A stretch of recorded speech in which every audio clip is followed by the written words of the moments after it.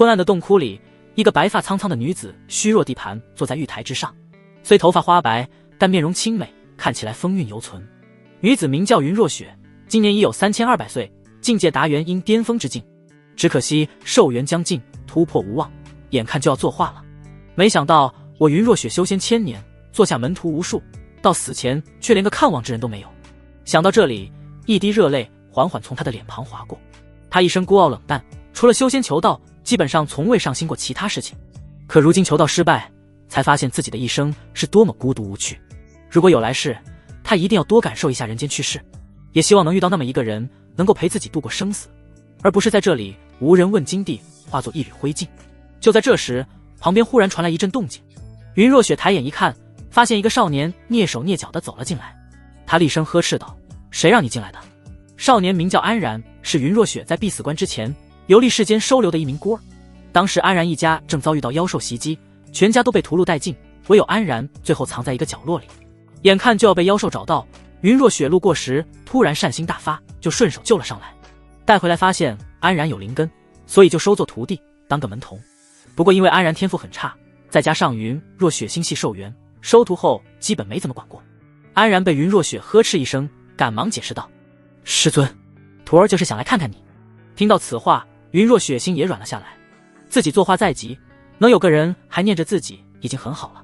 于是云若雪叹了口气，从怀里拿出一个储物袋扔给他：“为师虽收你为徒，但从未尽师责，这储物袋里面的修炼资源够你修炼到金丹期了，你拿着它速速离去吧。”因为云若雪元婴巅峰的修为，作画时动静很大，不想波及弱小的安然，而且自己修道数千年，底蕴丰厚，等消散了之后，肯定会有小钱来抢夺，到时候安然就更加危险了，所以让他早些离开这是非之地。安然接过储物袋，没有离开，而是默默地走上前来，站在了玉台旁边。“师尊，你哭了。”云若雪这才反应过来，一脸慌乱地擦拭掉脸上的泪痕。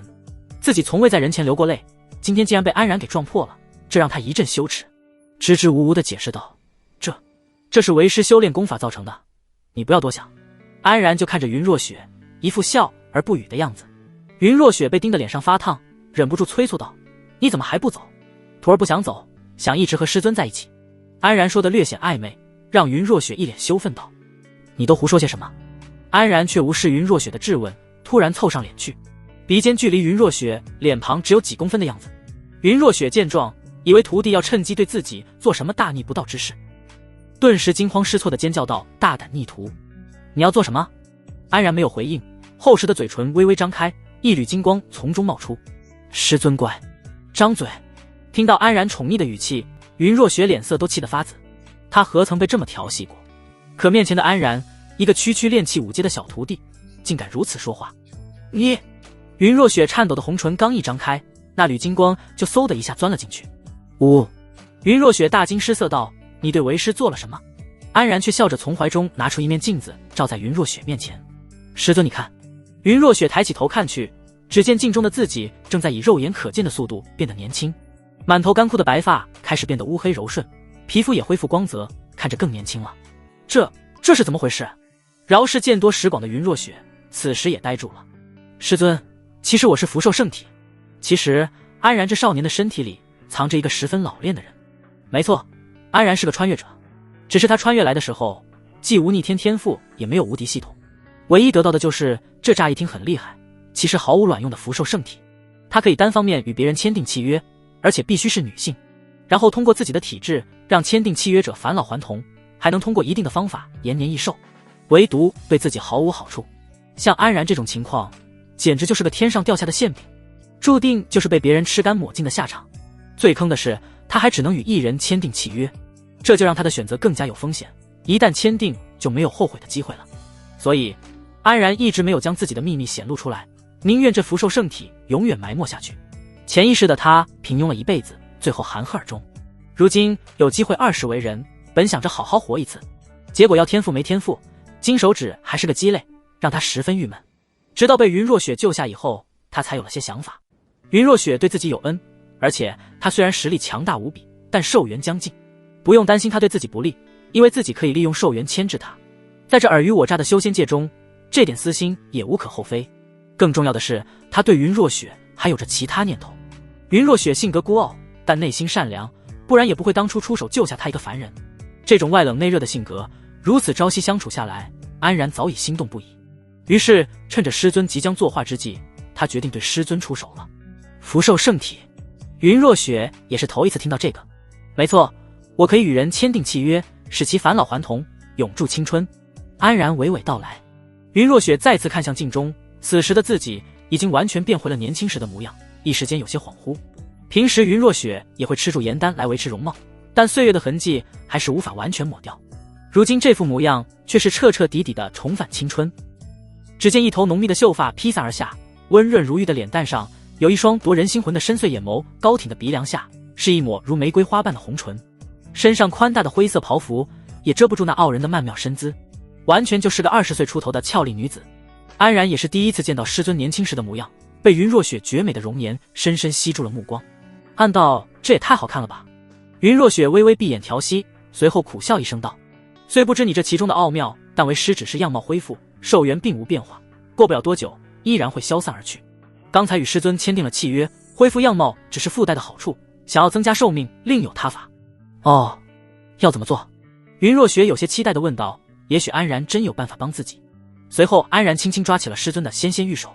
云若雪一惊，若是平时的她早一巴掌拍飞安然了，可如今大限将至，体内生命力枯竭，就算有无上修为也施展不出分毫，甚至连从安然手里抽出来都做不到，只能放声呵斥道：放肆！师尊要配合哦，不然寿元就增加不上了。云若雪咬了咬嘴唇，只得放弃了挣扎。安然看到服软的师尊，露出满意的表情，然后如同绅士般吻在了师尊细腻的手背上。云若雪感觉到手背上传来的温热触感，顿时慌了神。你……结果话还没说出口，突然一股舒畅感传来，体内生出了一丝微弱的气息。他面露惊讶，赶忙调息查看。很快，他的眼睛中透出一股震惊：我的寿元真的增加了。安然笑嘻嘻地问道：师尊感觉如何？云若雪再次确认一番，一脸的古怪：但我的寿元好像就增加了1天。虽然只有1天，但他却感觉到无比的精神，仿佛整个人又回到了曾经的巅峰状态。这是增加了1天满状态的生命力啊！云若雪抬起迷人的眼眸，面带疑惑地道：这到底是怎么做到的？我的福寿圣体可以靠嘴唇触碰身体，给签订契约者增加寿命。云若雪看了看安然那厚实的嘴唇，又回味了一下刚才被触碰到的滋味，顿时脸上闪过一丝红晕。这世间怎么会有如此奇怪的体质？安然也很无奈，但设定就是如此。而且准确来说，他的福寿圣体效果触发靠的是精血。人体中精血最集中的地方有2个，其中之一就是舌头。但安然总不能上去舔一口吧，真当舔狗啊！所以只能退而求次之，用距离舌头最近的嘴唇触碰，也能勉强触发效果。只是效果微弱，只能增加1天寿元的样子。也就是说，被然而触碰1次就是1天的寿命。云若雪忍不住问道：难道要让徒弟不停地亲吻自己吗？1年有365天，增加1年岂不是就要？也太羞耻了吧！安然怎么可能不知道师尊怎么想的，赶忙咳嗽2声，说明到我这增加寿命之法，1天只能生效1次。安然这次说谎了，其实每天想增加几次没有任何限制，只是每次触发效果都需要消耗不少精力。要是云若雪知道这件事，直接拿自己往死里薅，那不完蛋了。而且看刚才师尊的样子，绝对是有这个想法的。正所谓君子不立于危墙之下，就算他喜欢师尊，也不能毫无保留地把自己的秘密说出来。上辈子的阅历已经教会他，做事要循序渐进，否则很可能事与愿违。也就是说，我若想保持寿元，就必须每天被然而亲上一口。云若雪说到这里，脸上再次涌现起羞红。安然心中暗喜，看起来云若雪是相信了，计划进行得异常顺利。师尊对徒儿有恩，如今我会用我这副躯体维持师尊寿元，以报答恩情。听到安然这么说，云若雪心头一暖。他修道3000年，身边多是冷漠与无情，安然的有情有义倒是世间少有，让他头一次感觉到温暖。尽管刚才安然对自己做了不少轻佻的事情，却还算安分，没有太出格。这增加寿元的方式是有点古怪，但如果只是亲吻自己的手背的话，云若雪是完全能够接受的。就是刚才自己被安然搞得心慌意乱，平时的孤傲模样都被破坏了。于是他赶忙恢复清冷模样，试图挽回自己在徒弟心中的形象。嘿嘿，然而既然你帮了为师，有什么想要的吗？我想要师尊。这话安然只能在心里说说，现在直接说出来怕是要挨打。正所谓好饭不怕晚，他决定慢慢打开师尊的心房。徒儿想修习仙道，长生不老，这样就能保证师尊也能长生不老了。云若雪有些讶然，不过想想也是，如今他和安然已经绑定在一起，只要安然活一天，就能保证他活一天。安然表示出对自己的在意，让云若雪对他又生出不少好感来。于是云若雪朝着安然招手道，来到为师跟前坐下。安然赶忙乖乖在云若雪身旁坐好，一股师尊身上独有的芬芳划过鼻尖，清香四溢，令人心旷神怡。云若雪伸出白皙的手指点在安然的额头上，刹那间各种绝顶功法、极品丹方、无敌神通一股脑的涌入安然的脑海之中。这些东西你不用着急消化，等用得到的时候，为师会提醒你。面对云若雪的教导，安然点了点头。云若雪又从怀里取出一节胳膊粗细的精致翠绿铁杵，表面上刻着神秘的纹路，两边是圆头状，尖端有一根细细的银针。安然一脸好奇地接过来，拿在手中观摩起来。铁杵在轻微摇晃下发出阵阵轻盈，翠绿表面上透出淡淡微光，散发着无与伦比的清灵之气。云若雪一挥袖袍，一柄细长的铃铛出现在眼前，铃身略细，呈中形，下不开口，内部悬挂着一节金属丸，为深红色，散发着一股温润之气。两样法器上在工艺上极为相似，明显有着不小的联系。这是为师早年在一处远古秘境中得到了一对神品法器，你那一柄名为西木杵，我这一柄名为水伤铃。安然露出惊讶的表情，水伤铃作为师尊的本命法器，他自是见过，只是没想到水伤铃还有配对的法器。云若雪缓缓道来，因为灵根属性限制，西木杵与我并不搭配，一直被我雪藏，倒是与你的木属性灵根很是搭配，如今赠予你，你可将它炼化成自己的本命法器。安然却有些担心道，师尊，可我只是个伪灵根，修为现在不过炼气5阶，真的能驾驭得了这种神器吗？云若雪淡淡回应道，这不是有为师帮助你吗？你且按照我说的做。安然按照师尊的指导，用尖刺划破手指，一丝精血粘在了西木杵上。刹那间，西木杵就开始轻微颤抖，力道强烈到让安然都有点抓不住了。稳住，为师来助你。云若雪祭出水伤铃，漂浮在西木杵的旁边，铃铛轻微晃动，发出轻灵的声音，散发出淡淡的气息，就仿佛一位仙仙女子在安抚伴侣的暴躁情绪。很快，西木杵就在那股灵力的安抚下渐渐平息下来。看到西木杵稳定下来，云若雪指着道，你且缓缓放出灵力，包裹住西木杵。安然按照所说放出灵力，缠在西木杵的杵身上，慢慢将它全部包裹起来。随后西木杵开始发出一阵光芒，开始贪婪地吸收起那些灵力来。这个过程看似简单，却消耗极大。安然只感觉一股强大的吸力传来，因为他修为低下，坚持了仅仅1刻钟，灵力就枯竭了。哐当，安然一个没抓稳，西木杵落在玉台边缘，他则满头大汗地喘着粗气，脸色虚浮。云若雪一掌拍在安然的背上，一股浑厚的灵力瞬间冲进了空虚的丹田处，让安然一阵舒爽，忍不住发出一阵呻吟。云若雪却不准备让安然休息，再来。安然只得再次拿起西木杵，就这么循环往复地重复了10几次。可惜木杵依旧没有什么变化，而安然是真的累虚脱了。尽管有云若雪不停地补充灵力，但他自己的身体先扛不住了，一头栽倒过去。云若雪眼疾手快地将安然揽入怀中，放出灵力补充安然的消耗。看着怀中昏迷的少年，云若雪脸上露出一阵犹豫之色，伸出细腻的手指，轻轻在少年厚实的嘴唇上触碰了一下，感受到那湿润的触觉，他又闪电般的收回了手，像是做贼一样，好像确实没用呢。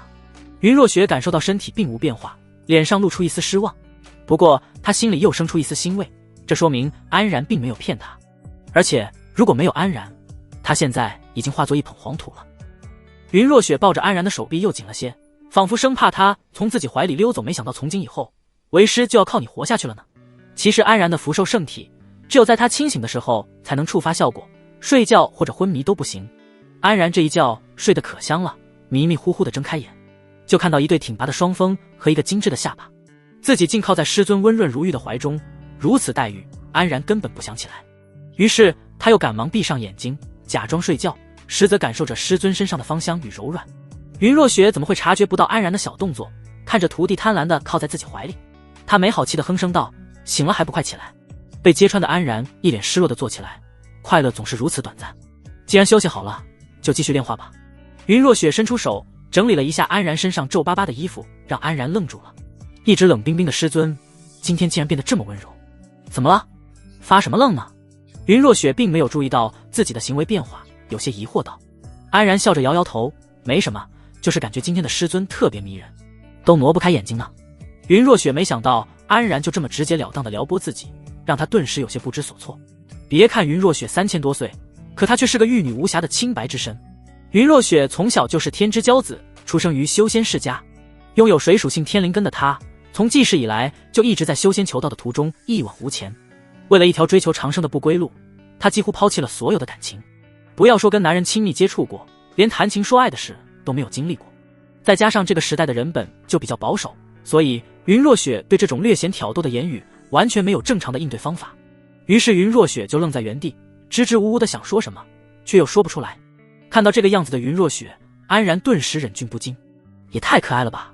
最后云若雪终于是恼羞成怒，伸出雪白的拳头，一拳打在了安然肩头上。不许调戏为师。这一拳云若雪可以说是放了一片海，不然安然已经被挫骨扬灰了。龇牙咧嘴的安然赶忙摆正姿态，要真惹得师尊生气可就糟了。他继续在云若雪的辅助下炼化西木杵，来回又是10几次后，安然再一次倒在台上，满脸的苦涩。这也太辛苦了吧。云若雪意味深长地道，修仙之途就是这样，容不得你半点懈怠。这要多久才能将它完全炼化？安然忍不住问道。以你现在的修为，每天这样用灵力滋养，少说要2个月啊。那我为什么不先提升修为，费劲炼化本命法器有什么用呢？安然一脸不解。云若雪娓娓道来，因为你灵根天赋稍弱，而西木杵有着温养灵根品质的能力，只要你能将它炼化，伪灵根就能提高为玄灵根，之后修炼起来也更加快速。安然恍然大悟，原来是这样。既然师尊已经为自己铺好了道路，那他还有什么可抱怨的？安然正准备拿起西木杵，可云若雪却突然说了一句：你是不是忘了什么事？云若雪有些不好意思地伸出细腻的纤手，但让她说出求人的话语又实在难以启齿。前不久刚被师尊教训过，转头安然就抛之脑后。安然怎会看不出来师尊的意思？他却装傻充愣道：什么事啊？云若雪又急又气，清冷模样顿时绷不住了。就是那个。哪个？亲我一下。云若雪的声音如同蚊子一般，脸上透过一丝红晕。什么？师尊大点声，我没听清楚。我说亲我一下。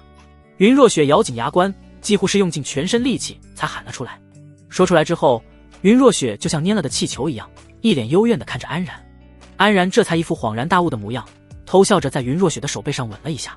看着原本清心寡欲的师尊被自己逗得方寸大乱，安然心中满满的成就感。云若雪体内气息涌动，那股舒畅感再次袭来，再加上刚才被安然一番操作弄得心乱如麻，以至于云若雪心里一直砰砰乱跳，久久不能平复。云若雪先手抚着胸口，好不容易才恢复了过来。没事，可能是刚开始的缘故，时间长了应该就习惯了。云若雪如此说服着自己。然而她不知道的是，这一切只是刚刚开始。云溪宗正中央坐落着一座金碧辉煌的宝殿，气宇轩昂。只是此时的大殿之中仿佛一股乌云密布。云溪宗一众高层人物悉数到场，每个人脸上看起来都阴沉不定。都这么长时间过去了，为什么雪望山那边还是丝毫没有动静？对啊，我之前夜观天象，按道理说这几天云老祖就应该作画了才对，可元婴大能作画时爆发出来的灵力可撼天动地，更何况云老祖元婴巅峰的修为，现在却一点反应都没有，这对吗？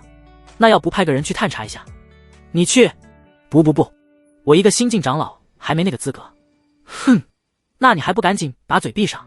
正在众人吵得不可开交的时候，大殿最上方的一位肩宽体阔的中年男子忽然大喝一声：肃静！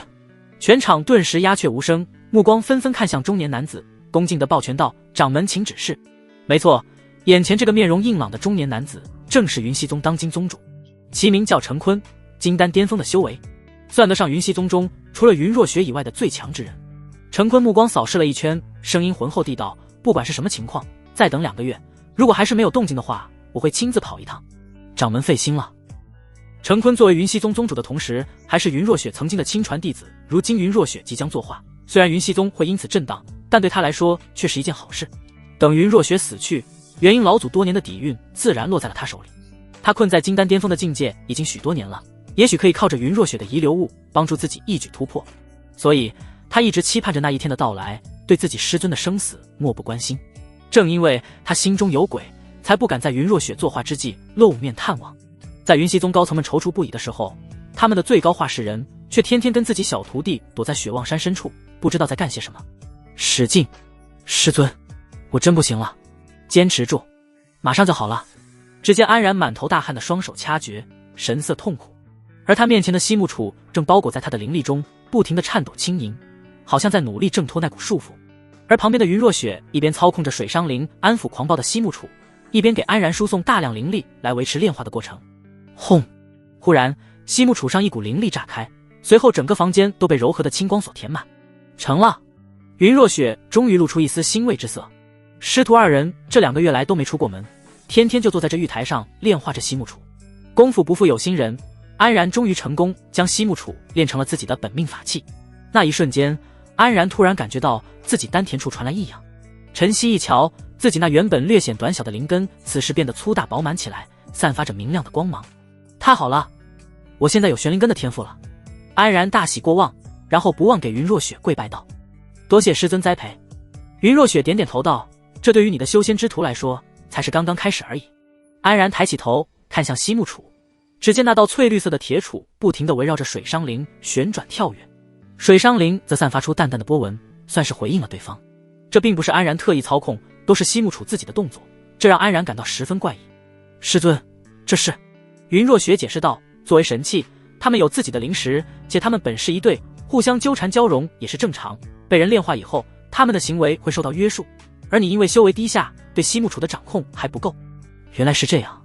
安然试着对西木杵发出指令，西木杵的动作停顿了一下，然后看着有些不乐意的飘回了安然的面前。感受到了西木杵的那种情绪，安然也觉得十分好玩，随后放开了对他的控制，他又立刻屁颠屁颠的跑到水伤灵旁边献殷勤去了。看着2样神器在半空中相互呼应，也勾起了安然的小心思。他笑嘻嘻的凑上来抓起了师尊的纤手。云若雪惊了一下，不过他以为安然要亲他，就没有挣脱，因为这2个月来每天都会来一次，而且被安然亲完之后，身体会感到十分舒畅，甚至让他都有点期待起每天的亲昵之举了。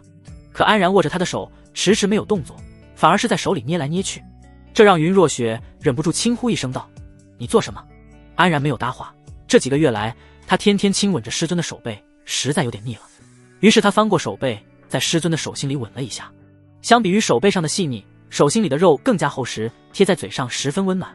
云若雪感觉到手心痒痒的，脸上闪过一丝绯红，嘴上却没说什么。安然看着云若雪默许了自己的行为，心中暗喜，于是他没有松手，继续抓着师尊的手轻抚起来，感受着那份温软。云若雪先是愣了一下，随后赶忙从安然的魔爪下抽走纤手，嗔怪道：逆徒还不收敛？嘿嘿，师尊的手又好看又细腻，摸着可舒服了。安然笑着道。被安然这样夸，云若雪心里竟生出一丝欢喜，但她还是强行板着脸道：今后要专心修炼，不许再做这般轻浮之事。安然只得点点头，表面答应着，但心底已经有了一系列攻略的师尊的计划。2人沉默了一会儿，云若雪突然咳嗽2声，有些扭捏地问道：你想不想和为师双修？啊！安然还以为自己听错了，张大了嘴巴。云若雪一眼就看出安然的歪曲想法，顿时红着脸，气急败坏道：想什么呢？这是一种功法修炼的方式，水伤西木2者可相辅相成，为师主修的功法就是水伤灵配套的千伤心法，而西木杵也有一套名叫西和神功。安然脑海里顿时冒出一本功法内容来，正是云若雪先前传给自己的众多绝顶功法之一。他开始在脑海里仔细阅读起来。西和神功，一种适用于木属性灵根的绝顶功法，其兼顾灵动与霸道，不仅可以加强修炼速度，还拥有十分不俗的战斗技法，而且与西木神杵配套着各种强力技法。里面还提到了与千伤心法的双修之法。上面提到千伤心法为水属性功法，在万物生克关系中水生木，所以千伤心法的修炼者可以辅佐西和神功的修炼者更好的提升修为。也就是说，在这双修之法中，以西和神功为主，千伤心法更像是专门为西和神功增强效果的功法。但千伤心法也并不是一点好处都没有，西和神功可以帮助千伤心法修炼者突破境界。一般来说，渡天劫只能靠自己，不然天道会降下天谴，使其境界无法再提升半步。但西和神功能够千伤心法的使用者渡劫之时直接出手帮助，且不会影响到渡劫后的境界提升。如此特性也是极为惊人的，但对于云若雪来说，这份特性可以说是毫无用处。因为安然修为低的可怜，根本不可能帮他突破境界，所以这双修之法完全是云若雪单方面的付出。不过云若雪对此倒是没什么意见，他本就想靠着这种特性让安然快速提升，从而也能让自己的寿元更加有保障。看完功法之后，安然也能猜到云若雪的意图，只是没想到师尊竟愿意为此成为自己灵力炉鼎一般的存在。一个元婴巅峰的炉鼎，想想就觉得刺激。你且按照上面所说运功试试看。云若雪提议道。安然也不废话，按照西河功法上所说，嘴里默念口诀，两手掐诀，灵力快速在身体里运行起来。西木楚也仿佛受到了召唤，飞回安然的身旁，乖巧地悬浮在他身旁。楚身上散发着阵阵光芒，与安然身上的灵力相呼应。神楚与功法相配，那感觉果然不一样。再加上灵根升级，安然身体中的灵力运转速度比起先前快了5、6倍有余，让他喜上心头。与此同时，云若雪靠近过来，盘腿坐好。水伤灵在他的催动下，也悄悄来到安然身旁。西木楚略显激动地迎上来，用他那圆头轻轻触碰了一下水伤灵的灵身。灵，水伤灵在碰撞下发出轻盈，一股精纯无比的磅礴灵力被化作一道道绵绵细水，缓缓顺着西木楚流入安然的丹田。安然只感觉到一股暖流进入了丹田，灵根瞬间被温暖包裹，浑身舒畅。在师尊的加持下，原本艰难的功法运转也变得轻松起来。两人就这样修炼了一整天，安然才有些意犹未尽地睁开眼睛。他没想到修炼原来可以这么轻松舒服，这就是双修之法的神奇之处吗？天哪，这才第一次修炼，我感觉已经快突破炼气6阶了。安然看着这次的修炼成果，一脸惊讶。云若雪则面容有些古怪，她也没想到安然能提升得这么快。从他传输灵力帮助安然运功时，就发现安然吸收自己传输过去的灵力格外轻松顺畅，就仿佛自己的灵力本来就是他的一样。就算是有神器和功法加成，也不该有如此惊人的效果。难道说我和他灵根的相性很好？云若雪忍不住猜测道。世间修仙者不计其数，所持的灵根更是千奇百怪，除了5行基本属性，还有各种变异灵根，但他们都躲不开相生相克的天道。就比如云若雪的水灵根生扶安然的木灵根，所以云若雪可以辅助安然修炼。而所谓相性，则是灵根的外形贴合程度，灵根越是贴合，灵力适配度就越高。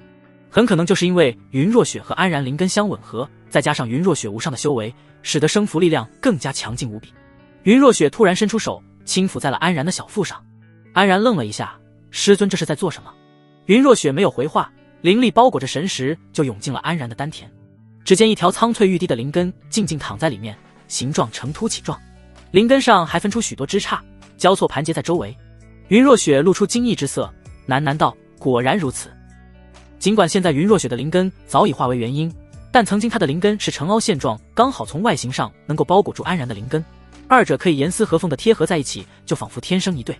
甚至云若雪观察着安然的灵根，心底生出一股亲切感。那一瞬间，藏在自己丹田中的元婴都颤动了一下。师尊在看我的灵根吗？安然感觉到了丹田的异样。云若雪点点头，有些不自在的缓缓将手收回来。那我能不能也看看师尊的灵根？云若雪看了一眼躺在自己丹田处的俏丽女童，当场拒绝道：不行。安然开始抗议起来，这不公平。听说修炼到后面的境界，灵根会产生很多变化，比如金丹期，灵根会化作一颗金丹，作为孕育元神的胚胎。到了元婴期，金丹又会孵化出元神的初始形态，就像婴幼儿一样，所以被称为元婴期。安然自然也十分好奇师尊的元婴长什么样子。这无关公平，不行就是不行。云若雪语气很坚定。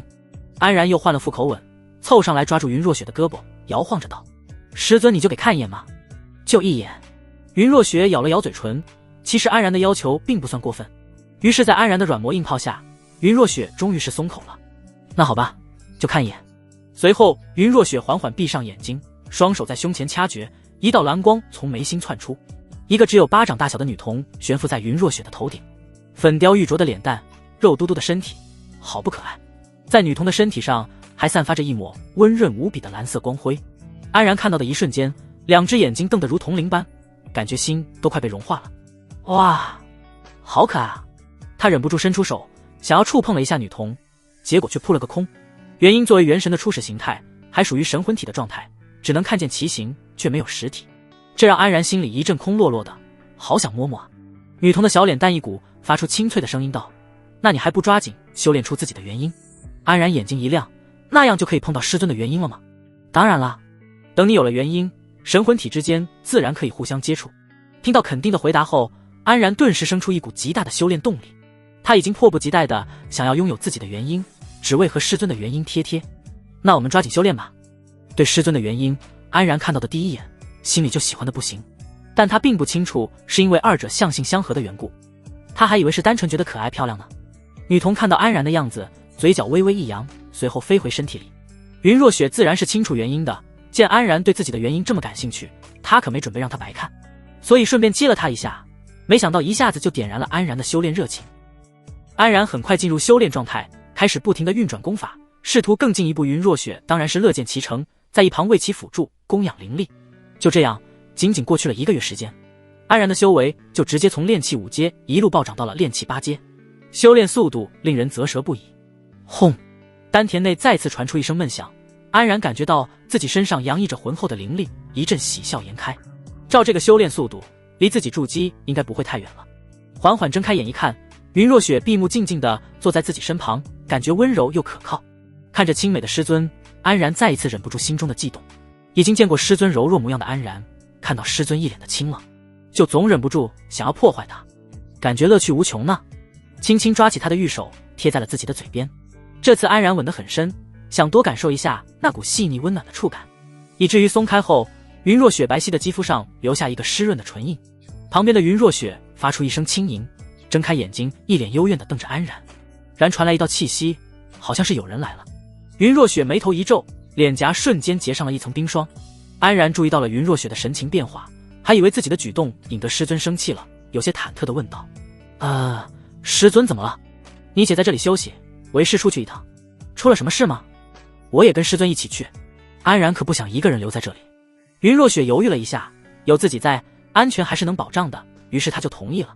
刹那间，云若雪就化作一股雪霜，将安然包裹住，一同遁出了大门。在云溪宗众多山头中，有一座不起眼的山峰，峰顶染雪，名为雪望。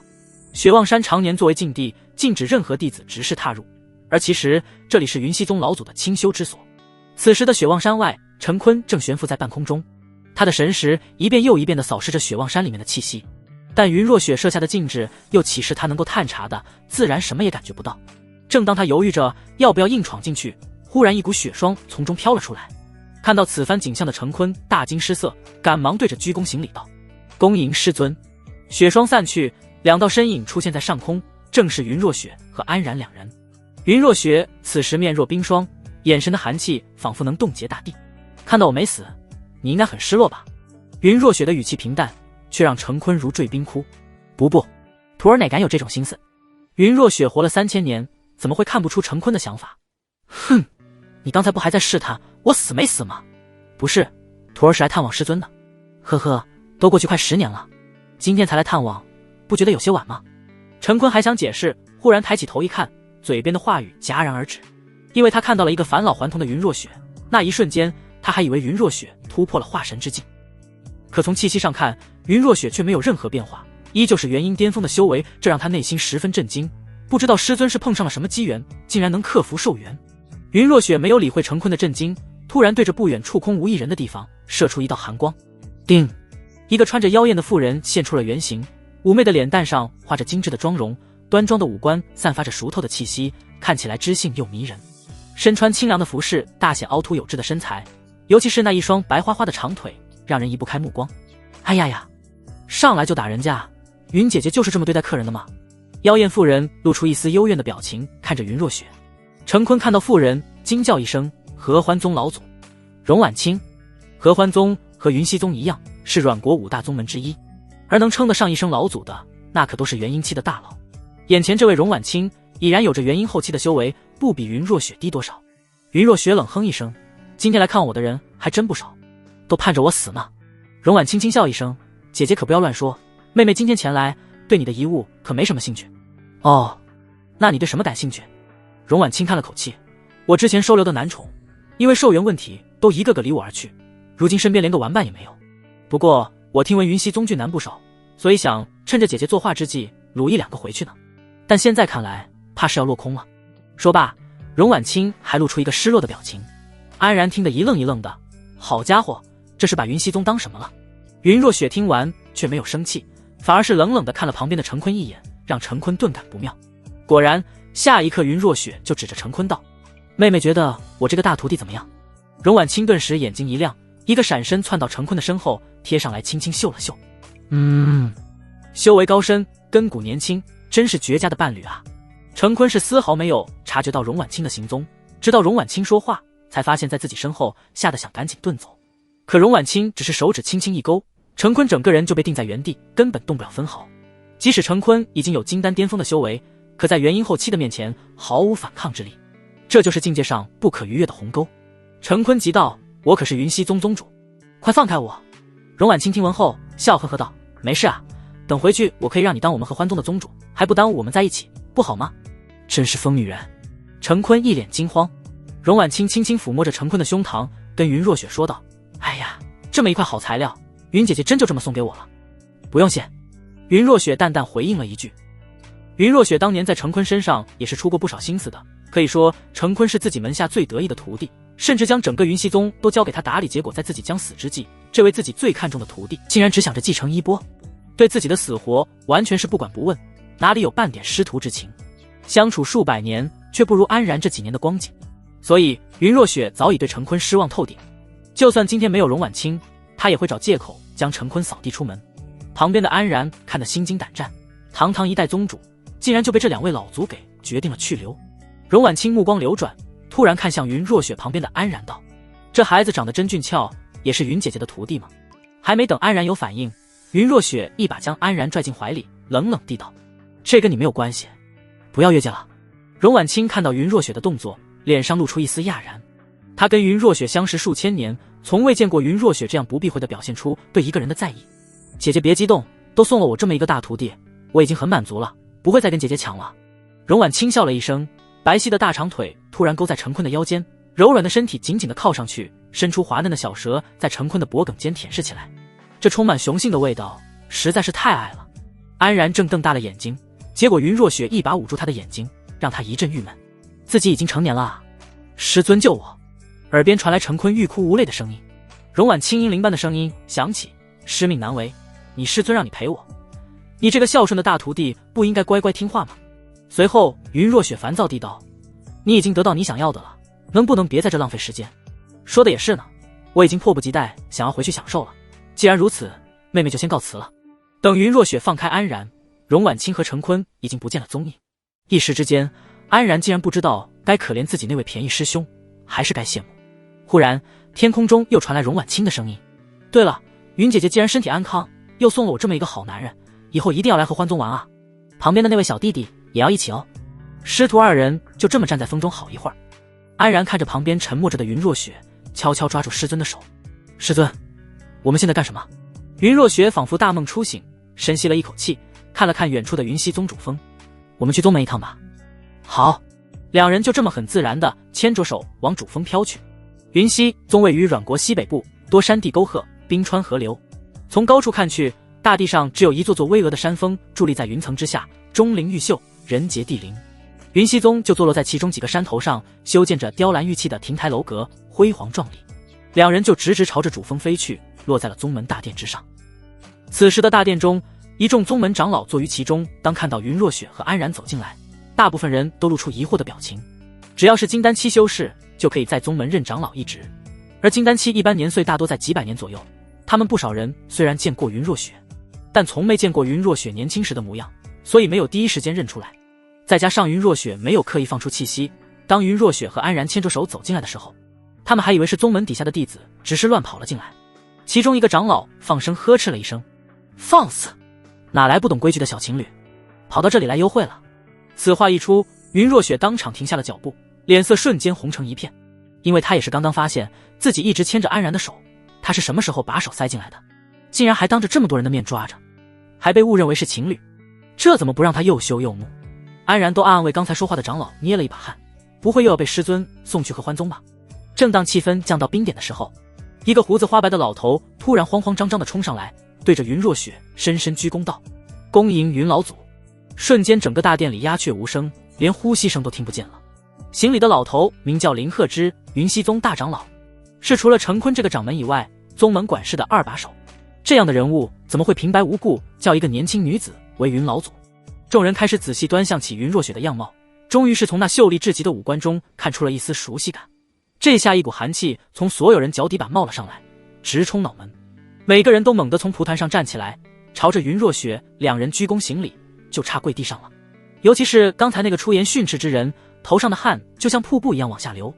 晚辈刚才是有眼不识泰山，冲撞了云老祖，还望老祖恕罪。说罢，手掌上还冒出一股黄光，狠狠扇了自己2个嘴巴子。那是真使劲啊，都用上高阶技法了。2巴掌下去，脸上肉眼可见的红肿起来。云若雪脸上的红晕其实是羞意大于怒意，其他人却以为云若雪生气了，一个个噤若寒蝉，保持着躬身的动作，完全不敢动。云若雪此时心里一片挣扎，不就是牵个手吗？师尊领着徒弟不是很正常。想到这里，云若雪反而将安然的手握得更紧了，大踏步地走上前去。安然感觉到师尊的主动，心里一阵窃喜。够了，都起来吧。云若雪冷淡的声音响彻大殿。等众人抬起头来，云若雪已经拉着安然坐在了大殿主座上，安然就站在一旁，手依旧被师尊紧紧抓着，轻轻搭在扶手上。林鹤之看着坐在主位上的云若雪，面露惊异之色。他可能是宗门里除了陈坤以外，唯一能认出云若雪年轻模样的人。林鹤之虽不是云若雪亲传弟子，但入门很早，甚至比陈坤都早，距今已经快1000年之久了。当时云溪宗刚刚建立，云若雪作为开宗立派的老祖，经常抛头露面。林鹤之靠着普通门徒的身份，一路刻苦修炼，不知多少年才晋升为大长老。如今过去这么久，竟然又再一次目睹云若雪年轻时的芳容，心中也是一阵惊叹。但云若雪为什么能返老还童，他却没什么头绪。于是他试探地问道：宗主大人不是去探望云老祖了吗？怎么没见和老祖一起过来？云若雪冷冷地回应道：他已经不是我云溪宗的人了，从今往后你们不得让他再踏入云溪宗一步。众人大惊，怎么这先前还活蹦乱跳的宗主，突然就被开除宗籍了？如果他们知道陈坤是被和欢宗老祖掳了去，不知道又会是什么感想。谨遵老祖之命。众人虽然震惊，但也不敢提出任何质疑。云若雪看着林鹤之道：但宗门不能一日无主，接下来就由你暂代宗主之职吧。谢老祖，晚辈定不负所托。将宗门事务处理好后，云若雪又说道：之前我寿元将近的消息传得到处都是，你们速去带着我的信物去各个宗门吹吹风，免得他们对云溪宗有什么非分之想。说罢，云若雪从怀里散出一众玉筒，上面有她的灵力印记，交给众长老。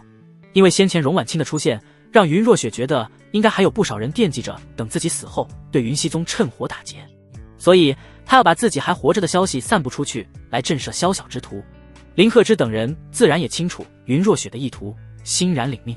不过在这过程中，众人的目光时不时落在旁边的安然身上，对这位云若雪领着的年轻男子十分好奇。修为很低，但看老祖好像十分上心，从头到尾都攥在手里。林鹤之终于忍不住开口问道：晚辈斗胆询问云老祖，不知旁边的这位年轻人是老祖的新徒弟吗？云若雪点点头，承认道：没错，他是我的关门弟子，但这件事你们不要外传，以后多留意一下就行了。众人应诺，林鹤之心里却一阵惊奇。云若雪早年也收过不少亲传弟子，陈坤都算是门下最看重最得意的弟子了，可陈坤都没享受过陪同在云若雪身边的待遇，更别说让云若雪亲自领着了。云若雪生性孤傲冷淡，就算是亲传弟子，也就只有传道授业，从不展现出半点感情。可今天的云若雪却对这位关门弟子展现出了前所未有的关怀，这让林鹤之不禁多看了安然几眼。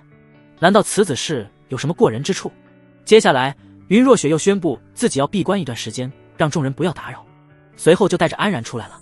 来到大殿外面，感受着宗门独有的环境和氛围，安然心情一阵舒畅。师尊，我们要不要在宗门里逛逛？徒儿还从没来过呢。自从被云若雪带来，安然就一直留在雪望山中深居简出，自己也懒得一个人出来逛，但今天有云若雪陪着，那心情肯定不一样。云若雪略微迟疑了一下，点点头道：那好吧，我们一起走。他将自己的气息压制到炼气期，然后换上了一身弟子服，白底轻边的长袍配合着云若雪绝美的容颜，衬托出一股清纯动人的气质。而安然本身就一直穿着弟子服，这下两人就装成了云溪宗普通的弟子模样，行走在宗门之中。连一众长老都认不出现在的云若雪，更不要说下面的执事和弟子了，更不可能认出来。但是云若雪那清美的样貌和出众的气质，引得不少人露出惊异的表情。宗门里什么时候多了一位这么好看的女弟子？察觉到周围带有倾慕的目光，云若雪道没什么感觉。安然却有些得意起来，忍不住再次牵住云若雪的手。这下周围的目光顿时变得幽怨起来。这小子谁啊？云若雪愣了一下，心里一阵羞怒，但可能先前已经在众长老面前牵过手，让云若雪心理上有些习惯了，所以他也没有挣脱，只是没好气地瞪了安然一眼。见到师尊没有抗拒自己，安然心里一阵舒爽，师尊已经开始接受自己了呢。不过这种好心情没有持续多久，就被3个男弟子给挡住了去路。喂，你谁啊？怎么从没在宗门里见过你？这些人明显是冲着安然来的，见到安然牵着云若雪这样美丽的女弟子，极度让他们面目全非。面对对方的咄咄逼人，安然心中也没有太大波动，笑着打招呼道：在下是新晋弟子，很少出来活动，见过几位师兄。这3个男弟子都是炼气9阶或是炼气巅峰的修为，不然也不敢来找安然这个炼气8阶的麻烦。他们又把目光投向旁边的云若雪，那她又是谁？先前也没在宗门里见过呢。云若雪面无表情，若是平时被这样拦路，她早2巴掌扇飞对方了。但今天安然在旁边，她倒想看看安然要怎么应付。安然看了看旁边无动于衷的云若雪，心中一时兴起，介绍道：她是我的女朋友，跟我一同进的宗门。女朋友？不仅是3个男弟子满脸问号，连云若雪也眉头一挑。这是什么意思？在这个世界中是没有女朋友这个词汇的，他们当然不可能理解其中所蕴含的意思，只有安然独自体会其中的快感了。安然心中暗爽地道，就是字面意思，女朋友，女性朋友吗？几人这才恍然大悟，既然只是朋友，你又凭什么抓着他的手？这不是耍流氓吗？其中一个男弟子厉声质问起来。安然实在懒得跟这群家伙争辩，于是就抱拳道：我女朋友想怎么牵就怎么牵，跟你们也没什么关系，告辞。说罢，安然就继续拉着云若雪往旁边走去，结果其中一个男弟子气不过，一把抓在安然的肩膀上，想拦住他。安然神色一沉，反手就一掌拍出，浑厚的灵力汹涌而出，直接将那名男弟子打飞出去。众人震惊，没想到安然竟然出手如此果决狠辣。安然主打的就是要么不出手，要出手就绝不手软。安然冷着脸道：这只是警告，如果再找麻烦，我可就不客气了。连云若雪都露出惊色，她还是第一次看到这样子的安然。你找死！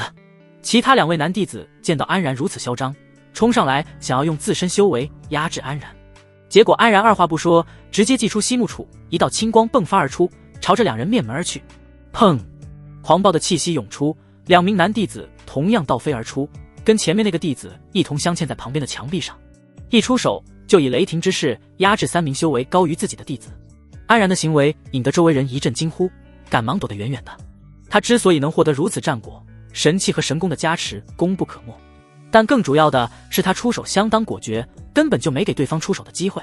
安然收起气息，一回头就看见云若雪一脸惊讶地看着自己。怎么了？师尊。云若雪本以为徒弟会被这3人的纠缠给吓到，从而恳求自己出面解决，结果安然是丝毫不惧，甚至刚才散发出来的气势之强，让云若雪都有点意外。自己这个徒弟还真是不简单呢。没怎么。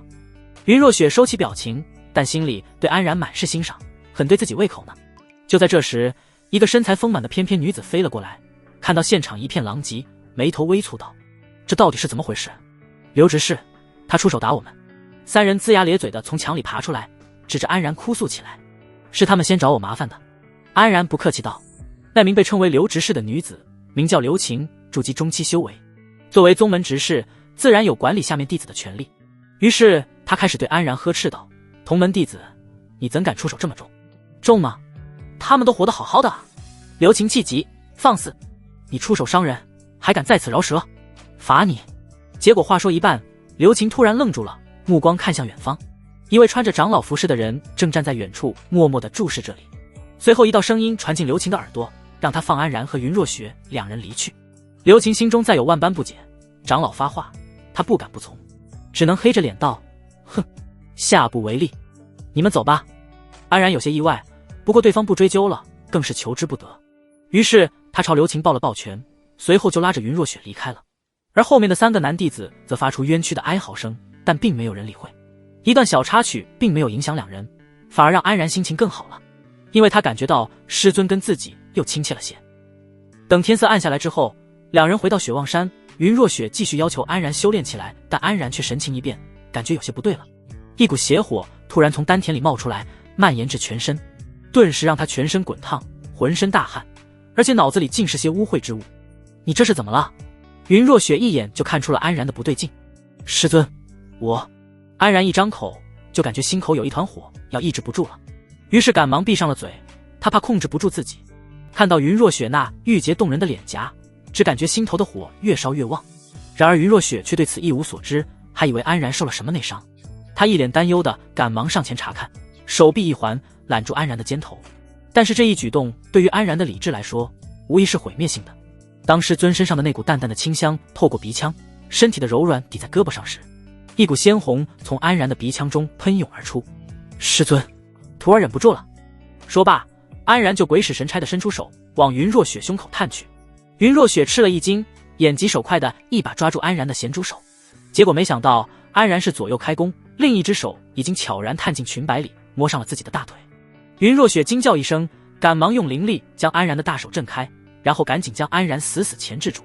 当他注意到安然正红着眼睛死死盯着自己胸口看的时候，他终于明白了是怎么回事。那蛊惑人心的妖女。云若雪暗骂一声，赶忙一道灵力打入安然体内，帮他驱散那股阴邪之力。然而那股残留的阴邪之力好驱散，但安然已经紊乱的心智却一时半会儿恢复不过来。安然依然是使劲挣扎着往云若雪身上蹭去，面色潮红。你清醒一点！云若雪皱着眉头大喊了一声。然而安然却仿佛没有听见一般，自顾自的喃喃道：想和师尊贴贴。好喜欢师尊。云若雪虽然不知道贴贴是什么意思，但后面那句是听得一清二楚。你！云若雪是又羞又怒，心神大乱。安然突然伸出脖子，撅着嘴就往云若雪脸上呼来。云若雪大惊失色，下意识抽出手一把按住安然的脑袋，结果让安然空出手来一把搂住纤腰，整个身体都贴了上来。再这样为师可就要生气了。云若雪虽然言语警告着，但身体却迟迟没有行动。不知为什么，被安然贴上来的时候，她身上感到一阵酥软，完全不想使劲。一个元婴期师尊竟被一个练气期的徒弟给死死抱住，师尊身上香香软软的，好舒服啊！安然还在胡言乱语，云若雪听得脸上一片绯红。呜，你手别乱动！安然的手还在腰间又揉又捏，让云若雪瘙痒难耐，忍不住轻吟出来。可恶！终于忍无可忍的云若雪体内爆发出一股水流，直接将安然卷起来，包裹着托举在了半空中。摆脱安然的云若雪这才气喘吁吁地缓过来，胸口还在猛烈的上下起伏着，凭安然那点修为还不至于让云若雪如此难堪，主要是针对心灵上的冲击太大了，让云若雪一时有些无法接受。他喜欢我？云若雪咬着嘴唇，神色复杂。说实话，以云若雪的风姿，3000年来自然是追求者无数，被人喜欢这件事好像对她来说并不是什么稀奇事，只是她一直断绝情感，对这些完全无感。但是自从冰灵去世的那一刻，才发现自己并没有想象中那么坚强。被安然救下后，云若雪心中也有什么被悄然打开了。可师徒二人之间怎么可以有这种禁断感情？不是大逆不道吗？在云若雪失神发呆的时候，冰冷的液体刺激着安然的精神，神识总算是恢复了一些。我咕噜噜，安然晃着脑袋想说什么，结果一张嘴就灌了一口水。看到安然溺水，云若雪这才回过神来，赶忙散去水流。哗啦啦，安然尖叫着从空中跌下来，云若雪又放出一股灵力，将他缓缓托举而下。师尊，发生什么事了？哪来这么多的水啊？落下的安然一脸茫然地擦着身上的水迹，仿佛对刚才事情毫不知情。他确实不记得自己刚才干了什么，心智完全迷失之后，记忆也跟着一并消失了。云若雪则脸色微红地嗔怪道：还不是怪你？怪我？安然更迷茫了。云若雪无奈地看了安然一眼，没有多说什么，然后上前伸手摸在安然的额前，开始探查安然体内的情况。云若雪并没有把详细情形告诉安然，但是她已经猜到原因了，肯定是先前的荣婉清在不知不觉中给安然施展了什么迷惑人心神的法术。他们合欢宗最是擅长精神类法术，神识不够强的人很容易中招，像安然这样的练气期自然是抵抗不了分毫。云若雪心中也暗暗怪自己，光顾着保护安然的人身安全，却没有注意到神识攻击。安然有些奇怪地道：师尊，这是在干嘛？为师给你检查一下身体，看看有没有受伤。安然摆摆手道：怎么会呢？我感觉很好啊，放开我吧。云若雪却并不撒手：我再仔细探查一下，免得有什么隐患。安然只得无奈的继续被云若雪抓着摆弄，不过他还挺享受被师尊灵力滋养的感觉，就像是清澈的溪水流淌过树木的根系枝干，温润而泽。结果享受了一会儿，竟然就直接睡了过去，发出阵阵轻微的鼾声。云若雪看着安然睡得那么香，没好气的哼了一声：哼，真是个孽徒呢。第二天，安然被一阵涓涓细流声吵醒了过来，一睁眼就看见云若雪站在一个巨大的木桶旁边，白皙的纤手轻轻搭在桶边，一股清泉缓缓从细腻的指尖滑落进桶中。师尊，这是在干什么？见安然醒来，云若雪淡淡道：“这是我用凝神香乳液稀释过后的水，修道之人泡进去，可温养精神，对神识大有好处。”经过昨天的狼狈，云若雪也是准备在神识这方面下功夫了。安然挑了挑眉头，这算泡药浴吗？愣着干什么？还不快脱衣服！云若雪提醒一句，顿时让安然尴尬了起来。啊，我要脱光吗？云若雪露出一个无语的表情，流涧内沉。哦。安然很快脱下外衣，在云若雪的指示下，缓缓进入木桶之中。一股清凉之感从脚底板直通天灵盖，让安然忍不住直发颤，嘴里发出一阵怪叫。从今天开始，你每天就泡在这里面修炼。云若雪抬起手，微微一晃，木桶中的水流顿时变得激荡起来，仿佛烧开的沸水。安然吓了一跳，但是并没有滚烫的感觉，只是感觉到一种神奇的物质从自己皮肤上的毛孔中慢慢渗透进身体。他知道这是师尊在为自己加快吸收，所以不敢浪费，赶忙闭眼运功。大概过了小半天的时间，木桶之中的清水变得浑浊，云若雪也缓缓放下了手。安然睁开眼睛，露出惊讶的表情，因为此时的他感觉到对这个世界有了更清晰的感觉，周遭的一切都被他的感知涵盖着。这就是神识吗？安然一脸欣喜道：“这只是最基础的神识感知，你先试着聚精会神地集中在某一处。”安然试着操纵神识，在屋内缓缓摸索探查，最后慢慢地移动到了师尊的胸部。你在看哪里？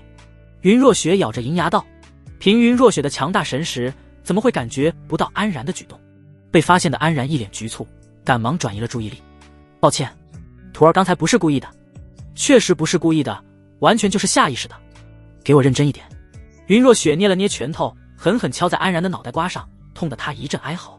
安然这下老实了不少，在云若雪的教导下，开始熟悉神识的操控。然后云若雪将木桶中的污水引出去，纤手再次搭在木桶边缘，清澈的水流从指尖滑落。安然看得一阵奇怪，忍不住问道：“这水怎么是从师尊身体里流出来的？我是水属性灵根，这是我灵力化作的水流。”听到云若雪的解释，安然又问道：“那这水可以喝吗？”“当然，而且里面蕴含着我精纯的灵力，你若是能够吸收，也是大有好处。”安然听闻，直接把嘴搭了上去。云若雪手上的水流哗啦啦全部流进了嘴里。哇，是甜的！一时间，安然还有点喝上瘾了。云若雪没好气的一巴掌将他打走。这里面有凝神香乳液，别浪费了，想喝为师等会给你。等木桶里的水满了之后，安然突然想起什么。对了，今天的例行之事好像还没做呢。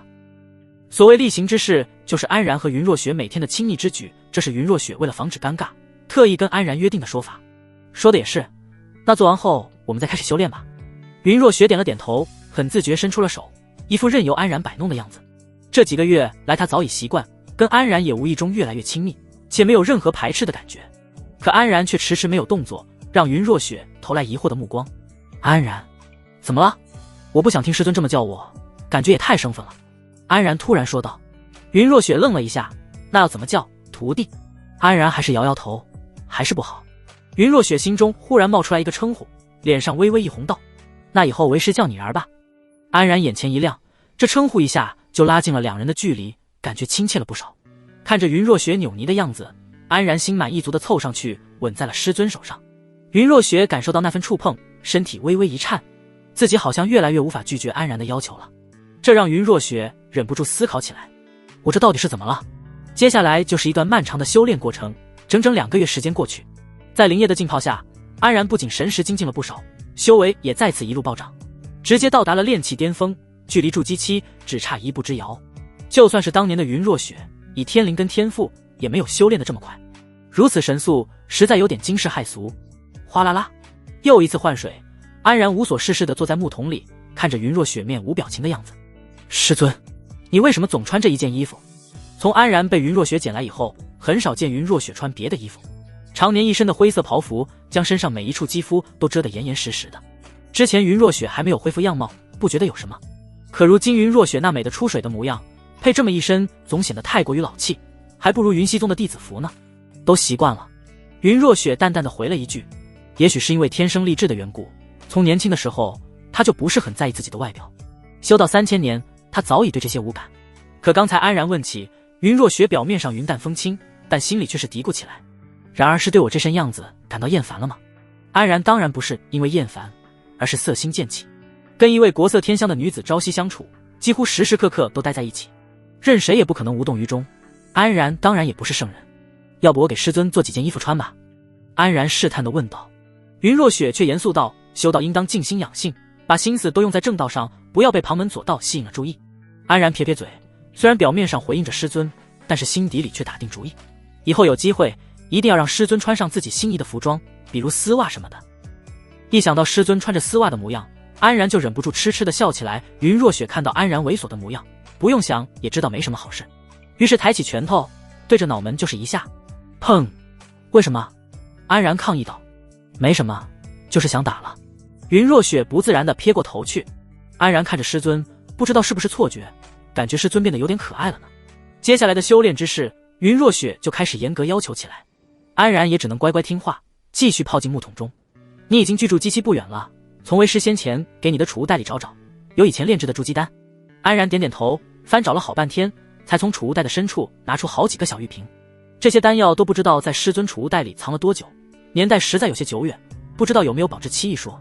筑基丹虽然只是2阶丹药，但云若雪出手，品质自然保证是绝品丹药。安然拿出一颗放进嘴里，顿时一股绵柔之力化开，磅礴的精纯灵气在体内炸开。收敛心神，尽快的去吸收那些灵气，将它们囊入你的灵根之中。云若雪的声音在耳边指导着，安然不敢懈怠，全力运功吸收。这绝品筑基丹中的精纯灵气果然不同凡响，光是将这些药力全部吸收，安然就用了半个月的时间。中途除了完成每天的例行之事，几乎没有喘息的时间。但当安然再次睁开眼睛的时候，他感觉到自己的灵根有一种脱胎换骨的清灵感，看来是时候一举突破了。不过在突破阶段，云若雪就帮不上任何忙了，只能靠安然一人。他向安然讲述了不少经验，但能用上多少，就看安然自己能感悟多少了。安然聚精会神，气沉丹田，开始了第一次冲击筑基。一股能量从灵根中爆发而出，而安然则收紧气息，将那股狂暴的灵力压制在体内。体内一阵翻涌，让安然痛苦不堪，汗流浃背。只要撑过去，就能成功突破。可恶！一声不甘的怒吼下，一股能量从安然身体里炸开。轰！第一次突破最终还是失败了。安然脸上露出一丝失落。没事，很少有人第一次筑基就能够成功的，就算是为师，当年也筑基了2次。云若雪的话让安然心里好受了些，然而他还是过于乐观了。当他第2、第3次筑基失败的时候，他终于觉得有些不对劲了。轰！又一阵灵力炸开，安然气急败坏地睁开眼睛，又失败了。这已经是这2个月来安然第4次冲击筑基境界，结果全部以失败告终。安然一脸痛苦地坐在玉台上，他几乎把所有的精力心思都放在了突破筑基上，可依然没有任何进展。因为先前修炼得过于顺畅，这种接二连三的失败让他感到极为挫败。炼气期修炼快，主要是因为前期修炼主要靠灵力的积攒，有云若雪这位元婴大佬辅助，再加上各种加持，安然想慢点都难然。而到了突破境界，提高灵根质量的时候，云若雪的就帮不上忙了。自古以来，甭管你是什么天赋，突破境界永远是所有修仙者无法坦然面对的噩梦。即使是云若雪这样的天之骄子，也同样被这一环节给扼住了命运。云若雪看到安然急躁的模样，下意识的想安慰一下，结果一张嘴道：没关系的，为师不会嫌弃然儿的。安然听了这句话，彻底破防，直接往角落里一蹲，开始自闭。云若雪看到安然的样子，一时有些不知所措。然儿，你怎么了？师尊，让徒儿静一静吧。云若雪慢慢凑过去，伸出手搭在安然的肩膀上，想说什么又不知道怎么安慰。师尊身上特有的清香从旁边拂过安然的鼻尖，让人心情舒畅了不少。安然心头一动，坏笑着往师尊怀里倒去。云若雪惊叫一声，安然已经靠在了他的怀里。本以为师尊会一把推开自己，却没想到下一刻师尊的胳膊就环住了自己，还往怀里又抱紧了些。然而这样会感觉好一点吗？云若雪扭捏的声音在耳边响起，让安然顿时愣住了。师尊今天是变性子了。其实云若雪脸上也有点害羞，她见安然伤心，只是想让他恢复心情。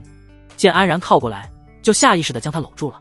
安然见状，满心欢喜，转过头将脸埋进师尊软淡的肚腩上，隔着厚实的布料，感受着那份细腻的温热，整个人都畅快了起来，仿佛这几个月来的挫败感也跟着一起消散了。云若雪感受到安然炽热的气息，肚子上实在痒得受不了，忍不住发出一阵低吟。然而，快起来！安然只好意犹未尽地抬起头，假装无事发生。你这家伙，是不是故意的？云若雪没好气地质问道。没有，是师尊身上香香的，让人心情好了许多。云若雪害羞地咬了咬嘴唇，她咋不知道自己的体香还能有这作用呢？安然沉思了一会儿，突然提议道：可能是在这里闷得太久了，要不放徒儿出去透透气吧？你想出去？云若雪露出犹豫之色。放心吧，师尊，我很快就回来，不会影响每天的例行之事的。安然知道云若雪在担心什么，但云若雪还是摇摇头道：为师还是陪你一起去吧。随后云若雪身上的气息再次被压制到炼气水平，换上了之前的弟子服。看着为了跟着自己出门又是换装又是压制境界的云若雪，安然无奈地摇了摇头。师尊还真是粘人呢。做好准备，云若雪打开禁制，两人缓缓走出了洞府。如今正值冬季，雪望山上白雪皑皑，寒风凛冽，但却展现出一股洁白无瑕的美景。安然走在山道上，看到了路边有一种花朵，外表雪白，看着十分冰清玉洁，内里红润，却表现得娇艳迷人，能在寒冷的冬天绽放。这花道也显露出一股傲雪凄霜的气质。这是什么花？好看呢。安然忍不住俯下身子，轻轻抚摸着花瓣。云若雪解释道：此花名叫雪灵花，在寒冷的地方很常见。安然听闻后，从雪地中摘下一株，用自己的木属性灵力温养了一番。很快，手中的雪灵花就绽放得更鲜艳了，顿时一股熟悉的清香弥漫而出。安然脸上一惊，这不就是师尊身上的味道吗？感觉这花和师尊很像呢。安然笑着看向云若雪，云若雪有些意外道：哪里像了？安然没有明说，而是抬起手道：师尊你别动。说着，他就将手里的雪灵花轻轻插在了师尊茂盛的头发里。云若雪没有躲开，感觉到安然轻柔的动作，眼睛里光芒闪烁。而安然看着头戴雪灵花的云若雪，兴奋地拍拍手道：师尊这样真好看呢。然而就知道贫嘴。云若雪嘴上这么说，心里却美滋滋，很享受被安然夸赞的感觉。安然从储物袋里抽出一把普通的飞剑，准备御剑前往云溪宗主峰。虽然云若雪的遁术更快，但安然想自己感受一下操控飞行的感觉。将飞剑置于身前，安然跳上去稳稳站住，然后回头笑着伸出手道：师尊要不要一起？云若雪轻哼一声，没有去抓安然的手，但还是双脚踩上了飞剑。安然也没有在意，笑着喊了一声：站稳了。随后飞剑猛地窜起来，带着两人冲天而去。在空中，不知道是气流的缘故还是没有操控好，飞剑突然震荡起来。云若雪自是不动如山，但安然就有点站不稳了，身体摇摇晃晃起来。炼气期还没有直接飞行的能力，失去飞剑的支撑，摔下去不死也得少半条命。眼看安然就要栽下去了，云若雪赶忙伸手去抓，而安然见师尊伸手，立刻反手拽住，露出得逞的笑容。云若雪这才反应过来，刚才都是安然故意为之。天空中顿时传来一阵清亮的训斥声。安然就这么牵着师尊的手，缓缓飞到了主峰的山门前。其实云若雪想挣脱很简单，只是她象征性的挣扎两下后就放弃了，因为感觉到徒弟那温热的手掌，这样牵着也挺舒服的。师尊，我们要不要去那里看看？安然突然指着离山门不远的一个楼阁，楼前围了不少人。云若雪点点头道：那里是天幕阁，是宗门发布委托任务的地方。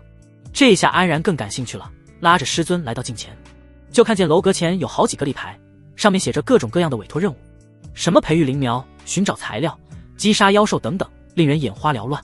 安然正看得津津有味，忽然两个弟子站在了面前。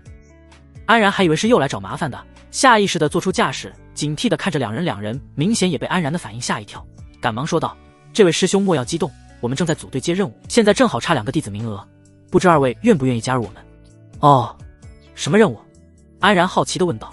宗门北部最近出现了一处小型秘境，天幕阁发布了探秘任务，决定派出2名执事和10名弟子前往探查情况，现在就缺2名弟子了。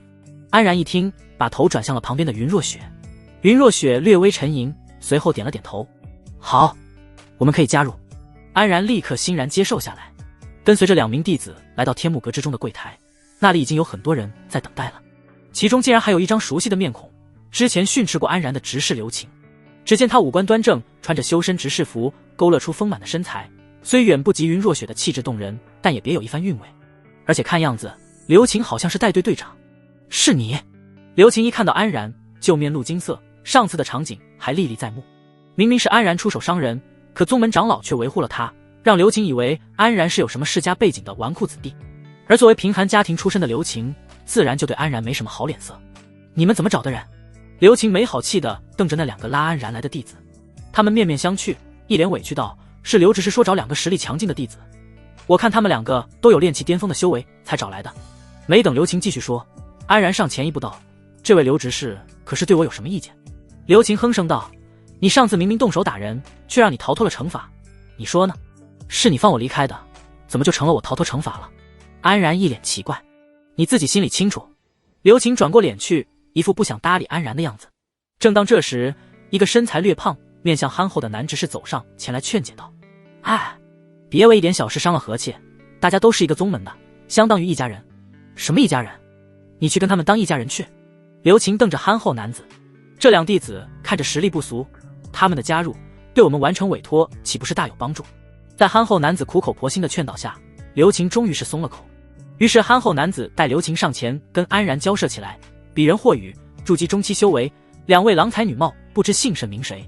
安然见对方态度温和，也礼貌地回应道：弟子安然，见过霍执事。云若雪犹豫了一下，轻声回应道：弟子白雪。安然听到师尊边的名字，有些意外地挑了挑眉头。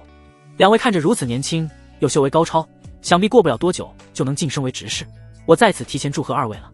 霍宇看着十分人情练达，多谢霍执事的抬举了。那么2位愿不愿意加入我们的组队？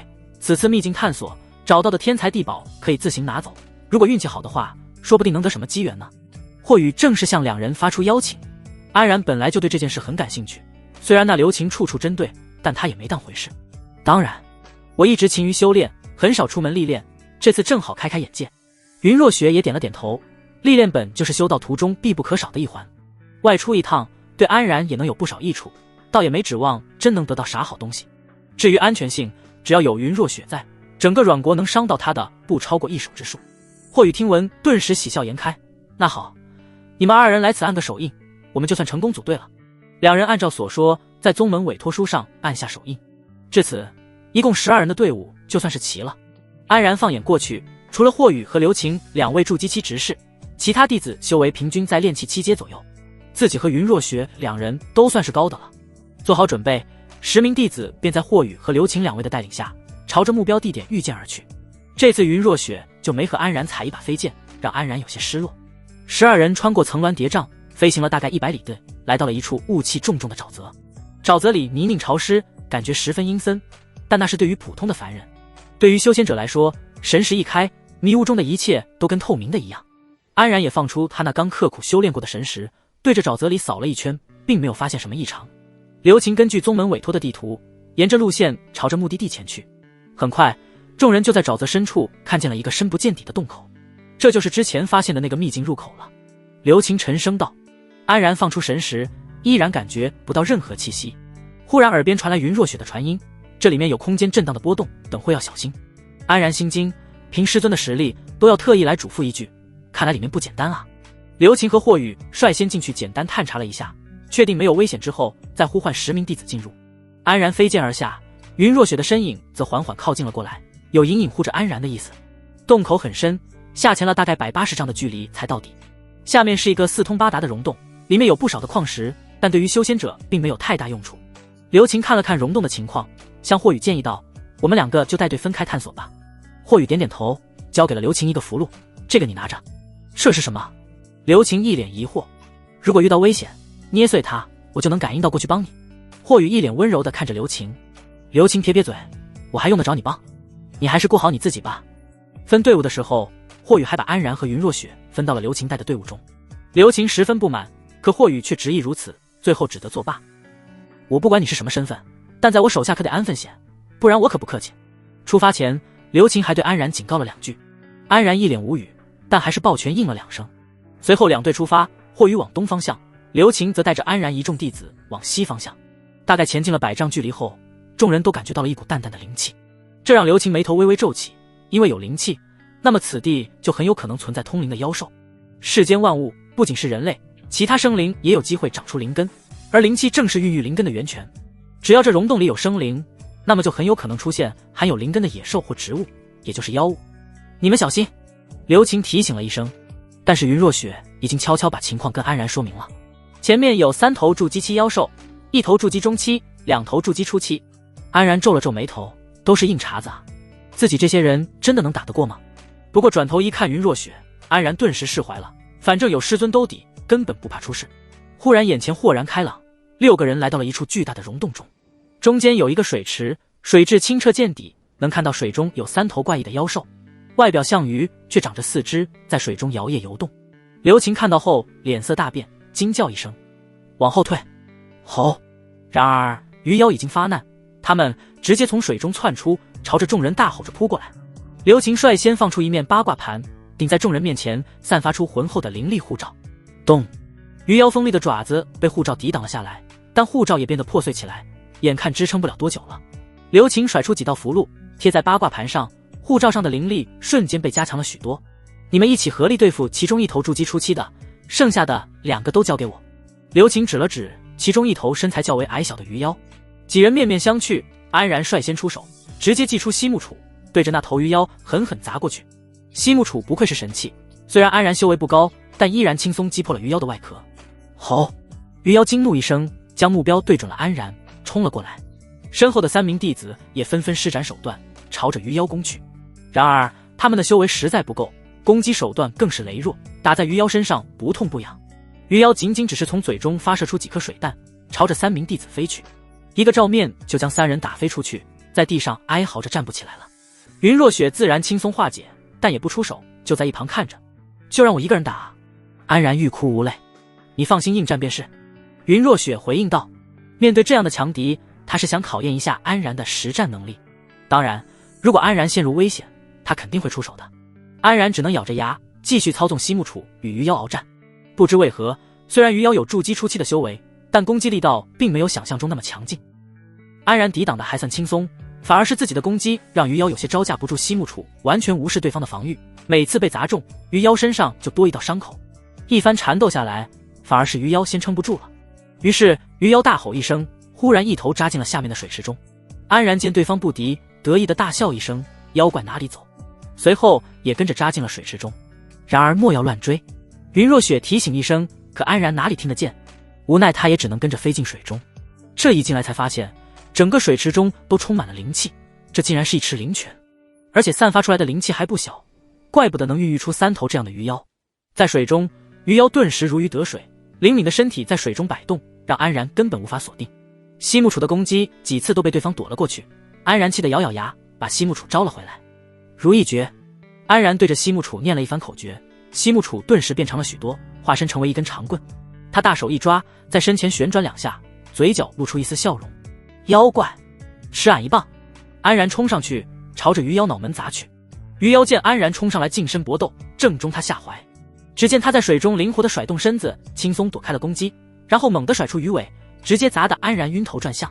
呜！安然只感觉5脏6腑都位移了，嘴角渗出一丝鲜血。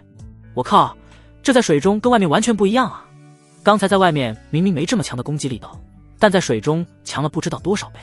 鱼妖乘胜追击，安然赶忙将西木杵抵挡在前。砰！又是一记沉闷的攻击，安然在水中翻滚卸力，随后狠狠甩出一棍。这一下终于是砸到了鱼妖身上，强烈的攻击直接把鱼妖砸的眼珠子都快飞出来了。给我死！安然继续挥舞西木杵，而且这次是用上了10乘10的功力。鱼妖见势不妙，想要退后躲避，结果突然感觉到身体周边结出一层坚固的冰霜，将他困在了原地。咚！西木杵正中脑壳，将鱼妖砸得当场晕死过去。看着身体已经软了的鱼妖，安然一脸兴奋，哈哈，赢了！自己凭练气的修为就打赢了筑基期妖兽，怎么不让人高兴？干得不错！一旁的云若雪也发出赞扬。虽然最后时刻他帮了一把，但也无伤大雅。至少安然的攻击力相当强劲，一击就将对方给制服了。安然听到师尊的赞美，心里那叫一个美，没有什么比心爱之人的赞美之词更令人愉悦。云若雪看到安然嘴角有血，赶忙上前查看，想要给安然疗伤。不过安然却伸手阻拦道：师尊，你看下面。只见水池最底下一具白骨静静地躺在下面，那具白骨不知存在了多久，通体雪白光滑，没有丝毫被腐蚀的迹象，而且还能看到骨头上有着淡淡的纹路，散发出神秘的气息。这应该是一具修仙者的遗骨，而且修为还不低。听到云若雪的话语，安然更加感兴趣起来，来到遗骨前仔细地端详起来。但除了尸骸，周围什么东西都没有。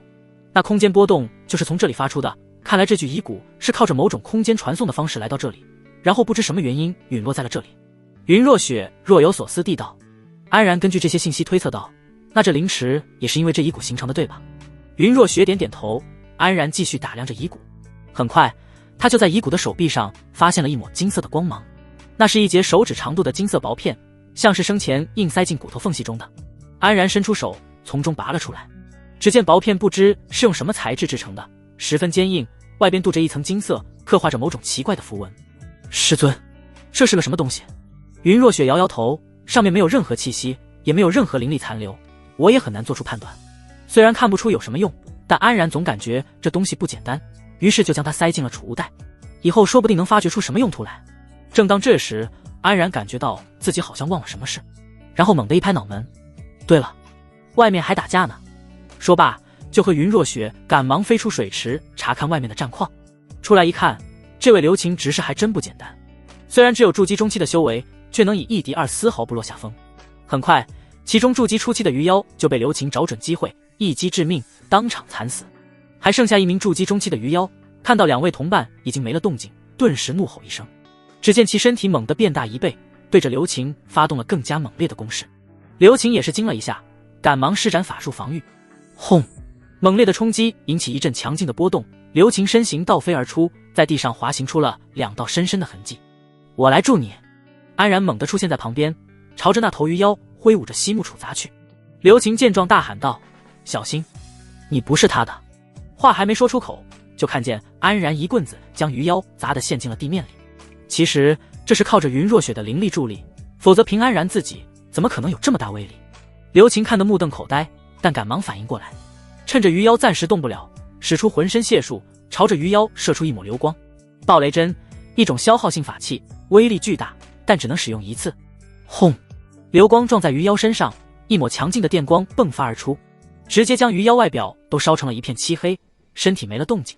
看到鱼妖终于伏诛，刘擎顿时松了口气。刚才一番战斗，他的消耗极大，再一看身后倒了一片的弟子，脸上露出一丝无奈。所有人原地快速休整一下。听到指令，几名弟子原地打坐恢复起来。刘擎也顾不得其他，赶忙服下几颗恢复丹药，在灵气充沛的水池旁边打坐起来。因为身处未知区域，前方还不知道有什么危险，所以尽快恢复最为重要。不过云若雪放出的神识早已将所有地方探明，除了这灵池和3头鱼妖，四通八达的溶洞中没有其他任何气息。你坐下运功，我来给你疗伤。云若雪说道。安然却没有照做，而是拽着云若雪的手往边上走去。走，我们去个没人的地方。云若雪面露无语，任由安然拉着往旁边的溶洞里走去。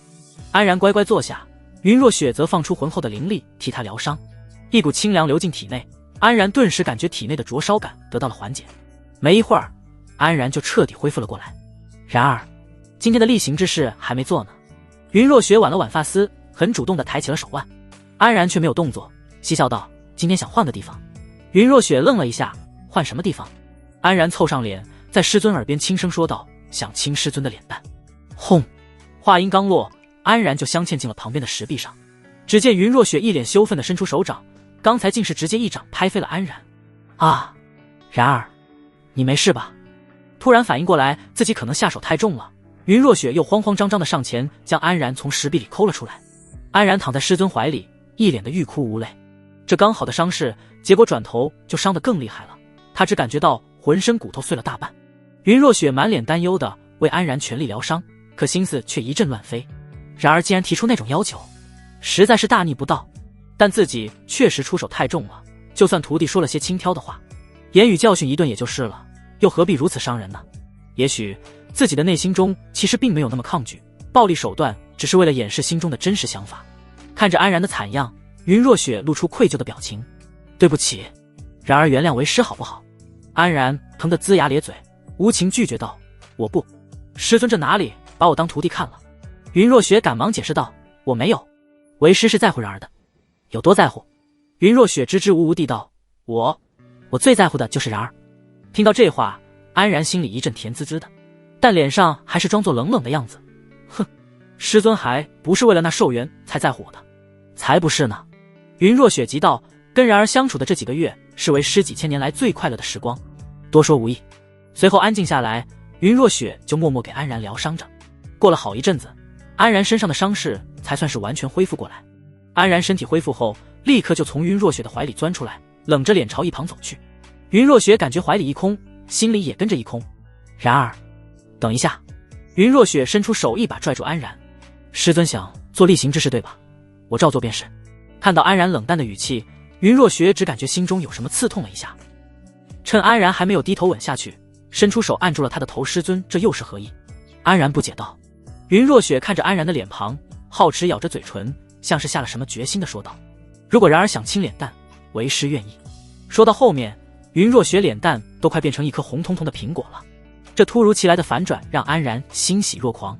师尊竟然同意了。看着云若雪那副明明害羞的不行却强撑镇定的模样，安然恨不得冲上去在那俏丽的脸蛋上狠狠来上几下，但那样会戳破自己的谎言。于是他忍着那股冲动，探上头去，轻轻在师尊那熟透了的脸蛋上碰了一下。细腻的触感，滚烫的温度，还带有一丝师尊身上特有的芬芳。那一瞬间，安然心底的满足感达到了顶峰。而另一边的云若雪心脏都快从嗓子里跳出来了，面色潮红，感觉下一秒就会晕过去。天哪，我到底在做什么？我竟然会允许徒弟做这种事，但为什么感觉这么开心？没等云若雪想通这个问题，一声尖叫声从旁边传来。啊！你们竟然！转头一看，原来是刘琴的身影。只见他满脸羞红，指着两人说不出话来。看来刚才两人行为估计都被他看见了，这顿时让云若雪更羞耻了，恨不得找个地缝钻进去。安然却质问起来：刘执事是在偷窥我们吗？刘琴顿时气急败坏道：谁偷窥了？你先前动手打人不说，现在又公然调戏女弟子，你果然不是个好东西。本来因为先前安然出手帮助，刘琴是想来跟安然道谢的，结果没想到撞破了师徒二人的风月之事。可我们是两情相悦，没有谁调戏谁的说法。此话一出，云若雪一脸幽怨地瞪了安然一眼。哼，狡辩。刘琴把目光看向旁边的云若雪，质问道：白雪姑娘，你是否被他强迫？大可放心说，我会为你主持公道的。云若雪为了赶紧结束这场闹剧，只得咬着银牙道：弟子二人确实是两情相悦，他没有强迫我。如此一来，刘琴自然也没什么话好说，只得气得一跺脚，愤然离去。而安然则满心的欢喜都快溢出来。等刘琴走后，云若雪一把揪住安然的耳朵，满脸羞愤地道：你刚才胡说的什么啊？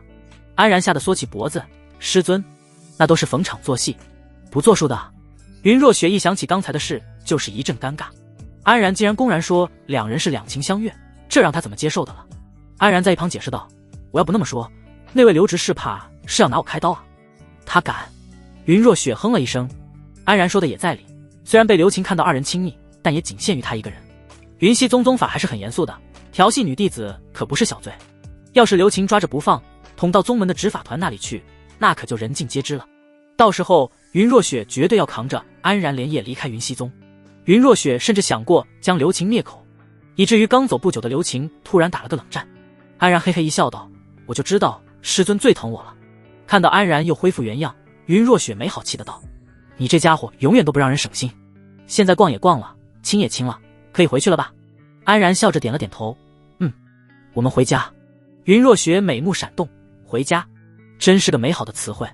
众人调息好状态后，又在溶洞里探查了一番，没有发现任何其他异常。于是刘琴就带着安然等人跟霍宇会合。霍宇那边倒是收获不小，妖兽没碰上，反而捡了不少灵药材料，让刘琴忍不住吐槽一句：傻人有傻福。刘琴这边就将3个妖兽尸体分了一下，看看有没有什么可用的材料。安然这边分得了一颗2级妖核，也算是有所收获吧。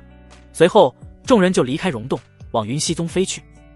一路上，刘琴的目光时不时就看向安然和云若雪的身影，想起当时的场景，忍不住嘴里嘀咕道：不是说男女之事会影响修行吗？他们怎么一点不避讳？你说什么呢？霍宇突然凑过来笑着问道。刘琴赶忙红着脸躲开。霍宇曾经跟他暗示过心意，可他并不想因为这种事影响自己的修道之途。不过看到安然和云若雪的样子，他心里有了些不一样的想法。回到云溪宗，拿到了各自的任务奖励后，众人就分道扬镳了。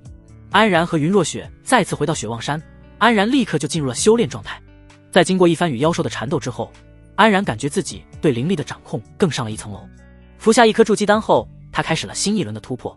这次进行的异常顺利，仅仅7天时间就吸收了所有的药力。随后，安然将西木楚置于身前，丹田一沉，轰！一股强烈的波动从中发出，使得安然周遭的气息变得狂暴起来。西木楚发出一阵沉吟，青光大冒，稳住了躁动不已的灵力。很快，那股混乱的灵力就被安然压制在了体内，生生流转。就这样持续了大概小半天的时间，安然已经是浑身湿透了。终于，在一声闷响之后，安然感觉到丹田灵根焕发出全新的气息，成了。然而莫要放松，很快就会有小雷劫到来，撑过去才算是彻底突破。云若雪焦急的提醒在耳边响起，安然应声服下几颗丹药，略微恢复一下精神和体力。很快，洞府之中的石壁之上突然闪过几丝电光，呲啦，一道蓝色闪电猛然窜出，击打在安然的胸口。呜，好痛！安然身上的衣服顿时破了个大洞，但皮肤却完好无损。又是几道闪电窜出，那种撕心裂肺的感觉让安然痛不欲生。就这么咬牙坚持着，不知过了多久，安然身上的衣服都被彻底损毁了，露出了安然的上半身。只见原本瘦弱的身形，在这几个月的修炼下，已经慢慢饱满了起来。而且经过雷劫的洗礼，安然的身体变得越来越结实，坚如磐石。轰！在最后一道粗壮的电光闪过之后，突破筑基的小雷劫就算是结束了。安然一仰头倒在玉台上，开始大口的喘息起来。虽然浑身狼狈，但依然难掩他脸上的兴奋与喜悦。师尊，我成功了！云若雪一脸欣慰地走上前来，拿出一套新衣服给他穿上道：“为师祝贺然儿突破筑基。”安然一个鲤鱼打挺坐起来，穿戴整齐后，笑嘻嘻地道：“师尊，这不给点奖励吗？”云若雪略微沉吟一下：“那好吧，然儿想要什么奖励？为师一定尽量满足。”安然上前来伏在云若雪耳边说了句什么，说罢，云若雪脸唰的一下就红了。然儿，这算什么奖励？嘿嘿，就是想孝敬一下师尊。可是，云若雪还是一脸犹豫，如果师尊不愿意就算了。云若雪看着安然脸上闪过一丝失落，赶忙道：“为师答应你。”安然顿时喜上眉梢。随后，云若雪坐在玉台上，正准备脱下长靴，却被安然制止道：“这点小事还是让我来吧，师尊你坐着就好。”趁云若雪愣神之际，安然俯下身子，一双大手抓起了师尊的靴子，慢慢将靴袜脱下，一双温润的玉足展现在了安然眼前。脚面呈象牙色，脚趾修长而匀称，如同一排晶莹剔透的宝石，散发着诱人的光芒。而且有一股淡淡的气味扑面而来，令人心旷神怡。云若雪看着安然痴痴望着自己的脚丫，手都不知道往哪放了。对于这个时代的女子来说，脚算是私密的地方，自己的脚丫就这样被安然捧在手里，云若雪怎会不害羞？师尊的脚好好看，别贫嘴了，不是说好要给为师洗脚的吗？云若雪红着脸道。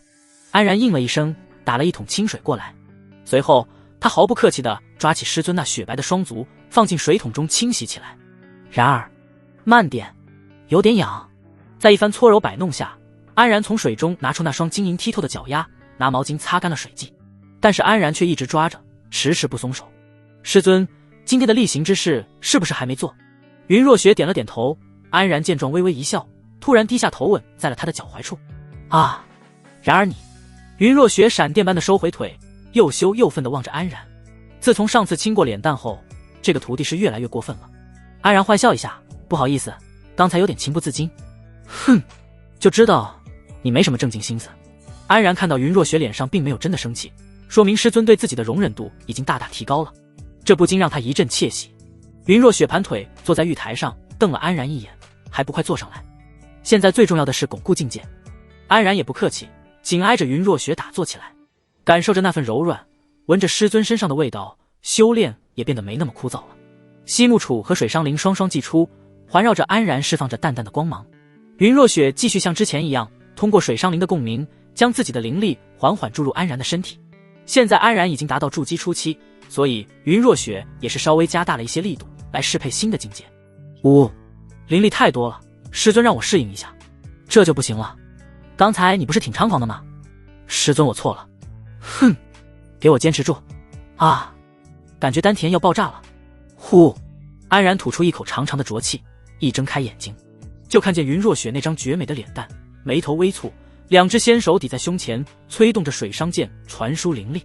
在师尊的帮助下，安然已经稳固了筑基初期的境界。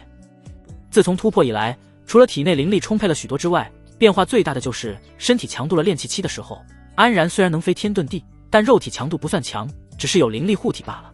到了筑基期之后，安然感觉自己的身体就像石头一样，寻常刀剑已经难以破开了，而且身体也不会感到太多的疲惫，像之前还会偶尔睡觉补充，现在已经很少睡觉了。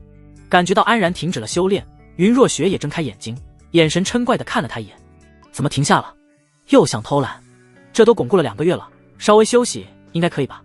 安然提议道。不过云若雪这次倒是破天荒的没有继续强迫安然修炼，而是收回水伤灵道。那就休息几天，正好我也恢复一下，这几天消耗有点大。安然突破后，云若雪传输的灵力也成倍增长。我现在突破了筑基，不如帮助师尊修炼些时日。安然突然提议道。云若雪心中一暖，却摇摇头道：然而的好意为师心领了，但为师修炼并非一朝一日的事情，还要做大量准备，所以不急这一时。安然只能作罢。他突然又记起那天的给师尊做衣服的想法，趁着师尊恢复的时候，他开始捯饬起来。他其实对做衣服一窍不通，但师尊传给自己的众多典籍里有制作衣服的方式方法，而且给自己那些储物袋里各种天材地宝也是应有尽有，根本不缺材料。安然稍微学习了一下，很快就上手制作起来。等云若雪感觉到体内灵力恢复圆满，缓缓睁眼的时候，一件造型奇特的袍服映入眼帘。师尊，快看看我的杰作！安然略显兴奋地给云若雪展示着自己这几天的成果。他并没有一上来就做太过于现代化的衣服，怕云若雪一时会接受不了。于是他就挑选了一件既有现代特色又不失古风美感的衣服——旗袍。这件旗袍以银色为底，点缀着一些绿色花纹，十分清美。这就是你给为师做的衣服吗？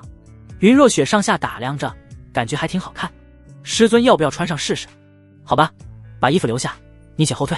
云若雪托举着衣服，等安然退开之后，直接化作一缕清风钻进了旗袍中。扁平的旗袍瞬间被撑起来，云若雪的身体出现在了里面。旗袍两边是短袖，露出师尊2条白皙的胳膊，下身裙摆一直延伸到脚踝处，两侧开叉在大腿处，那如艺术品般的美腿曲线若隐若现。在细腻布料的勾勒下，纤细的柳腰娉婷动人，饱满的上身珠圆玉润，令人挪不开目光。旗袍修身的样式将云若雪那傲人的身姿展现得淋漓尽致。云若雪看着自己的样子，脸颊上顿时透过一片绯红，纤手忍不住地去抵在胸口上。然而，你这衣服怎么感觉怪怪的？明明布料很足，该遮的地方也都遮住了，可为什么感觉这么色呢？大饱眼福的安然连连赞道：师尊穿着实在太好看了，谢谢然儿夸奖，不过为师还是换回去吧。云若雪有些扭捏道。安然顿时露出一股失望的表情，师尊是不喜欢徒儿做的衣服吗？云若雪顿时有些慌乱地道：没有，为师只是，可我想看师尊穿着。安然一脸期待地道。云若雪咬着银牙，轻微点了点头。那好吧，虽然穿着这件衣服有些羞耻，但只给安然一个人看的话，倒也能接受。在屋子里活动了一下，云若雪每走一步，裙摆都会在飘动中显露出美腿的无限春光。在玉台上打坐时，细窄的裙摆只能遮挡住中间部分，丰满匀称的玉腿显露出来，一览无余，如同秋天的硕果般诱人。安然在一旁修炼的时候，眼睛就像是开了自动瞄准一样，忍不住的去看。等师尊闭眼恢复的时候，安然按耐不住心中的悸动，低下头轻轻吻在了师尊白皙细腻的大腿面上。云若雪感觉到异样，猛地睁开眼睛，满脸羞红的呵斥道：然而又作怪。安然连忙咳嗽2声，这不是为了做例行之事吗？哼，油腔滑调，我看你是趁机占便宜。云若雪现在对安然的小心思是越来越明了了。不过安然占便宜归占便宜，分寸还是拿捏的恰到好处，在师尊的容忍线上疯狂拉扯，让云若雪想发作却又觉得没必要。心中郁闷的云若雪突然想到什么，从储物袋中拿出一张薄毯盖在了盘坐的腿上。安然余光看到师尊的动作，脸上顿时垮了下来。师尊，你盖毯子干嘛？云若雪见安然着急的样子，心里一阵得意。为师感觉有点冷了。安然一脸无语，一个元婴期大佬说自己怕冷，骗鬼呢。于是他也不客气地钻进毯子里，和师尊贴在一起。那徒儿也有点冷，跟师尊靠着暖和些。云若雪顿时无可奈何，只得嗔怪地瞪了他一眼。就这样恢复了几天，云若雪终于是补充了之前消耗的灵力。接下来安然又开始泡在那个木桶中修炼，美其名曰温养神识。不过这次云若雪又在水中加了其他东西，让泡在水中的安然感觉到浑身刺痛。师尊，疼就对了，这是筑体淬骨液，有增强肉体之效，为师已经给你稀释了许多。微微发红的液体从他的指尖滑落，让安然一脸痛苦。一开始，安然还能沉下心来运转功法，可时间越久，那种刺痛感就越强。后面安然的气息已经开始紊乱，咬牙切齿地在水里坚持着。啊！终于受不了的安然一声大喊，扑通一声从木桶中飞跃而出。他只感觉浑身上下有万千蚂蚁在啃食自己，疼得连路都不会走了，摆出歪七八扭的姿势。云若雪无奈地对着安然一挥手，他皮肤上那些造成刺痛的液体全部被吸走，重新流进了木桶中。这一下安然才算是好受了些，但浑身皮肤红肿，就像是被沸水煮过一样。师尊，这也太折磨了吧！安然哭着脸，当年我也是这么修炼过来的，但跟后面的那些痛苦相比，这都不算什么。云若雪云淡清风地描述着自己的经历，但安然已经感受到那求仙问道途中的艰难困苦了。看到安然一脸苦涩，云若雪突然踏进木桶之中，发红的液体经过那白皙的小腿，云若雪却面不改色地道：如果然儿觉得疼，为师可以陪你一起。安然一脸惊讶，不过有师尊陪自己，突然感觉前方就算是刀山火海，他也愿意一试。于是安然再次坐进木桶中，云若雪也缓缓坐在他的对面，细腻的皮肤在打湿的衣服下透出，若隐若现的在水中荡漾。可安然根本无心欣赏，他正全力抵抗着那份钻心的疼痛，感觉这跟之前的小雷劫比起来，只强不弱。安然咬着牙，发出阵阵低吼，身体因为疼痛而忍不住的颤抖。忽然一条白皙的胳膊出现在了安然眼前，让他愣了一下。这是……抬头一看，正是云若雪靠了过来。如果觉得疼，可以咬住为师的胳膊。啊，这不太好吧？安然忍着疼道。无妨，然而不用担心，为师不会被你伤到的。安然当然不认为自己有能力伤到元婴期的师尊，但他如果咬上去，总会不经意碰到嘴唇，那样自己的秘密又会被发现，所以他只能强忍着摇头道：不，就算那样，我也不会试图去伤害师尊。云若雪听闻，眼眸里异光流转，一转眼，云若雪那迷人曼妙的身体在水中靠了上来。那为师就在这里一直陪着你。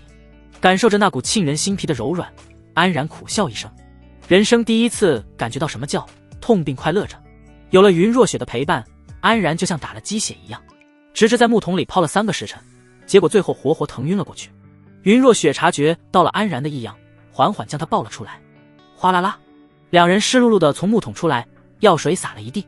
云若雪抬了抬眉眼，灵力涌出，将两人身上的液体全部引出。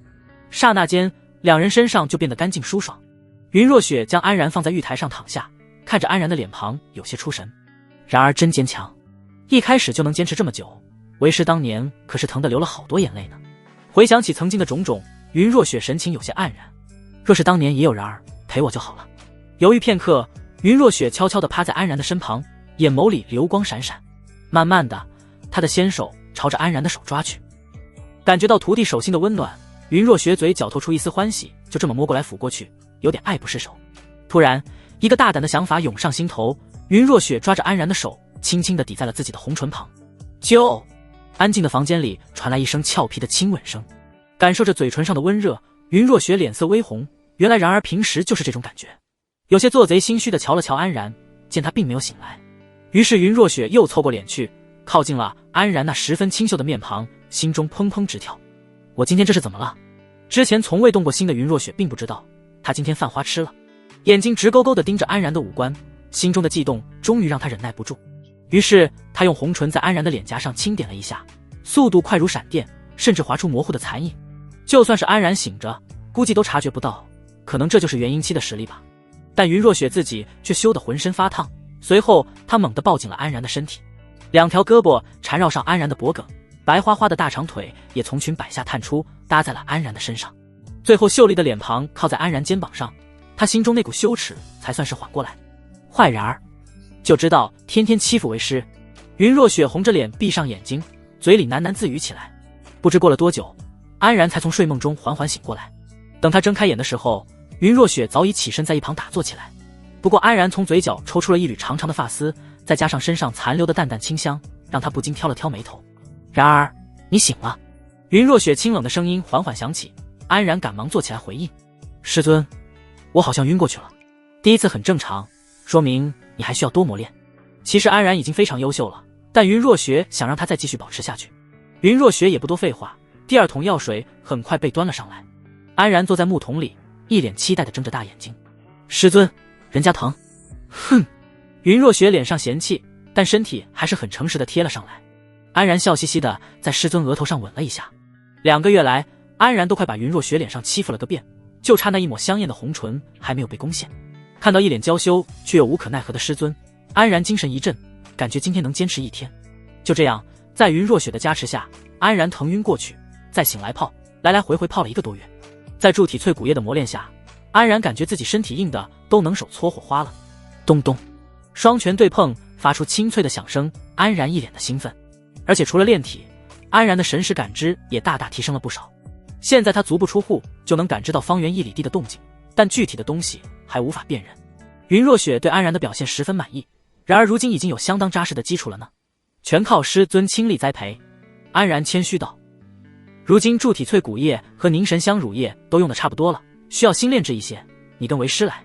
说罢，云若雪直接牵起安然的手，朝着洞府的另一处走去。安然看着师尊牵着自己，一脸的意外。师尊什么时候变得这么主动了？其实这些天，每当安然晕过去的时候，云若雪就悄悄在一旁腻歪。太过火的行为他不会做，也做不来，所以就热衷于抓着安然的手，都快成习惯了。云若雪并没有意识到自己的行为有什么不对，拉着安然来到雪望山的一处药园。安然之前从未来过这里，药园很大，但是种植的东西却不多，里面种植的都是云若雪多年来的精心培育的各种灵药，甚至有少许千年级的绝品灵药。那些绝品灵药一株就能占一大片地方，散发着各种各样的强烈气息，一副生人勿近的模样。安然光是稍微靠近了一下，衣角就被侵蚀出来一个大洞。然而跟紧些，别被那些煞气伤到了。云若雪拉着安然往自己身边靠近了些，两人拉着手肩并着肩，就像一对热恋的年轻情侣。走了一段距离后，来到了一处小洞窟，里面的崖壁上长着一排一排的红色蘑菇。这是什么？安然发出疑问。红鹤菇3阶灵药，里面蕴含着一种狂暴的菌子，会破坏人体结构，但不致命，是铸体淬骨液的主要材料。说罢，云若雪就慢慢上前，2只纤手裹着灵力，小心翼翼地抓住一颗红鹤菇，然后轻轻地从崖壁上慢慢拔下来。师尊，为什么不直接用刀剑将它们砍下来？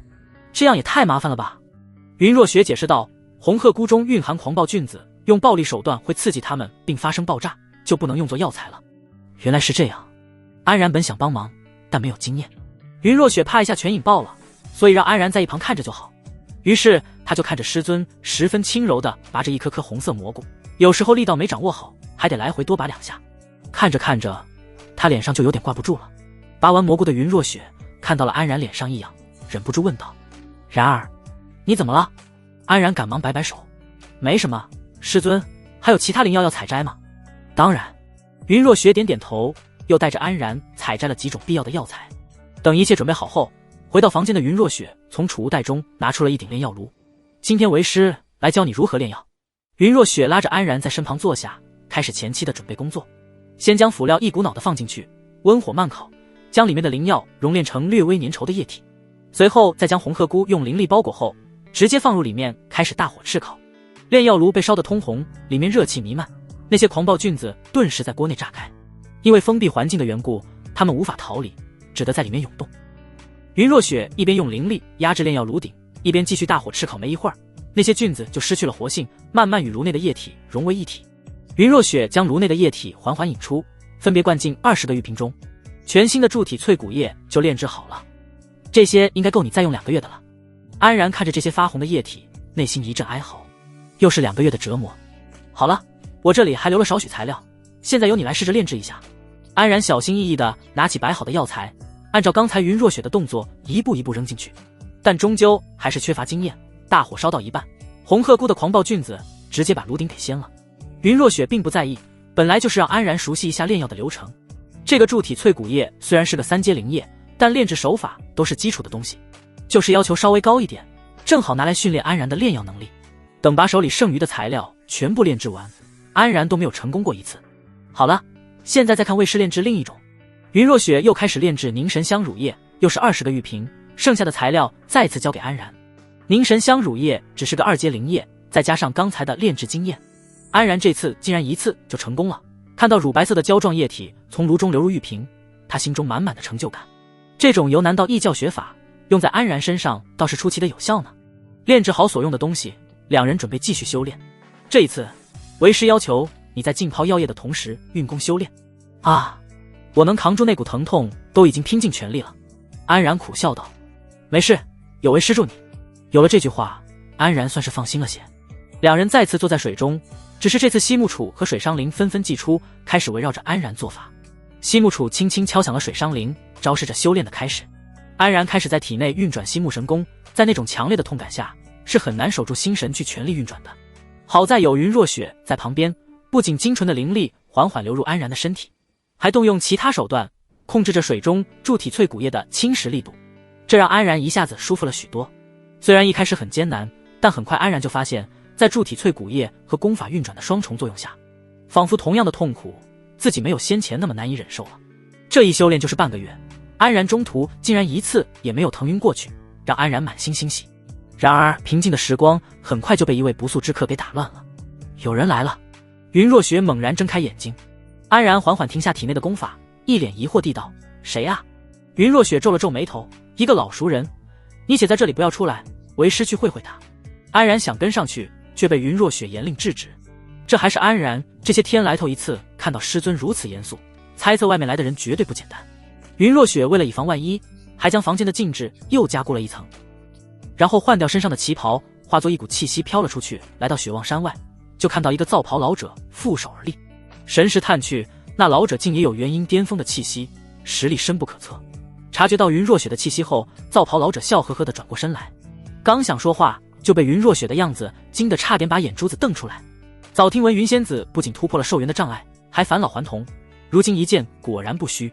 云若雪没有搭话，冷哼一声反问道：“玄逸真人，今天怎么有空闲到我这里了？”玄逸真人收起震惊的表情，缓缓道来：“我听闻寿元将近的云仙子尚存人世，就特意前来探望探望。有话快说，我可没时间跟你废话。”云若雪语气不善：“云仙子如此着急，府中又封得如此严实，不会是金屋藏娇了吧？”玄逸真人笑着眯起眼睛。云若雪顿时面色阴沉，身体周遭开始结出冰霜，微微抬手道：“你若是再不道明来意，我可就不客气了。”玄逸真人这才连忙摆手道：“云仙子莫要动怒，我今天是有要事相商，说不定对你是个大机缘呢。那就说来听听。”云若雪脸色稍微缓和了些：“不知云仙子可知青云之门？”云若雪面不改色：“当然，万年前苍绝界最鼎盛的宗门，留下了不知多少古籍传说，谁人不知？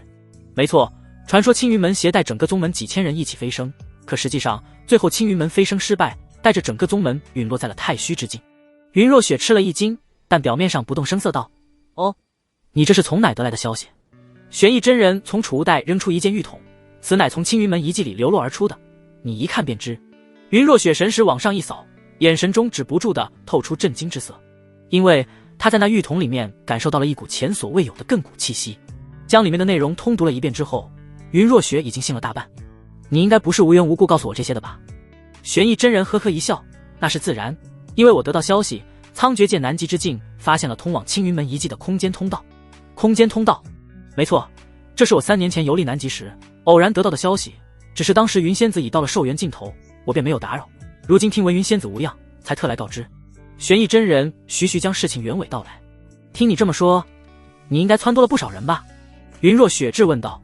玄逸真人点了点头：“此等大事，我虽想独吞，但实力不足，众人拾柴火焰高，以青云门的上古底蕴，绝对够分了。若是能得到1-2份仙缘，助力云仙子突破化神，也说不定呢。”听到此等好处，云若雪说不动心肯定是假的。可如今云若雪全靠安然续命，而现在的安然修为还太低，带着他一起出门会很危险。一旦安然殒命，自己也将化作一堆白骨，所以如此冒险之事，就算有再多好处，云若雪也不会去。我对此事兴趣不大，玄逸道友还是请回吧。听到云若雪当场拒绝，玄逸真人有些意外。若是如此，我也不好强求了。临走前，玄逸真人补充道：“不过那空间通道目前还在封闭中，我请人观察星象，发现要100年后才会开启，所以期间云仙子若是改变了想法，可以随时来找我。”说罢，玄逸真人就化作烟尘遁去，不见了踪影。但云若雪却没有着急回去，而是将方圆百里都巡视了一遍，确定没有任何可疑之处后，才慢慢返回了雪望山。第19章与师尊的100年约定。来到山头，就发现林鹤之等一众长老的身影。看到云若雪归来，众人赶忙行礼道：“见过云老祖。”玄逸真人那么强烈的气息，他们自然也是感应到了，只是对方修为太高，他们不敢轻易上前探问。不过看样子也知道是来找云若雪的。你们作为宗门管事，在这里偷偷摸摸的，成何体统？云若雪没好气的冷哼道。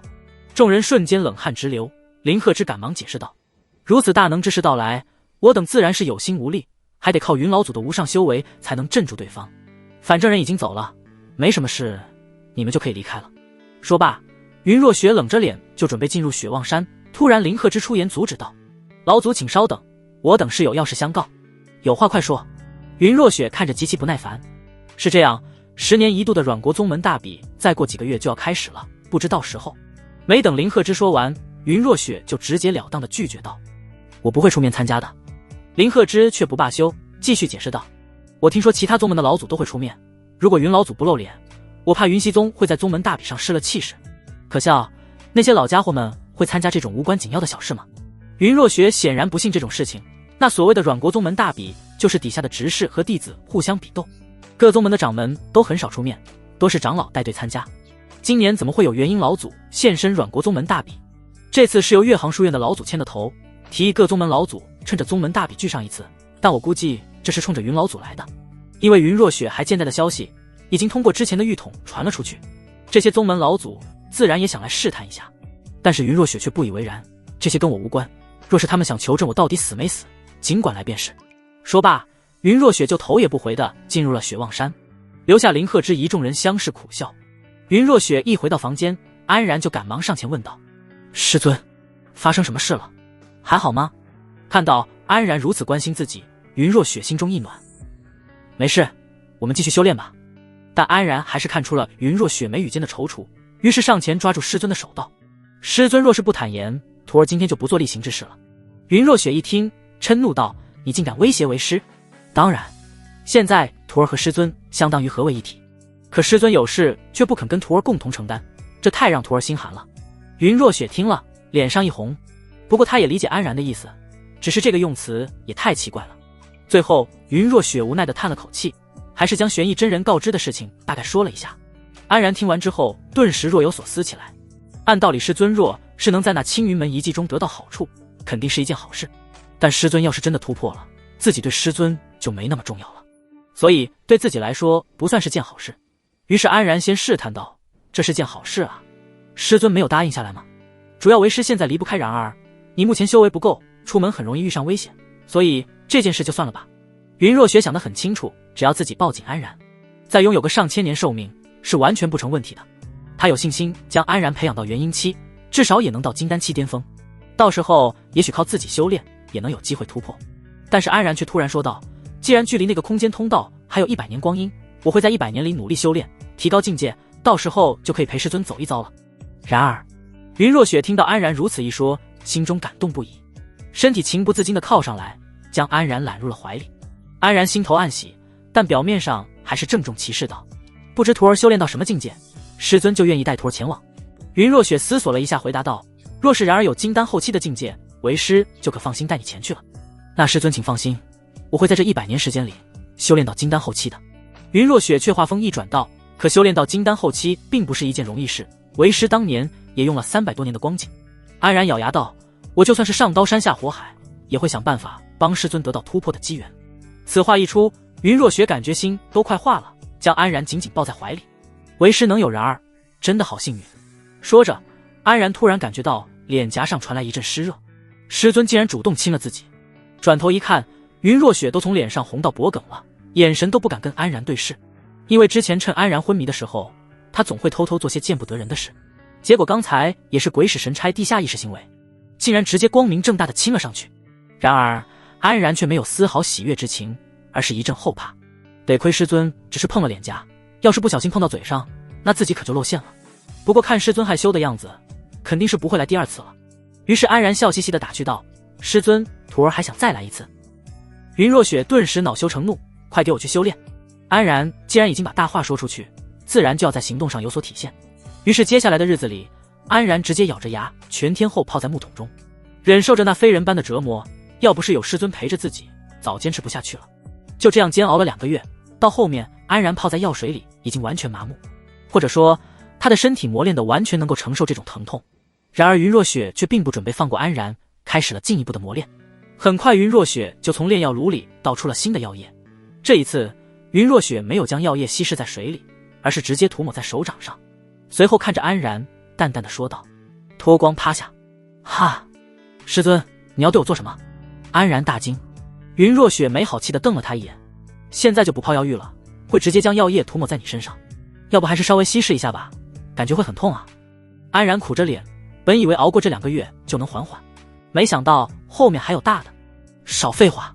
云若雪2只手不客气地拍在安然的肩膀上，一瞬间，屋子里发出了痛彻心扉的尖叫。啊！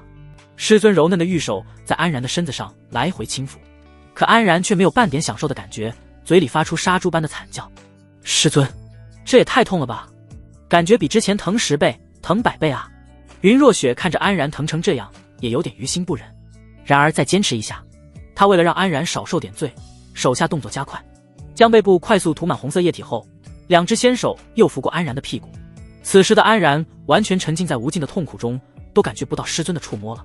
云若雪脸上透着一丝红晕，一把抓在安然圆润的屁股上，忍不住的捏了捏。好软啊！然而的屁股竟然这么翘。云若雪一脸羞涩的将脑子里的想法甩掉，手下快速挪到腿上去。等身后所有部位都涂上药液后，云若雪咳嗽2声道：“然而再忍1刻钟，为师就给你擦掉。”安然怒吼一声，咬着牙捏着拳头，才算硬扛了过去。感觉这1刻钟堪比1年的时间。然而好样的！云若雪一脸欣慰的帮安然擦掉药液。呼，终于结束了。安然长舒一口气。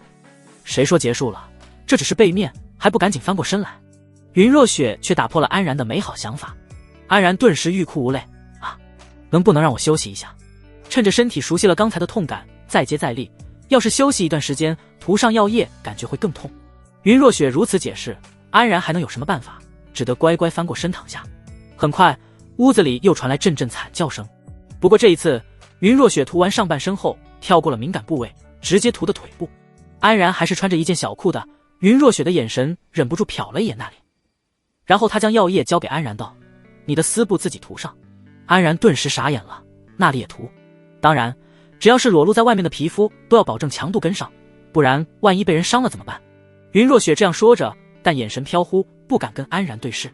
安然苦笑一声，不过想想也是，之前泡在水里，全身每一处肌肤都得到了加强，现在用涂药液的方式，自然也不能落下。更重要的是，自己身体都已经这么强了，偏偏留下一个弱点也不是个事。像前世看电影《练习经》中赵铁布衫的猛人被人爆弹击杀的惨状，安然可不想在自己身上发生。于是安然咬咬牙，抓起药液就伸进了小裤中。啊呜！一阵嘹亮刺耳的尖叫声贯穿云霄。本来说好的坚持1刻钟，但现在半刻钟时间都没到，安然就两眼一翻，彻底疼晕了过去。云若雪无奈的摇摇头，从指尖涌出一股水流，将安然身上的药液冲去。我会不会有点太过了？云若雪忍不住喃喃道。其实除了少部分体修，大部分修士对肉体强度并没有那么看重。随着修为的提升，灵力自然而然就会加强体魄，很少有人如此刻意的去修炼肉体强度。而云若雪之所以对安然的肉体强度如此看重，其实是考虑安然的生命安全。体魄强大，在增强战斗力的同时，身体的耐抗性也会变强，受到攻击就不容易受伤，也就更难杀死。不管安然在外面遇上什么危险，只要保证不死，坚持到云若雪赶来，就算吊着一口气，云若雪也有办法把他救回来。所以云若雪才会如此高强度的磨练安然的肉体，这也算是他的一点私心吧。要是安然知道师尊的真实想法，绝对会哭笑不得。这是让自己提前遭罪啊。筑体淬骨液作为体修专用的修炼药水，本身的药效极其强劲，很多体修都会稀释大部分来用于自身肉体的加强。一方面是因为疼痛难耐，另一方面是这东西也并不是那么容易得到的。毕竟是3阶灵液，对于大部分筑基期的修士来说是异常珍贵的。像安然这样一瓶一瓶的不要钱似的抹，不知道能残酷多少体修。等安然醒来，看到云若雪又在那炼制着更多的药液，就感觉头皮一阵发麻。你醒了，等为师炼制完这一炉，就给你继续涂抹。云若雪的声音传来。安然忍不住问道：师尊，我就这样天天在这里闭门造车真的好吗？云若雪露出若有所思的表情，然而说的也对呢，确实应该出去历练历练，才能更好的提升修为。就像上次一样，安然一连筑基失败了好几次，出去了一趟，探索秘境击杀妖兽，得到了不少实战经验和控制灵力的方法，才让他后面一下子就成功突破了。历练也是修行的重要一部分，而其中与人争斗是最有效的办法。然而想不想与人斗法切磋一下？云若雪一下子想起来，之前林鹤之跟自己提起的阮国宗门大比，若是在外面修仙者之间起了冲突，多是生死之战，不是你死就是我活，风险很大。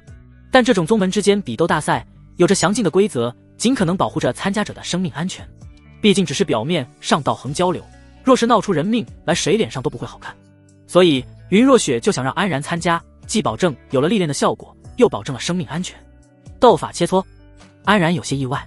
没错，再过2个月，阮国各大修仙门派会组织一次宗门大比，派出门下的弟子直视参加比斗，切磋交流。安然露出喜色，他闷在这里也苦修了不短10日了，若是能出去透透气，那自然不会拒绝。好啊，我愿意参加，那就趁着最后2个月时间再抓紧提高一下，争取拿个好名次。云若雪拿起药液正想倒在手上，却被安然伸手阻止了。师尊，等一下，我想换一种方式涂抹。还能有什么方式涂抹？云若雪露出一丝疑惑。安然凑上前去，在师尊耳边笑嘻嘻地轻声道了2句，顿时让云若雪满脸羞红。然而你也太坏了，在一番心理挣扎下，他最终还是缓缓脱下了鞋袜。安然趴在玉台上，云若雪则侧躺在旁边，伸出纤纤玉腿，细腻修长的小腿上沾满了药液，缓缓从安然背上横扫而下，药液也随之涂满了安然的全身。呜！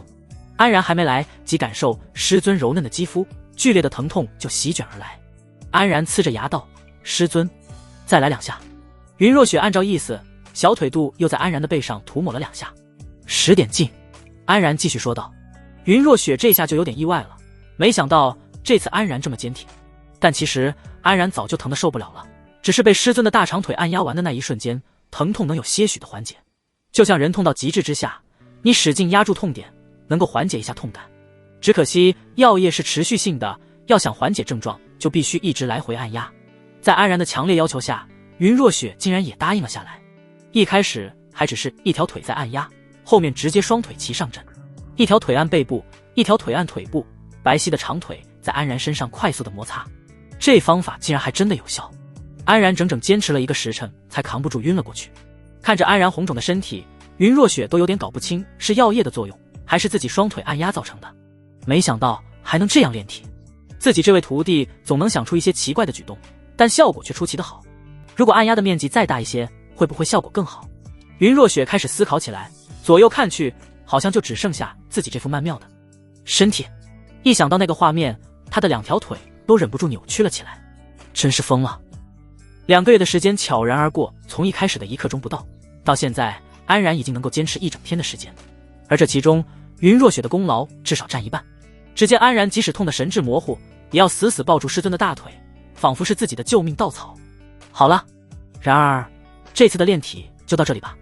云若雪一脸尴尬地用水流清洗掉2人身上残留的药液。安然终于如释重负地坐了起来。这几个月来真是如地狱般折磨，终于结束了。要不是师尊这样的大美人全天候陪伴，说实话安然是真扛不住。修仙这活根本就不是人干的。不过安然自然也获得寻常修仙者不曾有的强大体魄。虽然安然自己不清楚，但一旁的云若雪可是心知肚明。她表面上不动声色，其实对安然的进步暗自吃惊。这才短短2个月的时间，安然就基本上适应了纯度最高的筑体淬骨液。身体强度不说筑基前期，就算是筑基后期的修士也不遑多让。这样一来，云若雪也可以放心让安然去参加宗门大比了。穿好衣服，我们去一趟宗门大殿吧。好的，师尊。听到要出门了，安然顿时一脸兴奋。安然换上弟子服，云若雪则换上了一袭从没见过的白色长裙，高雅别致，朴素洁白，宛如仙子降世般灵动圣洁，美得令人陶醉。哇，从没见师尊穿过这件衣服，安然惊叹道。云若雪也有些不好意思道，这是为师年轻时的衣服，现在的师尊也很年轻啊，那也是然儿的功劳。安然摇摇头道，不，在我心中师尊永远都年轻。说罢就上前在云若雪那迷人的脸蛋上吻了一下，就知道贫嘴。云若雪目光流转，抿了抿嘴唇，拉起安然的手就飘出了洞府。2人一路飘进了云溪宗的主峰大殿，里面林鹤之坐在上位，正和下面的一众长老商议这次阮国宗门大比的事情。看到云若雪进来，众人赶忙起身行礼道。林鹤之出言询问道，云老祖今日可是出关了？云若雪恢复了平日里的冷淡模样道，没有，只是有事相托。哦，不知有何吩咐？云若雪将安然推上前来，我想让他参加阮国宗门大比。林鹤之看了看一旁的安然，脸上露出惊讶。这才几个月不见，没想到已经从炼气期突破到了筑基初期，这速度着实快得夸张，让林鹤之暗暗咂舌不已。我关老祖这位徒弟已经突破了筑基，弟子组的比斗怕是无法参加了，只能参加执事组。阮国宗门大比将实力不对等的弟子和执事分成2组比斗，这样能更公平一些。云若雪摆摆手道：“无妨，现在参赛人员已经确定了吗？”陈坤娓娓道来：“这次大比分给我们云溪宗的参赛名额一共是73人，其中弟子60人，执事13人。人员大致已经定下了，但还没有宣布下去。”云若雪点点头道：“那你安排一下吧。”林鹤之忍不住提醒道：“可执事组的比斗异常激烈，我怕刚刚晋升的他受不了那种强度。因为在阮国宗门大比中，各宗门皆是派出最顶尖的战力，多是筑基后期和巅峰的修为，而且战斗经验丰富。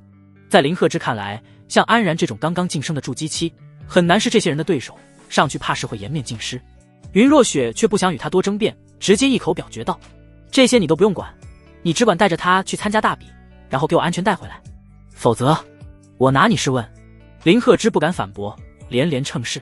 安然则一脸奇怪，听师尊这话，是不准备和自己一起去了吗？事情安排妥当之后，云若雪就把安然留在了大殿里。临走前，云若雪隔空传声给安然道：“你暂且听从安排，为师后面来找你。”安然顿时释怀了，不然他还纳闷师尊真准备让自己一个人去吗？等云若雪走后，林鹤之对这位老祖的亲传弟子也不敢怠慢。“不知你叫什么姓名？”安然礼貌的行礼道：“在下安然，希望你能够在大比上为云溪宗争一口气。”“宗主放心，我一定竭尽全力。”林鹤之摆摆手道：“你这生宗主我可消受不起，就叫我一声师兄吧。”林鹤之从云若雪的处处照顾上就能看出安然对云若雪的重要性，那可是前所未有的，很可能是被当作接班人在培养，以后这云溪宗大概率就是安然的了。自己只是个代宗主，这安然修炼速度如此之快，取代自己只是时间问题。阅历丰富的他自然要先跟安然这位未来的宗主搞好关系。安然有些意外道：“难道林宗主也是我师尊的徒弟？”林鹤之解释道：“算不上亲传弟子，只是老夫入门早。林鹤之能从一个普通门徒的身份修炼到如今这般修为，一路晋升到大长老一职，绝非常人。”安然也不敢小看，态度还是要尊重的，所以就继续叫宗主。两人来到宗门管事处，给安然换了一身执事的服装，是一件青色长袍。随后又安排了一间位置还算不错的洞府。在云溪宗，只要晋升为执事，就可以获得独立的住所，不像普通弟子还挤在宿舍里修炼生活。林鹤之指着远处的一座山峰道：“你的洞府就在侧峰，你自己过去吧，老夫就不送了，叨扰宗主了。”安然目送林鹤之离开，然后他就朝着自己的新洞府御剑而去。来到地方是一处郁郁葱葱的山涧，里面溪水流淌，鸟语花香。安然还是第一次拥有自己的洞府，灵气充沛，环境优美，是个绝佳的清修之所，但终究还是感觉缺了些什么。忽然神识察觉外面有人到来，安然走出来一看，是一位没见过的女子，长得灵气十足，身上也穿着执事的青色长袍，眉宇间有一股说不清的阴气。神识一扫，女子竟有筑基后期的修为。女子上下打量着安然，淡淡地道：“感觉你很面生，是新进的执事吗？”安然内心奇怪，虽然眼前的女子看着陌生，但感觉却非常亲切。虽然面容气息都变了，但那份气质和语调可太熟悉了，简直跟自己的师尊如出一辙。“没错，在下安然，不知仙子怎么称呼？”女子咳嗽2声，回应道：“在下叶灵。”安然继续打量着女子，越看越觉得不对劲，他决定要试探一下。原来是叶仙子，面相看着亲切，不如进府一叙。安然提议道。叶灵皱了皱眉头，才第一次见面就邀请人家去府内，是不是有些轻浮了？安然解释道：“叶仙子莫要误会，我今天也是第一次过来，对堪舆风水之术不甚了解，想请仙子帮忙看看洞府，可我对这方面也不是很擅长。那不知叶仙子可认识什么精通风水学之人？”“这个我不是清楚。”叶灵显得有些尴尬。安然眯起眼睛道：“哦，难道仙子平时深居简出，在宗门内没有认识的朋友吗？修仙界哪有什么朋友，都是利益关系罢了。”叶灵看着有些气急败坏。安然嘴角一扬，他现在已经可以确定，眼前这个叶灵就是师尊假扮的。师尊既然假扮他人来捉弄自己，那自己也就不客气了。在下看叶仙子气质非凡，不知能否做在下的女朋友？叶灵愣了一下，缓缓回应道：“你初来乍到，人生地疏，做你女朋友也不是不可。”安然内心狂笑，师尊已经彻底露出马脚了。自己之前用曲解的方式说明过女朋友的含义，除了云若雪和那天的3名弟子，再无他人听过。眼前的叶灵不是云若雪，还能是谁？多谢叶仙子，既然是女朋友，那总可以进府一叙了吧？叶灵点点头道：那好吧。见师尊上钩，安然微笑着做了个请的手势。叶灵踏进了洞府之中，正津津有味地欣赏着安然的新洞府。突然2条胳膊从后面将自己抱住，抵在小腹上。登徒子，你做什么？叶灵大吃一惊。安然则笑嘻嘻地从后脑勺贴上来，在耳边吹着气道：叶仙子不是答应做在下的女朋友了吗？原来男女朋友之间是可以做那种亲密行为的吗？叶灵顿时羞红了脸，你再不放开，我可就要不客气了。安然却道：我没有用很大力，你若是想离开，很容易就能挣脱啊。看来叶仙子很享受我的怀抱呢。你……叶灵气得浑身颤抖，想要用实际行动反抗安然的调戏，可被安然这样抱着，他的身子却酥酥软软的，根本不想使力气。他只是象征性的在安然的怀里挣扎。安然看着师尊的可爱模样，真想再亲一口，但是今天的例行之事已做，再来可就暴露了。师尊，别装了！安然当场摊牌，不然还真怕师尊出手教训自己。叶灵一听，惊诧道：你什么时候看出来的？从第一眼就看出来了。然而又戏弄为师。叶灵又羞又怒，呵斥道：嘿嘿，是师尊先准备捉弄我的，我这算是正当防卫。说着，安然就准备放开叶灵，可叶灵却一把拽住安然的手，有些扭捏地道：别走。转眼间，云若雪就恢复了原来的模样。她转过身来，动人的眼眸看着安然，内心中竟然有一丝期待，期待着安然继续抱着她，可嘴上却说不出任何言语来。见云若雪如此模样，安然怎么看不出来师尊的想法？师尊何时对自己显露出过如此姿态，顿时让他心头火热。但他最终还是忍住了那股冲动，怕自己忍不住露馅，于是就找借口道：过2天就要参加比斗了，我还是多修炼巩固一会儿吧。安然赶忙丢下云若雪，上前坐在洞府的石台上修炼打坐起来。云若雪看着扔下自己跑走的徒弟，内心生出一阵失落。明明刚才还气愤安然的轻佻举动，现在又忍不住想要靠近，于是他跟上去，轻轻靠在安然的身旁，看着徒弟那越来越清秀的面庞，一阵失神。安然感觉到师尊靠了上来，却继续闭着眼睛不动声色，自顾自地祭出西木杵，体内灵力涌动，开始运转功法修炼起来。忽然，安然感觉到什么湿热的东西触碰了一下脸庞，伴随着一阵悠扬的铃声。睁开眼一看，云若雪就默默坐在一旁的闭眼打坐，好像无事发生。水伤灵则乖巧地围在自己身边，铃声正是他发出来的。安然嘴角一扬，催动着西木杵，轻轻敲打了2下水伤灵，顿时灵力激荡，铃声婉转。最喜欢和师尊一起修炼了。第2天，林鹤之宣布了这次参加大比的弟子执事名单后，整个云溪宗就快速集合了起来。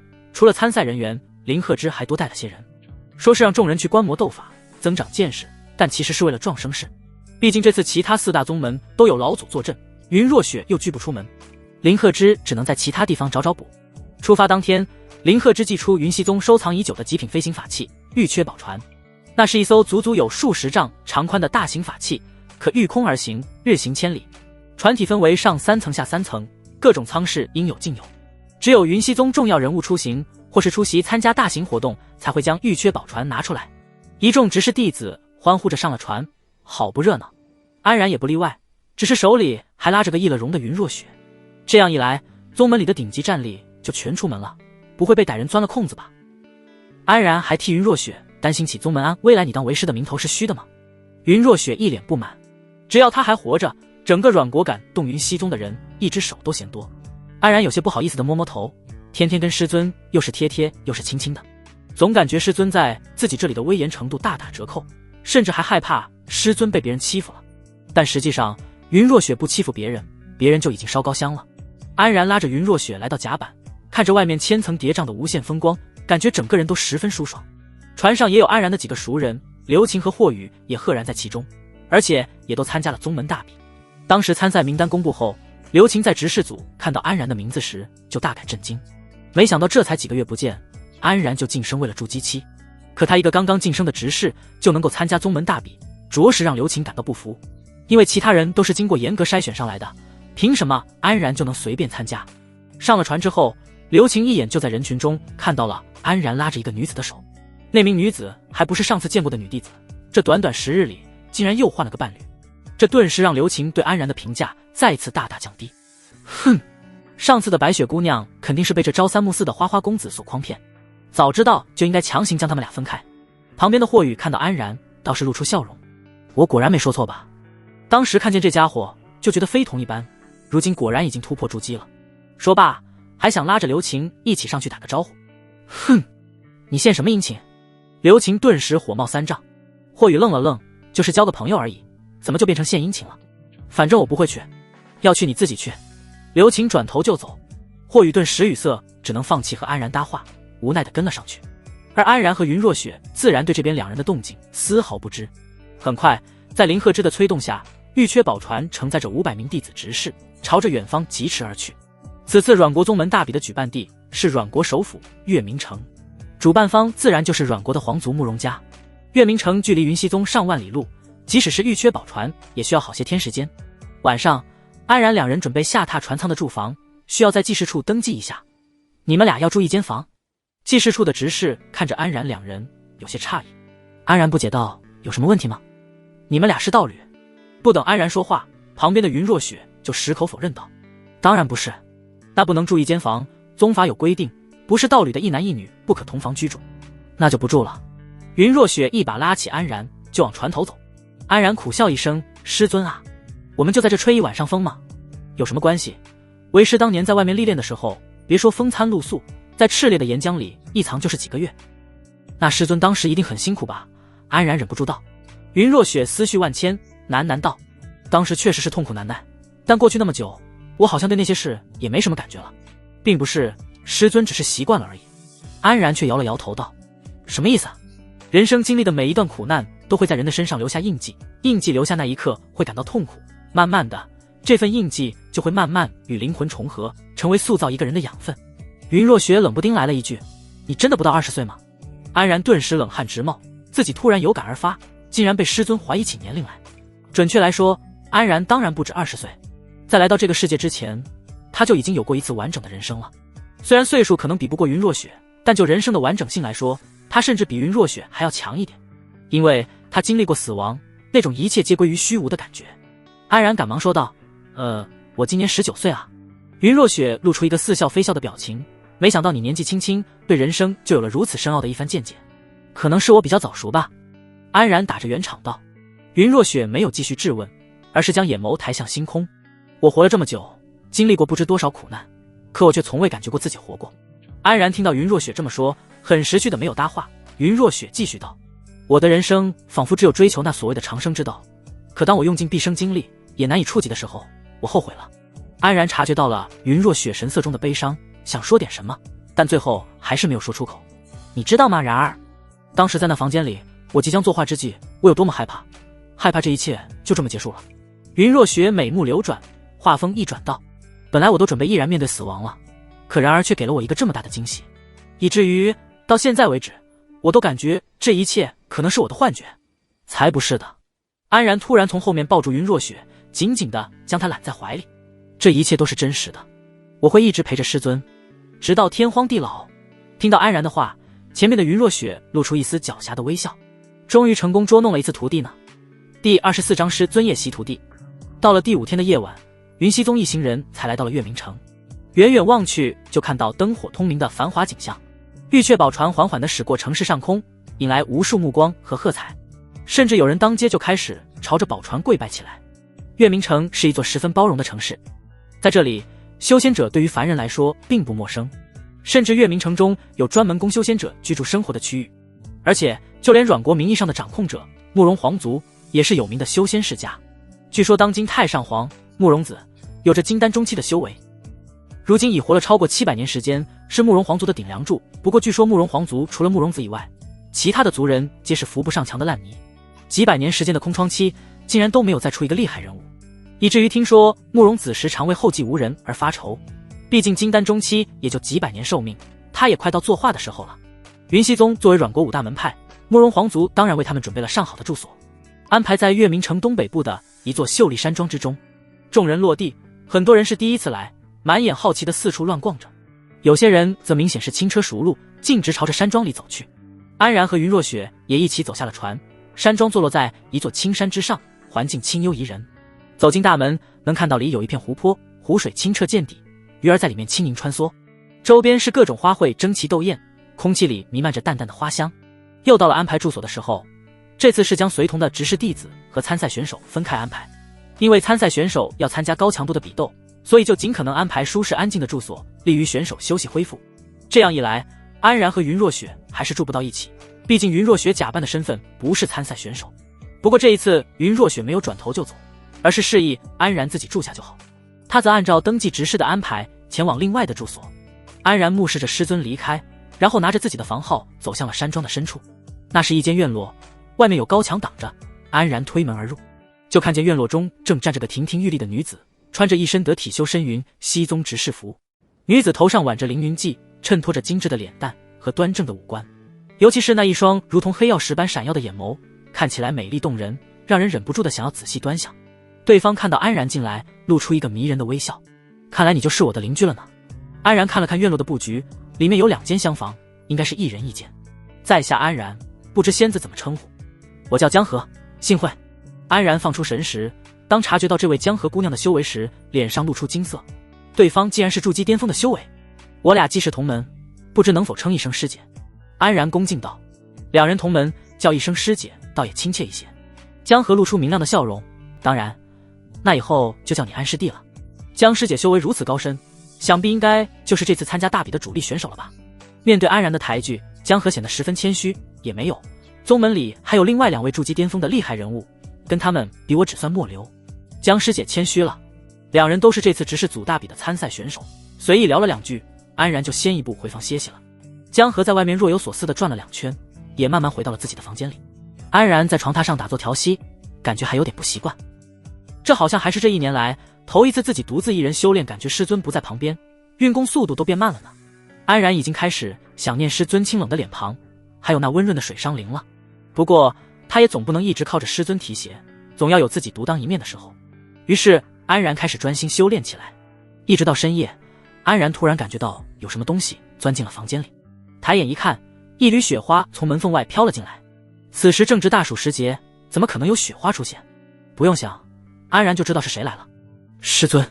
雪花搅动一番，从原地变出了云若雪的身影。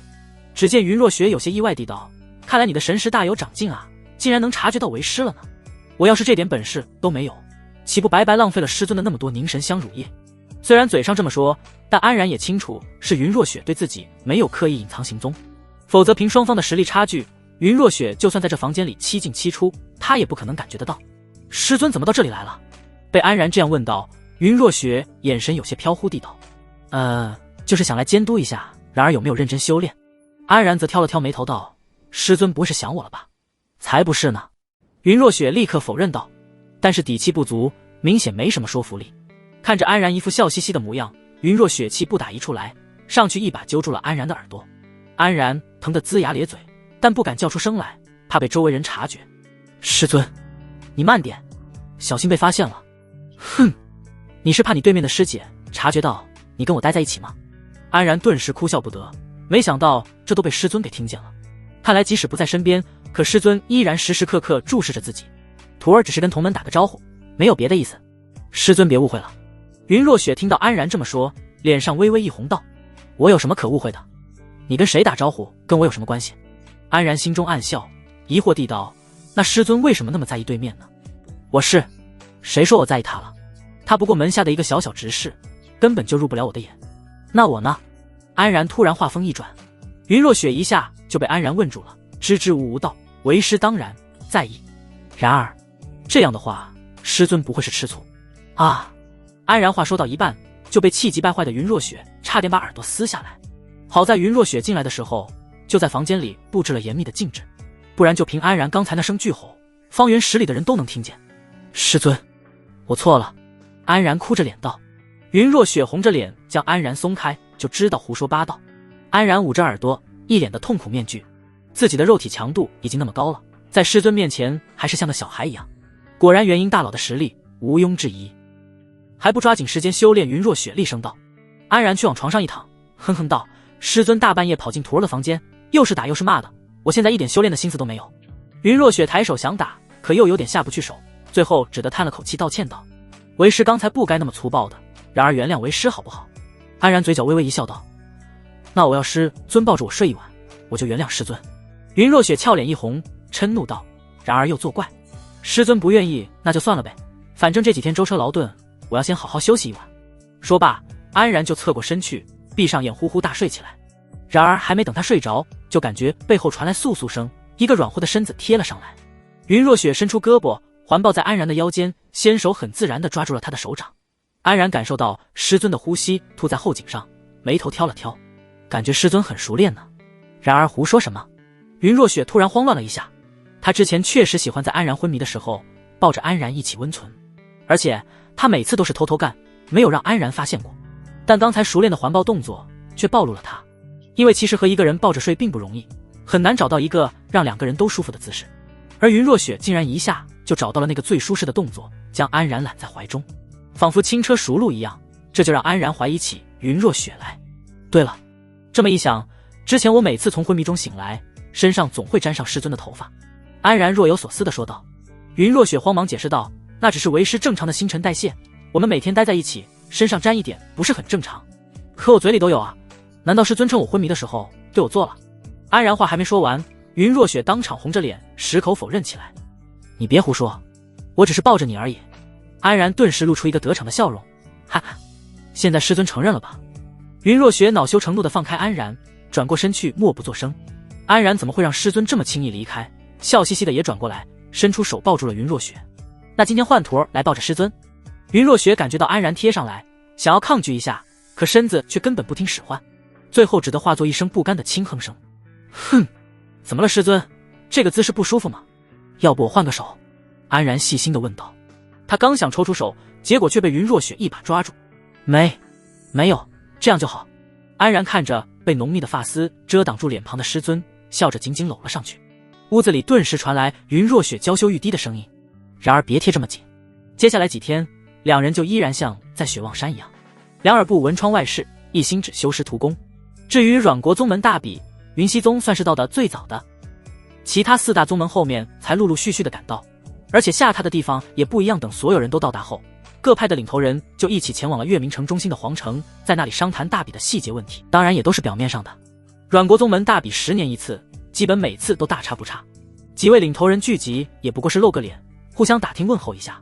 与此同时，安然和师尊的二人世界也被打破了。咚咚咚，门外传来一阵敲门声，打断了两人的修炼运功。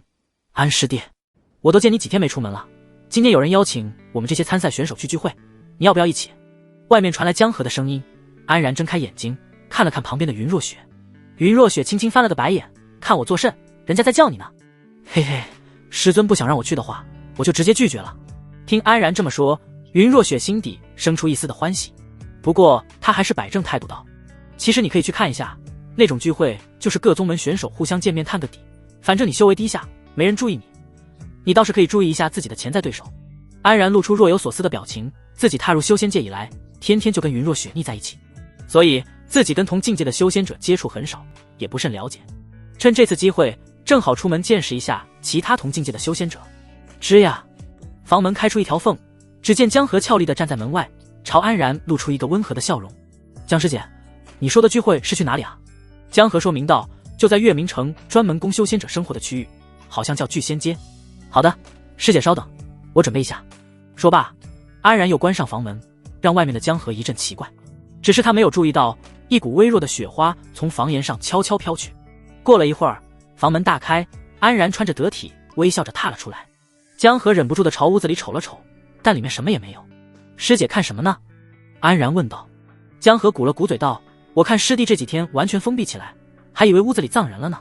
安然不禁莞尔，江河倒也没猜错，只是他屋子里有师尊布置的禁制，外面是完全感受不到里面气息的。师姐说笑了，我深知自己修为浅薄，所以趁这几天抓紧修炼，准备大比。江河也没有多探究，毕竟这样打听人家隐私也不礼貌。于是两人就一起出门了，来到庄园前的湖泊前，有几十名同门的执事弟子等在那里，他们都是要一同前去参加聚会的参赛选手，而其中也有刘晴和霍宇的身影。当看到江河和安然并肩走了出来，刘晴顿时大吃一惊，他赶忙冲上前去，在江河愕然的表情下，一把将安然推开。你个无耻之徒，离江师姐远一点。看这样子，刘晴和江河认识，而且关系还不错。师妹，你这是干什么？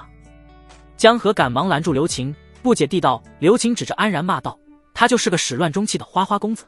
江师姐，你可得离他远一点。”安然听闻是哭笑不得，自己明明是纯爱战士，竟然被人指认为黄毛，真是是可忍孰不可忍。喂，你不要血口喷人啊！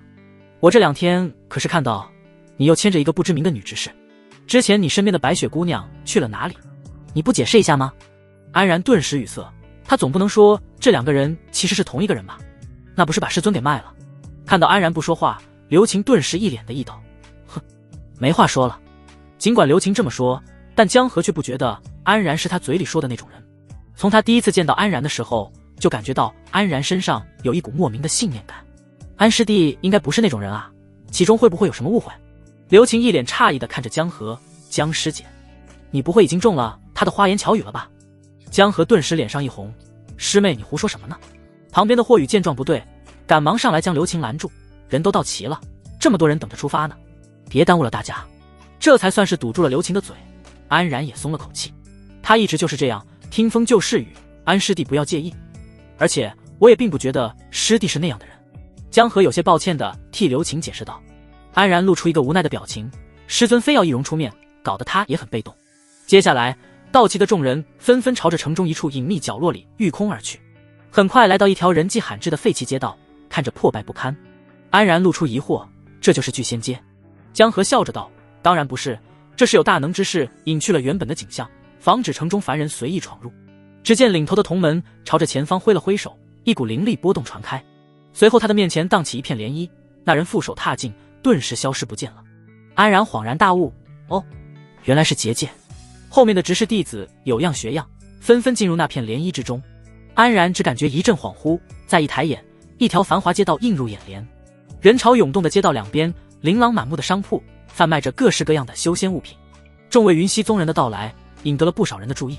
一位穿着贵气的侍女突然出现，脸上洋溢着灿烂的笑容道：“诸位云溪宗的道友这边请。”众人在那位侍女的带领下来到了一座富丽堂皇的酒楼之中，里面灯笼摇曳，古色古香，大厅里的酒桌上人满为患，中间还有一座不大不小的舞台，坐落其中的全是5大宗门的人，分别是月行书院、合欢宗、灵兽谷、天耀门，还有最后到来的云溪宗。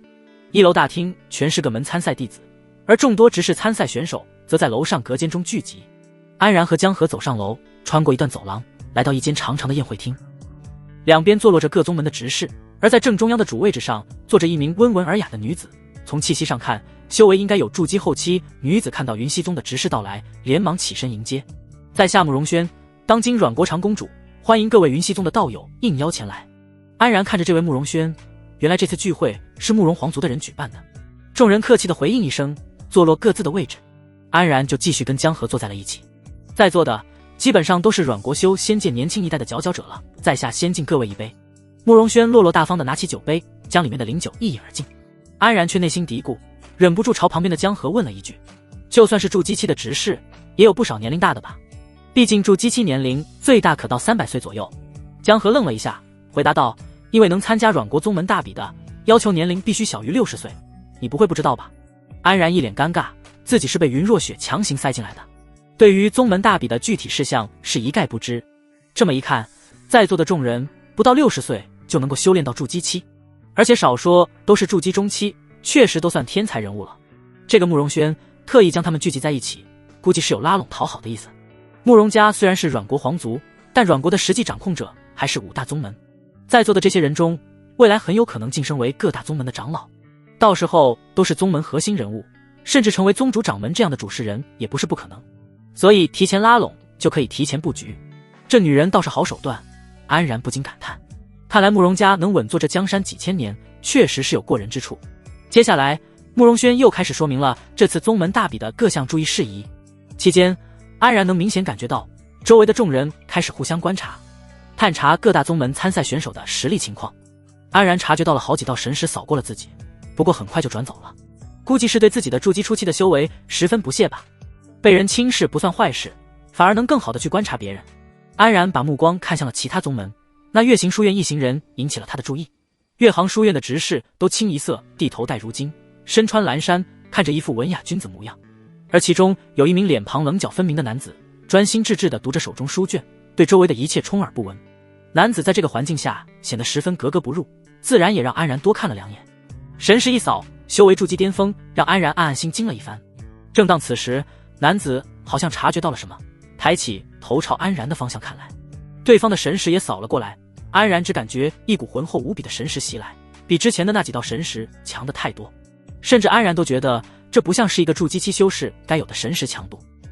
自己的神识在云若雪的药液温养下也不算弱，可在对方面前感觉完全是个小儿科。随后男子露出一个淡淡的微笑，轻轻点了点头，算是跟安然打了个招呼。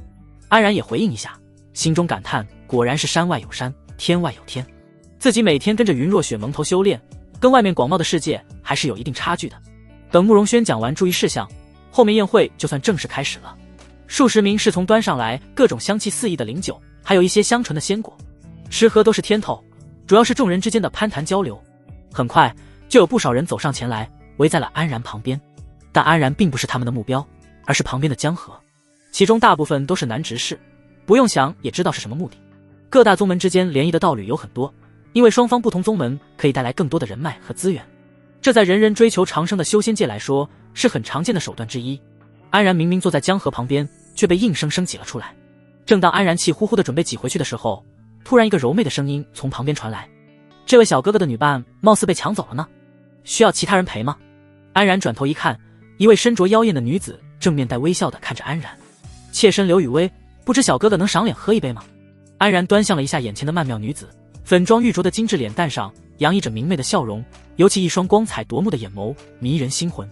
看服饰和形态，安然想起了之前的那位合欢宗老祖荣婉清，对方应该是合欢宗的女执事了。神识轻轻一扫，竟然也是筑基巅峰的修为，如此人物怎么会找上自己？安然想起了自己那个被掳走的便宜师兄程坤，对方不会也是打的那般主意吧？想到这里，安然顿时打了个冷战，对眼前的刘雨薇打起了12分的警惕。但对方主动上前，总不能不给面子吧？于是也站起身来，笑着端起酒杯道：柳仙子修为高超，美丽动人，是在下的荣幸。两人轻触酒杯，一饮而尽。刘雨薇容貌惊艳，再加上实力强大，自然引来不少人关注。当看到他跟一个名不见经传的云溪宗执事攀谈起来，不少人露出惊色，其中就有霍宇和刘晴。刘晴一脸轻蔑地道：就知道这家伙不是什么好东西，跟合欢宗那群淫邪之人又厮混在一起。霍宇却不以为然道：我看那位合欢宗女子是看上我们家安师弟了。刘晴顿时瞪了他一眼：什么我们家？谁跟他一家了？大家都是一个宗门的，当然是一家了。那我盼他赶紧被合欢宗收了去，免得继续祸害我们云溪宗的好女孩。霍宇一脸无语道：安师弟只是牵个手而已，也没做什么过分的事情，你懂什么？刘晴想起当时在那溶洞里安然欺负云若雪的场景，脸上不禁一红，在外面都敢明目张胆的做这种事，背地里不知道有多过分。就在刘晴心里狠狠数落安然的时候，霍宇突然惊叫一声：安师弟的新相好来了！抬头看去，只见云若雪假扮的叶灵快速从门外走了进来，神色不善。不行，我得提醒安师弟一声。霍宇刚想起身，就被刘晴死死拉住：你管什么闲事？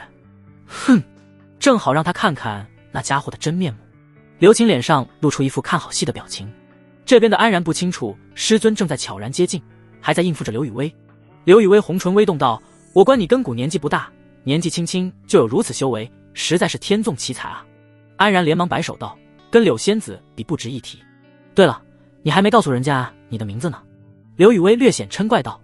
安然不好意思道：是我疏忽了，在下安然。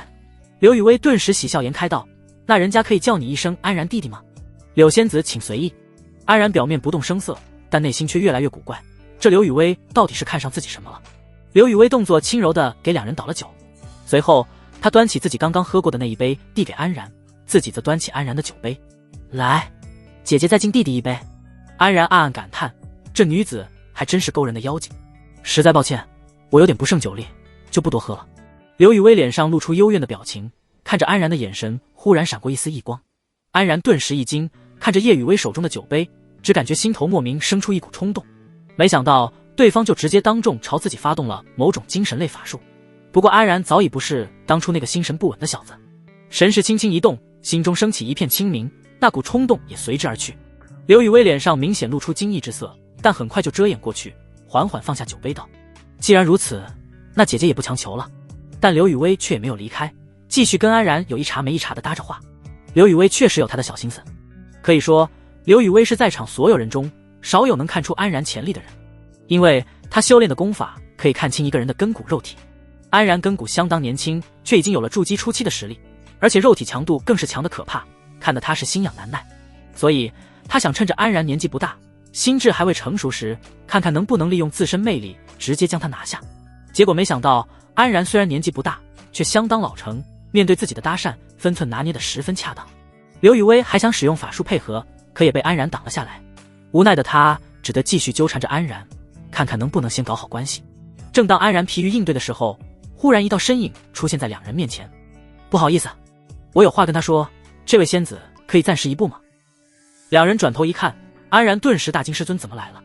来者不是云若雪，还能是谁？刘雨薇愣了一下，察觉到云若雪神色不善后，嘴角露出一丝戏谑。哦，这位仙子好像很不喜欢我和安然弟弟坐在一起呢，不知你们是什么关系啊？云若雪看了一眼旁边的安然，冷冷地道：他是我男朋友。噗！旁边安然正准备喝点酒压压惊，结果听到这句话，当场喷了出来。师尊这是无师自通啊！男朋友是什么意思？刘雨薇一脸诧异。就是男性朋友的意思，怎么很难理解吗？旁边的安然嘴角颤抖，都快绷不住了。刘雨薇看了看云若雪的打扮，也是云溪宗的执事，看样子应该早就认识安然，是自己的竞争对手啊。这一下刘雨薇更来劲了，正想说点什么再刺激一下云若雪，忽然旁边的安然主动跟刘雨薇介绍起来，这位是我的同门师姐，跟我关系要好，估计是有话要跟我说吧。这一下安然委婉地下了逐客令，刘雨薇也只好皮笑肉不笑地道：原来如此，那妾身就不打扰了。其身后的刘雨薇撇撇嘴，上下打量着云若雪的易容的样子，真想不通这女人哪点比自己强了。于是刘雨薇偷偷对着云若雪发动了一次精神术法，想让她出丑。嗡！瞬间刘雨薇只感觉到一股铺天盖地般的恐怖威压袭来。啊！刘雨薇尖叫一声，踉踉跄跄的朝一屁股坐在地上。云若雪却当没看见一样，自顾自地拉着安然就离开了。几名合欢宗执事冲上来，从地上扶起了颤抖的刘雨薇。师姐，你怎么了？周围其他人也被这边的动静吸引了目光，但刘雨薇却满脸惊恐，都不敢看云若雪一眼。随后他连忙拉着同门慌慌张张的逃似的离开了，连宴会都不继续参加了。远处的刘晴和霍宇一脸疑惑的面面相觑，不知道发生了什么。这点小插曲并没有影响其他人，修仙界不流行多管闲事，大家都在忙碌着自己的事情，只要没涉及到自己，大家也都当无事发生。安然看着突然出现的师尊，心中也是十分好笑。叶仙子怎么进来了？这里人多耳杂，也不敢当面叫师尊。怎么，我不能进来吗？见云若雪面若寒霜，语气冰冷，安然却偷笑起来。他当然知道师尊的不爽来源于哪里，分明是又吃醋了。安然虽然心里暗爽，但该哄还是要哄的。他拽着云若雪来到了宴会角落的一张空桌子前，给师尊也倒上了一杯灵酒。在嘈杂的宴会上，二人还开始独享其乐起来。安然悄悄的道：多谢师尊帮我赶走那妖女，不然被她缠的实在是头疼不已。哼，我怎么感觉你乐在其中呢？云若雪瞪着安然：怎么会？你是不知道，他刚才还朝我施法呢。还好我道心坚定。你能有什么道心？云若雪不屑地道。对师尊的爱戴之心。安然一脸深情。云若雪顿时脸上一片绯红，没好气的伸手去打。他对这徒弟的一张嘴实在是毫无办法。不过云若雪刚才那点怨气被安然这三言两语也给说没了。见师尊气消了，安然笑嘻嘻的云若雪身边靠了靠，问道：师尊是怎么想到男朋友这个词的？云若雪撇撇嘴道：既然有女朋友，那肯定有对应的男朋友啊。天才啊！云若雪忍不住翻了个白眼，看着安然问道：但你还没告诉过我，这到底是什么意思？安然嘴角扬起：师尊可以猜一猜吗？哼，肯定不是什么好词。云若雪想起了之前被安然戏耍的情景，自己就那么被安然亲密的抱住了，感觉男女朋友就像道侣一样。一想到这里，云若雪脸上就红了。自己刚才情急之下竟然亲口承认徒弟是自己的男朋友，这不是自己这个做师尊的师格吗？师尊怎么可以和徒弟在一起呢？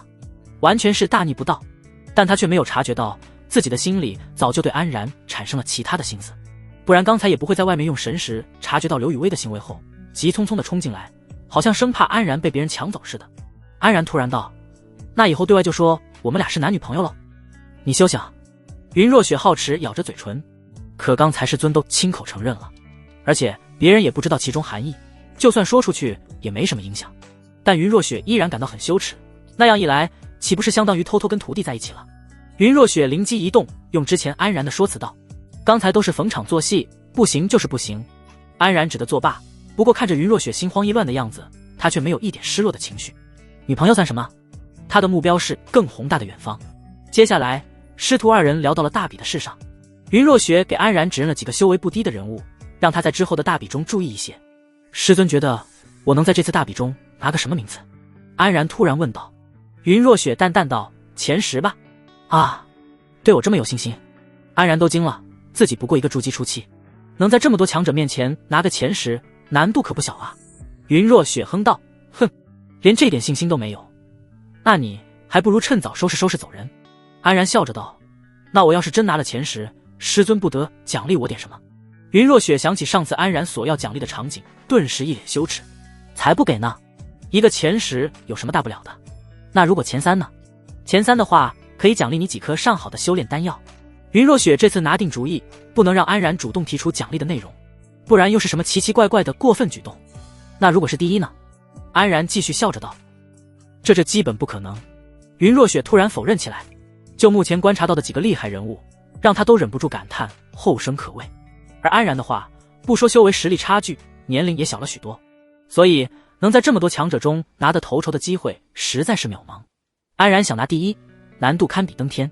当然，如果奇迹真的发生了，他发现自己实在没什么拿得出手的奖励，主要因为安然除了对自己，好像对其他的东西感兴趣的不多。师尊这么说，那我偏偏要拿个第1不可。安然将面前的灵酒一饮而尽，突然抓起云若雪的手就往外面走去。两人来到外面，云若雪疑惑道：“怎么就这么出来了？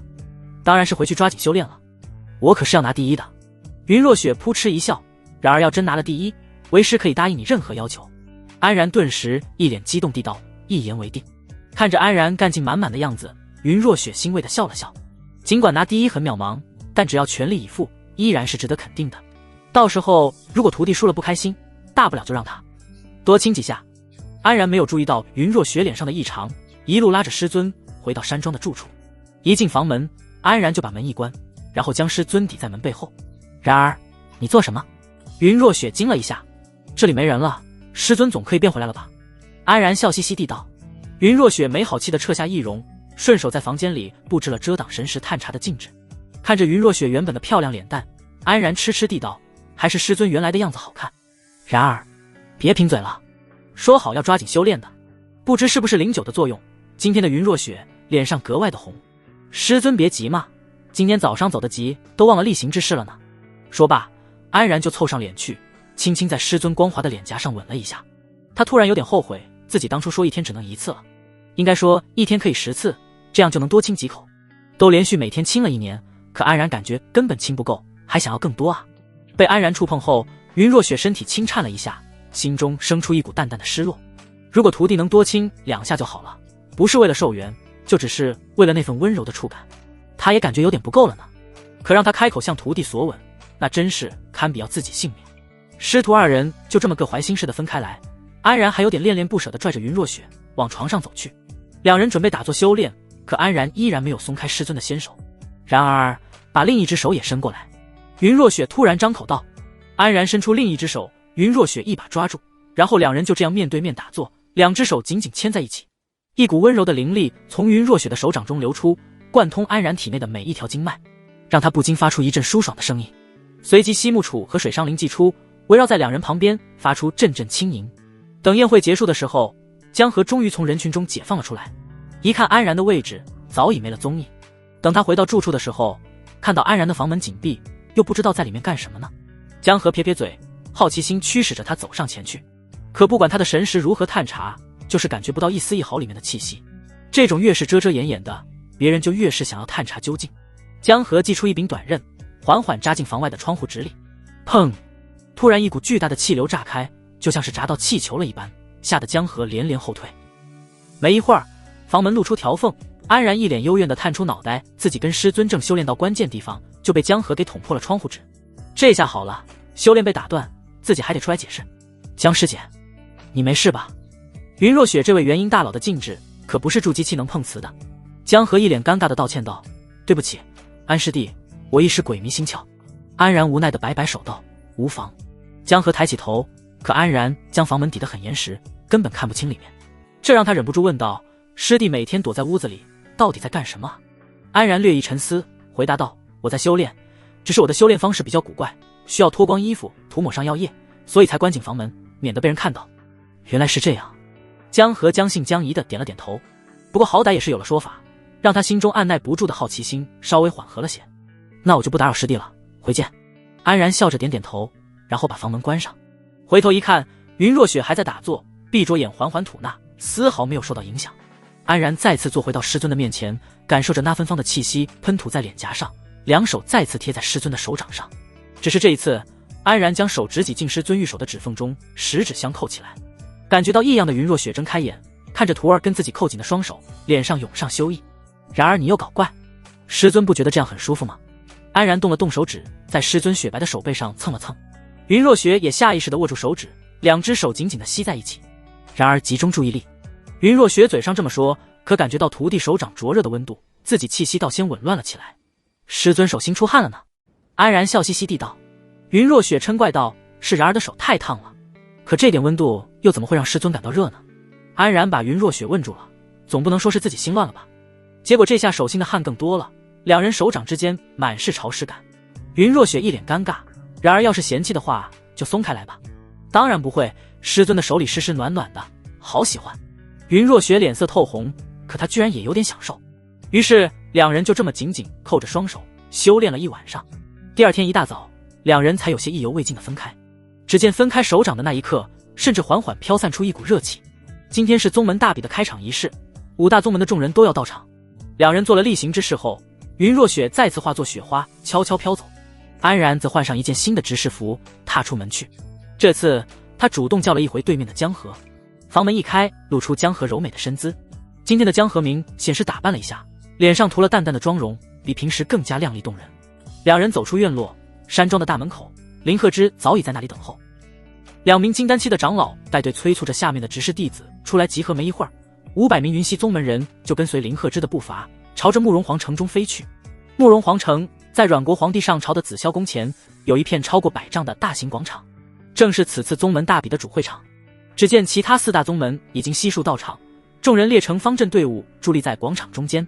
每个方阵前都有一位肃穆的领头人，其中有一位安然认识的，正是当时曾经的云溪宗宗主陈坤。只是此时的他已然成为了合欢宗的人。看来这领头的都是各宗门的主事人。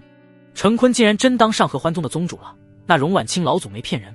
而在紫霄宫前的阶梯之上，还放着5个精美的座椅，明显就是为此次宣布要出场的5位宗门老祖准备的。但是此时上面就坐着3个身影，除了云若雪没到，那位风姿卓越的荣婉清也不在其列。云溪宗的众人赶忙落在最左侧列成方阵队伍。林鹤之作为云溪宗代宗主，自然就站在了队伍的最前方。不是说云老祖返老还童，重回巅峰了吗？怎么是你这个小辈带队前来？上方的3位身影中，有一位身材佝偻的干瘦老者，阴阳怪气的朝林鹤之道。面对元婴老祖，林鹤之不敢放肆，赶忙抱拳道：“见过各位前辈，云老祖最近还在闭关之中，不便远行，所以就由晚辈带队前来参加大比。”呵呵，云溪宗距离月明城不过万里，凭云老祖的本事，半日便可到来，有什么不方便的？佝偻老者刚刚说完，一位白发老妇人接过话茬：“就是我等悉数到场，就他故作姿态不来见面，也太不给面子了吧？”林鹤之满头大汗，却也不敢反驳，只好悻悻地替云若雪给几位赔不是。安然看到这番场景，挑了挑眉头，想看看师尊有没有跟着来，但四下张望了一番，没看到有云若雪易容的样子。云老祖不在，这些家伙竟然这么当众欺负我们。江河看着自家宗主被这群老家伙为难，心中不忿道。安然无奈，他也搞不懂云若雪的态度，明明来了，却不愿露脸。那3位就是其他宗门的老祖吗？安然望着那3个身影问道。江河点点头，鼓着嘴道：“对啊，每个都有元婴期的修为，尤其中间那位月行书院的老祖，据说修为也到达了元婴巅峰。”安然内心惊颤，3位元婴的大能之士，甚至有与自己师尊实力相当的存在。如果他们联合起来对付自己师尊，师尊能顶得住吗？安然的内心突然莫名的一阵焦虑，他好想快点变强，追上师尊，不然师尊遇到危险，自己却什么也做不到的话，得多难受。他必须快速成长，才能为师尊遮风挡雨。见白发妇人和佝偻老者处处为难林鹤之，旁边一位身穿青色圆领袍的儒雅男子出言制止道：“除了云仙子，荣仙子不也没来吗？这些事情暂且放一边，先做正事。”白发妇人撇撇嘴，不再多话。林鹤之擦了擦额头上的汗，算是松了口气。会场上又是一阵寂静，不过云溪宗这边的目光却集中在旁边的合欢宗队伍上。倒不是合欢宗妖艳的女修士吸引了他们，而是他们曾经的宗主站在排头，让他们感到十分震惊。就连林鹤之都不禁挑了挑眉头，隔空传音道：“程宗主怎么去了合欢宗？到底发生了什么事啊？”面对林鹤之的询问，陈坤面露苦涩，回应道：“哎，林长老就别多问了，以后云溪宗就交给你了。”见陈坤不想多话的样子，林鹤之也只好识趣的闭上了嘴，以后有机会再问问吧。接下来出场的是此次阮国宗门大比的东道主慕容皇族，在一位头发花白的老者带领下，一众慕容家徒子徒孙缓缓从侧面入场，其中就有慕容轩的身影，而且在最前面的位置。至于那位白发老者，就应该是慕容家当今太上皇慕容子。只见慕容子尽管只有金丹中期的修为，面对3位元婴修士却显得落落大方。晚辈见过各位老祖，也欢迎各位宗门门众前来参加这次阮国宗门大比，今年绝对是数百年来的空前盛景，望大家在这次大比中尽情展现各位的风采。一番高调唱完，慕容子简单的宣布了他们慕容家这次的参赛人员。慕容家整体实力很弱，但作为东道主，还是要象征性的出场几个人。之后才是重头戏，各大宗门掌门开始宣读他们的参赛名单，所有参赛选手单独出列，站在了台前。慕容子看着一众年轻的修仙者，满脸感叹：各位果然是风华绝代，此次大比将分为弟子组和执事组进行比斗。慕容子从怀中突然甩出2道木匣子，置于众人之前。现在由各位弟子、执事上前抽签，弟子组为左，执事组为右。等众人抽完签，慕容子继续说道：既然要比斗，那自然少不了丰厚的奖励。弟子组只要进入前8名，都可以获得一次进入慕容皇家库存挑选奖品的机会，第1名额外获得1颗上品筑基丹。执事组前8名同样能够进入皇家库存，但挑选的奖品品质会更好。当然，作为执事组的第1名，还能够额外获得一件顶级法器。说罢，慕容子直接甩出一道金光，一朵巨大的莲花出现在众人面前，花瓣层层叠叠，白莲如玉雕琢，展开花瓣又露出里面金黄色的花蕊。此乃我慕容家世代收藏的巨灵宝莲，是我早年间在一处古迹中寻得，有它辅助修炼，可做到事半功倍。如今我将它拿出来作为执事组第1的奖励。众人看得眼前一亮，辅助修炼的法器世间相当稀有，都是可遇不可求的存在。没想到这慕容家竟然还有如此收藏，果然底蕴丰厚。看到如此丰厚的奖品，众人兴奋地欢呼起来，已经开始摩拳擦掌了。如此一来，这次的开幕仪式就算是结束了。明天就是大比正式开始，不过先开始的是弟子组，后面才是执事组，所以安然还有好几天的时间可以准备一下。回到住处，安然跟江河说明了后面几天的修炼打算，然后一关房门，又一次没了音信。安然默默在房间里等了一会儿，却没见师尊来找自己。时间不等人，我得抓紧时间。安然拿定主意，先一步自己修炼起来。今天见到了那些老祖之后，可谓是大大刺激了安然想要变强的心思，而且这次还跟师尊夸下海口要拿第1。就目前这个状况，希望实在是太小，所以他想要抓紧这个时间，看看能不能找到一丝契机。其实从他成功筑基到现在，也过去了快小半年了，在磨练肉体神识的同时，他也没有落下修为的提升。如今丹田中的灵力积攒的也十分浑厚了，他觉得可以试着突破一下筑基中期。服下几颗修炼丹药，安然快速进入运功状态。没过一会儿，一股熟悉的雪花飘了进来，云若雪的身影出现在了屋子中。看到安然已经自觉地开始了修炼，云若雪脸上露出欣喜，感觉然而有些不一样了。云若雪弯下腰，细细地瞧着安然的脸庞，有点好奇今天安然经历了什么。神识一扫，他察觉到安然正在尝试巨灵突破，于是他赶忙上前坐在一旁，水商灵祭出，细腻温润的灵力瞬间将安然包裹在其中。察觉师尊到来的安然嘴角露出一丝微笑，开始了正式的突破。稳妥起见，安然就这样一直蓄力了一整天时间，感觉到丹田中积攒了足够精纯的灵力后，才试着进行第1次冲击。轰！安然不停地将灵力在丹田处压缩着，狂暴的灵力不停地四散溢出，结果持续了仅仅1个时辰左右，安然的丹田就砰的一声炸开了。失败了呢？安然有点泄气地道：无妨，只是第1次尝试而已，我感觉然而好像有些心急呢。云若雪看出了安然有什么心事，安然挠挠头道：这不是为了拿第1吗？虽然安然如此解释，但云若雪却觉得不止这些。对了，师尊先前去干什么了？怎么没在会场上见到师尊？安然话锋一转道。云若雪无奈道：平时其他人面前我还能伪装一下，昨天几个老祖齐到场，万一被他们发现可就不好了。安然听到这里皱起了眉头，他们会对师尊不利吗？云若雪愣了一下，那倒也不会，只是我现在还不想跟他们打交道。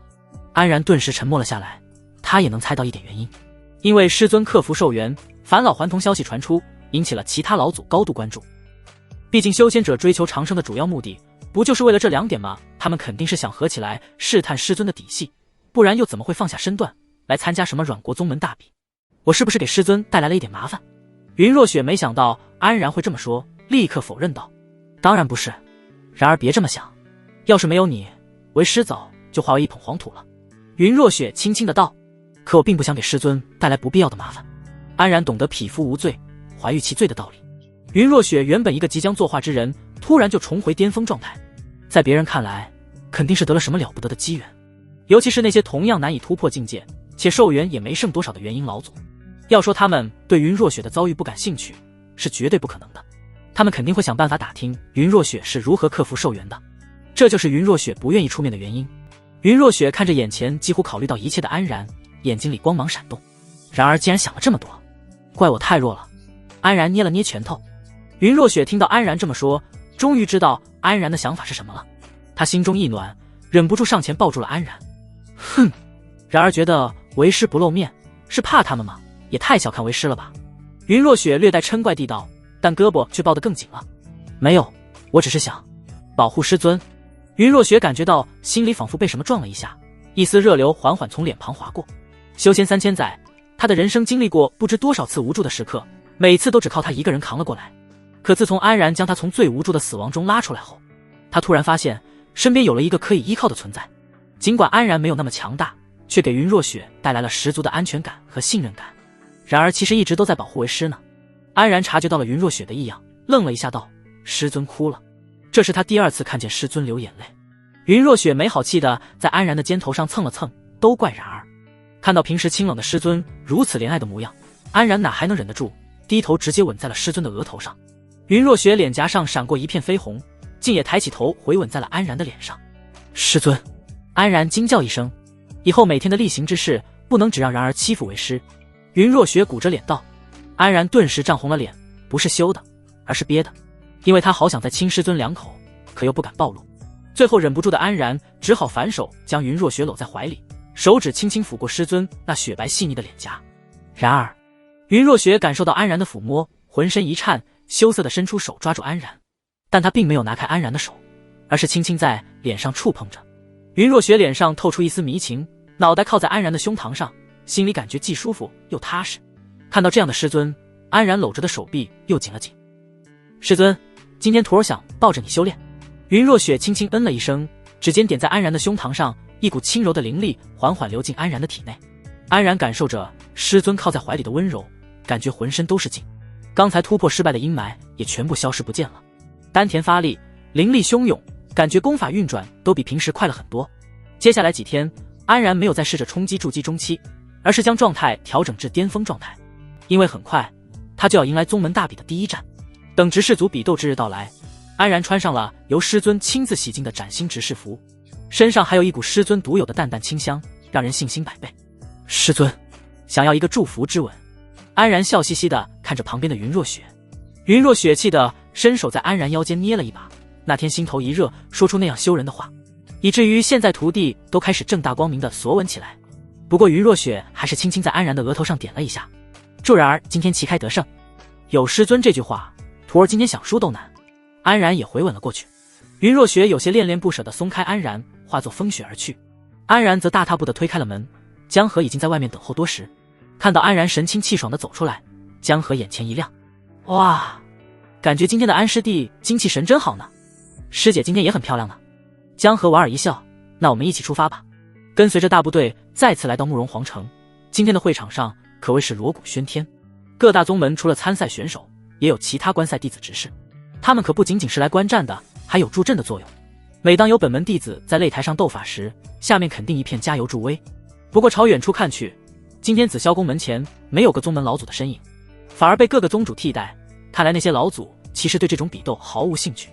先前的弟子组比斗打得也是非常激烈，听说最后由岳航书院的一名炼气巅峰弟子夺得了头魁。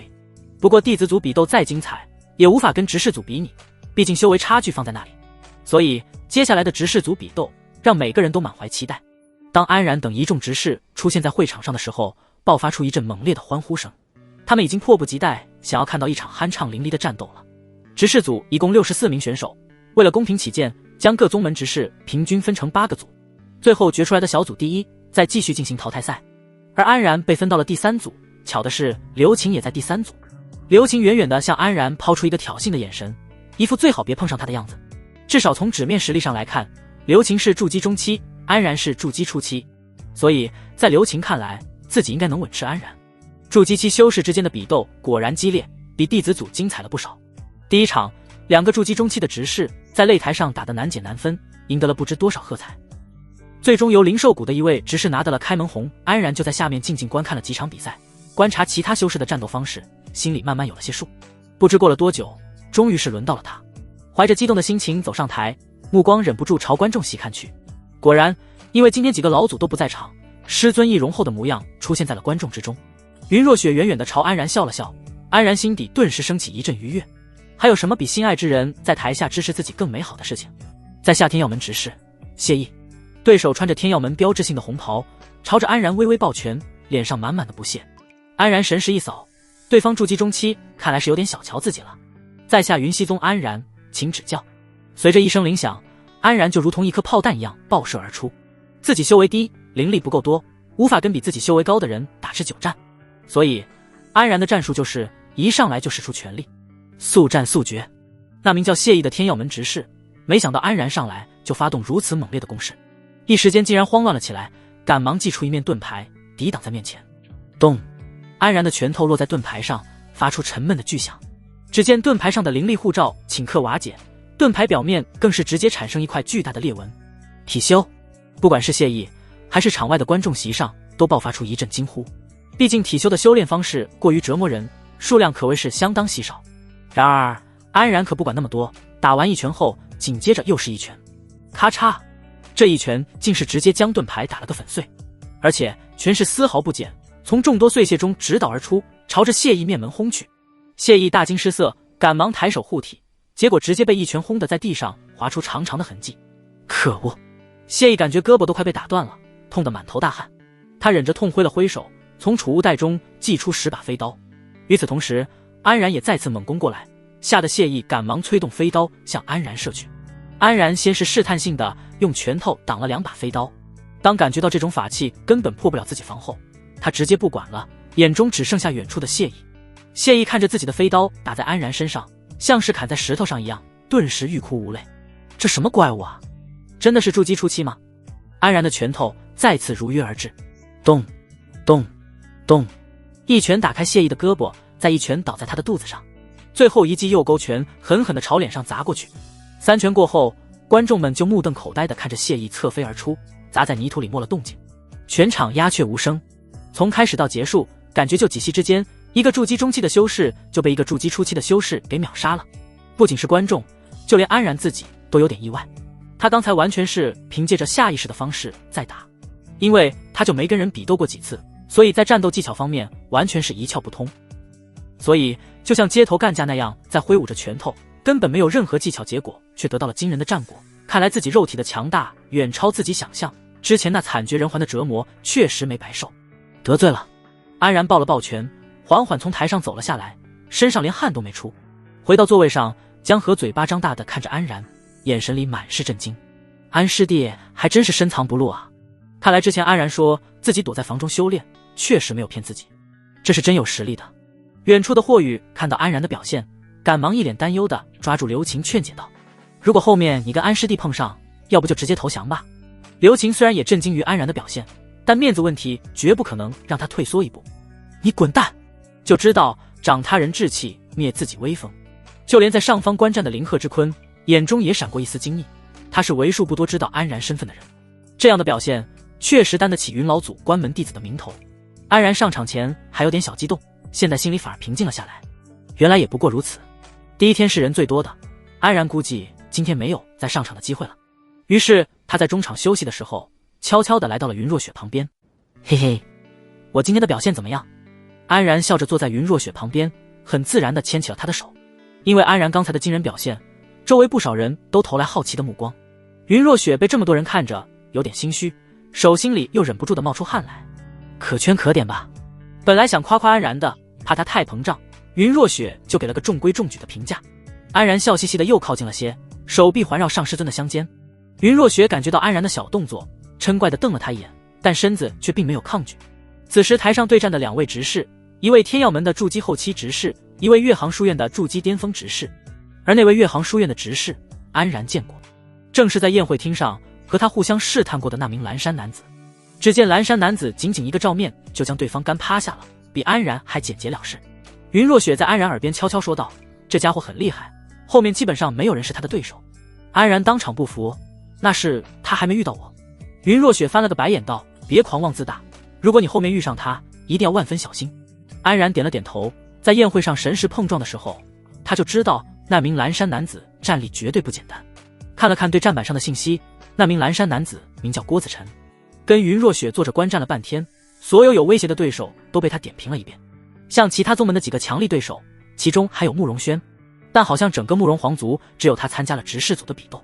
虽然修为只有筑基后期，但作为唯一的希望，实力看着相当强劲。夜幕降临，各个小组的第1轮就算是结束了。安然回到江河旁边，两人准备一起回到住处路上，江河忍不住问道：“你先前旁边的那名女子是谁啊？”他说的自然是云若雪，因为易容的新面貌，江河从没见过云溪宗中有这样一位女执事。他知道师尊很可能就在不远处偷听着，于是厚颜无耻地道：“嘿嘿，是我的女朋友。”女朋友？江河跟之前的所有人都一样，一脸懵，有点类似于道侣，但又没到那么亲密的地步。这次安然倒是实话实说了起来，因为他怕用原来的说法很容易产生歧义，万一再被江河反问一口就不好了。就比如现在跟江河也熟悉了，算不算女性朋友呢？江河不禁莞尔，我还是头一次听到这种说法，那就提早祝愿安师弟喜结良缘喽。安然听得心里美滋滋的，多谢江师姐。两人回到住处，相告一声晚安，各回个房。但安然一进房间，就被提前赶到的云若雪红着脸嗔怒的拽住。然而真是个逆徒。安然假装一脸懵的样子，我怎么就逆徒了？云若雪想说点什么，却又难以启齿。两人路上的对话他都听见了。安然竟然直接跟别人道出两人的那种关系，自己可从没答应过要当安然的女朋友啊。而且江河还说什么喜结连理的话语，安然竟然大方承认了下来，这怎么让他接受的了？就是逆徒，大逆徒。面对气急败坏的师尊，安然心里暗笑不已。那些话看似说给江河听，其实也是说给云若雪听的，给师尊灌灌耳音，为以后关系的更进一步打下坚实基础。反正安然是吃定云若雪了。师尊教训的是，徒儿现在就去抓紧修炼，好好总结今天的战斗心得。说罢，安然就笑嘻嘻地跑去床上打坐，一副认真修炼的样子。云若雪气得捏了捏拳头，可又对安然无可奈何，最后只得没好气地陪在安然身边，继续辅助他修炼。随后一只纤手悄无声息地伸进安然的腰间，狠狠地捏了一把。啊，谋杀啊！第二天，安然精神满满地睁开眼睛，经过一晚上的调息，他再次恢复了巅峰的状态。看到旁边一脸清美的师尊，安然上去就是一口。云若雪哼了一声，却没有回应，看来昨晚的气还没消呢。师尊，我的祝福之吻呢？今天没有。安然顿时怅然若失，没精打采地走下床。等到了房门前，忽然一股温热贴在了脸颊上。回过头一看，云若雪一脸不自在地偏过头，淡淡地说了一句：“今天的比斗可别大意了。”说罢，云若雪就飘走了。安然顿时喜笑颜开，师尊果然是在乎我的。再次和江河一起出发，来到会场后，明显感觉到今天的气氛异常热烈。经过昨天一天的执事组比斗，所有观众都开始期待起后面来。因为随着决出一个又一个强者，后面的比赛只会越来越精彩。就比如今天开场就是2个筑基后期的对决，一番大战看得众人热血沸腾的，会场上满是喝彩声。今天是小组赛的4进2，安然的对手是一位灵兽谷的男执事，名叫陈宇，筑基中期。上去一抱拳，陈宇直接大手一挥，竟然召唤出一头吊金白额虎，而且能探查到那头老虎也有筑基初期的修为。哇靠，这1打2也太作弊了吧！安然惊了一下。不过这种召唤灵兽共同作战的技法对灵力的消耗很大，所以在比斗中也不算违反规定。最终还是看双方的实力差距。陈宇率先催动老虎朝安然扑了过来，安然也上去轻微试探了一下，仅仅只是一拳，那老虎就被打得惨叫的飞出去了。陈宇大惊，虽然昨天已经见识过安然的强悍肉体，但如今亲自感受过之后，还是感觉大大低估了。陈宇顺势打出几道符箓，一圈圈白光迸发而出，直接将安然困在原地。天罗符。随后老虎从地上爬起来，再次咆哮地朝安然冲去，张开血泊大口，一口咬在了安然的肩膀上，嘎嘣！结果安然完好无损，老虎的2颗尖齿被当场崩断。嗷呜！老虎一阵痛叫，让陈宇勃然大怒，这也太耻辱了。于是他又是甩出一堆符箓，什么落雷符、灵火符等等，各种强力的攻击落在安然身上，结果除了让安然衣服损坏了些，连皮肤都没有伤到分毫。你的攻击结束了吗？安然邪魅一笑，一拳打碎束缚在自己身上的白光。那么就该我了。随后安然2脚踩碎地板，直接无视旁边哆嗦的老虎，朝着陈宇一拳砸去。砰！陈宇倒飞而出，再也没能站起来。安然在一片震惊的目光下缓缓走下场。说来奇怪，其他人赢了都会赢得一阵喝彩，偏偏安然赢了之后一点声音没有。这也没办法，毕竟观众们实在无法理解安然这么一个筑基初期为什么会强成这个样子。安然只能将目光移向远处的云若雪，都是师尊教导有方啊。路过刘晴的时候，安然还不忘打了个招呼。接下来就轮到刘师姐了哦。去死！刘晴气得牙痒痒，可她已经明显感觉到自己可能不是安然的对手了。一想到这场赢了就要跟安然碰面，刘晴顿时一阵心烦。她第2场的对手是一位合欢宗女执事，合欢宗的各种精神类技法对男修士杀伤力巨大，但对于女修士来说就没那么有效了。再加上硬实力不够，很快就被刘晴打倒了，迎来云溪宗众人的一片喝彩。尤其是霍宇，嗓门最大。第2轮的人数没有昨天那么多，所以打完之后天还没黑。第3轮接踵而至，来决出各小组的第一。第3轮明显就比前2场要激烈的多了，除了安然这个奇葩，已经没有筑基后期以下修为的人了。第1场是慕容轩和一位岳航书院的执事比斗，双方都是筑基后期，打得相当激烈。慕容轩不愧是皇室的骄子，各种符箓不要钱的往外甩，而且众多法器更是看得人眼花缭乱，根本不知道他的本命法器是哪一个。尽管那名岳航书院的执事实力不俗，但在这番狂轰乱炸下还是没扛下来。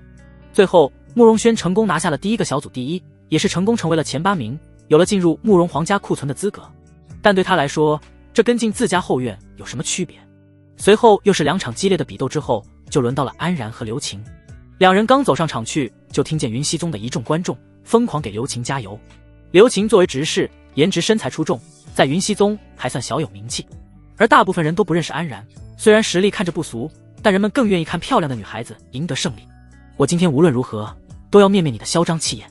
刘晴指着安然恨恨道：师姐可得手下留情啊。安然抱着拳跟刘晴笑嘻嘻地道。刘晴冷哼一声，神色肃穆，看来是准备认真对待了。之前安然展现出来的实力让他压力很大，但他又不想止步于此，于是就只能全力以赴了。接招！话音刚落，刘晴就祭出一柄长剑抓在手中，飞身朝安然刺去，气势逼人。安然箭步上前，一拳轰出，轰！气息炸开，烟尘四起。刘晴虽然倒退了几步，但并没有显得过于狼狈。安然眼神也是闪过一丝惊讶，看来刘晴的实力并不是之前的对手能比的。尽管刘晴只有筑基中期，但能一路杀到小组决赛，实力绝不可能弱。师姐小心了，接下来要上强度了。安然猛地从原地弹射而出，在地上划出一道残影。刘晴面露惊色，手中长剑翻转，狠狠朝安然劈出几道剑气。安然3拳2脚打散剑气，速度丝毫不减，依然朝着刘晴凶猛冲来。刘晴掐诀催动长剑束在身前，一股灵力屏障凭空出现，冲到近前，安然丝毫没有怜香惜玉的意思，雨点般的拳脚就落了下去。咚咚咚，灵力屏障被打得光芒闪烁，刘晴更是被震得连连后退。这是他第一次直观地感受到安然的那股凶悍的气势，让他心中惊骇不已。混蛋！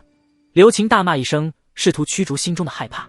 随后他手握长剑，使出浑身解数，剑刃上都因为聚集了过量的灵力而发出阵阵轻盈。嗡！一剑挥出，狂暴的灵力炸开。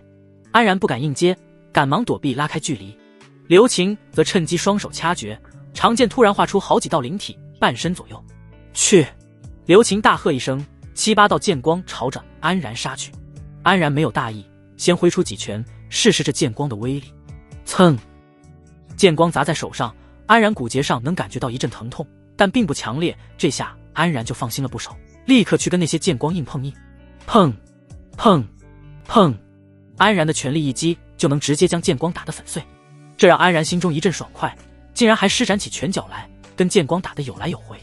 安然自以为很帅的姿势，但在别人眼中却跟小孩子打架一样。在众人错愕的眼神中，安然一会儿扫堂腿，一会儿翻跟头的，要多滑稽有多滑稽。云若雪坐在观众席上，都有一种转头就走的冲动，这也太丢人了吧。不过安然动作搞笑归搞笑，但留情的剑光确实无法对安然造成任何伤害，甚至随着一道又一道剑光的破碎，留情的灵力如瀑布般流失。再配合上安然滑稽的动作，颇有一种嘲讽的感觉，这顿时让留情恼羞成怒，收回剩余的几道剑光，在手中聚集起来，化作一道1丈多长的光剑。巨大光剑对准安然就是狠狠刺去。之前的战斗太过于枯燥，安然都没什么感觉，但跟留情的战斗终于让他有了那么一点热血沸腾的感觉，于是修为全开，滚滚灵力跃然于体内。随后大吼一声，身体上血脉喷张，青筋暴起。来吧！举起拳头朝着光剑爆射而出。砰！光剑与拳头触碰的一瞬间，就化作阵阵光点消散而去。而留情还没来得及惊愕，安然的铁拳就已经直呼面门而来。安然也没想到光剑这么不堪一击，想收力已经来不及了，最后只能调整挥拳的方向，堪堪擦着留情的发丝划了过去。因为没有受力点，安然整个人被自己的拳头带飞了出去，砸在了旁边的台柱子上。轰！瞬间整个台柱子轰然倒塌，安然直接被埋了进去，而留情则呆立在原地，早已被吓得丢了魂。如果那一拳砸在自己脸上，怕是得丢大半条命。这次大比是有明确规定，比斗过程中不可伤人性命。安然当然也没有取人性命的意思，只是他战斗经验太少，根本不会收力卸力，才导致刚才的危险情况。看到这个结果，全场鸦雀无声，直到留情哇的一声哭了出来后，众人才回过神来。霍宇赶忙冲上台去安慰留情的情绪，留情却像是抓住了情绪宣泄点，直接扑进霍宇的怀里，放声大哭起来。霍宇脸上顿时愣住了，这幸福来得也太突然了吧。反应过来后，霍宇手臂直接环住留情的肩膀，享受着美人依靠在自己怀里感觉。霍宇的行为迎来了一阵起哄的欢叫声，而被掩埋的安然却无人理会。安然一脸无奈地从废墟里爬出来，好在公布人宣告了他的胜利，心里才算是好受了点。明明是自己赢了，结果却搞得这么狼狈。你没伤着吧？忽然旁边传来一阵熟悉的声音，抬头一看，师尊不知不觉来到了近前。安然顿时喜笑颜开，当然没有。云若雪没好气地将他从地上拽了起来，拍了拍他满身的尘土，以后出去别说是我的徒弟。那说什么？男朋友吗？讨厌！安然一把拉起师尊的纤手，紧紧握在手里。云若雪脸上透过一丝红晕，但也没有挣脱。两人就这么亲密地一起走下了台。周围的观众们一脸郁闷，明明是来看比斗的，结果硬生生为了2份狗粮。安然回到观众席上，继续观看着下面的比赛。经过一整天的精彩比斗，最终是决出了8位小组第一，其中大多都是安然一直重点关注的强大战力，像郭子辰、刘雨薇、江河、慕容轩等。最让安然意外的是，霍宇竟然也进了8强。之前他记得霍宇说自己是筑基中期的修为，可是刚才在与一位灵兽谷执事比斗的过程中，散发出来的气势分明就是筑基巅峰。没想到这平时留情身旁的跟屁虫，竟然是个深藏不露的高手。想必之前江河口中的云溪宗其他厉害人物，其中就有霍宇，还真是人不可貌相。当8位选手站定在台上时，下面传来一阵热烈的欢呼声。尤其是云溪宗这边，因为8个人中就有3个人来自云溪宗，这也能反映出云溪宗的实力强劲。其中最有争议的就是安然，一个只有筑基初期的家伙，竟然也能混进8强。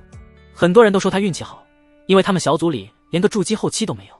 不过安然对这些流言并不理会，后面他会用实力继续去证明的。多谢安师弟之前手下留情了。站在台上，霍宇在一旁突然跟安然微笑着道。安然挑了挑眉头，总觉得霍宇并不仅仅是为手下留情而道谢。此次大比本就是点到为止，我又怎会真的伤到师姐？霍宇嘿嘿一笑道，我还怕安师弟为之前的事情耿耿于怀呢。他人其实不坏，只是有时候做事有些欠考虑。是我当然知道，其实我根本就没当回事。这倒是安然的实话，毕竟被误会也不能全怪留情。安师弟果然大度，一看就是干大事的人。以后有什么需要帮忙的，尽管找我。因为安然，他跟留情的关系突飞猛进。安然看着霍宇一副愿意为自己2肋插刀的样子，一阵无语。自己也想和师尊更进一步啊。小组赛结束后，接下来就是淘汰赛了。8位选手将一起角逐大比第一的头衔。不过这2天的高强度比斗，所有人的消耗都不小，所以为了保证公平，也为了比斗的观赏性，在淘汰赛开始之前，会有10天的休赛期，来保证每位选手调整好最佳状态。当天晚上，在霍宇的盛情邀请下，安然和江河一起去参加了庆功宴，地点就山庄里的，找了个月圆花下的好地方，摆一桌领酒，大家一起聊聊天。刘晴自然也在，只是相比平时的话痨，今天的他话格外的少。来，我们2个敬安师弟一杯。霍宇十分热情地端起酒杯。刘晴鼓了鼓脸，凭什么？霍宇嘿嘿一笑，要是没有安师弟，你怎么会答应我呢？今天趁着刘晴情绪低落，霍宇直接展开迅猛攻势，刘晴当场败下阵来。2人现在已经成了道侣，霍宇自然对安然百般感谢。是你趁人之危，早知道就不该答应你。刘晴没好气地瞪了霍宇一眼，不过还是拿起了酒杯向安然十分扭捏地道：多谢你今天手下留情。安然顿时受宠若惊，赶忙也端起酒杯，不敢当不敢当。3人一饮而尽，旁边的江河忍不住问道：安师弟怎么不叫上你的女朋友？安然挠了挠头，他不喜欢抛头露面。女朋友是什么意思？霍宇和刘晴纷纷露出疑惑的表情。在江河的解释下，2人恍然大悟，霍宇一把搂过刘晴，这说法还挺新奇的。那以后你就是我女朋友了。讨厌。刘晴脸上一红，这还有外人在场，他赶忙从霍宇怀里挣脱。霍宇也不生气，笑着跟江河说道：安师弟子不用说，倒是江大美女在这次大比上有没有见到什么心仪的男子啊？江河摆摆手道：我可没这方面的打算，可别人已经把算盘打到你身上了。谁啊？安然也感兴趣起来。江河顿时脸上闪过一丝紧张，你别胡说八道。霍宇脸上一横，谁胡说八道了？那个岳航书院的郭子辰今天可是直截了当的跟我打听你呢。你真是蠢货，他可是我们的对手，是向你打听江师姐的实力呢。刘晴在一旁无情拆台道。在霍宇和刘晴的解释下，安然才知道江河可是云溪宗目前公认的执事第1人，实力最强之人。之前江河还跟安然谦虚说自己实力一般呢。霍宇不服道：他是啥目的我还能看不出来吗？哼，要是江师姐到时候输给他，就是你的问题。2人一顿拌嘴，刘晴突然大怒道：好啊，你们男人果然没个好东西，这才刚在一起就敢跟我吵架了。霍宇一个机灵，赶忙起身劝解，结果刘晴听也不听，直接气呼呼地走掉了。霍宇也只能跟安然2人道一声歉，赶忙跟了上去。留下的安然和江河相视一笑，然后也起身往回走去。走在路上，江河突然冷不丁来了一句：今天在场上，安师弟的那位女朋友好像很在意你呢。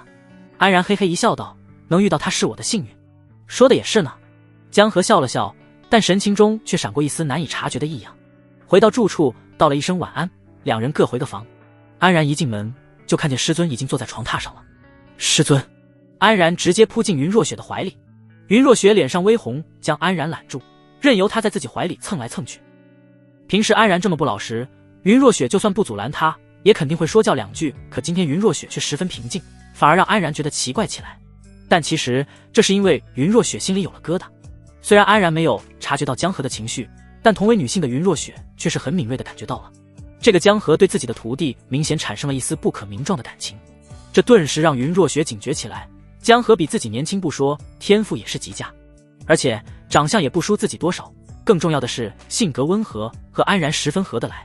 他能感觉到自己的徒弟也很喜欢跟江河相处聊天，这跟先前的刘雨薇不同，尽管江河什么也没有表现出来，却让云若雪感觉到了前所未有的危机感。不可以，然而是属于我的。想到这里的云若雪忍不住搂紧了怀里的安然，安然这才终于感觉到了师尊的不对，抬起头来盯着师尊眼眸。师尊，你今天不开心吗？云若雪慌乱地摇摇头，没有啊。然而成功挺进8强，为师开心还来不及呢。师尊有事瞒着我是不是？安然坐起身子道。真的没有。安然挣脱师尊的怀抱，云若雪顿时惊叫一声。然而，哼，师尊要是不说，徒儿今天就不跟师尊待在一起了。然而别走。云若雪突然飞上来，死死抱住安然，生怕他离开自己。安然心里愉悦，脸上却板着道：师尊今天不说清楚，我是绝不会留下的。云若雪好齿咬着嘴唇，轻轻张口道：为师喜欢然儿。什么？安然以为自己听错了。云若雪这次是豁出去了，既然有别人对徒弟起了心思，那自己就抢先一步，他绝不会让安然被别人抢了去，即使大逆不道也在所不惜。云若雪温热的脸庞贴了上来，红唇不停地触碰着安然的侧脸，仿佛在讨好安然一般。为师想和然儿在。话还没说完，安然突然火冒三丈，一把将云若雪扑倒在床上。师尊太犯规了，本来白天他还希望跟师尊更进一步，结果真实现了他又不乐意了。明明表白是自己的重要规划，怎么可以被师尊抢先了？然而你要做什么？云若雪满脸通红，还以为徒弟要干什么疯狂的事。师尊不许再说刚才的话。但是安然一张嘴，云若雪就愣住了，这是什么意思？为什么？我不管。师尊不许再说。我也当没听见刚才的话。安然表情肃穆，丝毫不像是开玩笑的模样。云若雪只得点头道：好，为师不再说了。这还差不多，师尊最怪了。安然俯下身子，把脸埋进云若雪的脖梗里。云若雪脸上却没有丝毫欣喜，反而满是失落，甚至泪水都在眼眶里打转。然而这是拒绝了我吗？这2天云若雪都有点心不在焉的。安然自然也感觉到了师尊的异样，但他没有着急解释，他想让那份感情在云若雪心里慢慢发酵，等到最浓郁的时刻自己再去掀开。为了再添一把火，这2天安然十分主动，动不动就和师尊贴贴。云若雪现在沉浸在一股深深的失落中，安然能主动靠近她，心里还能好受点，所以自然是不会拒绝。除此之外，安然终于是在先前的战斗中找到了那么一丝突破的契机，于是他想趁着这10天的休赛期，准备让修为再上一层楼。虽然在先前的比斗中他已经展现出了相当不俗的实力，但想要拿到大比第一的头衔还是非常困难的。师尊，帮我一把。安然笑嘻嘻地看着云若雪。云若雪愣了一下，明明自己已经在输送灵力了，疑惑道：还要怎么帮啊？当然是来徒儿怀里帮啊。安然张开手臂道。云若雪顿时羞红了脸，本能的想要拒绝，可眼前安然的怀抱却充满着十足诱惑力，最终还是让她心甘情愿地钻了进去。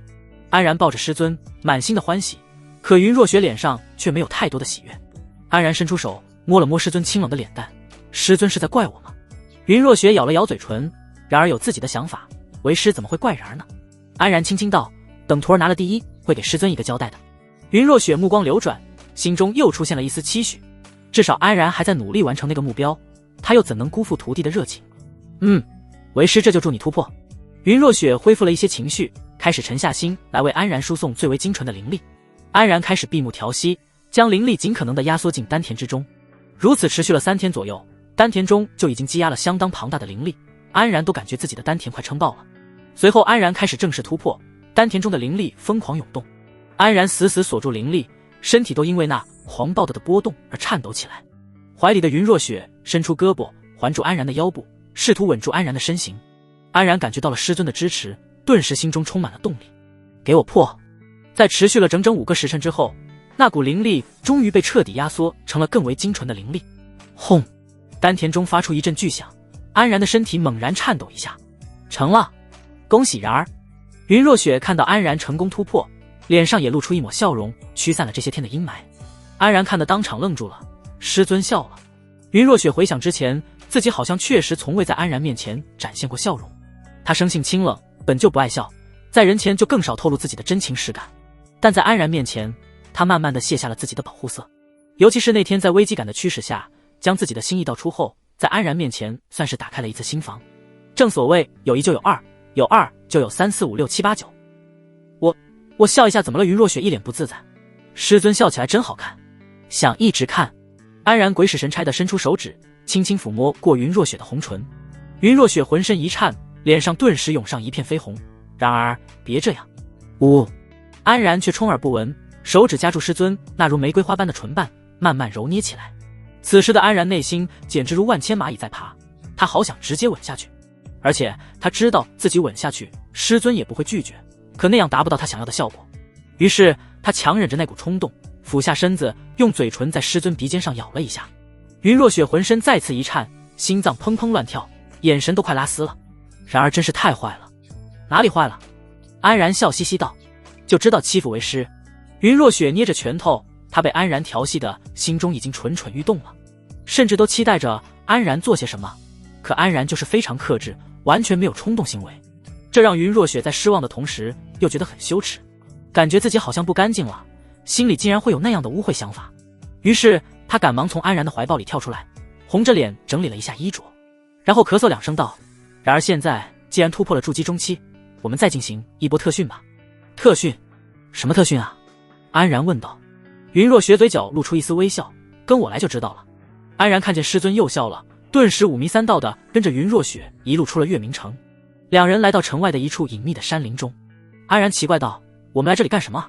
经过这几天的观战，为师发现然而缺乏战斗技巧，而且之前的那些对手都不够强，然而的战斗经验提升有限。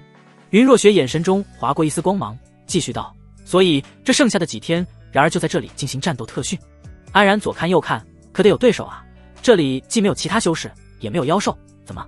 说到一半，安然突然停下了，因为他突然意识到了什么，目瞪口呆的看向已经开始热身的师尊。不会吧？没错，你接下来的对手就是我。安然顿时哭着脸，徒儿能认输吗？筑基期打元婴期，这不玩命吗？无妨，为师自有分寸，现在试着攻击我。云若雪站好姿势，朝着安然勾了勾手。安然咬了咬牙，猛地冲上去，朝着云若雪挥舞拳头而去。尽管知道自己根本不可能伤得到云若雪，但安然还是收着力打的。砰！安然的拳头被云若雪的手掌轻松地接住了。云若雪也能感觉到安然没有用全力，忍不住嗔怪道：然而这样是不是有点看不起为师了？那徒儿就得罪了。安然大喝一声，浑身肌肉绷紧，使出浑身解数，飞起来就是一记鞭腿。很近的力道，甚至刮起一阵厉风。因为修为提升的缘故，这一腿的力道早已不是之前能比的。然而如此狂暴的力量依然被云若雪轻松用手挡了下来。安然这才发现，师尊平时被自己摸来摸去的纤纤玉手竟然这么恐怖。轰咚砰！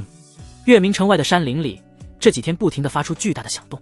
在云若雪的强烈要求下，安然基本上把师尊当作沙袋在打，只是不管自己如何攻击，这个沙袋每次都能全盘接下，攻击还是不够连贯，不能给对手喘息的时间。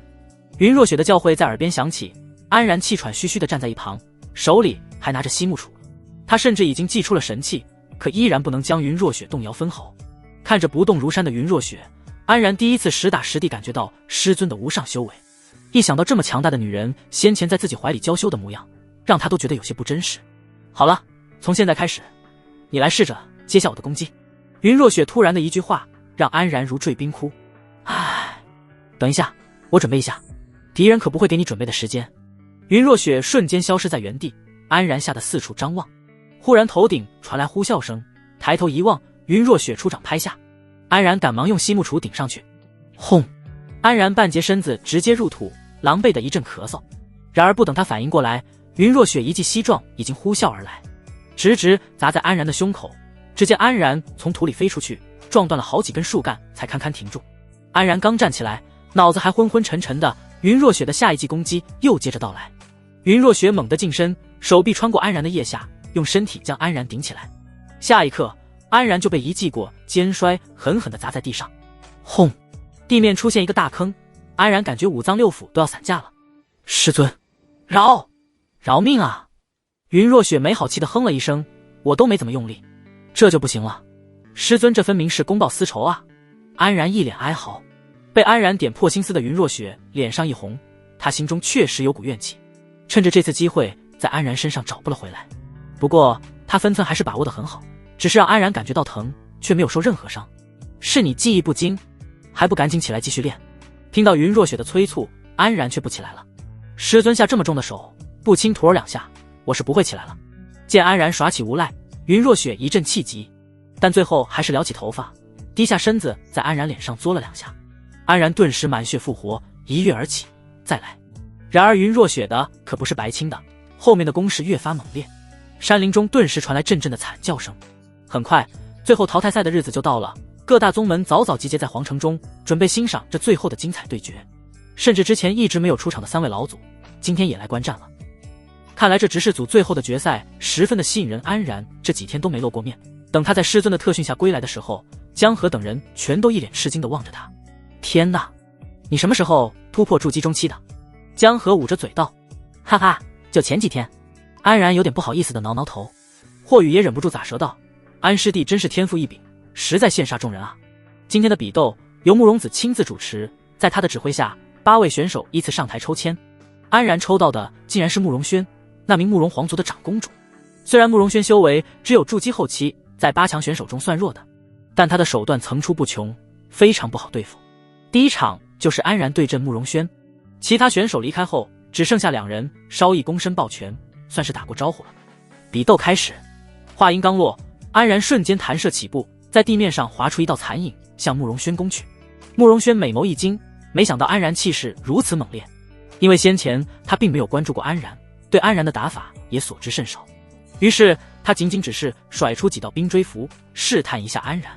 安然可丝毫不客气，一拳就将数道冰锥符轰成冰渣，随后速度不减，一记鞭腿就往慕容轩身上甩去，丝毫没有怜香惜玉的意思。砰！慕容轩被踢得踉跄后退，脸上露出一丝痛苦之色。安然却愣住了，刚才他踢在慕容轩的胸口上，就仿佛踢在了一块铁板上，明明十足的力道被那铁板卸去了大半，甚至震得自己脚上生疼。抬眼仔细望去，就看见慕容轩衣领下透出淡淡的荧光。好家伙，这少说是个地品防具法器，怪不得他能一路杀到这里。安然顿时释怀，至少从刚才的短暂交手中能感觉到慕容轩实战能力并不怎么样。慕容轩也被安然强大的攻击震惊了，不敢再轻视下去，祭出一串阵旗插在了四周。武灵阵。随后一道道光圈加持在慕容轩的身上，顿时让他的气息暴涨，竟然还有临时增加修为的阵法，这也太作弊了吧。只见慕容轩修为增幅到筑基巅峰的气息，然后手持长剑朝着安然扔出一颗葫芦，葫芦嘴一开，猛烈的火焰如浪涛般向安然袭来。安然不敢大意，赶忙挥舞拳头，强劲的拳风将火势卷走，靠近不了身体。而与此同时，慕容轩可没闲等着，手握长剑朝着安然侧身刺来。安然大惊，连忙伸出手夹住剑刃，将剑刃上散发出来的灵力彻底打灭，然后猛地向旁边一甩，长剑就被安然扭得脱手而出。慕容轩没想到安然反应速度这么快，连忙向后退去。安然哪会给他逃走的机会，一把拽住慕容轩的胳膊，直接将美人挡在了自己身前。而葫芦喷涌而出的火焰直接烧上了慕容轩的身上。啊！慕容轩惊叫一声，赶忙掐诀停止葫芦，继续施法。然而还是晚了一步，汹涌的火焰直接将慕容轩的裙袍烧得残破不堪，露出了下面那银光闪闪的甲胄琉璃银甲。观众席上冒出一阵惊呼声，很明显这甲胄相当有名。安然可不管那么多，他只想赢下这场比斗。于是他火力全开，一拳直轰在慕容轩的脑袋上，但没想到那甲胄泛起的阵阵涟漪隔空挡住了安然的拳头，没有让拳头直接落在慕容轩的面门上。不过慕容轩的身形还是像是被车撞了一般飞出去，如果是之前的安然，打完这一拳后肯定会傻等在原地。现在经过师尊的一番特训，他早已今非昔比，身形更快一步窜到慕容轩的落点处，对着慕容轩又是一拳轰过去。第38章徒弟显露了宝物。慕容轩在半空中飞行的过程中就发现了安然的行动，震惊之余手下也是赶忙操作起来。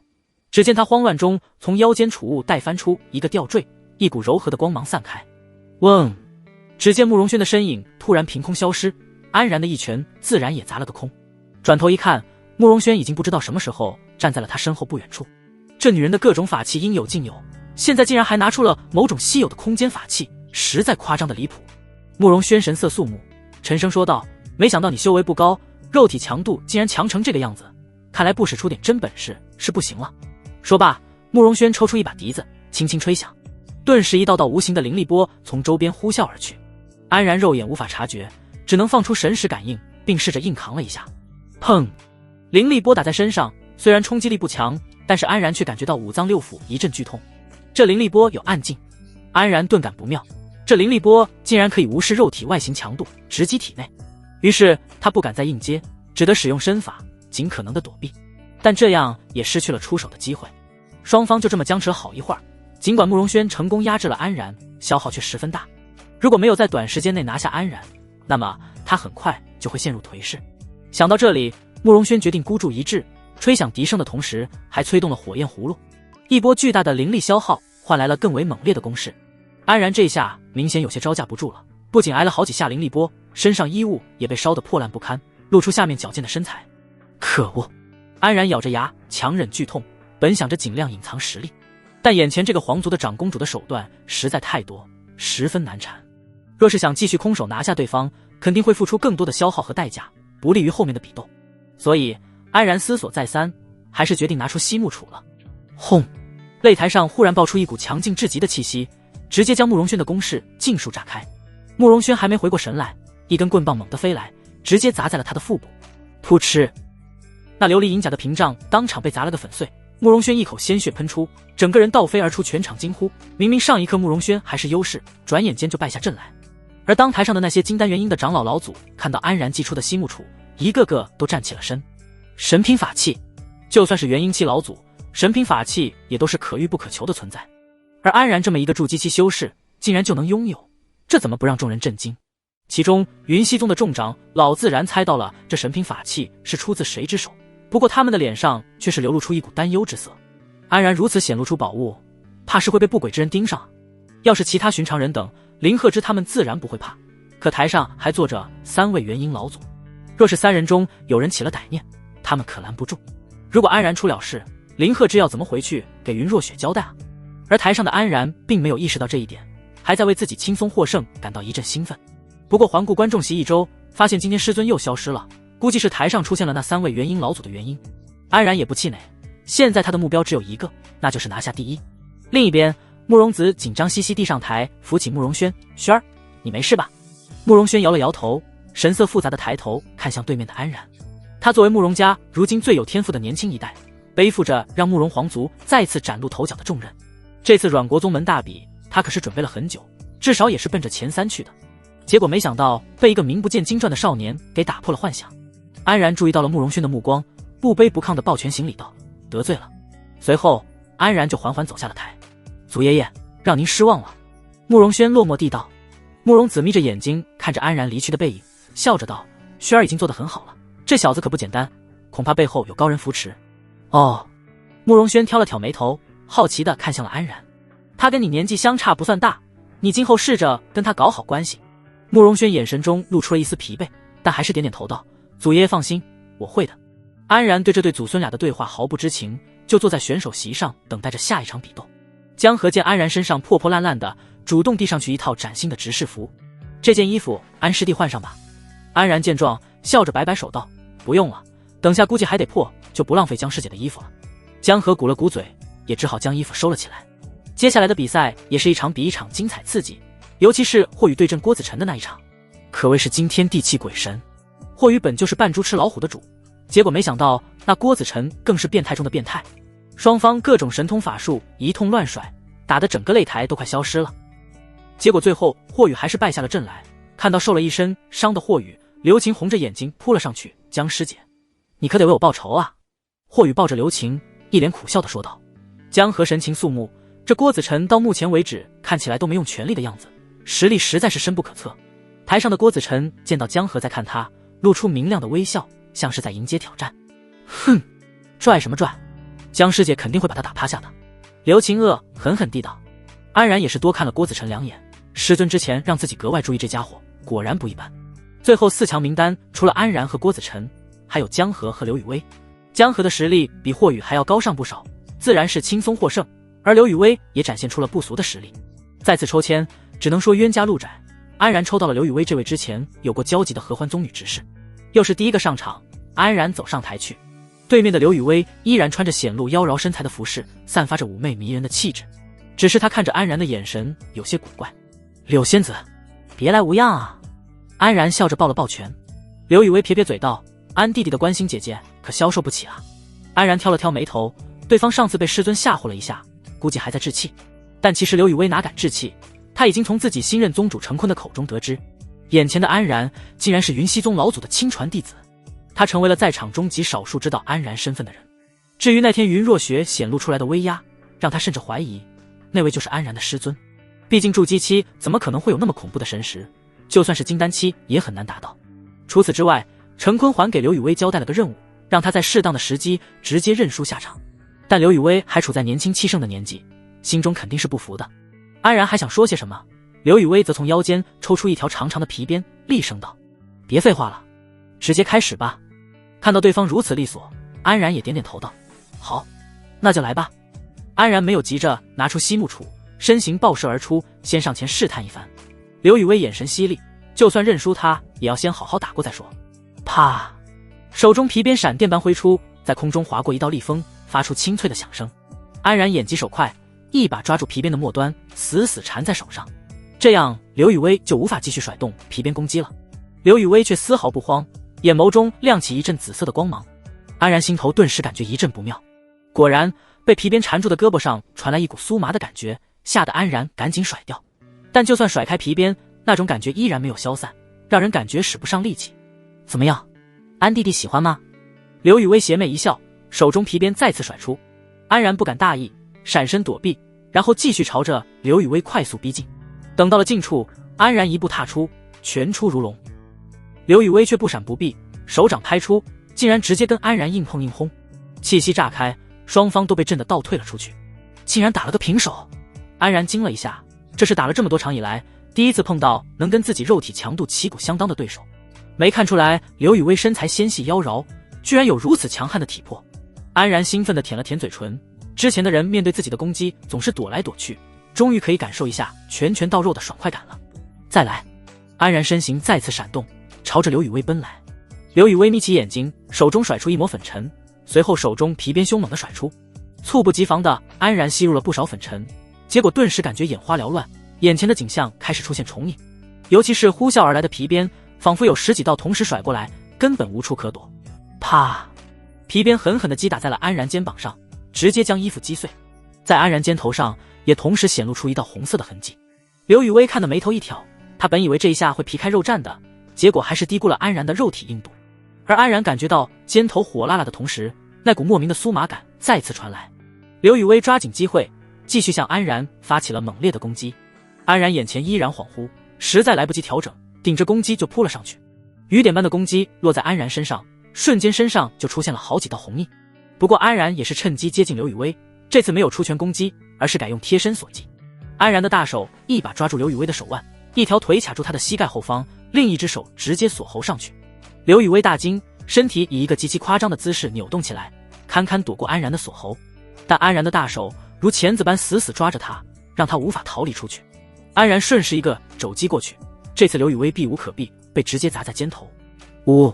刘雨薇闷哼一声，脸色难看。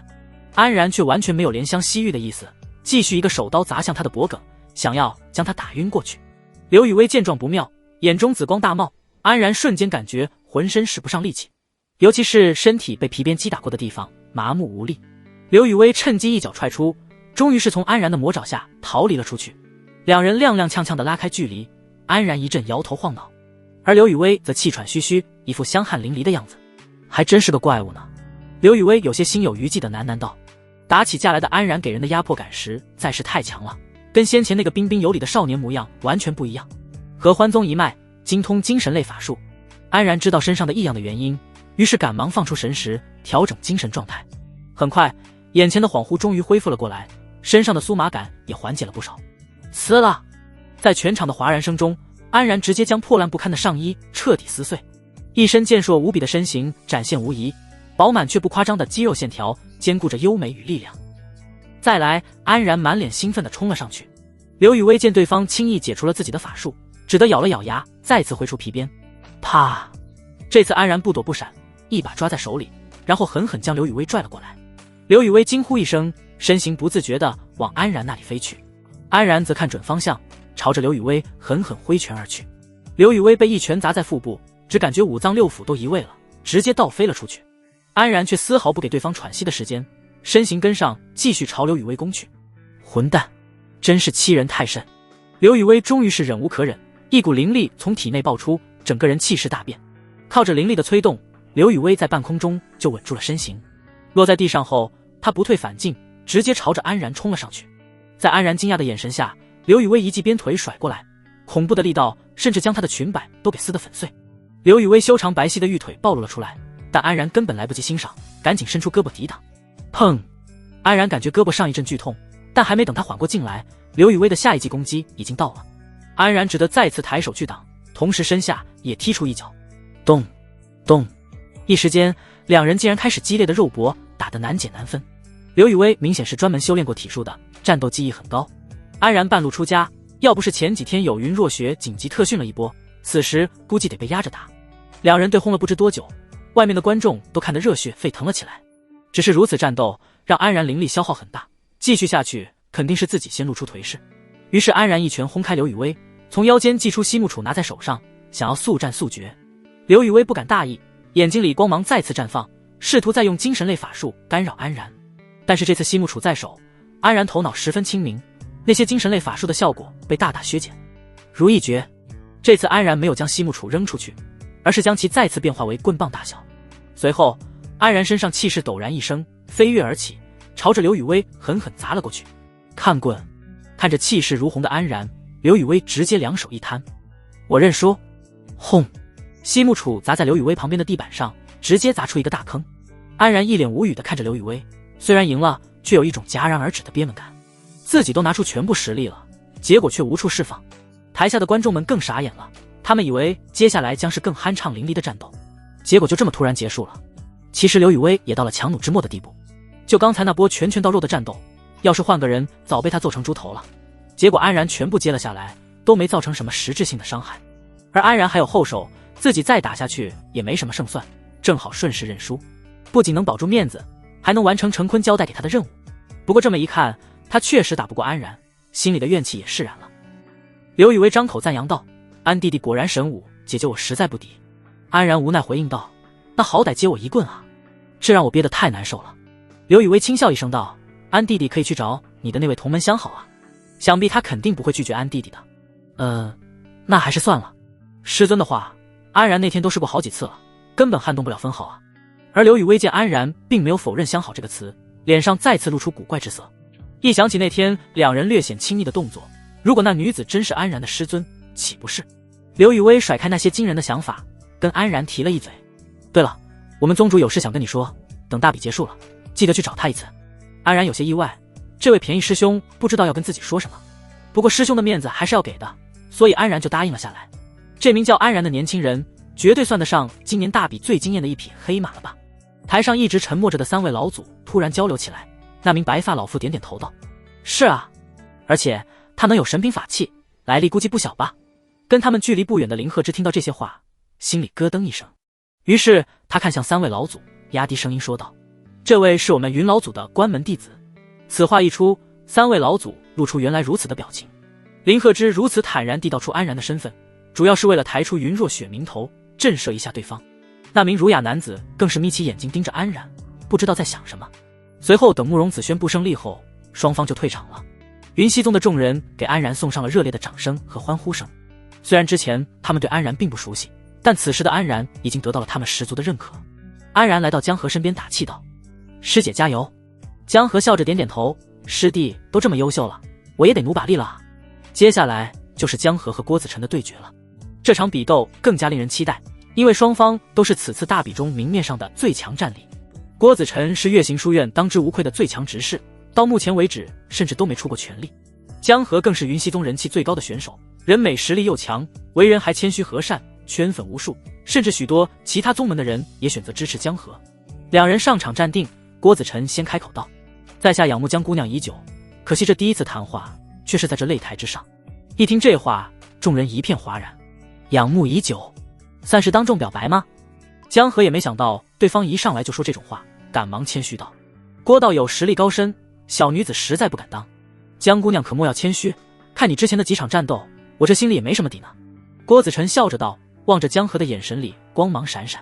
安然旁边的霍宇指着台上说道：“我就说吧，这家伙就是对江师姐有意思。”刘晴哼哼道：“他也配。”而台上的江河明显不想多说些什么，祭出一把短刃拿在手中。郭子辰见状，也捧起一本书卷道：“既然江姑娘想赶快分出胜负，那就来吧。”话音刚落，手中的书卷就化作漫天纸张，朝着江河汹涌而去。江河甩出短刃，速度极快，在空中如同闪电般划过，将漫天的纸张击得粉碎。郭子辰见状，不慌不忙，从怀中又掏出一支粗大的毛笔，在面前点缀出一团团黑色的灵力，如同墨水一般。江河丝毫不惧，继续操控着短刃犀利地飞上去。就这样，双方大战了上百个回合，整个擂台上光芒闪烁，看得众人是眼花缭乱。甚至因为对战过于精彩，观众都忘记了欢呼喝彩，一个个张着嘴巴呆呆地观望着。尽管场上的江河攻势不断，可安然还是敏锐地察觉到江河落入了下风。因为不管江河如何攻击，郭子辰都能有办法应对，而江河一直保持如此高强度的攻势，很快就会颓势下来。江河也察觉到了这一点，于是他直接召回短刃，身上涌出狂暴的灵力，冲向了郭子辰，准备赌上全部一战，打得过就赢，打不过就输。此时的郭子辰周边全是黑色灵力，仿佛置身于某种领域之中。看到江河冲来，他也惊了一下，赶忙催动用黑色灵力去阻拦。轰！狂暴的灵力瞬间炸开，郭子辰那墨水般的灵力被全部清空。江河的攻势大减，但还是咬着牙继续朝郭子辰刺去。郭子辰连连后退，最终到了退无可退的地步后，无奈朝前方拍出一掌，潮水般的灵力涌出，江河惨叫一声，被当场打翻在地。你没事吧？郭子辰想上前搀扶，结果江河却自己站起身，不甘地道：是我输了。说罢，江河就脸色苍白地离开了，留下郭子辰有些不知所措地站在原地。本来郭子辰是想靠消耗战拖垮江河，但是对方如此拼命，他被迫下了狠手。毕竟宗门的荣誉还是放在第一位的。江河的失利让云溪宗这边士气低落，现在就只剩下一个安然。尽管安然表现不俗，可刚才是刘雨薇主动认输，在众人眼里，安然是赢得侥幸，并没有展现出硬实力。而郭子辰的强大是每个人都看在眼里的，再加上安然一个筑基中期的修为，怎么都不够看啊！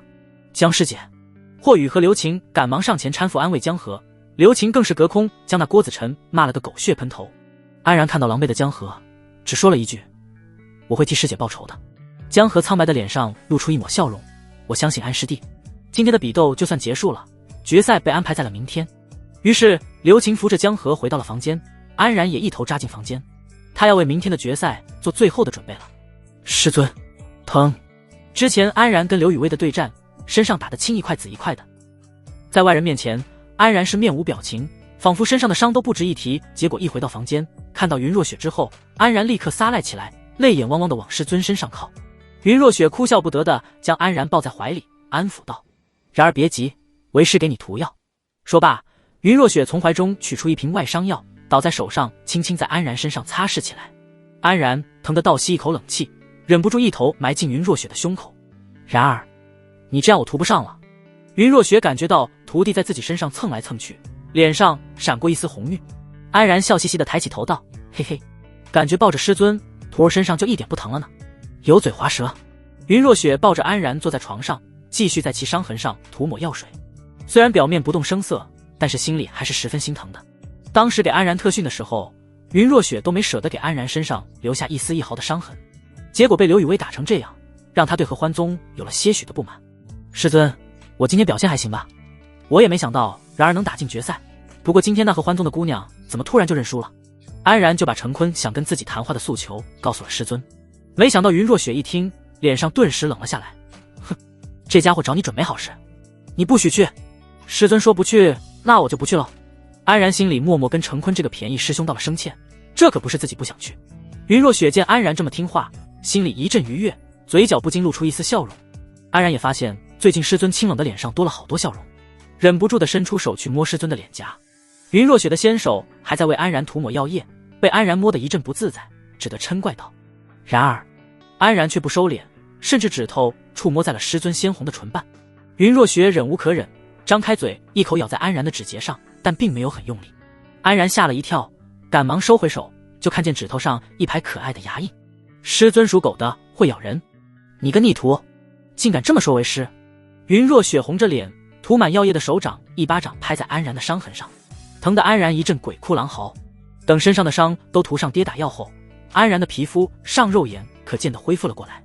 然而虽然你挺进了决赛，但明天的对手不好对付，这个东西你拿着。云若雪从怀里拿出了一截护身符，递给了安然。这是什么？安然疑惑道。你不用管是什么，随身带着就行，而且以后不管去哪里都要带好。安然见云若雪一副严肃的样子，笑着点点头，谨遵师命。随后就将护身符贴身放好。云若雪看着安然，突然想到什么，扭捏地说道：然而今天的例行之事还没做呢。见师尊如此主动，安然忍不住逗道：那师尊今天想让徒儿亲哪里呢？云若雪当场愣住，平时都是安然直接上嘴，今天居然让自己挑地方，但这让他怎么说得出口啊？云若雪支支吾吾了半天，也没说出个所以然来。那不师尊先亲徒儿一下吧？安然继续挑逗着云若雪，把脸凑过去。云若雪咬着嘴唇瞪了安然一眼，然后在安然的脸颊上吻了一下。那现在师尊想好亲哪里了吗？安然还不放过云若雪。云若雪憋红了脸，最后只能有样学样的像安然那样，把自己脸庞凑上去给安然亲。安然看着师尊迷人的脸庞，情不自禁的上去啃了一口。啊！然而讨厌！云若雪惊叫一声，没好气的捶了安然两下。嘿嘿，师尊刚才咬了我，我这算是还了回去。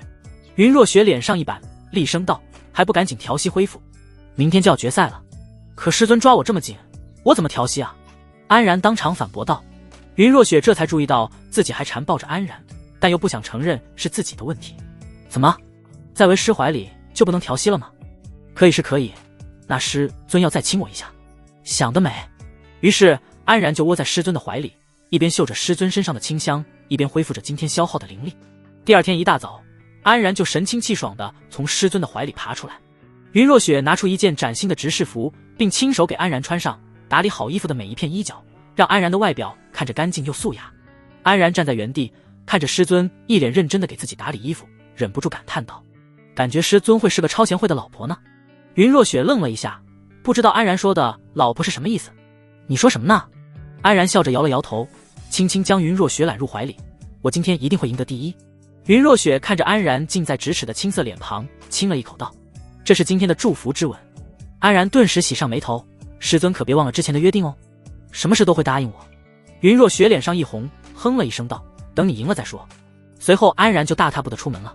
今天作为万众瞩目的决赛，关注度自然非常高的。平时还有一部分人没有来观赛，但今天却是座无虚席。除了各大宗门的人，连许多没有门派的散修也慕名而来，坐在外围区域准备欣赏一场酣畅淋漓的比斗。3位老祖也悉数到场，整个广场上人声鼎沸。而2位主角姗姗来迟，在众目睽睽之下，安然和郭子辰缓缓踏上了擂台。大部分人都不看好安然，不过还有云溪宗愿意支持他，毕竟是自家人。尤其是霍宇和刘晴，疯狂地给安然喊加油。平时温文尔雅的江师姐也在台下给安然打气鼓劲。安然用灿烂的笑容回应了大家，当然他更想看到师尊的身影，可惜还是没能在人群中发现。不过安然相信云若雪肯定在不为人知的地方关注着自己只需要全力以赴地赢下这场比斗，师尊自然会为自己感到骄傲，而自己的攻略计划也可以顺利实施下去。想到这里，安然眼神中涌现出一股坚定，看向了最后的对手。对面的郭子辰看到安然的神情，感叹道：“上次在宴会匆匆一眼，没想到你我会在这最终场碰面，命运还真是神奇。”安然笑着道：“如果真的有命运，那你今天的命运就是拜倒在我脚下。”郭子辰露出个无奈的表情：“你是为江姑娘来报仇的吧？”“也不全是，我的最终目的是拿第一。”安然如实说道。郭子辰露出一丝微笑：“我喜欢你的诚实，那么接下来就让我们痛快地打一场吧。”话音一落，郭子辰就灵力全开，墨涌般的黑色灵力直接散布在四周。安然已经不止一次地见识过这招了，就像是某种领域一般，任何人只要踏进他那黑色的灵力之中，就会被他各种克制。平时安然都是近身肉搏，但今天他改变了策略，直接祭出西木杵。嗡，绿色的棒杵飞出，朝着郭子辰砸去。郭子辰不敢大意，因为他昨天也在几位前辈的口中得知，安然手中的可是神品法器，绝不能按寻常法器看待。于是郭子辰一甩袖袍，卷起一股猛烈的黑色灵力，朝飞驰而来的西木杵包裹而去。扑通，西木杵砸进灵力之中，就像是掉进水里了一样。灵力竟然精纯到这个地步，实在让人意外。果然，西木杵一进入到黑色灵力中，就仿佛有万千阻力，势头被遏制了下来。但靠着神器的余威，西木杵还是一路飞到了郭子辰面前。只是速度已经相当龟速了，郭子辰一掌拍出，将西木杵狠狠打飞了出去。与此同时，黑色灵力也铺天盖地地朝安然涌去。安然大惊，赶忙身形闪动，朝着擂台边缘躲去。可那黑色灵力覆盖面实在太大，安然根本避无可避，最终还是被裹了进去。安然快速召回西木杵，用如意诀变成棍棒大小，护在身前。周遭一片漆黑，安然能明显感觉到一股强烈的威压，看来这黑色领域中确实有压制对手的效果。嗡，西木杵忽然散发出一阵淡淡青光，驱散了周围的黑暗，而且连身上的威压感都消散了不少，让安然一阵大喜。远处的郭子辰见状，露出惊讶之色，这神器果然厉害。但他也不是善茬，只见郭子辰祭出毛笔，对着空中比划2下，安然周边的空间开始扭曲，一股股强劲的吸扯力从周边传来，让安然有点站不住跟脚。正当这时，一张张纸页突然出现，如雪花般飘散在安然的头顶上方。安然顿时感觉到千斤之力从上方袭来，压得人喘不过气来。可脚下不稳，让他更加难以抵挡那股重力。靠！这就是传说中知识的力量吗？安然咬着牙，用西木杵撑在地上，眼看着那些纸页就要落在自己头顶。给我破！安然顿时大吼一声，浑身青筋暴起，一棒子狠狠挥舞过去，呲啦，无数纸页被强劲的灵力撕了个粉碎，那股千斤之力也终于消散而去。但郭子辰并没有给安然喘息的机会，还没等安然高兴，余光就看见一股墨涌从一边喷射而来，轰！安然整个人都被那股墨涌轰飞了出去，还没等他调整姿势，又一股墨涌飞来，轰轰！接连不断的墨涌将安然打得在半空中飞来飞去，丝毫没有还手之力。安然头一次被如此压制，终于体会到眼前的郭子辰实力有多么恐怖了。可恶啊！安然嘴角渗血，再次大吼一声，身体里气血翻涌，手持西木杵狠狠向飞来的墨涌砸去，砰！像是砸到了一团水，溅起了一阵墨点。尽管抵挡住了一次攻击，但那强劲的反震力让安然虎口发麻。接下来又是无穷无尽的墨涌袭来，安然再次甩出2棍抵挡，而后面的墨涌就不敢硬接了，开始用身法尽量去躲避。对方的攻击实在太过强劲，硬接消耗太大，不利于长久作战。不过郭子辰所展现出来的压制力，还是让安然一阵心惊肉跳。而另一边的郭子辰也是有些意外，因为这一次可不比跟江河的那场比斗，因为心里的一些小心思，他并没有对江河下狠手。今天对付安然，他出手就是全力以赴，一方面是因为对决赛的重视，另一方面是知道安然手握神器，不想让他发挥出来。尽管安然被打得很狼狈，但还是勉强接住了自己的攻击。要是换做其他人，早躺地上了。哈哈，果然是遇到对手了。郭子辰反而兴奋起来，这次大比他从头到尾都打得不是很尽兴，今天终于是有些感觉了。再来！郭子辰手中毛笔一挥，黑色领域中卷起一股冲天的龙卷墨涌，直直朝安然轰去。欺人太甚！安然猛地甩出西木杵，然后在飞行的过程中使用了如意诀。只见西木杵再次变长变粗，化作10几丈长、2、3丈粗的擎天巨柱。于是龙卷墨涌与擎天巨柱就这么碰撞在了一起。嗡！周围的观众甚至感觉耳朵一瞬间失聪了。随后轰的一声，狂暴的冲击波以擂台为中心，彻底席卷了四周。一些练气期的弟子面对如此冲击，都有点顶不住，眼看就要被气流给卷走了。众人护法，几名金丹期长老立刻出手，一股灵力屏障笼罩在了擂台之上，将擂台与观众隔绝了起来，这样就可以避免波及到周围的观众。台下的众人也是一阵心有余悸，没想到仅仅只是筑基期的比斗就能有如此威能。不过观众们也更加兴奋起来，一波又一波的欢呼声此起彼伏。毕竟还有什么比看一场精彩的对决更令人舒爽？而台上的两人对外界没有丝毫在意，他们的眼中只有对手，还有对这场胜利的渴望。安然没等冲击波彻底散去，顶着暴乱的气息，身形直接爆射而出，在空中一把抄起已经变回正常大小的西木杵，往郭子辰身上狠狠砸去。因为他知道这是一个绝佳的机会，不然等郭子辰反应过来，又要陷入先前的无限压制。现在他要把握这次机会，反手为攻。郭子辰见安然气势汹汹地扑来，并没有慌张，只见他提起毛笔就迎了上去，另一只手中灵力涌动，轰！毛笔与西木杵碰撞的一瞬间，郭子辰立刻又是一道灵力拍了出去。本来这一击安然还有点优势，毕竟拿着的是神器，结果却被郭子辰突然一记暗度陈仓打得猝不及防，直接被打飞了。而郭子辰顺势继续收拢刚才被打散的黑色灵力，想要继续对安然进行压制。安然顿时气急败坏，好不容易抓住一丝机会，却又回到开始。一团又一团的墨涌飞来，安然只得狼狈招架。不过安然也并不是毫无收获，至少从刚才短暂的一击中，他感觉到郭子辰近战的力量很弱，完全不像这些黑色灵力给人的压迫感。再加上之前感受过郭子辰那磅礴的神识，安然猜测他是主修灵力控制，所以郭子辰才会用这种远程手段压制自己，而他的肉体强度相对肯定很弱。想到这一点，安然心里已经有了破局之法。砰！安然一棍打散一团墨涌，突然两手掐诀，眼睛里爆出一阵光芒。随后西木杵那沉寂已久的灵石猛然醒了过来，安然只是给了他一个指令，他就自发地朝远处的郭子辰飞去。没错，安然准备让西木杵的自我灵石去攻击在远处施法的郭子辰，而他自己则对付郭子辰的攻势，这就相当于有另一个人帮自己，但是消耗很大，他必须速战速决。郭子辰也注意到了飞驰而来的西木杵，还以为是安然是急着想打倒自己，这让他不禁嘴角一笑，没了神器护体，对付安然还不是小菜一碟。于是他加大对安然的压制，至于飞来的西木杵，他准备简单应对一下，反正也可以躲。然而下一刻他就感觉到了不对，因为当他试图躲开西木杵的攻击时，对方竟然直接在半空中拐弯。难道他是用神识操控的？郭子辰顿时一脸震惊，如果只是单纯操控法器对战，这很简单，是每个修仙者的基本能力。但安然现在要一边应对他的压制，还要操控西木楚攻击他，这对神识的要求可就不是强大那么简单了，而是必须掌控一种名叫分神术的能力。而分神术至少也得是金丹期才能掌握的能力，筑基期怎么可能有？但现在郭子辰已经来不及多想了，他必须立刻做出反应，西木楚已经近在咫尺了。轰！郭子辰用最简单的办法，汹涌的灵力涌出，想要阻拦西木楚的攻势，结果又让他目瞪口呆的场景出现了，西木楚竟然一个闪身躲过了他的轰击，然后从头顶猛地朝他砸了下来。砰！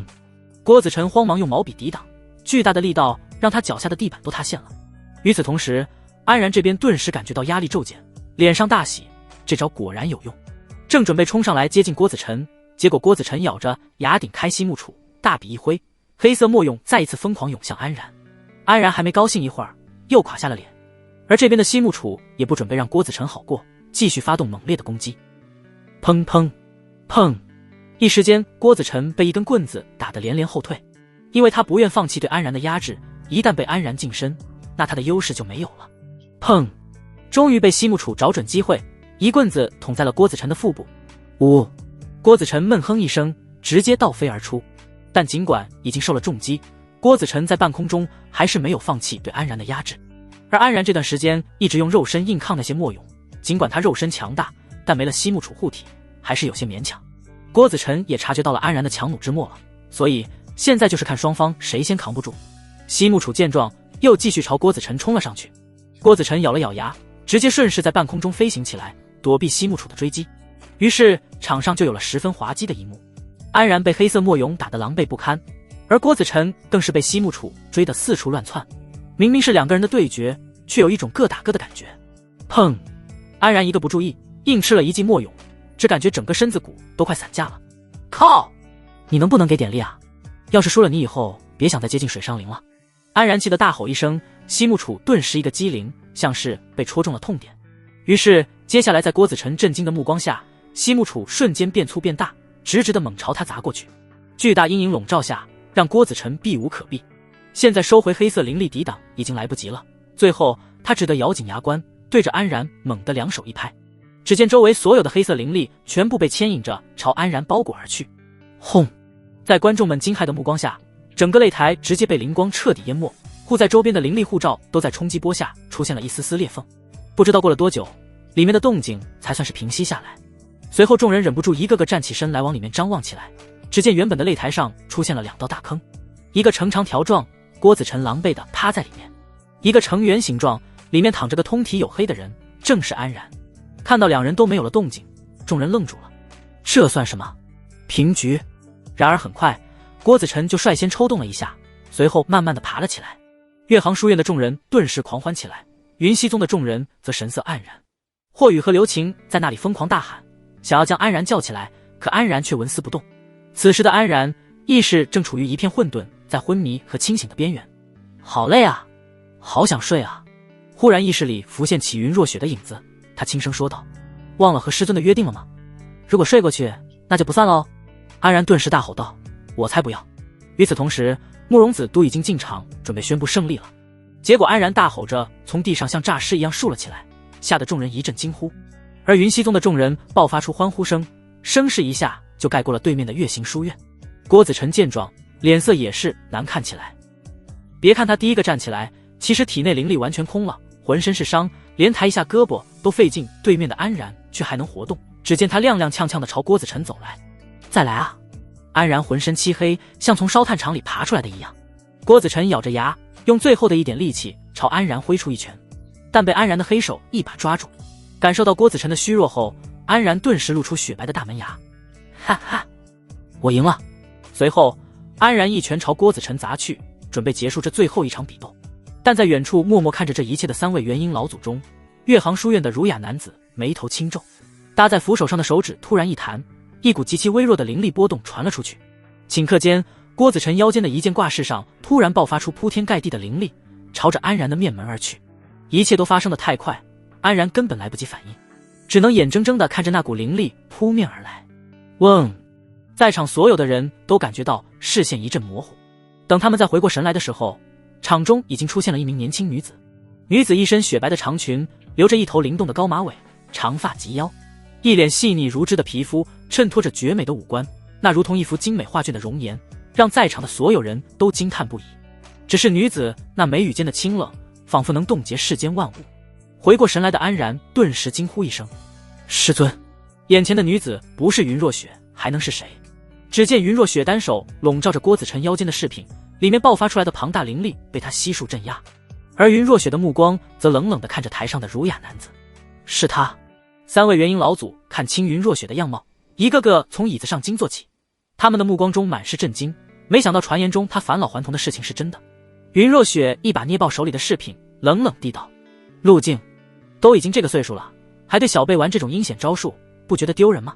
名叫陆静的儒雅男子反应也是相当迅速，赶忙打着哈哈道：“那只是我给小辈的防身法器罢了，没想到刚才无意中触发了。”看样子对方是想蒙混过去，但云若雪可没打算放过他，直接单手一掐诀，朝着陆静甩出一道流光。陆静大惊失色，没想到云若雪敢当面动手，连忙灵力加身，一股金光冲天而起。轰！在众人的惊叫声中，皇城的大殿前的台阶瞬间被夷为平地。坐在周围的一众金丹七宗主和长老们吓得四处逃窜，生怕被波及到。你疯了吗？陆静和另外2名元婴老祖从烟尘中飞出，惊怒地看着云若雪。你明知他是我徒儿，却依然暗中出手，到底意欲何为？面对3位元婴老祖，云若雪却是丝毫不惧，反倒是对着陆静质问起来。陆静一甩袖袍，怒道：“那点灵力又不会取他性命，你就为这点小事大动干戈？”云若雪冷哼一声道：“小事你当众作梗，妄图抢走本该是我徒儿的胜利，我这个做师尊的自然要替他寻回公道。你若是不服，要不来比划一下？”你！陆静指着云若雪，气得浑身发抖。整个广场上顿时剑拔弩张，见势不妙的慕容子赶忙慌慌张张来到场中。2位老祖莫要动怒啊，别伤了和气。要是真打起来，慕容子怕自己这存在了几百年的皇城，顷刻间就变成废墟。另一边的灵鹤之剑云若雪出现，脸上露出一阵喜色，心里的石头总算是落了下来。云若雪这一露面，那些宵小之徒就彻底噤若寒蝉，他也就不用再担心了。不过表面上的功夫还是要做到位的，总不能真打起来吧。于是林鹤之也赶忙上前劝解道：“云老祖息怒，有事可以慢慢说。”众人一听，这才明白过来，原来眼前的云若雪竟然是云溪宗的老祖，而且听之前所说，安然竟然是他的徒弟，怪不得这么厉害。云溪宗的众人最为震惊，他们是第一次见到年轻模样的老祖，而其中霍雨和刘晴更是张大了嘴巴，尤其是刘晴看着云若雪那熟悉的面庞，不正是那天被安然调戏的女弟子吗？岳航书院的院长也赶忙出面劝解陆静，其他金丹七长老也一一附和起来。陆静自知理亏，其实也不愿闹大，只是当众挨了云若雪的打，让他十分没面子，心里恼火。不过在众人的台阶下，陆静算是堪堪平息下来。看着一场元婴老祖之间的冲突缓和下来，所有人都松了口气。郭子辰也大概明白过来什么事情，一脸羞愧地朝慕容子道：“是晚辈输了，请前辈宣布胜者吧。”慕容子点点头，走向最后的讲台，大声道：“我宣布，今年阮国宗门大比的执事组第一是云溪宗安然。”台下响起一片掌声。安然所表现出来的实力，所有人都是认可的。现在请第1名上台领取奖励。慕容子之前说过，执事组第1名将会获得他常年收藏的那具灵宝莲。安然喜上眉梢，他对那颗辅助修炼的宝莲十分感兴趣，正想上前，却被云若雪叫住：“等一下！”安然回过头，就看见师尊抬起手，一股清澈的水流涌出，将安然浑身的污渍全部清洗干净。随后他再一甩手，身上的水渍也彻底干了，安然又恢复了面貌。谢谢师尊。安然一脸笑意，下意识的就想上前抱抱师尊。云若雪看到安然的动作，顿时吓一跳。这众目睽睽之下，师徒2人搂抱成何体统？你还不快去领奖？我去上面看着。云若雪一脸慌乱的躲开安然，一溜烟的飞走了。安然有些无奈的摸了摸头，而台下看到的众人露出一丝疑惑：他刚才是想抱上去的对吧？安然走上讲台，慕容子却不拿出东西，而是朝下面招了招手。众人顺着方向望去，就看见慕容轩一身盛装，手里捧着一朵艳丽的莲花，缓缓走上台去。慕容轩本就容貌出众，再加上今天的特意打扮，那种皇家贵族的气息扑面而来，令人目不转睛。所有人都忍不住羡慕起安然来，竟然有如此待遇，让一国的公主为他颁奖。慕容轩落落大方地走上来，标致的脸上洋溢着温雅的笑容，果然是少年出英雄。恭喜安道友获得大比第一。公主殿下谬赞了，都是侥幸。安然赶忙谦虚道：哪有那么多侥幸，能走到最后的都是实力使然，这是你应得的奖励。说着，慕容轩就将宝莲缓缓递给安然。安然眼睛放光的接过来，今天的宝莲没有那天慕容子展示的那么大，应该是需要灵力催动。就在安然正仔细观察的时候，慕容子突然一脸怪笑的凑上来：小兄弟，告诉你一个秘密，这宝莲其实是一种双修法器，内含一阴一阳之法，若是有女伴配合，才能发挥出其中的全部功效。慕容子还朝旁边的慕容轩努了努嘴，到时候有什么不懂的地方，可以找我孙女请教。安然听得眉头一挑，好家伙，糟老头子不演了是吧？如今安然是云若雪徒弟的事情已经公开，是个人都能看出来，安然的未来必然是前途无量。慕容子作为阮国太上皇，怎么可能会放过这个攀关系的机会？若是慕容轩能够和安然联姻，抱上云若雪这条大腿，那等他这个太上皇100年之后，慕容皇族少说又能兴盛数百年。接下来请弟子组和执事组前8位选手全部上前，将由我来带领你们前往我皇族库存。慕容子呼唤一声，16名选手纷纷上场。慕容子来到皇宫大殿前，只见慕容子单手一挥，一道地下通道出现。众人一惊，没想到这慕容皇族的库存就藏在这皇宫下方。随后在慕容子的带领下，一行人进入通道，不见了踪影。此时4位老祖漂浮在半空中，全都面无表情。陆静看了云若雪一眼，但刚才被折了面子，他实在不想先开口。于是旁边的佝偻老者先一步上前打招呼道：上一次见到云仙子还是30年前，没想到如今再见竟有如此变化。旁边的白发老妇也附和道：对啊，云姐姐这番年轻面貌实在羡煞妹妹也，不知是用了什么保养法。云若雪淡淡的看了3人一眼，正如安然所想的那样，他们果然打听起云若雪的情况来。我之前在外游历，机缘巧合获得了一颗神丹，不仅样貌恢复，还增加了100年寿元。云若雪将早已准备好的说辞搬出来，直接回答了对方的所有疑问。3人面面相觑，陆静忍不住惊叫道：增加100年寿元？这不可能！增幅寿元的丹药本就十分稀有，大部分都是增加几年光景，能增加10年以上都算是稀世丹药了。结果云若雪一开口就增加了100年寿命，这怎么能让他们信服？云若雪自然清楚这3人各怀鬼胎，于是直接不解释。见云若雪默不作声，陆静也冷哼一声，不再说话。正在这时，陈坤忽然出现在4人面前，躬身道：晚辈陈坤，见过几位老祖。佝偻老者挑了挑眉头道：哦，先前我就说呢，这不是云仙子的大徒弟吗？怎么变成合欢宗的人了？陈坤神色复杂的瞟了旁边的云若雪一眼，赶忙岔开话题：这个说来话长，不过晚辈今日来此，是替我们荣老祖邀请几位前往合欢宗参加一场宴会。什么宴会？这个等几位前辈去了就知道了。哼，连具体事项都不说清楚，就想把我们叫去，是不是有些拖大了？陈坤一脸尴尬，最后只得把目光转向旁边的云若雪。本来他是想通过安然跟云若雪说这件事的，但现在云若雪现身，他也就不用那么麻烦了。师尊，别叫我师尊。云若雪冷哼一声，对陈坤没有好脸色。陈坤一脸无奈地道：不管怎么样，荣老祖特意吩咐过，希望云老祖一定要来，合欢宗定会好好招待。云若雪若有所思，不知道这荣婉清葫芦里到底卖的什么药。不过在阮国5大宗门的老祖中，自己跟荣婉清关系还算不错，对方如此邀请自己，当众拒绝也不太好。反正顺手的事，去看个究竟无伤大雅，正好找荣婉清算算上次的账。好吧，我会去的。云若雪答应了下来。陈坤面露喜色，那等大比结束后，合欢宗恭候云老祖的到来。在云若雪受邀请的同时，安然也见识到了慕容皇族的底蕴。地下巨大的一间宫殿里存放着几百样东西，法器、丹药各种类型都有，很多都是十分珍贵的东西，但因为被师尊拉高了阈值，在安然眼里也没什么特别的，反而不知道挑什么了。正当安然看得眼花缭乱的时候，突然看到放在大殿最上方的一对银色戒指，外表亮丽，看起来小巧而又精致，十分漂亮，一下子就吸引了安然的目光。安然很快走上前去，看着台子上写着共灵戒指，旁边突然传来一道声音，这是一对有共享空间的储物戒指。安然转头一看，慕容轩俏生生地站在后面，微笑地看着他，原来是公主殿下。慕容轩靠近前来，给安然继续介绍道：这对戒指可是天品法器，只是因为功能太过鸡肋，没什么大用。那可以给我吗？安然试探道。慕容轩有些意外，没想到你竟然会看上这个东西，其他东西对我也没什么太大作用，倒是这戒指十分好看。这下慕容轩更意外了，安然看上这戒指的原因，竟然是因为好看，冒昧的问一下，你不会是准备拿这个东西送人吧？安然有点不好意思的摸摸头，这都被看出来了。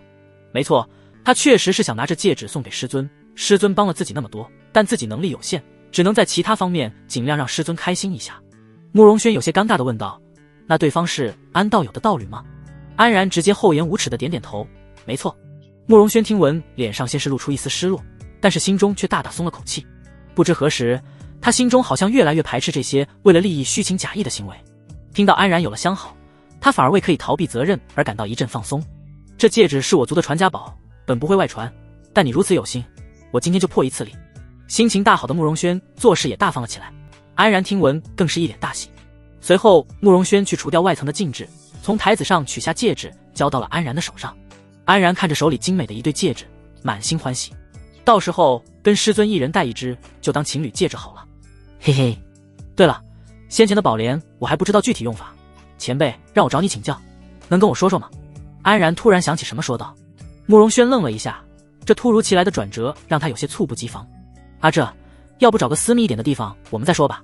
安然想起先前慕容子的充满暗示的话语，这才反应过来对方是误会了，赶忙解释道，公主殿下莫要误会，我只是询问具体方法，并没有其他意思。慕容轩顿时脸上一红，明明对方已经说过有道侣了，搞得自己思想不纯一样。聚灵宝莲的所有用法都记录在这个玉筒上，你拿回去自己看吧。说罢，慕容轩就慌慌张张地跑没影了。所有选手挑选好奖励后，众人就一同出来了。一路上霍宇跟安然有说有笑，你小子藏得够深啊，竟然是云老祖的徒弟，怪不得这么厉害，主要是师尊他老人家不让乱说，我也不敢暴露。安然打着哈哈。在外面等待的刘晴见到两人出来，脸色古怪。霍宇也见过云若雪，当时在他面前，安然和云若雪表现得还算正常，但刘晴可是亲眼看到安然和云若雪有亲密举动，这怎么不让他心里怪异？师徒之间那样算正常行为吗？安然自然也知道刘晴心里的想法，但他也不解释，给刘晴留足想象空间。江师姐呢？刘晴没看见江河的身影。霍宇摊手无奈道，他被姓郭的给缠上了。刘晴顿时不满起来，喂，你怎么能让他就这么找上江师姐啊？那不然还能赶走人家吗？人家也没干什么伤天害理的事啊。不行，我们快去救江师姐。说罢，刘晴就拽着霍宇往回走去。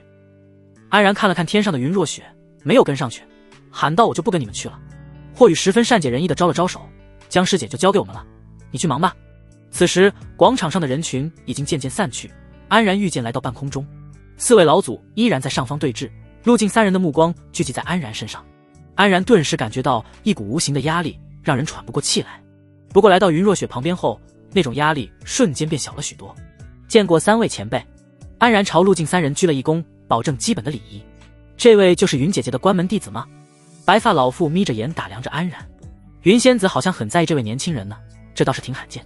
佝偻老者摸着下巴道，他们认识了也快1000年时间，确实是第一次看到清冷的云若雪如此在意一个人，甚至不惜亲自下场维护，跟陆晋当面对质。云若雪却并没有多说的意思，直接抱拳道，我还有事，就先告辞了。说罢，云若雪就用灵力牵引着安然朝着远处飞去。陆晋三人就这么默默看着两人离去，看不出表情。等走远后，佝偻老者忍不住朝陆晋问道，不知陆道有可看出什么门道？陆晋摇了摇头，沉声道，从表象上来看，确实看不出任何问题。难道这世间真有他说的那种丹药？白发老妇发问道，有没有不好说，不过刚才跟他短暂交手的那一下，我能感觉到他实力比以前更强了。两人大惊，那岂不是说他距离化神之境更近了？如果让他晋升化神期，那这阮国修仙界就要彻底变天了。陆晋赶忙伸手安抚两人，不用慌张，突破化神并没有那么简单，就算是整个苍绝界又有几个人能达到？可现在他又多了100年寿元，我们不得不防啊。陆晋沉思了一下道，云若雪修到3000年有余，底蕴深厚，撕破脸我们不一定能讨到好处。那我们要怎么做？我们只需要制造一些混乱，让他抽不出空来静心修炼，再过100年后自然就能熬死他。妙啊！两人称赞一声。可他们又哪里知道，云若雪只是跟他们谦虚一下。就凭现在安然的修为，云若雪再活个200年不成问题。而且随着后面安然修为的提高，寿命只会更长。另一边，师徒二人飘远了之后，安然的手就不自觉地搂上了师尊的腰。你干什么？云若雪惊叫一声，安然则嬉皮笑脸地道，嘿嘿，反正已经走远了。哼，一会儿都不消停。云若雪没好气地瞪了安然一眼。一路上，安然终于问出了先前让他疑惑的问题：今天师尊怎么突然就出现在我面前了？难道师尊会瞬移？云若雪反问道：还记得昨天晚上给你的那个护身符吗？跟那个有什么关系？那是一种空间法器，只要察觉到然而有危险，我就可以通过它出现在然而身旁。云若雪解释道。安然恍然大悟，原来是这样。不管多远都可以生效吗？当然不是，只有在500里的范围内才能生效。安然不置可否的点点头，还算合理。要是能无视距离的传送，那就有点太变态了。嘿嘿，看来师尊也不想徒儿输呢。然而这是什么话？哪个师尊愿意看自己徒弟输？云若雪反问道。那师尊应该没忘我们之间的约定吧？云若雪脸上微微一红，当然。然而想要什么为师，都会尽力给你满足。看到云若雪这副样子，安然心头一热。来这繁华的城市一趟，都没和师尊好好转一转呢。自从来到月明城，安然就天天窝在房间里修炼，基本上没出过门。现在大比圆满结束，是该放松放松了。可然而今天累了一天，还受了点伤，要不休息一晚，明天再转也不迟。安然摇摇头道：没事，只要跟师尊待在一起，我就精神满满。见安然如此坚持，云若雪只得道：那好吧，然而想去哪里玩？安然四下张望了一番，指着月明城最为繁华的一条街道：我们去那里看看吧。可那里是凡人的地界啊。云若雪意外道。安然嘿嘿一笑，修仙的时间太久，偶尔也过过凡人的生活吗？打定主意，两人先飞进旁边的一条巷子，换掉了身上仙人的服饰。安然穿着一身棕色的圆领袍，一个精壮小伙的形象。云若雪则换上了一身青色的纱裙，一副俏丽的淑女形象。只是云若雪身上那股清冷静与穿着实在有些不搭。师尊还真是天生高冷啊。安然无奈地摇摇头。两人从巷子里出来，热火朝天的气氛扑面而来。整条街道上人流涌动，周围各种小摊商贩卖着各种吃食和小玩意。安然感觉到那股久违的烟火气，脸上满是兴奋，一把抓起师尊的纤手，就钻进了人群中，加入了这份热闹之中。安然拉着云若雪，一边跟着人流前进，一边左顾右盼地看着各种商品。忽然，一个中年妇人盯上了两人，眼睛放光道：哟，多俊的一对小情侣啊！来，要不要戴上我这里的面具试试？安然一脸感兴趣地凑上去，从中年妇人手里接过来一个精美的面具。面具是一副兔子模样，上面竖着一对可爱的长耳朵。安然二话不说就戴在了旁边云若雪的脸上。唉，云若雪惊叫一声，兔子面具戴在她脸上，有一股说不出的反差萌。尤其是那面具只遮住了半张脸，一抹艳丽的红唇显露出来，实在可人。安然哪里见过这样的师尊，顿时拍手叫好道：好看！中年妇人见安然喜欢，赶忙又推荐了另外几种面具。安然自己也试了2个，结果到了付钱的时候才发现自己根本就没有钱。他虽然有不少的零食，可凡人又不认这个，只得干瞪眼。最后安然一脸尴尬的从怀里取出一瓶丹药，试探的说道：我今天急着出门忘带钱了，这里有一瓶仙人的丹药，吃了包治百病，换你这个面具绰绰有余了。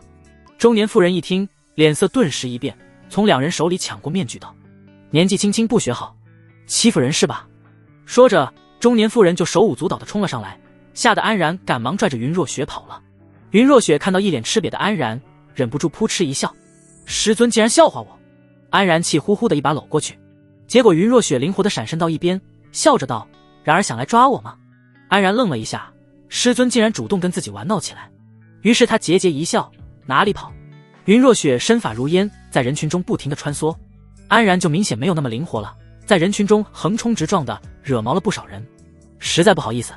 安然一边道歉，一边狼狈的往前追，可怎么也追不上前面的倩影。终于，云若雪忽然在一个角落里停了下来，安然一把扑过去，将云若雪抱住。哈哈，让我追到了吧？但云若雪没有回应，一双深邃的眼眸盯着旁边的一个摊贩。安然顺着目光望去，那是一个卖酥糖的老人，只是相比其他热闹的地方，这里略显冷清，没什么人光顾的样子。师尊想吃吗？算了吧，我们没钱。云若雪回过神来，准备转头就走，安然却一把拉住他道：等一下，我再去试一试。于是安然走到老人面前，再次拿出先前的丹药，一顿吹嘘，甚至拿出一颗让老人尝尝看，保证假一赔十。老人面无表情地看着安然，淡淡地问道：你们想吃酥糖？安然没想到老头一眼看出了自己的目的，尴尬地点了点头。可以免费给你一点吗？安然大感意外，这不好吧，反正也没人买，你们喜欢吃我还挺高兴呢。老人十分大方地给两人装了不少。安然接过来的同时，将手里的丹药硬塞进了老人的怀里。老人怎么也没想到，这瓶丹药让自己多活了10几年不说，还传给了后辈，让家族兴旺了100年之久。而另一边，安然拿着酥糖和云若雪来到了一个清静的花坛里坐下。云若雪抓起一块酥糖，轻轻放在嘴边咬下去，咔嚓，又脆又甜的口感让她一阵享受，脸上露出思绪万千的表情。师尊竟然喜欢吃这个，云若雪感叹道，上次吃这个已经是3000多年前的事情了。云若雪还是孩童的时候吃过一次酥糖，到现在都没有忘记。刚才看到酥糖的一瞬间，让她也仿佛再次回到了那个无忧无虑的时光。云若雪给安然也递上来一块，你也尝尝，我要师尊喂我。安然一脸笑嘻嘻地凑上来，云若雪没好气地瞪了安然一眼，将酥糖放在她嘴边。安然咬了一小块，甜而不腻的味道十分合她的口味，正准备再咬一口，结果云若雪却猛地抽走手，让安然咬了个空，不给然儿吃。云若雪坏笑一下，将安然吃过的酥糖扔进了自己嘴里。好啊，师尊也学坏了。安然见状，气呼呼地扑上去将云若雪抱住，一双手在她腰间抓挠。云若雪发出一阵银铃般的笑声，然而不要挠了，好痒啊。那师尊下次还敢不敢戏耍徒？不敢了，为师错了还不行吗？安然停下手中的动作，将云若雪横抱在怀里，一双眼睛盯着师尊的脸庞。云若雪被盯得浑身不自在，忍不住问道，然而看什么呢？师尊今天像变了个人呢。云若雪愣了一下，这才发现自己在不知不觉中放开了心扉。刚才的举动哪里像个活了几千岁的老祖，完全就是个3岁孩童。要是让熟悉他的人看见，估计下巴能砸在地上。想到这里，他脸上顿时发烫起来。都怪然儿。云若雪鼓着嘴打了一下安然。安然看着师尊可爱的模样，笑着道，可我喜欢这样的师尊。云若雪浑身一颤，然而你，我想一直和这样的师尊在一起。云若雪被安然这突如其来的话语搞得慌了神，支支吾吾的说不出话来。安然见状，失落的叹了口气道，师尊不喜欢然儿吗？云若雪一听，赶忙否认道，才没有，为师也喜欢然儿。安然顿时喜笑颜开，嘿嘿，那师尊可以做我的女朋友吗？云若雪脸上一红道，然而又开玩笑。安然却脸色一正道，我是认真的，和师尊待在一起，不管干什么我都开心，就算大逆不道，我也要和师尊在一起。安然一番话让云若雪眼神迷离，情不自禁道，我也喜欢和然儿待在一起。那师尊是同意了？云若雪害羞地埋进安然的胸膛上，轻轻地嗯了一声。安然却不打算让师尊这么蒙混过去，他抵住师尊的下巴，将他绝美的脸蛋抬起来，我想听师尊亲口说出来。云若雪脸上娇艳欲滴，柔声道，为师愿意当然儿的女朋友。此时天色已晚，在微弱的光芒下看着云若雪清美的面庞，安然轻轻低下头，几乎是脸贴脸地注视着云若雪的眼睛。云若雪顿时紧张起来，心脏砰砰乱跳，仿佛要从胸膛里蹦出来了。安然感受着师尊的吐气如兰，轻笑道，师尊好像在期待着什么呢？哪有？云若雪羞怒一声，师尊还记得我们的约定吗？云若雪扭捏道，你想为师做什么？安然悄悄在云若雪耳边吐露几声，云若雪眼睛里都快滴出水来了，然而太坏了，这可是徒儿的初吻呢，我肯定不能主动。为师也是啊。云若雪急道。安然嘴角微微一扬道，那我不管，反正师尊答应过我的。云若雪顿时气息乱如麻，安然却丝毫不乱，还伸出手轻抚着师尊的脸颊，挑逗道，师尊不要让徒儿等太久哦。没一会儿，云若雪眼神里就彻底迷失，她突然伸出脖子，两片娇艳的唇瓣贴在了安然厚实的嘴唇上，一瞬间两人像是触电了一般，胳膊紧紧缠抱在一起，滑嫩的红唇轻轻摩擦，一阵怪异感直冲后脑勺，让人不能自已。而且两人刚吃过酥糖，香甜味都快从嘴角溢出来了。与此同时，安然的福寿圣体也触发了，云若雪感觉体内一股浓郁的生命力升起，让她浑身舒畅，忍不住呻吟出来。呜！随后两人恋恋不舍地分开。分开后的云若雪根本不敢看安然的眼睛，整个人埋在安然的怀里，耳朵根都红透了。安然则心满意足地紧紧环抱着云若雪，手掌轻抚着师尊的肩头，一脸感叹，这就是陈酿了3000年的初吻吗？确实香醇无比，回味无穷。过了好一会儿，安然才轻声呼唤道，师尊。云若雪应了一声，但声音里有哽咽的动静。安然赶忙低头一看，就看见云若雪眼角的泪光在暗淡的光芒下熠熠生辉，这让安然感到一阵心疼，徒儿让师尊伤心了吗？对不起。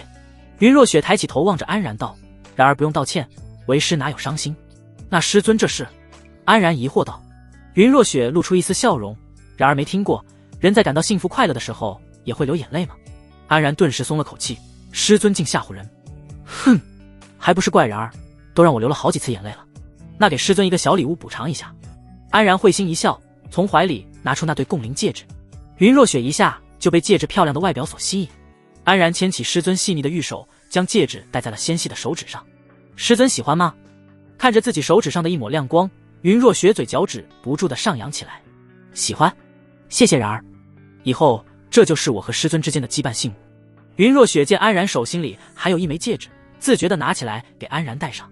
两人将戴着戒指的手放在一起，四目观望起来。这好像是个储物戒指，不对，这一对戒指竟然共享一片储存空间。云若雪很快发现了戒指的神奇之处，发出一阵惊呼声。安然解释道，以后这里面就放我和师尊的美好回忆。回忆怎么存放啊？云若雪一脸奇怪。安然笑而不语，拿起一块酥糖，用灵力包裹后放入了戒指中。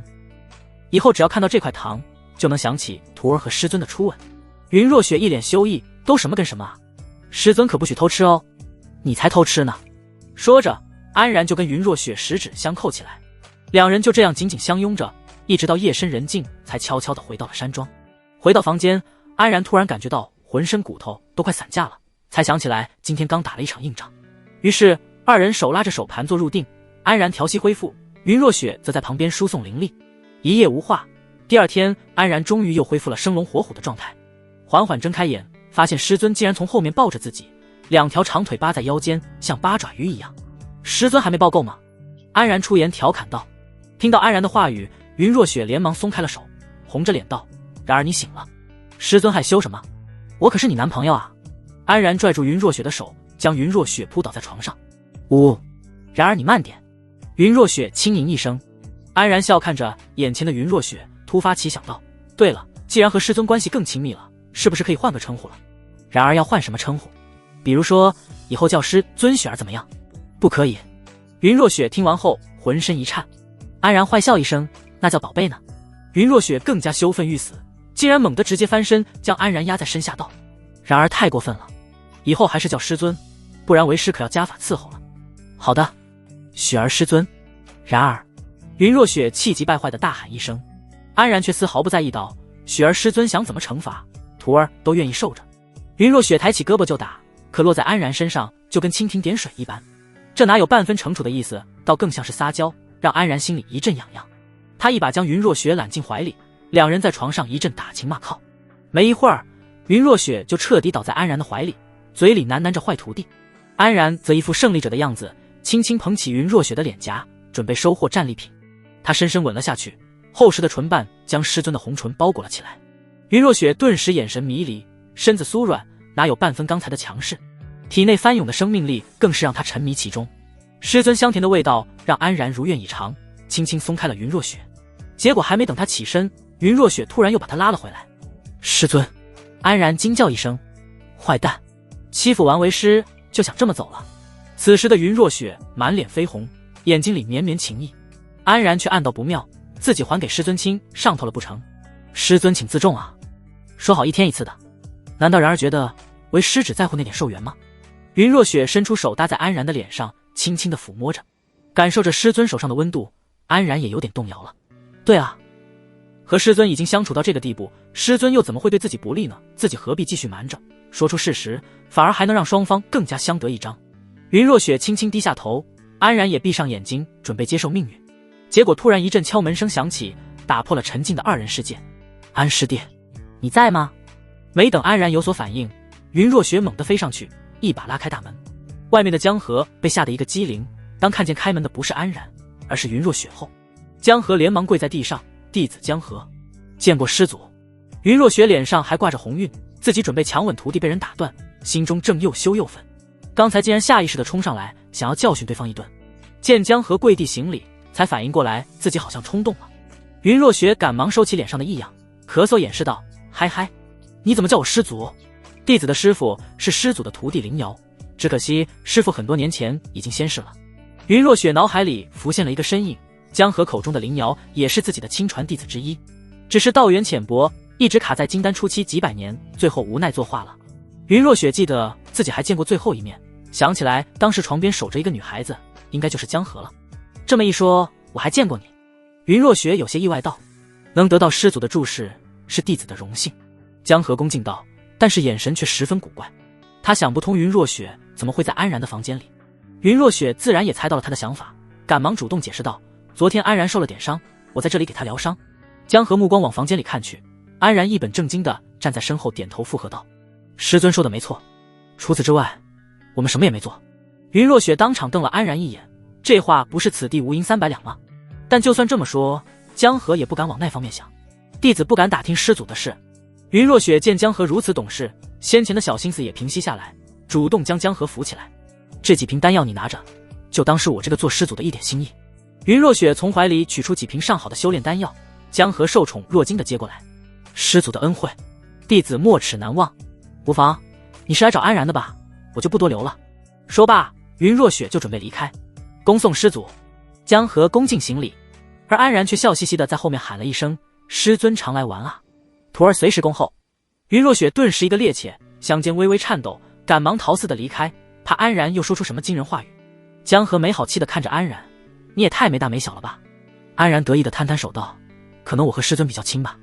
江河无奈地摇了摇头，你厉害行了吧，我今天才知道原来师尊是江师姐的师祖啊。安然若有所思道，怎么了？如果按辈分来说，我应该是江师姐的师叔啊。江河一愣，仔细一想，好像还真是这样。可是这江河顿时为难起来，平时安师弟都叫习惯了，结果师弟突然变师叔，来了一个超级加倍，他一时有点无法接受。安然嘿嘿道，没事了，以后我们各论各的，你管我叫师叔，我叫你师姐。江河顿时觉倒，还能这么算的吗？那好吧，以后就叫你小师叔。不是，师叔就师叔，怎么还加个小字？江河莞尔一笑，总不能便宜都让你占了吧。安然只得无奈接受。对了，师姐大清早来找我何事啊？如今大比结束，云溪宗的大家想举办一次庆功宴，你这个最大的功臣不得露个脸啊。江河解释道。安然点点头，说的也是，庆功宴在哪举办？就在聚仙街，我们一起过去吧。说罢，两人就一同出门。到场的都是云溪宗的执事弟子，大家坐在一起欢声笑语。热烈的宴会上，安然则是当之无愧的 C 位，不仅拿下了宗门大比第一，还是云老祖的关门弟子，实力身份全都帮硬，众人自然是十分认同。一些明眼人已经看出来，如今云溪宗宗主换人，林鹤之只是代宗主，凭安然现在的身份，完全就是未来云溪宗化世人的样子。于是不少人一顿溜须拍马，希望跟安然拉近关系。安然对这些弯弯绕绕的早已不感兴趣，更不会被三言两语说得飘飘然。面对众人的热捧，安然全程都表现得十分淡然和谦和，这不禁让众人对安然又高看了一眼。宴会上的风头反倒是被霍雨和刘晴这对欢喜鸳鸯给抢了去。在大家的起哄下，两人当场撒起了狗粮。别看刘晴面容只是姣好，但身材绝对是顶级，让不少男同胞对霍雨羡慕不已。连安然都忍不住对比起来，他感觉师尊也不差，只是平时不显山露水。他暗暗决定以后要多探索一下。与此同时，另一边的云若雪莫名其妙打了个喷嚏，有种不妙的感觉。江河看着霍雨和刘晴两人卿卿我我，看了一眼旁边的安然，突然开口问道，对了，安师，哦，小师叔的女朋友呢？怎么没来？她性格比较孤僻，不喜欢人多的地方。安然找了个借口道，原来是这样。安然话锋一转，那江师姐和郭书生怎么样了？江河面露异样，慌忙否认道，你别乱说，我可没有那个意思。安然嘿嘿一笑道，可我倒是觉得郭书生不像那种轻易放弃的人。江河一脸无语，安然还真没说错。尽管他已经明确表示了自己的态度，但郭子辰是完全不理会，依然我行我素。其实江河本来对男女之事并无感觉，一心只想追寻仙道。认识安然之后，被安然独特的性格所吸引，才有了那么一点想法。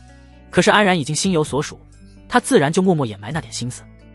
没想到半路杀出个郭子辰，搞得他一阵焦头烂额。宴会结束后，众人又相约前往月明城周边游玩。再过2天，他们就要回去宗门，到时候又是无穷无尽的苦修之路，所以趁这个机会好好放松一下。不过这次安然就没跟着去，一个人回到房间，心心念念的师尊并不在。于是他从怀里拿出那朵聚灵宝莲，开始研究起来。据慕容子说，这可是双修法器，不知和师尊的双修之法一起用会是什么效果。安然拿起慕容轩给自己的玉筒，贴在额头上，神识一扫，里面的内容就全部了然。很快，安然就面露惊色。这具灵宝莲本名叫欢灵月莲，竟然是个神品法器，只是其目前是损毁严重的状态，失去了大部分的功效。这也怪不得慕容子愿意将这么个稀有玩意拿出来当做奖励。按照上面所说，这具灵宝莲功能相当强大，不仅可以辅助修炼，还能当作防御法器和飞行法器，甚至能够孕育灵根，在长期的温养下可以让灵根品质更上一层楼。安然不禁连连感叹，这简直就跟外挂一样，怪不得被毁成这个样子，被封了完全在情理之中。不过现在就只剩下一点辅助修炼功效，宝莲中内含一个法阵，有一阴一阳2个阵眼，也就相当于可以同时有2个人在其中修炼。法阵除了基本的聚灵效果，还能够让阴阳2人的灵力共鸣，提升运功的效率。如果双修之人灵根属性存在生符关系，那效果还能更上一层楼。甚至里面还夸张地讲到，若是各方面条件符合，人就算躺在宝莲中不修炼，也能自己提高修为。当然这个条件就相当苛刻了，还很复杂，不过依然看得安然一愣一愣的。真就躺着修仙呗？安然感觉研究的差不多了，正准备付诸行动，云若雪就出现在了面前。雪儿师尊来的正是时候呢。安然笑着拿出宝莲，云若雪嗔怪地瞪了安然一眼，倒也没有纠正安然。安然则按照玉筒上所说，对着宝莲施咒做法。很快，宝莲就从手掌大小变成了1丈之宽，将整个屋子都塞满了。巨大的花瓣张开，一股芬芳弥漫开来。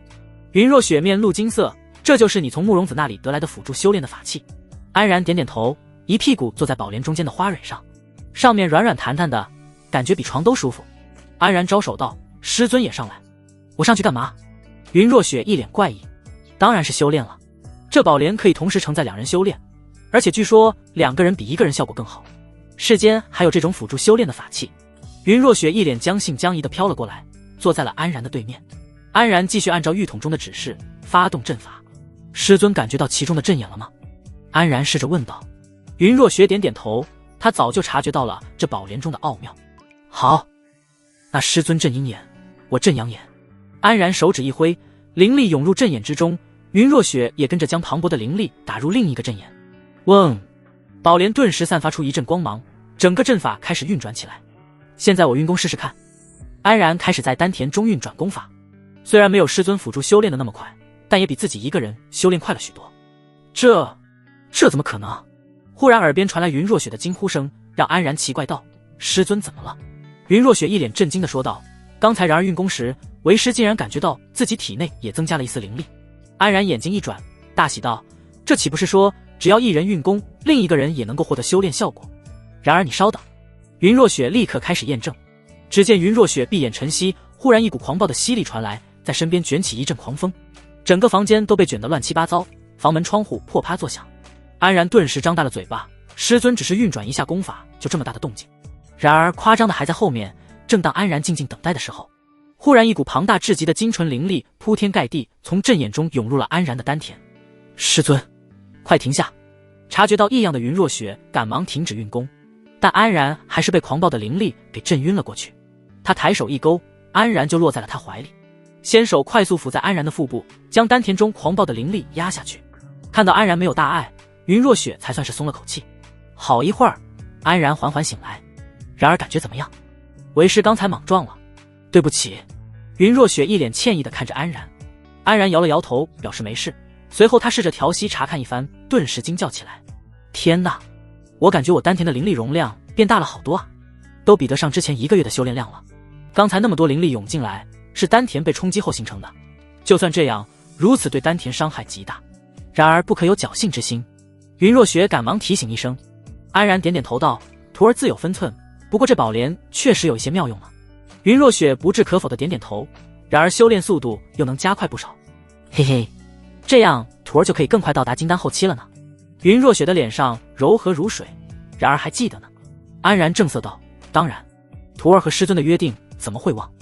我可是认真的。”云若雪紧紧抱住安然，眼睛里光芒流转：“师尊，我们再试着修炼一下吧。”“师尊不放开我吗？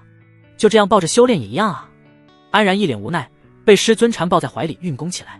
云若雪继续像之前那样给安然输送灵力，然而这一次2人同时面露惊色，因为他们突然感觉到一股灵力通过阵眼在2人体内生生不息的流转。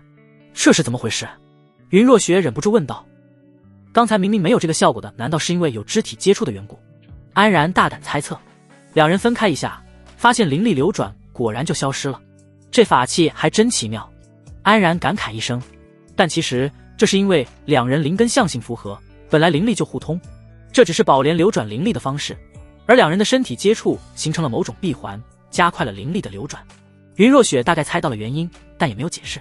安然嘿嘿一笑道：“那岂不是以后修炼都要跟师尊抱在一起了？”云若雪哼了一声，然而又占便宜。刚才师尊还抱着我不放手呢。云若雪顿时脸上一红，刚才为师只是担心，然而那就不抱了，反正牵着手效果也一样。才不要！说着，云若雪就主动扑进了安然的怀里。师尊真是越来越可爱了呢。安然看着抱着自己的云若雪，满脸笑意。云若雪哼了一声，先手伸进安然的腰间拧了一下，安然顿时龇牙咧嘴起来。接下来，安然就抱着师尊专心修炼起来。仅仅一晚上的时间，就顶得上之前4、5天修炼的效果。两人的功法本就有相辅相成的效果，大大增强了宝莲的辅助效果。这还只是一个残破的宝莲，不知道完整状态下的宝莲会有多强的功效。只是目前对于修复它，安然是毫无头绪。云若雪虽然见多识广，但在炼器方面造诣也不是很高，对这种神品级的法器也无可奈何。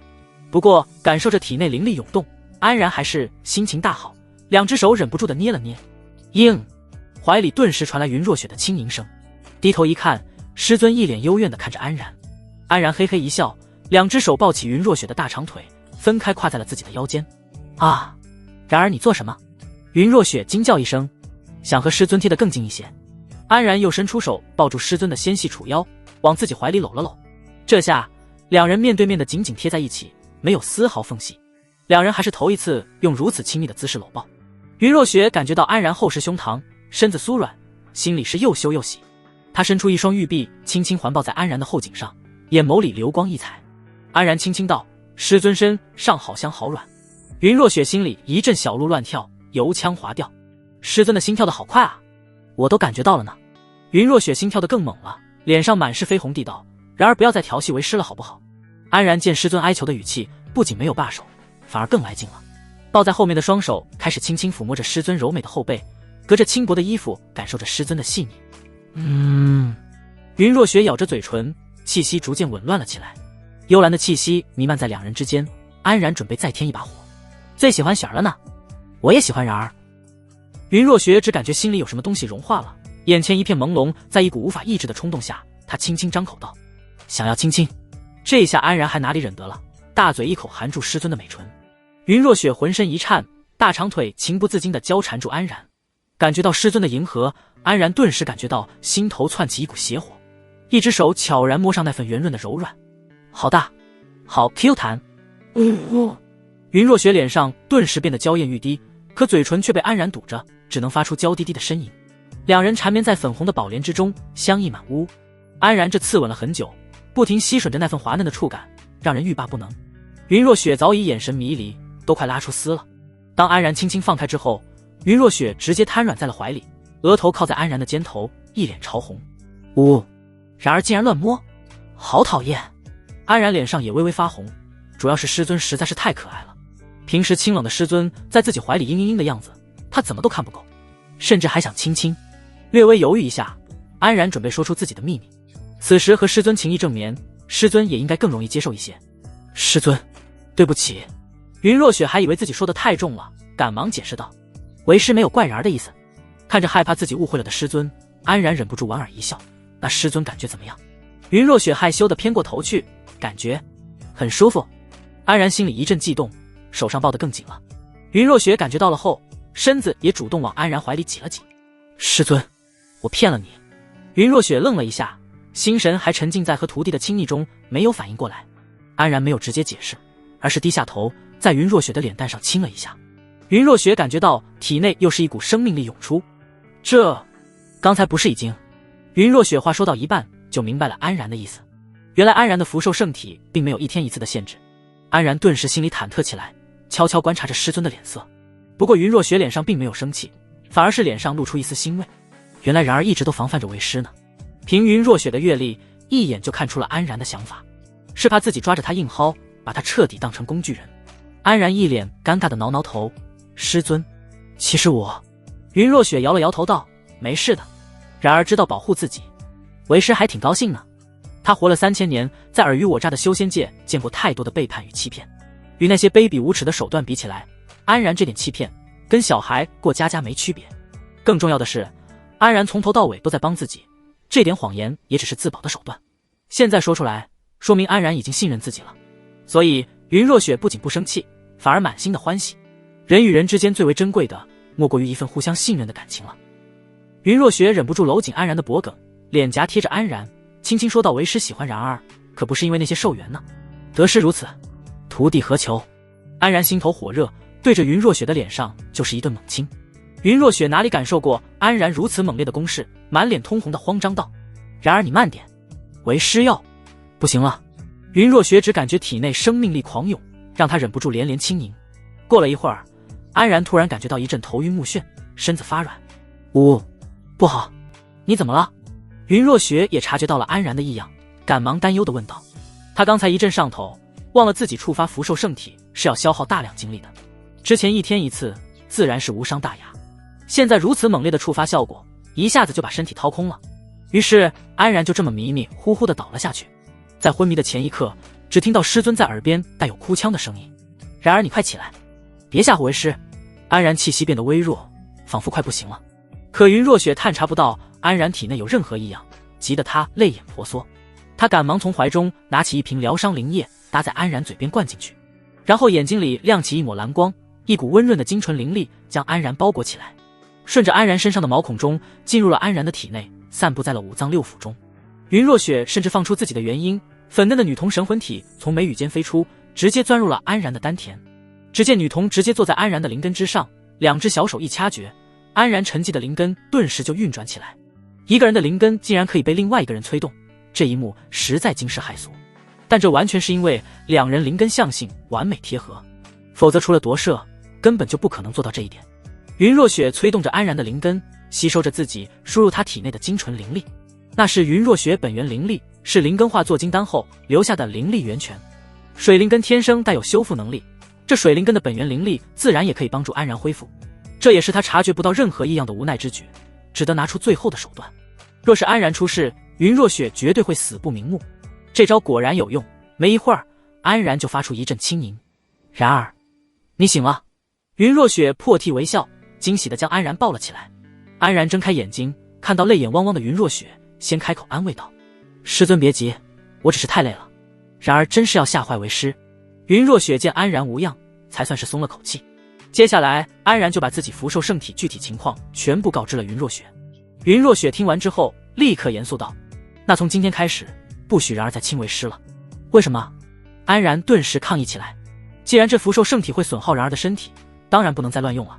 而且刚才然儿给为师增长了不少寿元，能撑一段时间。刚才安然一顿猛亲，给云若雪一口气增加了20多天的寿元。云若雪继续道：“等然儿身体恢复再说。”那好吧。安然一脸失落，想到一段时间里自己再也品尝不了师尊，心里就难受。云若雪自然知道安然在难受什么，没好气地瞪了安然一眼，然后低下头在安然脸上轻啄一下，说道：“这些天然儿可要听话。”安然顿时喜笑颜开，头点得像拨浪鼓一样。明天我们是不是就回家了？云若雪愣了一下，才发现这2天跟徒弟黏在一起，都忘记自己被邀请的事情了。我们可能暂时不回去。安然疑惑道：“那我们去哪里？”去合欢宗。啊！于是云若雪把荣婉清的邀请告知了安然。安然还得知云若雪和荣婉清很早就认识了，两人曾经加入过同一个宗门，算起来两人还是师姐师妹的关系，相识超过2000多年，甚至当年的那个宗门都已经消失在时间长河中，现在还存在在这个世间的就只剩下云若雪和荣婉清了，所以两人的关系还算是不错的。这么一看，当时荣婉清出现在云溪宗，可能并不是为了索取什么男宠，而是为了送自己的老朋友，只是双方都是几千岁了，不愿意表现得太过矫情。如今云若雪安然无恙，荣婉清又盛情邀请，自然是要去一趟的。云若雪决定快去快回，于是将房间收拾一下后就准备出发了。安然出门跟江河还有霍宇他们道了声别，随后就跟着师尊离开了月明城。这次有云若雪带着，速度比之前林和之的宝船快了不少，而且和欢宗距离也稍微近一些，仅仅用了1天时间就赶到了地方。跟云溪宗在群山之上开山立派不同，合欢宗就坐落在一片河谷之中。从天空上远远看去，河谷中种着遍野的桃树，将青色的大地点缀出一片粉红色的花海，艳丽无比。两人落在桃林前，一股沁人心脾的芬芳扑面而来。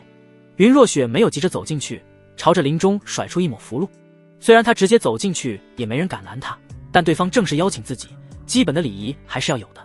很快，一群花枝招展的女孩子在一名风神绰约的妇人带领下快步出来迎接。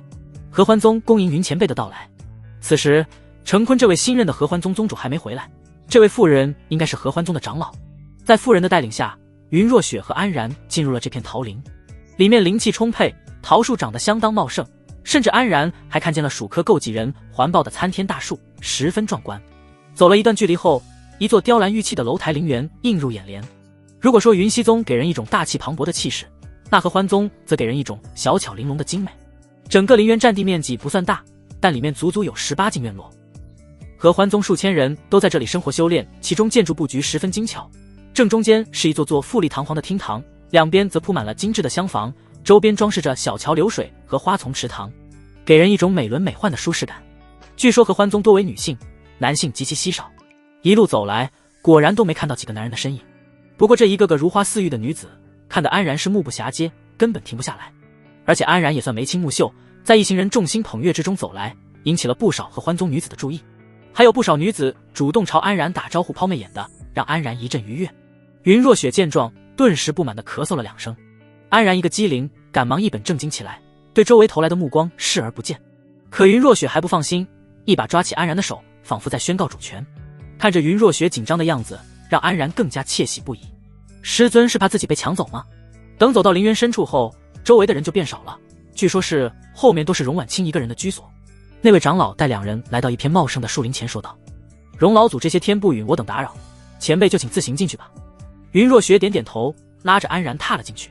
很快，一座庭院出现在眼前，能看见正堂的大门敞开，明显是特意给二人开的。两人一进门就看见美艳的荣婉清，一脸知性地坐在椅子上看着书。她身上没有像上次见面穿的那样性感迷人，而是身着一身朴素的花裙，看着像个温良贤惠的娇妻。只是她那微微隆起的腹部，一下子就像磁铁般吸引了两人的目光。饶是云若雪有泰山崩于前儿面不改色的冷静性格，此时也忍不住张大了嘴巴，惊叫一声：“你怀孕了！姐姐可以猜猜这是谁干的好事啊？”荣婉清轻轻放下手中的书，一脸玩味地看着云若雪。云若雪怎么可能猜不到，1年前自己把陈坤踢给荣婉清，结果对方就怀孕了。可她还是有点无法相信，瞪着眼睛道：“你疯了吗？”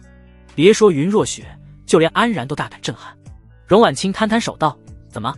我都活了2000多年了，想要个一儿半女不行吗？”可是云若雪还想说什么，却一时语塞。荣婉清突然一脸娇媚地道：“姐姐是想说你的那位大徒弟吗？我觉得他挺好的，为人威武严厉，一看就是个好父亲。妹妹可是心甘情愿给他生孩子呢。”说到这里，安然感觉到师尊的手狠狠抓了一下自己，明显被刺激到了。云若雪脸色变得冰冷道：“你大老远把我叫来，不会就是为了告诉我这个的吧？”熟悉云若雪的荣婉清知道，自己要是再说下去，对方很可能要把这里掀了。于是荣婉清站起来，笑嘻嘻地道：“开个小玩笑，姐姐别生气嘛，这并不好笑。”荣婉清挺着肚子走上来，叹了口气道：“姐姐也知道，妹妹我已经困在这元婴后期上千年，怕是精进无望了。”荣婉清这样说，云若雪面色才缓和下来。可你这样又是何故？妹妹是个俗人，不像姐姐那样清心寡欲，所以决定不再追求长生，而是想趁最后的100-200年时光，好好享受一下生活。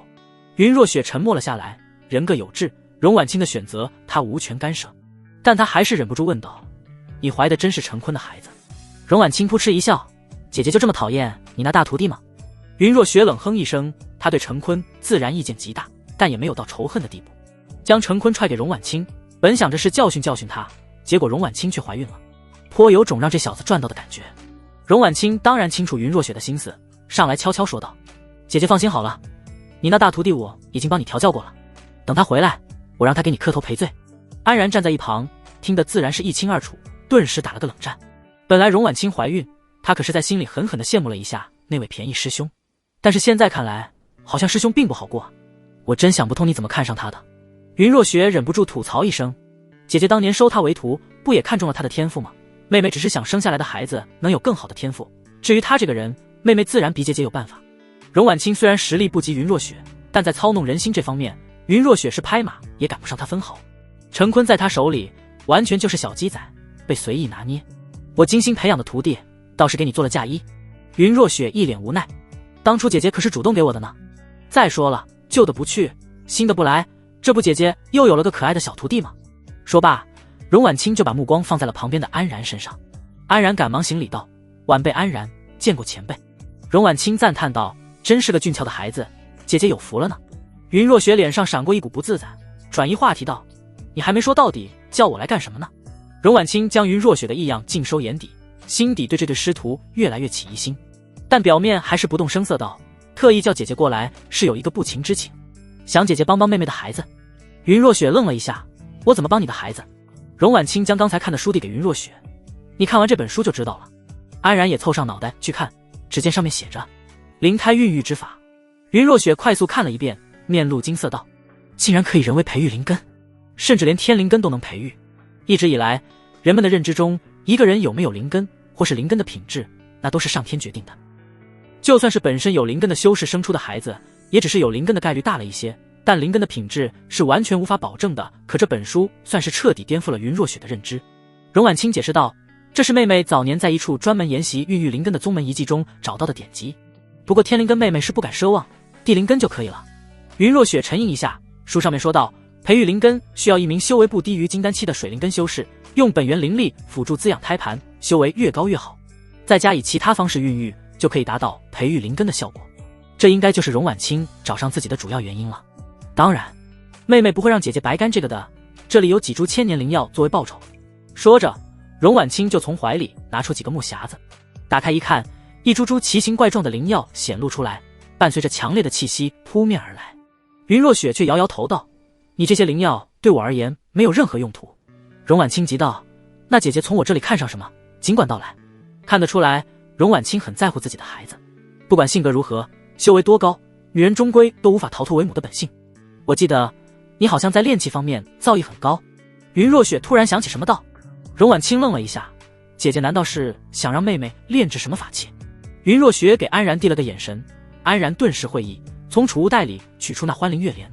荣婉清接过来一看，惊叫道：这宝莲还真是玄妙，能修好它吗？荣婉清踌躇了半天后，勉为其难的点点头道：感觉可以试试，但我不能保证能完全修复，其他功能无妨，只需要将辅助修炼的部分修复完整就行了。荣婉清顿时松了口气，那完全没有问题。好，我答应帮你。两位元婴老祖达成合作，荣婉清顿时喜笑颜开，拉着两人好好聊了一番。后面荣婉清还邀请云若雪摸摸她的孕肚感受一下，让云若雪一阵局促。尽管云若雪年龄更大，可感觉在这方面自己就像一张白纸一样。她忍不住看了安然一眼，而旁边的安然已经开始幻想着师尊的肚子也大起来的场景，这让她顿时呵呵傻笑起来。砰！突然云若雪的拳头落在了安然头上。啊！师尊打我干什么？安然一脸茫然。云若雪脸色微红，因为她脑海里也莫名其妙浮现起自己怀孕的样子。一想到这里，她就忍不住对安然动起手来。不管是修复宝莲还是滋养灵胎，都不是短时间内能完成的，所以接下来一段时间，师徒二人就得留在合欢宗了。荣婉清将师徒二人分别安排在了庭院的2间厢房中，屋子虽然不大，但相当精致典雅，住着十分舒适。而且这荣婉清这住处可是合欢宗中灵力最为充裕的地方，修炼也方便。只是师尊不在旁边，安然一个人带着实在无趣，因为之前损耗的精力太多，这2天还在恢复期。于是安然四仰八叉地躺在床上，准备继续休息。很快他就进入了梦乡，他梦到自己走在一片原野上，忽然看到远处有一大一小2道倩影，快步走过去，只见一个身穿白色连衣裙的女子领着一个小女孩欢快地玩耍。小女孩一口一个妈妈的叫着，而女子转过头来，不是云若雪还能是谁？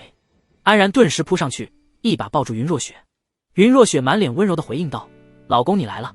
安然满心欢喜，正要亲上去，结果旁边的小女孩冲上来，对着安然的膝盖拳打脚踢，奶声奶气地大喊道：大坏蛋，放开我妈妈！安然顿时不乐意了，蹲下身子抓住小女孩，没大没小。哼，你谁啊？也敢教训我？小女孩鼓着个脸，一脸不服气。我可是你爸爸，叫爸爸，不叫。安然气急，抓起小女孩就往屁股上打去，结果耳边却传来云若雪的呻吟声，让安然一阵莫名其妙。朦胧中，安然悠悠转醒，云若雪娇艳的脸庞映入眼帘。不知什么时候，云若雪已经悄悄爬上了安然的床，缠抱在他身上。只是此时的云若雪满脸通红，一脸羞愤地看着安然。师尊，你怎么在这？然而不好好修炼，竟然在这里偷懒，不是说好了这2天休息，等恢复了再说吗？安然一脸无辜道。云若雪哼了一声，只得作罢，不过抱着安然的手却没有松开。爸爸是什么意思？两人沉默一会儿，云若雪突然冷不丁来了一句。安然差点把舌头咬了，师尊怎么知道这个词的？自己刚才是说梦话了吗？他犹豫了一下，实话实说道，就是父亲的意思。云若雪听闻，脸上一下子变得更红了。刚才安然在睡梦中不仅喊着叫爸爸，还打他的屁股，简直是大逆不道。然而一天脑子里都在想什么？当然是想师尊喽。安然看着娇美的师尊，忍不住撅起嘴贴过去。云若雪眼疾手快，一把摁住安然的额头，责怪道：说了不许亲，然而是不顾自己身体了吗？可我感觉已经恢复的差不多了。那也不行，好想要师尊啊。云若雪无奈道。那然而乖乖躺好。在安然热烈的注视下，云若雪低下头，轻轻在安然的脸上留下一个香吻。这下好了吧？云若雪起身道。安然却一把将云若雪揽了回来，徒儿还想要更多。云若雪没好气地瞪了安然一眼，但略微犹豫后，她还是再一次贴上来，湿润的红唇深深触碰在了安然的脸庞。啾。为了让安然满意，云若雪甚至多嘬了2口，另一半脸也来2下。安然却完全不满足。云若雪满脸羞涩地继续俯下身子啾，额头上也要啾，还有下巴。云若雪终于忍无可忍，嗔怒一声。然而，嘿嘿，师尊的吻太香了，有点停不下来。云若雪的纤手如小蛇一般钻进安然的衣服缝隙里，狠狠捏了一把。安然顿时连连求饶，消停了下来。两人继续缠抱着温存了一会儿，忽然云若雪察觉到荣婉清来找自己了，于是她赶忙跟安然道了一声，瞬间化作一缕雪花穿墙而过。很快，隔壁房间就传来了两人的交谈声，随后云若雪跟着荣婉清离开了。整个庭院里只剩下安然一个人。唉，我终于体会到师尊先前的感觉了。刚才被师尊一顿猛亲，结果心中的悸动不仅没有抚平，反而更强烈了。遥想之前自己可是整整亲了师尊1年，不知道师尊是怎么忍下来的。果然师尊就是厉害。心痒难耐，安然也沉不下气修炼，于是他跑到庭院外，拿出各种材料捣鼓起什么来。一直到天色暗下来，荣婉清和云若雪才一起回来。当看到安然在院子里忙忙碌碌的，两女都好奇地走上来。弟弟在干什么啊？荣婉清微笑着道。安然沉浸式手工制作，完全没有注意到两人的到来，被吓了一大跳。他慌忙将手中的东西往怀里塞，结果一转头，东西就已经落在了荣婉清手里。这黑色的绸缎是干什么用的？荣婉清一脸奇怪道。安然有点尴尬地回道，这是一种袜子。没错，荣婉清手上拿着的正是安然前世的男人们心心念念的黑丝。荣婉清一脸感兴趣道，这袜子又长又薄，倒是新奇，不知能否送给我呢？安然面露难色，今天自己用各种材料尝试，好不容易做出来的材质和质量都十分过关的丝袜，本来是准备给师尊的，结果被荣婉清截胡了。但当面拒绝一位元婴老祖又不太好，只好点头道，当然，前辈想要的话尽管拿去。然而此时的安然还不知道，他送出的黑丝很快就会以合欢宗为中心，彻底风靡整个修仙界，让无数原本道心坚定的男修士彻底疯狂。那就谢谢弟弟了。荣婉清直接当面试穿起来，从裙摆下露出的黑丝美腿让安然也大饱眼福了一番，还挺好看呢，而且材质也很丝滑清爽，非常舒服。穿上后，荣婉清眼前一亮，对这条黑丝袜赞不绝口。然后他看向旁边的云若雪，提议道，要不我脱下来给姐姐也试一下？我对这个不感兴趣。云若雪面无表情，嘻嘻，那妹妹就不客气了。随后三人各自回房，安然一脸郁闷地坐在床上。忽然云若雪出现在旁边，只见她神色不善地质问道，为什么要送给她？云若雪怎么会看不出安然做的那丝袜是要给自己的？结果就这样被荣婉清给拿走了。当然她其实对黑丝袜本身并不感兴趣，只是觉得本该属于自己的东西被拿走，让她很不舒服，尤其还是安然亲手做的，就让她更不舒服了。她自己都没有注意到对安然有一种强烈的占有欲。如果安然当面拒绝，就算荣婉清不满，云若雪也会为自己徒弟出头，可偏偏安然就送出去了，让她想使劲都无处可使，总不能再从荣婉清手里抢回来吧。那样岂不是显得自己莫名其妙，让容婉清起什么心思？安然见到这样的云若雪，内心偷笑，试探地问道：“师尊不是不感兴趣吗？”云若雪一时结巴道：“我不感兴趣，他要你就给吗？那要不我就要回来，还是算了吧。”云若雪无奈地摆摆手，心里突然生出一股失落。安然自然能感觉得到，上前抱住师尊，明知故问道：“师尊这是怎么了？”云若雪一脸纠结，最后轻轻在安然耳边吐露道：“为师不想你亲手做的服饰给别人。”安然笑着拍拍师尊的后背，安慰道：“师尊放心，以后全都是师尊的。”云若雪顿时一脸心满意足，靠在安然的肩头。忽然，一双白色的绸缎出现在云若雪面前。这是……云若雪愣了一下，这明显跟先前的黑丝袜是同一种东西，只是颜色不一样。安然嘿嘿一笑，还好自己有先见之明，多做了一双白丝。我来给师尊穿上吧。安然一脸兴奋地道。云若雪俏脸微红，脱下鞋袜坐在床上，任由安然抚摸上自己的玉洁的脚面。安然轻轻将白丝套上去，顺着师尊修长的美腿缓缓向上拉去。但是当安然越过膝盖，继续往大腿根抚上去时，云若雪终于羞得不行了，一把拦住安然道：“然儿，这袜子也太长了吧，就是这样才好看呀。为师有些累了，然儿也早点休息吧。”云若雪顿时满脸红晕的跑了，走前还不忘拿走穿了一半的白丝。安然则一脸沮丧：“我的白丝师尊。”第二天，陈坤终于是带着一众参加大比的执事弟子回来了。一落地，他就匆匆赶往容婉清那里交差，但更多的是挂念。当初的陈坤怎么也想不到，自己被云若雪踢出云溪宗后，人生却迎来了彻底的转变。一开始被容婉清当作男宠对待的时候，为人庄重的陈坤是羞愤欲死，但在容婉清软硬兼施的手段下，陈坤的意志也慢慢开始动摇起来。尤其是当容婉清怀孕的那一刻，陈坤算是彻底沉沦了。他现在满脑子都是容婉清的样子，好想快点见到她。快步走进庭院，陈坤一眼就看到坐在正堂温文婉的容婉清，克制着内心的激动，上前行礼道：“参见容老祖。”容婉清站起身嗔怪道：“说了多少遍，不要这样叫人家，都给人叫老了。”陈坤一把搂过容婉清，厚实的大手抚上她的孕肚：“青儿这些天过得可还好？”容婉清妩媚一笑：“坤坤不在，人家好寂寞呢。”陈坤顿时忍不住想要上去亲热，却被容婉清拦了下来：“先别急，你师尊在呢。”陈坤面露惊色，他临走前没在月明城看到云若雪，没想到对方已经到了。“走吧，我们一起去见见他，别忘了你的任务哦。”容婉清挽住陈坤的胳膊，陈坤咬了咬牙，带着容婉清大踏步地向云若雪的房间走去。而此时耐不住性子的安然先一步找上了云若雪，一进到房间里，就看见云若雪身上又穿回原来的那身宽大的灰色袍服，将全身都遮得严严实实。“然而你怎么不敲门就进来了？”云若雪怪道：“这不是太想师尊了吗？”安然一个飞扑上来，在师尊身上又磨又蹭的。云若雪没好气地瞪了他一眼：“又不老实，可不许乱来啊！徒儿又想要了。”云若雪无奈地挽了挽发丝，嘴搭上去在安然脸上拨了两下。就在这时，他感觉到容婉清和陈坤正往这里赶来，顿时慌了神。“然而你快放开，有人来了！”安然却死死不放手：“徒儿不想放手。”云若雪气急，但此时就算安然跑出去也来不及了。如果被对方发现自己和徒弟共处一室搂抱在一起，那真是给10张嘴也说不清。情急之下，云若雪掀起长长的袍裙，直接将安然盖了进去。“姐姐，你的大徒弟来看你了。”容婉清和陈坤踏门而入，而此时的云若雪早已恢复清冷模样，正襟危坐在座椅之上。“哼，我不想看见他。”陈坤见云若雪没有好脸色，竟直接跪在了地上道：“师尊在上，弟子陈坤知错了，在这里给师尊磕头赔罪。”说罢，陈坤就往地上磕了3个响头。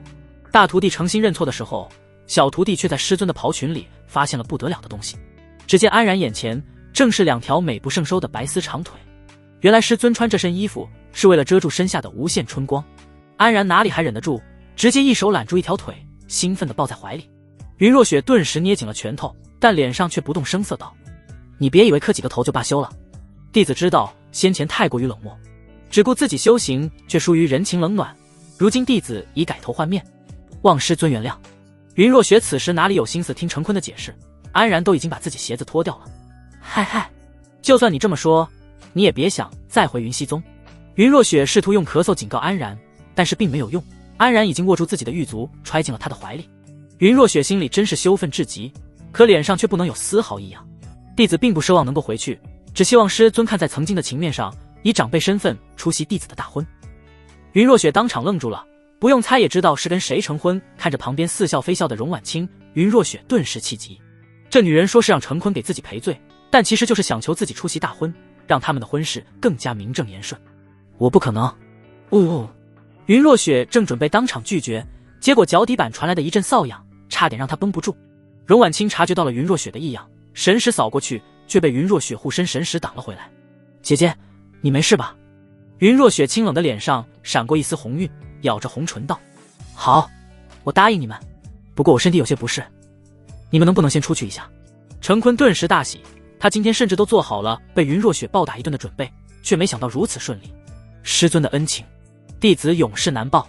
荣婉清一脸怪异地看着云若雪，但察觉不到情况的她也只能拉着陈坤先行离开了。那姐姐好好休息，我们就不打扰了。等两人离开关上房门后，云若雪立刻用禁制封闭了整个房屋，随后屋子里传来云若雪的震怒声。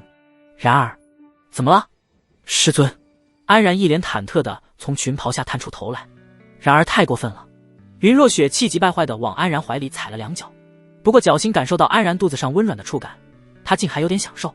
安然见师尊并没有真的生气，顿时喜笑颜开地抱住师尊的美脚。师尊竟然自己偷偷穿。云若雪哼声道，还不是然而想看，他怎么会猜不到安然的小心思。安然听闻，心头一热，在师尊脚面上吻了一下，不过因为隔着丝袜，并没有触发符兽圣体的效果。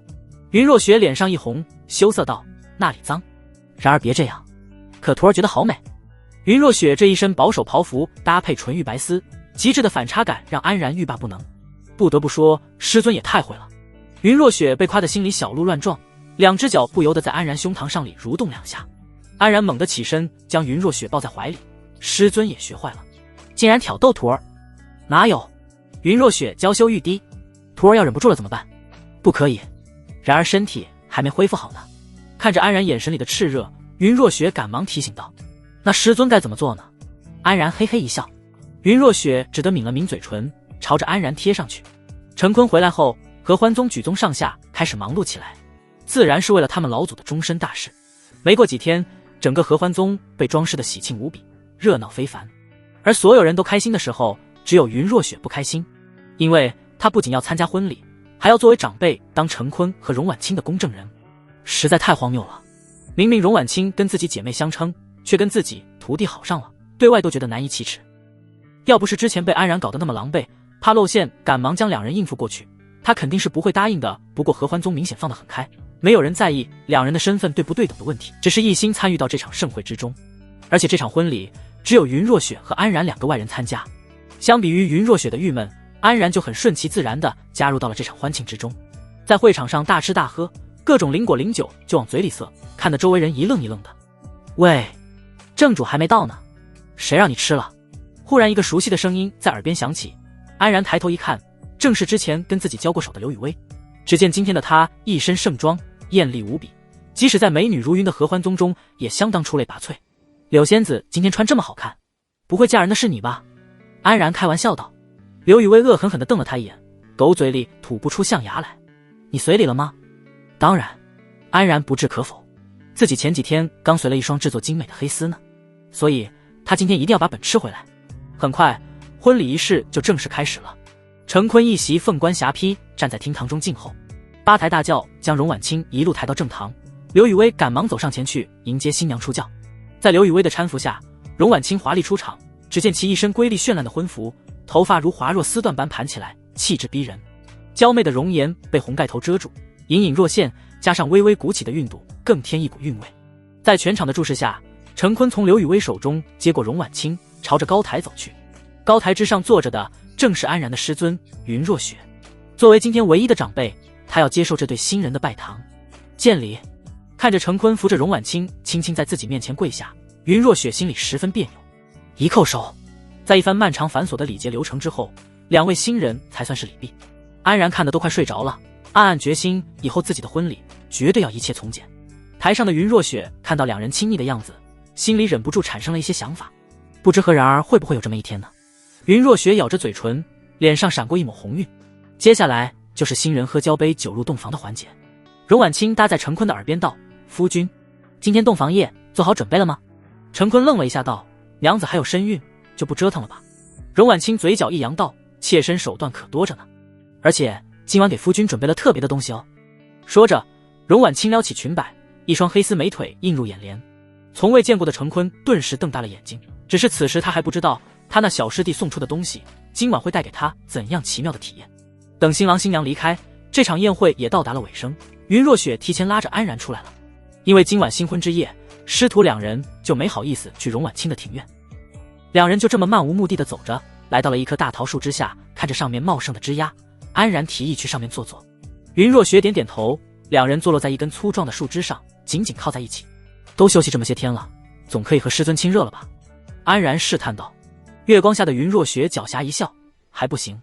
为什么？我明明感觉已经完全恢复了。然而要学会控制自己的冲动，不然又重蹈覆辙了怎么办？安然凑近过去，笑嘻嘻地道，师尊长得这么好看，徒儿根本控制不住。云若雪一把将安然的大脸推开，然而就不能正经一点吗？安然若有所思地望着云若雪问道，如果有一天徒儿也成婚了，师尊会来吗？云若雪浑身一颤，有些不知所措地道，为师肯定不会缺席然儿的大婚之日。安然莞尔一笑，那我就放心了，师尊可得说话算数哦。云若雪没有说话，轻轻伸出手在安然腰间拧了一把。师尊又来。安然倒吸一口冷气，然而太讨厌了。云若雪细声细语道。安然低头一看，就看见师尊眼睛里含着雾气，他紧紧环抱住云若雪，温柔地道，师尊等着我。洞房花烛夜后，荣婉清就要开始孕育灵胎，于是程坤亲自出面邀请云若雪出手养胎。不过当程坤出现在师徒二人面前的时候，脸色苍白，脚步虚浮，哪里像个金丹巅峰的修士。安然忍不住问道，师兄还好吧？程坤不禁幽怨地看了安然一眼，还不是怪你。不过他嘴上还是回应道，多谢师弟关心，师兄无碍。云若雪对这些话题并不感兴趣，她现在只想快点解决手头上的事。临走前，云若雪朝安然嘱咐道，接下来为师会比较忙，这些天你可不能荒废了修行。安然笑着恭敬道，谨遵师命。程坤在一旁附和，我可以给师弟安排一处绝佳的清修之所，那再好不过了。云若雪点了点头。于是云若雪独自一人前往了荣婉清那里，而程坤则带着安然来到了一处清池。这里的灵气甚至比荣婉清的住所还要浓郁许多。据说这里是荣老祖的闭关场所，周围布置了相当数量的聚灵阵。只是现在荣婉清已经彻底放弃了修行，这里自然也就荒废了，算是便宜了安然。安然坐在清池正中间的高台之上，开始缓缓调息。距离上次经历枯竭晕过去也过去半个多月了，身体早已恢复完全。调整好状态后，安然祭出西木杵，运转功法调动灵力。在经过大比之后，尤其是跟郭子辰的最后一战，不仅让安然战斗经验猛涨，对于灵力的把控也更上一层楼。现在调动灵力可谓是得心应手，能够精准控制到每一丝灵力的运转方式，增强功法效果。尽管现在没有师尊的辅助，安然依然能够保持先前的修炼速度，等后面师尊忙完后加入进来，不知道会有多快，只能说金丹期指日可待。就在安然沉心修炼的时候，云若雪正调动本源灵力，缓缓滋养着荣婉清的胎盘。而荣婉清也没有闲着，服下各种灵丹灵药，调息运作，将所有的药力全部涌入腹中。就这样持续了3-4个时辰，两人才算完成了养胎。但这只是第一次，要9981天之后才能彻底结束。云若雪也知道急不得，缓缓起身道，明天我再过来。说罢，他就准备离开去找安然。姐姐请留步。荣婉清忽然叫住云若雪。云若雪面露疑惑，还有何事？荣婉轻轻笑一声，姐妹一场，难道就非得有事才能找姐姐吗？现在就我们两人，想和姐姐聊些私密的话题呢。云若雪皱了皱眉头，她曾经有过一次跟荣婉清所谓的私密谈话，内容除了荣婉清曾经的风流往事以外，没有任何其他内容。所以从那以后，云若雪就再也没有和她聊过日常。我还有事，下次吧。荣婉清却不罢休道，姐姐这么急，是去找你的乖徒儿幽会吗？云若雪的脚步猛地定格在原地，心中惊骇，脸上沉声道，你什么意思啊？荣婉清走上来，拉住云若雪的手，程坤去邀请姐姐参加婚礼那天，你那小徒弟就藏在姐姐裙袍里，对不对？云若雪眼神里终于显露出一股惊慌失措，矢口否认道，胡说八道。看到云若雪的反应，荣婉清莞尔一笑，看来我猜对了呢。当时就感觉到姐姐不对劲，我放开神识，在整个庭院中都没有找到你那小徒弟的气息，而唯一能藏身的地点就是姐姐神识遮挡的裙袍之下了。云若雪没想到竟然是这一点暴露了，让她懊恼不已。没想到姐姐平时清心寡欲，竟然和自己的小徒弟放得这么开。云若雪顿时满脸羞怒，你再说我可不客气了。荣婉清赶紧收敛，不然以云若雪的实力，让她恼羞成怒后，自己母子二人会有生命危险的。姐姐别生气，看到姐姐动了心，妹妹也很高兴呢。荣婉清这话倒是不假，之前的云若雪完全就是把自己封闭起来，不问俗事，只修天道，不知错过多少人世间的趣事，最后还落了个身陨神消的下场，让荣婉清也觉得惋惜不已。如今云若雪不仅克服寿元，还有了个心爱的小徒弟陪伴，虽然表面上依然维持着曾经清冷的模样，但神情上还是有一些变化，变得柔和了一些。荣婉清拉着云若雪来到她的梳妆台前，镜子里反射出云若雪面带羞意的绝美容颜。看着镜子，荣婉清忍不住赞叹道，实在是太美了，连我都有些羡慕姐姐的小徒弟呢。镜湖说。云若雪嗔怪一句，姐姐从不打扮，倒是浪费了这副好胚子呢，我今天给姐姐打理一下，保证将那小徒弟迷得走不动道。云若雪天生丽质，从不打扮都显露出美不胜收的容颜，若是稍微收拾一下，都不敢想象会是什么样子。要不还是算了吧。云若雪嘴上这么说，可身子却坐着不动。荣婉清自然会意，微微一笑，就直接开始上手了。此时的安然不知师尊给自己准备了什么惊喜，还在沉心修炼中。经过一天的运功，安然感觉自己又回到了巅峰的状态。正当他准备继续再接再厉的时候，忽然感觉到下面的水池中传来一阵异动，水面上泛起一阵涟漪，一股鼓气泡从下面冒出来。有东西！安然顿时警惕起来，缓缓抓住身旁漂浮的西木杵，时刻准备出手。忽然，一条身体庞大的锦鱼从水下一跃而出，足有1丈之长，浑身鳞片反射出耀眼的光芒。圆润的鱼眼看到高台之上的安然，闪烁一下，顿时安然的耳边响起一阵清亮的女声：“你不是主人，你是谁？竟敢私闯主人的清修之所？”安然一脸惊骇，他还是头一次见到会说人话的鱼，这明显就是一头妖兽，而且修为绝对不低。不过听他说到主人，安然立刻就反应过来是在说荣婉清，于是他赶忙解释道：“你不要误会，是你的主人允许我来这里的，那你可有主人的凭证？”面对质疑，安然挣扎了一番后，无奈的两手一摊：“这个确实没有。”话音刚落，一股水弹从锦鱼口中喷出，朝着安然汹涌而来。安然大惊，对方竟然二话不说直接开干，手中西木杵甩出，和水弹碰撞的一瞬间，安然就感觉到不对了。轰！恐怖的灵力波动瞬间炸开，西木杵直接飞了出去，安然更是立刻一跃而退，落在了岸上。这锦鱼竟然是一条达到金丹期的妖兽，但应该在金丹初期，否则刚才一交手，安然就得败下阵来。哦，你这小子不简单啊！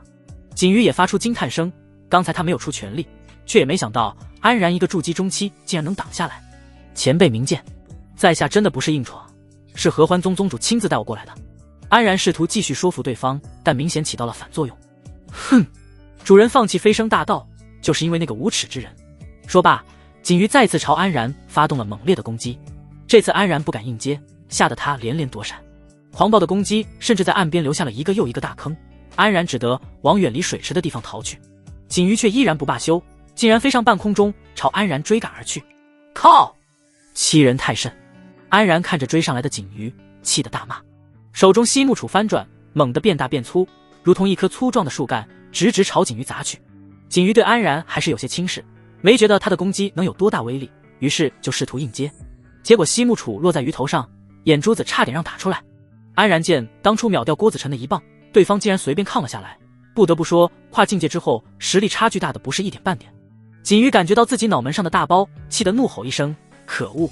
说罢，张开大嘴，一股刺眼的流光猛地朝安然袭来。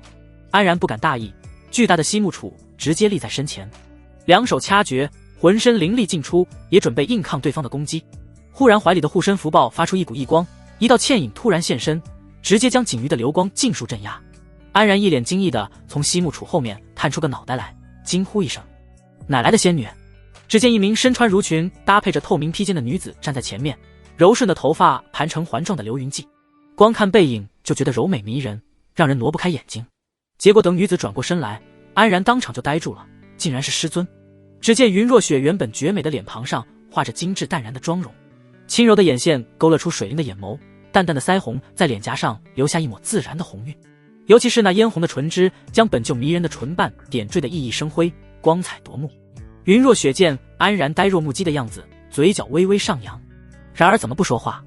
安然感觉自己已经丧失语言功能了，他现在只有一个念头，那就是冲上去。嗨嗨！云若雪见状，赶忙咳嗽2声。安然正奇怪，天空中传来一声呵斥：“畜生，还不退下！”只见荣婉清挺着个肚子就从远处飞了过来。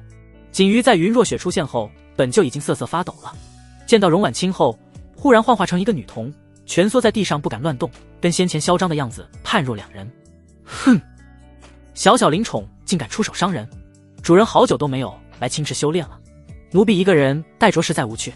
女童哭着脸道：“这是你伤人的理由吗？”奴婢错了。见到女童可怜的样子，荣婉清叹了口气，落在地上跟师徒俩解释起来。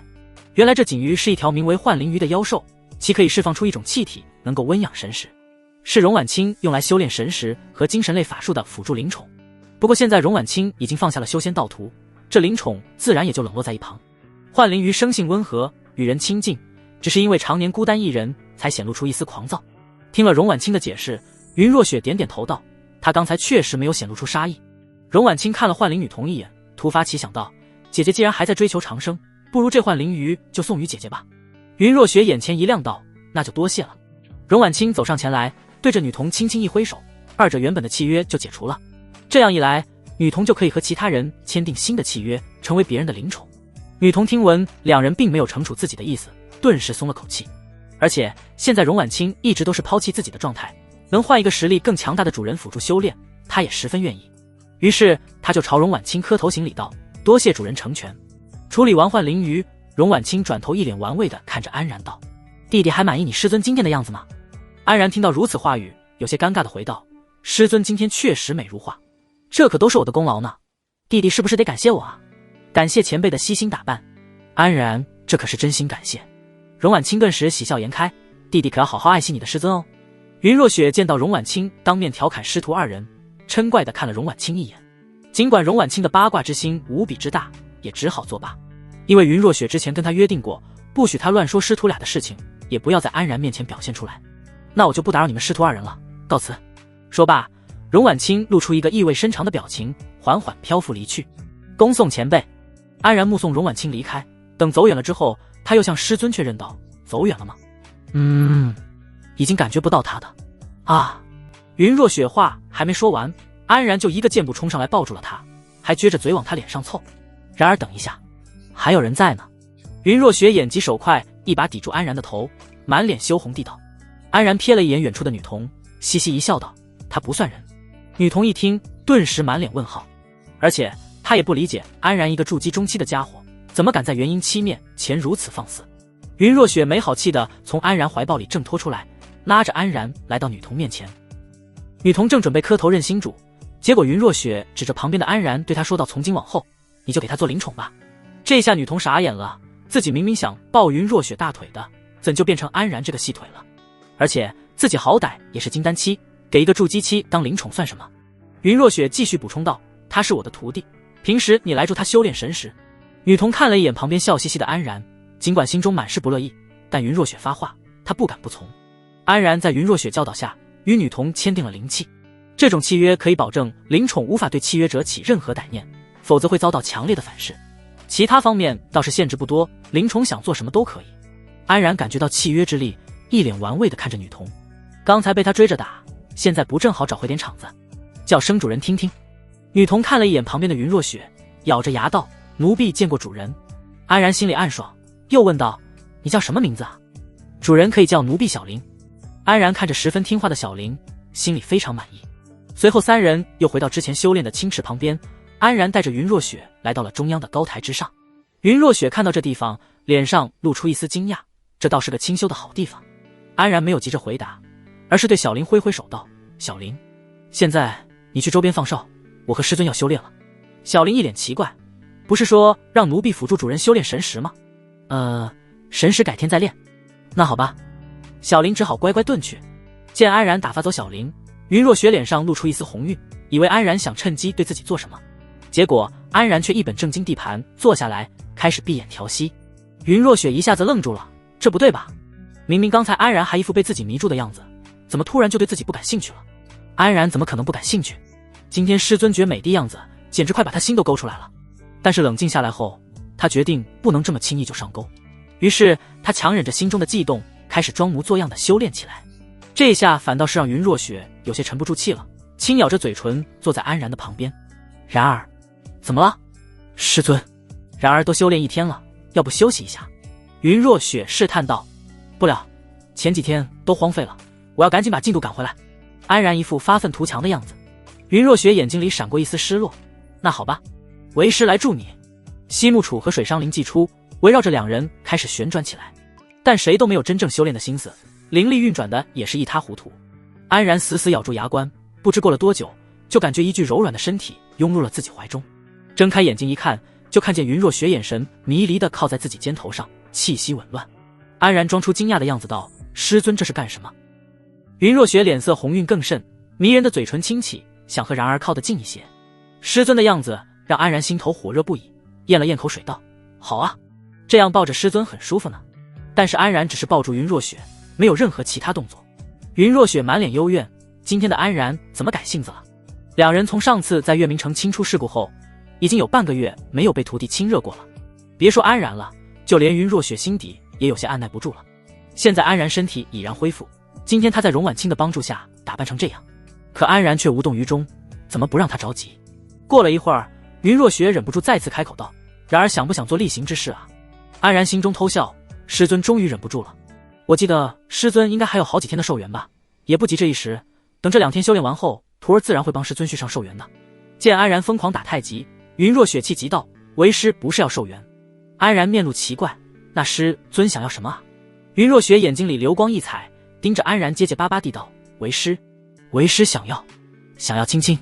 安然顿时露出得逞表情，一把将云若雪紧紧揽坐在怀里，一脸笑嘻嘻地道：没想到师尊竟然是这样的师尊，然而越来越坏了。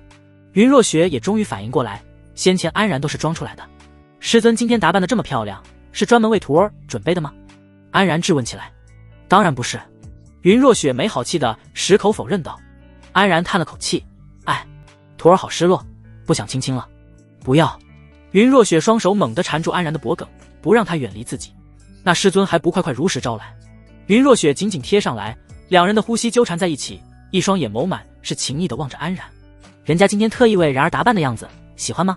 安然没有回答，直接用行动说话，嘴唇狠狠贴上去，将云若雪唇瓣上的唇汁全部吸了个干净。安然强烈的气息让云若雪一阵颤抖，过了好久，两人才缓缓分开。看着近在咫尺的云若雪，两眼失神，嘴唇微张喘着气，一抹鲜红的香舌轻轻搭在皓齿上。安然忍不住呼唤道：师尊好美，叫我雪儿。雪儿还想要吗？此时天色也渐渐暗下来，夕阳的余晖洒落在两人缠绵的身上，金辉绚烂。尽管两人都已经上头不已，但还是保留了一丝理智。云若雪及时制止了安然，以免他再过度放纵晕过去。郁闷的安然一双大手又开始不安稳起来，隔着云若雪身上的襦裙，安然过了一把手影。安然看着云若雪透明披风显露出的香肩玉背，嬉笑道：雪儿的身材真是深藏不露。平时云若雪穿着都很保守，如今这副模样还真是安然第一次见。云若雪嗔怪地在安然脸上亲了一口，然而又不正经。安然大手避过云若雪的脸颊，两人就这么一起温存着。第二天一大早，云若雪从安然怀里恋恋不舍地爬出来，整了整糟乱的衣裙。她还要去帮荣婉清继续养胎，不想雪儿师尊走。安然拽着云若雪的裙摆，云若雪脸上一红，然而好好修炼，晚上为师再来陪你。一言为定。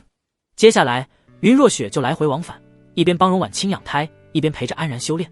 安然也没有过多地沉浸在师尊的温柔中，毕竟他还心心念念和师尊的约定，抓紧修炼起来。时间一晃，3个月就过去了。3个月的时间过去，荣婉清的孕肚也变得越来越大。现在云若雪已经能够神识感应到荣婉清腹中的胎盘初具人形。今天是滋养灵胎的最后一天，如果一切顺利，那么就会在胎儿中彻底形成完整的灵根，使其一出生就拥有绝佳的修炼资质。只见荣婉清盘坐在床上，双手掐诀，一股股灵光从眉心涌出。很快，孕肚中猛然爆发出一阵灵力，荣婉清顿时露出惊喜的笑容。成了！她能够感觉到自己的胎儿中有一股灵力共鸣，相当明显，应该有地灵根的天赋。这也就说明此次的孕育灵根圆满完成。云若雪也缓缓松了口气，收起了自己的灵力。她看着荣婉清一脸幸福地摸着自己的孕肚，脸上不由得一阵出神。这些天辛苦姐姐了。荣婉清笑着道。云若雪摇摇头，我做的不算什么，基本上都是你自己的功劳。这话倒也没错，毕竟孕育灵根所需的可不仅仅是滋养的本源灵力，还有各种丹药灵药，甚至包括孕妇自己在体内的运作。荣婉清从储物袋中翻出之前的宝莲，将它缓缓递给云若雪。姐姐交给我的东西我已经尽力修复了，上面的辅助阵法已经尽数复原，但是其他部分就爱莫能助了。云若雪面露惊喜，已经够了。荣婉清忽然冷不丁问道，姐姐用这宝莲是想与你那小徒弟一起双修吗？因为荣婉清在修复的时候就发现，这宝莲中的聚灵阵法有2个阵眼，竟然可以使得灵力流转不息，十分神奇。云若雪有些尴尬的咳嗽2声，我只是想让然儿修炼的快些罢了。然儿，姐姐叫的可真亲切呢。荣婉清莞尔一笑，让云若雪又是一阵羞愤。随后荣婉清话锋一转道，虽然妹妹没能完全修复下来，不过倒是可以给姐姐提供一个线索。哦，是什么？这欢灵月莲的主体部分看起来很像一种稀世珍材，名叫九霄玉，不仅难得，每次出货量也十分稀少，最多就1两左右。荣婉清看了一眼宝莲，继续道，而这宝莲之上所用的九霄玉少说在10斤左右。云若雪吃了一惊，10斤九霄玉要收集到猴年马月去，只要有足够的九霄玉，应该就能够彻底将其修复。云若雪点了点头，多谢妹妹了，我以后会多留意的。荣婉清愣了一下，突然拉起云若雪手，眼带泪光地道，这是姐姐第一次叫我妹妹呢。之前云若雪总是拒人之千里之外，荣婉清虽然一直和她以姐妹相称，但云若雪却从来没这样叫过。云若雪顿时有些尴尬地道，是吗？荣婉清欣慰地抹了抹眼角道，姐姐现在变得越来越有人情味了呢。是那小徒弟的缘故吗？哪有？云若雪赶忙否认道。荣婉清掩嘴偷笑，从怀里拿出一本古籍交到了云若雪手上。这是什么？云若雪面露疑惑。姐姐可以拿回去再看，以后会用得上的。荣婉清一脸神秘地道。云若雪只好接过来，先放进了储物袋里，然后说道，对了，不知能否在妹妹这里多待些时日？荣婉清点点头道，当然，姐姐愿意留下，妹妹求之不得呢。最近安然又有了突破契机，所以云若雪想在这里帮她一举突破之后再回云溪宗。那妹妹好好休息几天，我就先告辞了。云若雪从荣婉清那里出来后，就迫不及待地朝着安然所在的青池飞去。而此时的安然正沐浴在温和的阳光中，在小林的辅助下修炼神识。只见小林在一旁缓缓吐出一股淡淡的粉色雾气，包裹着安然，让安然的精神沉浸在一股虚无之中，不停磨练着神识。这3个月来，除了增长灵力，靠这种方式神识也大有提升。忽然安然周身的粉色雾气消散，他一脸慵懒地躺倒在高台上，吐出一口浊气。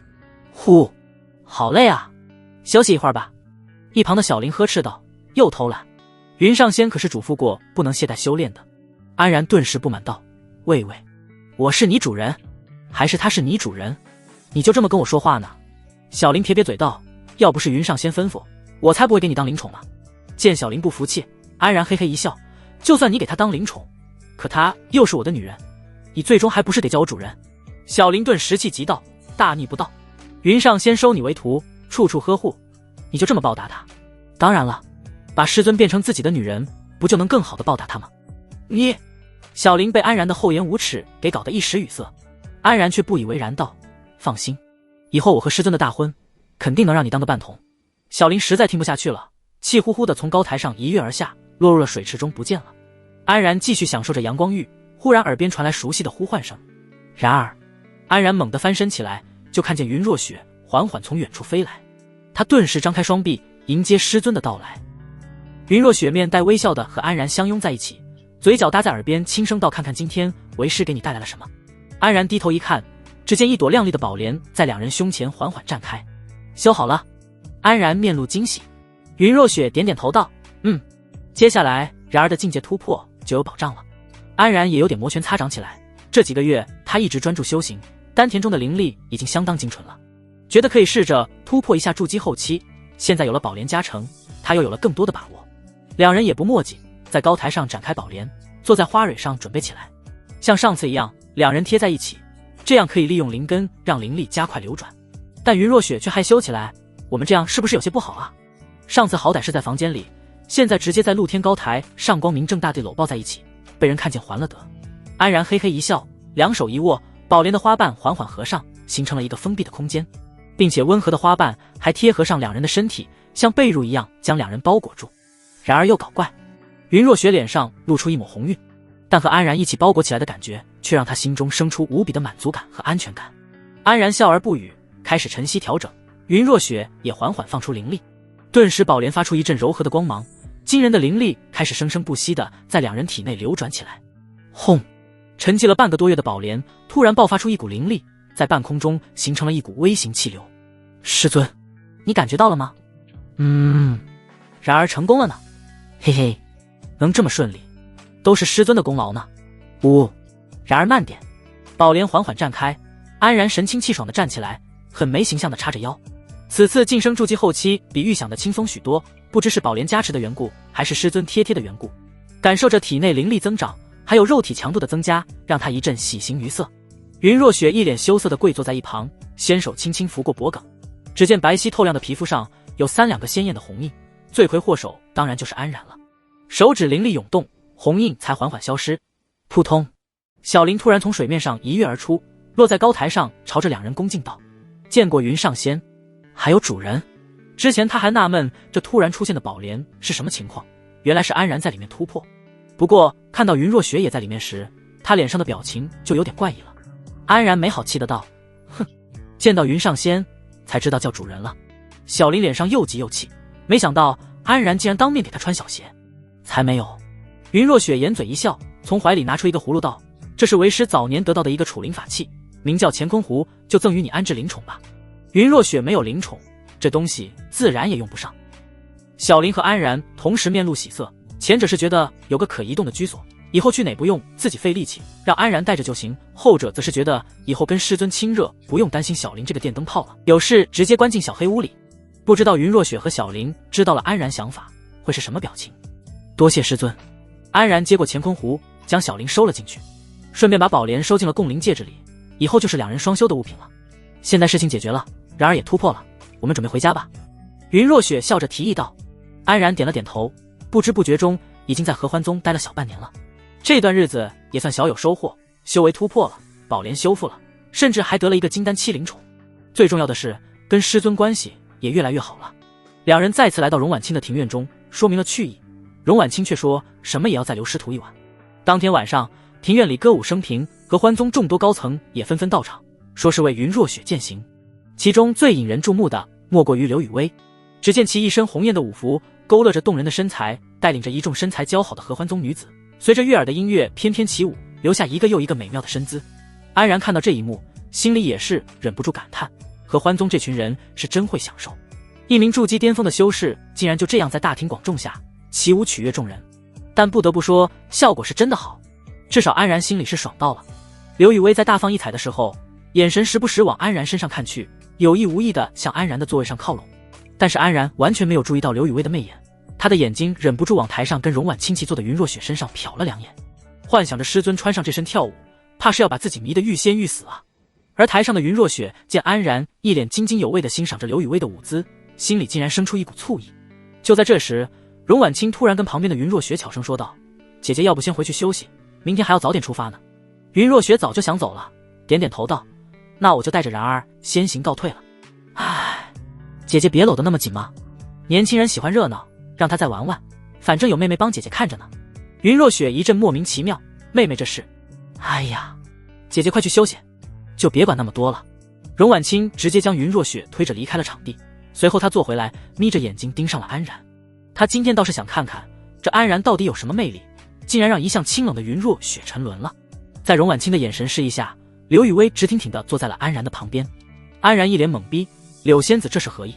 刘雨薇给安然倒上一杯酒，神色妩媚道：“上次在大比中，妾身可是被你的神武给彻底征服了呢，特意敬你一杯。”没等安然回应，台上的容婉清突然发话道：“雨薇是我的亲传弟子，不知小弟弟可喜欢啊？”安然惊了一下，没想到刘雨薇竟是容婉清的亲传弟子。柳仙子气质出众，自然是万人倾慕。容婉清有些意外，这安然年纪不大，说话竟然如此老道，既不得罪对方，也划清界限。我和你师尊情同姐妹，若是弟弟不弃，我自作主张将雨薇许给你做道侣，咱们俩家还能亲上加亲呢。安然这才发现师尊已经不见了踪影，心中暗道不妙，这是冲着自己来的啊。多谢容前辈厚爱，不过晚辈已经在同门有了道侣，就不耽误柳仙子了。此时的安然还不知道容婉清知道了他和师尊的事，荣婉清微微一笑，修仙界中本也没有规定道侣只能有一个，小弟弟实力高超，又有你师尊庇佑，就算再多几个道侣也没人敢说什么的。安然赶忙说道，荣前辈有所不知，我那道侣性情残暴，若是我再找其他道侣，晚辈怕是性命难保。荣婉清被安然一番话逗得花枝乱颤，不知道云若雪听到这番话会是什么表情。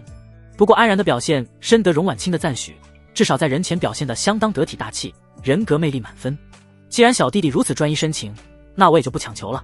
如今天色已晚，雨薇你就带他下去休息吧。刘雨薇应了一声，带着安然一路走出了厅堂。然而还没等安然松一口气，刘雨薇就趁着四下无人挽住了安然的胳膊。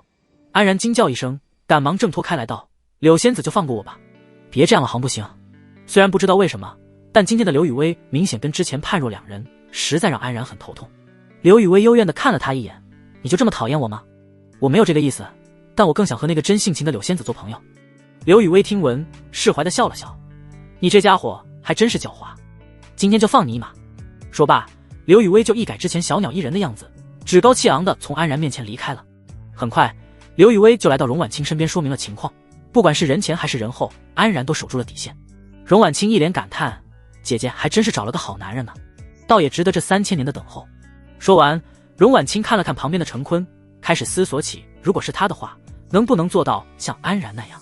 陈坤感觉到荣婉清的审视的目光，愣了一下，内心开始忐忑起来。没一会儿，荣婉清就自顾自地得出了一个否定的答案。于是他气呼呼地一把揪起陈坤的耳朵，就往后院走去。可怜的陈坤一脸欲哭无泪，明明他已经很谨言慎行了，不知道又怎么惹到荣婉清了。都说孕妇的情绪最喜怒无常，果然连元婴大佬也无法免俗啊。第二天，云若雪带着安然跟荣婉清告别后，就一同离开了合欢宗。经过1天多的赶路，两人终于是回到了久违的云溪宗。看着熟悉的山头和建筑，安然心里一阵舒畅。云若雪要先去大殿了解一下最近宗门的情况，随后再回雪望山。安然就没有跟着去，而是去找了江河、霍宇他们叙旧。不过安然并没有见到江河，从霍宇和刘琴的口中得知，江河竟然是已经开始闭关突破了，据说有了突破金丹的契机。而且刘琴也同样突破到了筑基后期，至少跟安然在修为上没有拉开差距。没想到几个月不见，大家都在努力修炼，看来自己还要再接再厉啊。与此同时的另一边，云若雪却在林鹤之等人的口中得知了一个不太好的消息。据苍云关传来的消息，北域妖族内部最近出现了大动荡，原3大妖王之一的血灵狼王在1个月前突然暴毙，新上任的妖王赤面狐放出消息，说是我们人族暗中动了手脚。林鹤之在大殿中沉声叙述，云若雪听得直皱眉头。难道这家伙是想肆意挑起人族与妖族的战争？不无可能。人族与妖族已经有数百年没起过战事，妖族之中的主战派势力越来越大，如今已有不可阻挡的趋势。林鹤之的话语引得各位长老议论纷纷，有人提议道，此事事关重大，不得不防。我提议召集其他4大宗门，从长计议。云若雪深吸一口气，作为过来人，他已经感觉到此事并不简单。云溪宗位于阮国西北方，若是与妖族战事一起，云溪宗定是首当其冲。其他宗门除了荣婉清的合欢宗，都暗中与自己不和，肯定不会放弃这个隔岸观火的机会，所以与他们商讨此事无异于白费功夫。有了主意后，云若雪直接开口道，此事不用跟其他宗门说了，我与3大妖王之一的颜回蛟有些交情，你们速派人持我信物前去交涉，看看能不能遏制事态继续恶化。遵命。又商议了一番宗门事务，云若雪就从大殿里出来了。一路上，云若雪都心事重重的样子，她已经能预料到未来的日子可能不会太平。一想到这里，她就觉得无比的厌烦，脸色很差。直到看见雪望山，她脸上才缓和下来，露出一抹温煦。还好有人儿在，但是进到洞府中才发现，安然竟然还没回来，这让云若雪一阵失落，在玉台之上有些坐立不安。尽管才分开了没多久，她就已经感觉到焦急难耐。在不知不觉中，她对安然的依赖已经深深烙印在了心里，尤其是在内心不安的时候。云若雪努力压下心中的忧虑，想找点别的事做转移一下注意力。突然想起了荣婉清给自己的古籍，据说是什么合欢宗的至宝，结果随便翻开一页，云若雪就赶忙红着脸合上了。果然不是什么好东西，上面竟有一些不可描述的内容，这让清心寡欲的云若雪怎么接受得了？但在一股强烈好奇心的驱使下，云若雪还是再一次翻开了它。不过这一次她并没有直接翻到后面，而是从第1页开始看起。很快她就发现这本书的主要内容其实并不污秽，而是关于如何提高魅力的教学，有各种化妆技巧、穿着搭配、美化形体等等。其中涉及到了女性和男性的身体，自然会有一些直白的表现方式。怪不得合欢宗美女如云，按照上面的说法，只要肯努力，谁都可以变成万人仰慕的大美女。当然，这对于天生丽质的云若雪来说就有点难理解了。正当云若雪看得入神的时候，安然终于到来了。安然被霍雨拉着倒了一肚子苦水，说刘晴怎么刁蛮任性，让他心累不已。这让安然一阵得意，相比起来，师尊简直是最佳女友的典范。不仅实力强大，情绪稳定，还温柔体贴，小鸟依人，偶尔吃点小醋，但一哄就好，情绪价值拉满了。安然一进门就发现云若雪一脸慌张的将什么东西藏了起来。师尊在看什么呢？安然奇怪地问道。没什么。云若雪偏过头去，眼睛不敢和安然对视。云若雪越是这样，越是勾起了安然的好奇心。他冲上去轻轻扑倒云若雪，厉声道：师尊刚才藏东西我都看见了，还不如实招来。云若雪却是咬着牙，一副宁死不屈的样子，为师什么也没藏。是然儿看错了。哼，狡辩。安然突然翻过云若雪的身子，抬起大手，一巴掌拍在了那丰满圆润的臀部上。啊！虽然安然完全没用力，但云若雪整个脸还是红透了。徒弟竟然打师尊的屁股，简直是大逆不道，完全是大逆不道。安然却一脸坏笑地道：师尊说不说？不说。啪啪，又是2巴掌下去，云若雪开始蠕动了起来。按道理来说，她想要摆脱安然的控制，稍微一用力就能做到。可在安然面前，云若雪却感觉浑身使不上力气，或者说根本就不想使力气。尤其是被安然拍打在屁股上的时候，就像触电一样，浑身酥麻。然而讨厌，看着云若雪一脸娇羞却又任由自己摆布的样子，安然心里满是欢喜，轻轻将师尊抱起来，一脸宠溺地道：师尊赢了，我不问了，还不行吗？云若雪气得在安然胸口上捶了2下，然而就是个孽徒，那孽徒可就不客气了。安然笑嘻嘻的一口强吻上去，结果下一刻屋子里就传来安然的哀嚎声。低头一看，云若雪的皓齿狠狠咬住安然的大嘴唇，满脸的幽怨。师尊我错了。听到安然的求饶声，云若雪才放开他，看着安然嘴唇上的齿印，脸上露出一丝得意的笑容。不过很快，那丝得意就变成了慌乱，因为安然的嘴唇上冒出了一股鲜血。云若雪只是想教训一下安然，并没有真的想伤害他的意思。然而你别动。云若雪一脸紧张地凑上去，看到止不住的鲜红，竟然鬼使神差伸出一抹软状物抵在了伤口上。安然感觉到嘴唇上一股湿漉漉的软糯，整个人都抖动了一下。云若雪却还没有意识到事情的严重性，小心翼翼地帮安然舔舐着伤口。看到鲜血止住，云若雪轻轻松了口气，刚想收回去，就被安然猛地一口含住。云若雪顿时一个机灵，脸上绯红一片，双手不停拍打着安然的肩膀，示意他松开。安然却不为所动，顺势压在师尊的身上。房间里传来一阵粗重的喘气和温柔的轻吟。不知过了多久，安然才轻轻放开师尊道：师尊好甜啊。云若雪感觉到舌尖上的酥麻，愤愤地喊道：然而又欺负为师。安然微微一笑道：是师尊先伸出来的。云若雪眼汪汪地咬着牙道：那是然而流血了，可徒儿也是师尊咬出血的啊。安然继续死缠烂打：为师，为师。云若雪一时语塞，红着脸说不出话来。安然嘿嘿一笑，凑上去轻轻说道：不过能被师尊这样对待，师尊想咬几次都可以哦。云若雪气得又想说2句，结果嘴刚张开就被安然死死堵上。而且这次安然主动出击，呲溜一声钻了进去。云若雪顿时瞪大了眼睛，感觉到异物的她下意识就想去咬，可刚才安然流血的样子在脑海中闪过，一下让她又舍不得咬下去。就在云若雪羞愤难当的时候，忽然一股强烈的生命力从体内爆发而出，猛烈的感觉让云若雪娇躯一阵颤动，让她心中震惊。刚才那一瞬间，她的寿元整整增加了7天时间。等安然放开云若雪的时候，她脸上的娇羞变成疑惑。然而刚才是怎么回事？安然一边回味着，一边娓娓解释道：师尊忘了徒儿说的吗？徒儿触发福寿圣体的主体并不是嘴唇，而是精血。云若雪顿时恍然大悟，所谓精血还有另一种说法，名叫心血，这是一种玄之又玄的东西。跟平常维持人体运转的血液不同，心血中还蕴含着一个人的精力与欲望，它可以促使着人们去追求所向往的东西，而在追求的过程中，就是一个不断消耗心血的过程。心血枯，则人凋零，这也就是为什么之前安然会晕过去的原因。不过心血也并不是说一下耗光就没有了，它就如同一个不存在的器官，只要合理使用也可以源远流长。而舌头就是精血集中的地方，所以刚才在安然的主动下，云若雪才获得了更多的寿元。比单纯用嘴唇上的微弱效果好了许多。但云若雪没有感到喜悦，而是担忧起来。那然而有没有感觉到不适？她下意识地认为增加的寿元多，安然消耗的精力也会变多。看着师尊如此关心自己的身体状况，安然心头一暖。师尊放心好了，消耗的精力都是一样的，再来10次都可以。说着，安然又低下头来。云若雪没好气的一把抵住安然，胡闹，说好了要控制自己呢。安然一脸无奈，只好作罢。尽管平时师尊都一副任自己采摘的样子，但如果涉及自己的身体情况，师尊就会变得格外严肃。有这样一个心疼自己的师尊，安然是又爱又怨。外出了这么长时间，好不容易回到雪望山，安然说什么也要跟师尊多亲密一会儿。于是他把脸埋进云若雪胸口里，使劲嗅着师尊身上的芳香。云若雪犹豫了一下后，一脸羞涩地扶住安然的后脑勺，往怀里抱紧了些。感受到师尊的迎合，安然心中暗喜，一只大手悄悄伸了出来。然而屋子里顿时传来云若雪羞愤的喊叫。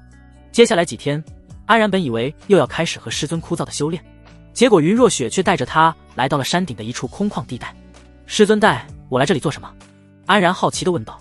之前然而一直致力于修为的提升，其他方面的手段还是欠缺了很多，所以接下来为师会给然而慢慢补足。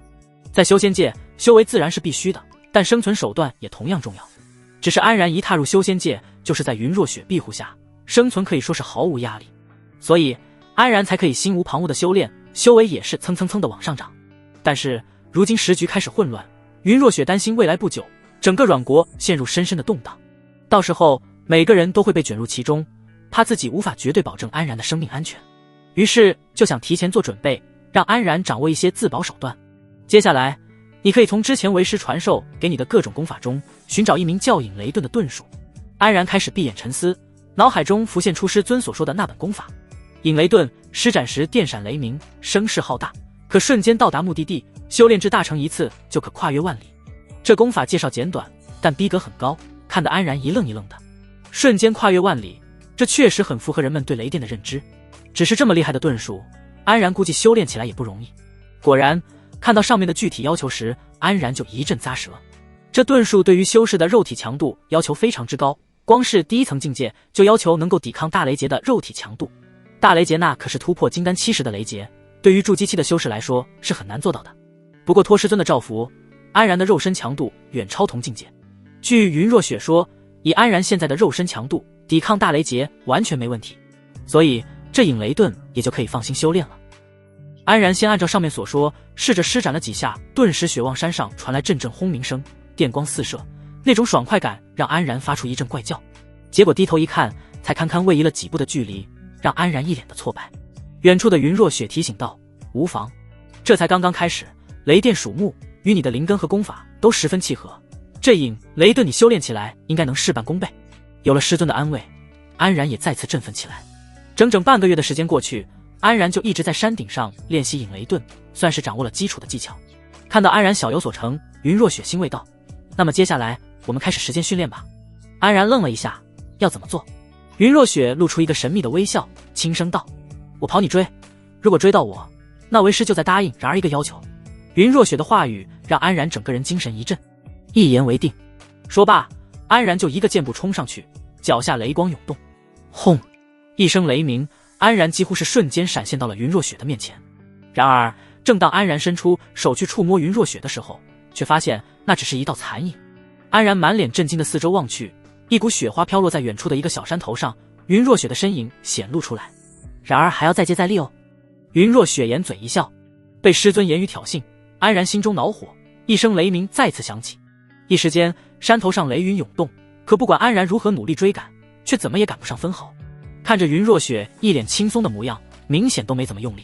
别太勉强了，稍微休息一下，恢复灵力再来吧。云若雪看着气喘吁吁的安然，无奈地摇摇头。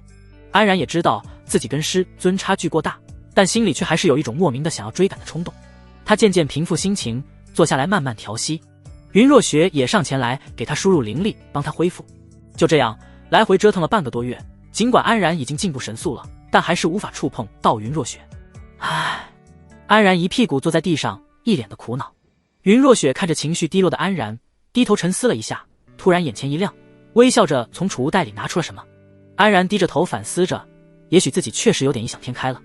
筑基期再怎么厉害，又怎么可能与元婴期相提并论？正当这时，头顶传来云若雪的声音。然而这就想放弃了吗？安然苦着脸抬起头，还没来得及说话，眼神就直了。只见云若雪漂浮在半空上，不知什么时候已经换上了之前的浅绿色旗袍，风姿卓越，无比动人。更吸引人的是，旗袍的裙摆随风飘动，露出的2条修长的美腿上竟然还穿着白丝。那一双没有穿鞋子的白丝玉足就那样在风中摇曳，散发着无比诱人的气息。安然直勾勾地盯着云若雪绝美的样子，咽了咽口水道：“师尊什么时候换上的？”云若雪掩嘴偷笑一声，然而还来吗？当然，不过得等我恢复一下。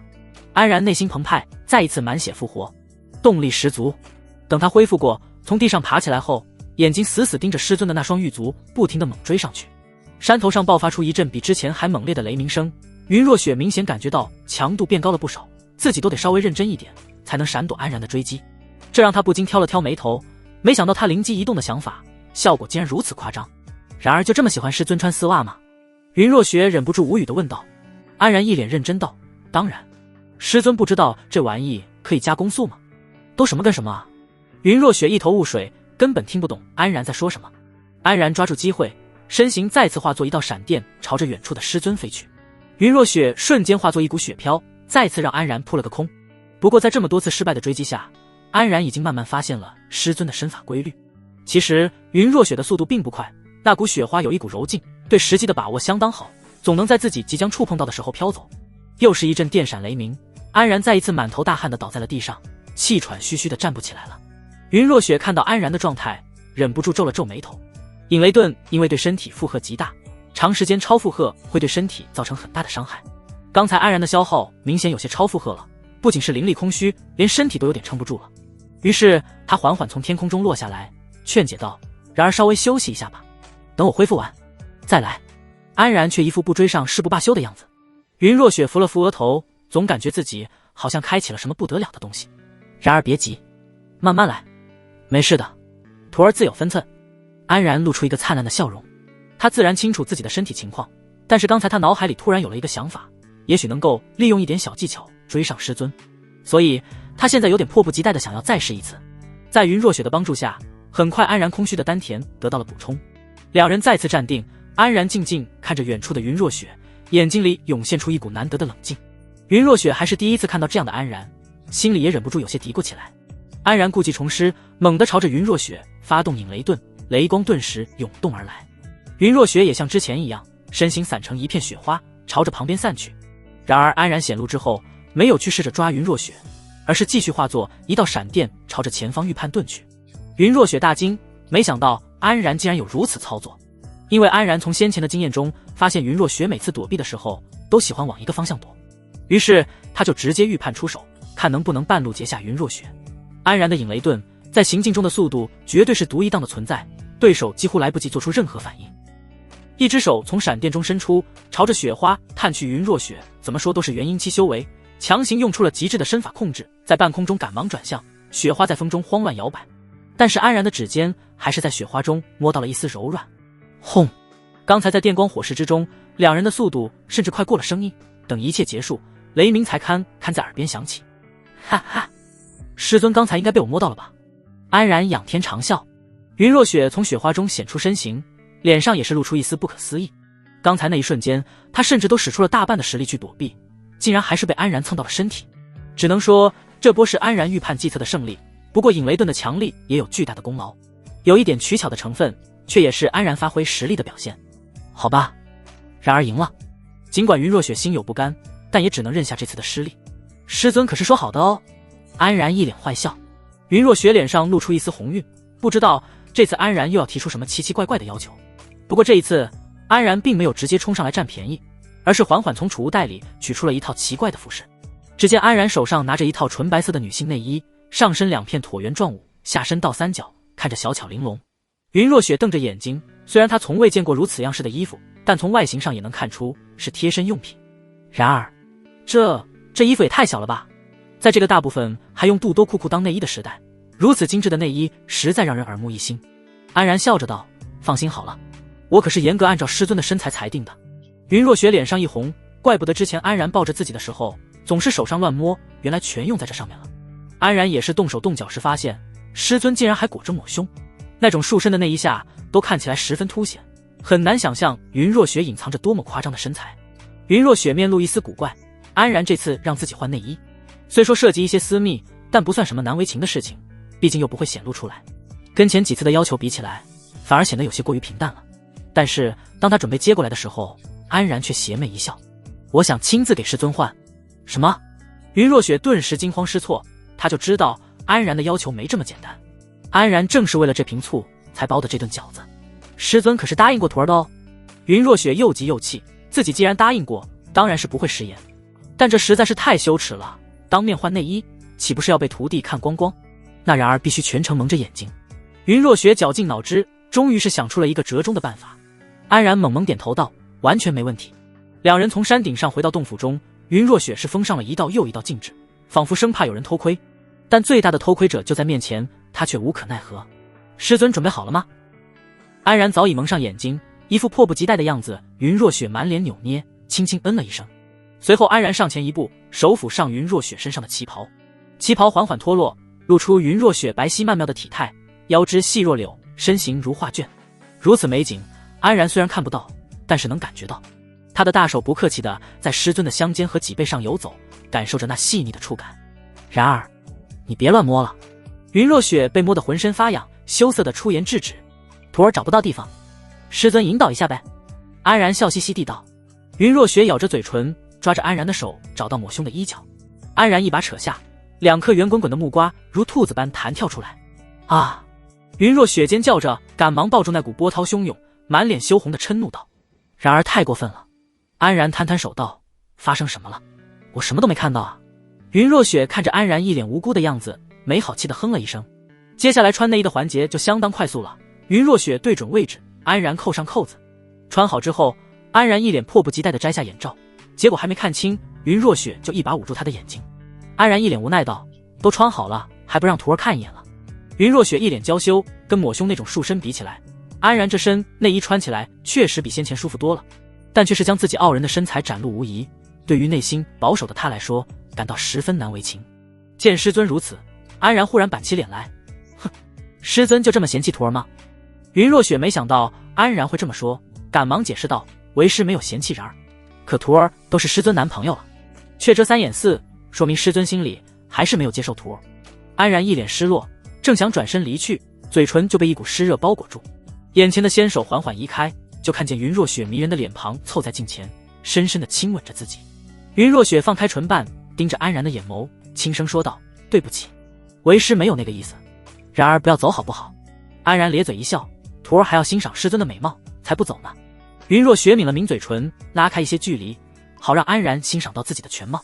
凹凸有致的身材，在白色内衣的点缀下，为云若雪清美的气质又增添了一抹纯洁和可爱。安然看着这样的师尊，只感觉嘴唇发干。他伸出手，戒指一亮，粉红的宝莲当场绽开来，随后再上前一把勾住师尊的白丝玉腿，横抱在身前，就往宝莲上走去。然而你要做什么？云若雪见状，一脸慌乱道。安然抱着云若雪，缓缓躺在柔软的花蕊上，在她的耳边吹了两下：“徒儿只是累了，想抱着师尊睡一觉。”师尊想什么呢？为师什么也没想。云若雪扭捏地偏过头去。安然笑笑，然后自顾自地脱起衣服来。云若雪心里顿时又紧张了起来，脱衣服干嘛？脱光了睡得舒服，师尊不知道吗？安然光着膀子，一把搂住云若雪的身体，随后花瓣缓缓合上，将两人裹在一起。感受到安然那炽热的体温，云若雪的心脏砰砰乱跳。两人还是第一次这样贴着皮肤搂抱在一起，新奇的体验让云若雪的内心在忐忑中又带着一丝兴奋。然儿的身子好热啊，雪儿的身子好软啊。云若雪红着脸在安然胳膊上揪了一把，两人在花瓣下一阵蠕动和嬉笑。就在这时，安然突然感觉到身体酸痛，一股深深的倦意袭来。之前为了触碰到云若雪，他可是高强度的使用引雷盾，对身体负荷太大。刚才还比较亢奋，现在情绪舒缓下来后，立刻就显现出来。云若雪也清楚安然的情况，于是放出一股本源灵力进入到安然的身体，缓缓修复着损伤。很快，安然就进入了梦乡。云若雪看着熟睡过去的安然，有些怨气地道：“然而就会欺负为师。”不过很快，怨气就变成了绵绵情意。他情不自禁地凑上前去，在安然嘴角旁轻啄起来。安然提出各种过分的要求，他心里其实并不抗拒，两人发展到如今这个地步，在云若雪内心深处早已把安然当作自己未来的夫君看待，只是他想在一个重要的时刻再将自己完全的交出去，所以不想在那之前两人有太出格的行为，怕擦枪走火。不过现在看来，安然倒是表现得十分稳当呢。云若雪一脸温柔地摸了摸安然的额头，轻声道：然而可别心急哦，为师迟早都是你的。一夜无梦，安然悠悠转醒，就看见云若雪一脸恬静地睡在一旁。清晨是精力最旺盛的时候，看着师尊绝美的身材，安然也有点按捺不住心中的悸动。他悄悄伸出手，轻轻握住了师尊傲人的峰峦。云若雪眉头微蹙，但是并没有醒来。安然一脸感叹，果然跟之前抹胸的感觉不一样，这才是师尊的完整体啊！不要！突然的一声，吓得安然猛地缩回手，结果转头一看，发现云若雪并没有醒来，而是发出一阵梦呓。